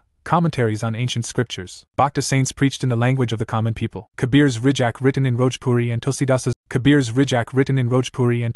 Ramcharitmanas and Malik Muhammad Jayasi's Padmavat were written in Awadhi language. Hindi language also made significant progress during this period. Surdas and Keshvadas wrote in this period. Rahim's Doha or couplets were also written in Hindi language. Other regional literature in other languages also developed in this period. In Bengali, the Ramayana by Krittivasa and the hundreds of lyrics by Chandidas were written. With Chaitanya, the tradition of writing devotional songs began. Narsi Mehta wrote devotional songs in Gujarati. Namdev and Eknath wrote in Marathi, Persian, and Turkish literature. The Turks introduced the Arabian traditions of historical writings in India. Giardin Barani wrote the Tariq-i-Firaz Shahi, which gives a detailed accounts of the Khaljis and Tughlaqs. The most outstanding literary figure was Amir Khusro. He wrote the Ashika, Nusayper, the Khazan-ul-Futuh and other literary works. Note: Persian was the court language of the Delhi Sultanate. Because of it, many Persian words became part of the vocabulary of Indian languages. Babur, the first Mughal ruler, was one of the pioneers of Turkish literature in India. His autobiography Baburnama is written in Turkish language. Gulbadan Begum, sister of Humayun, wrote Humayun Nama. Jahangir wrote his autobiography,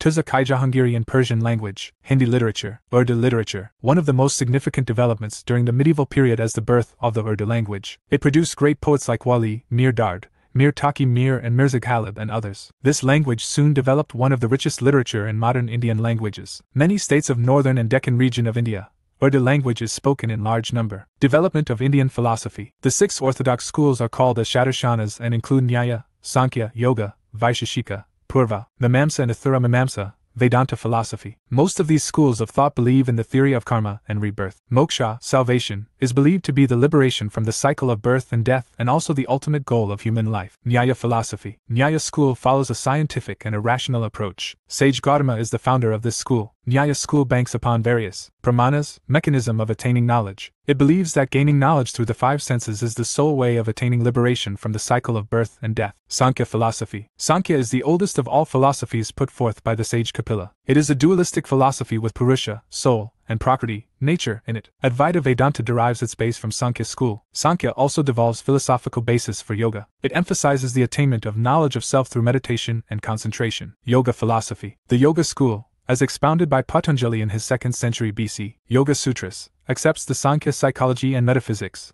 but is more theistic, with the addition of a divine entity to Sankhya's 25 elements of reality. The relatively brief Yoga Sutras are divided into 8 Ashtanga, limbs, reminiscent of Buddhism's Noble Eightfold Path, the goal being to quiet one's mind and achieve kaivalya, solitariness or detachment. Vaisheshika. The Vaisheshika school was founded by Kanada in the 6th century BC, and it is atomist and pluralist in nature. The basis of the school's philosophy is that all objects in the physical universe are reducible to a finite number of atoms, and Brahman is regarded as the fundamental force that causes consciousness in these atoms. The Vaisheshika and Nyaya schools eventually merged over the period of time because of their closely related metaphysical theories. However, Vaisheshika only accepted perception and inference as sources of valid knowledge. Purva Mimamsa. Purva Mimamsa school believes in the complete authority of Vedas. It is based on sage Jaimini's Mimamsa Sutras. It emphasizes the power of yajnas and mantras in sustaining the activities of the universe. It states that a human being can attain salvation only by acting in conformity with the principles of Vedas. The Thura Mimamsa, Vedanta. Vedanta school is a monistic school of philosophy that believes that the world is unreal, and the only reality is Brahman. The 3 sub-branches of Vedanta are Advaita of Shankaracharya,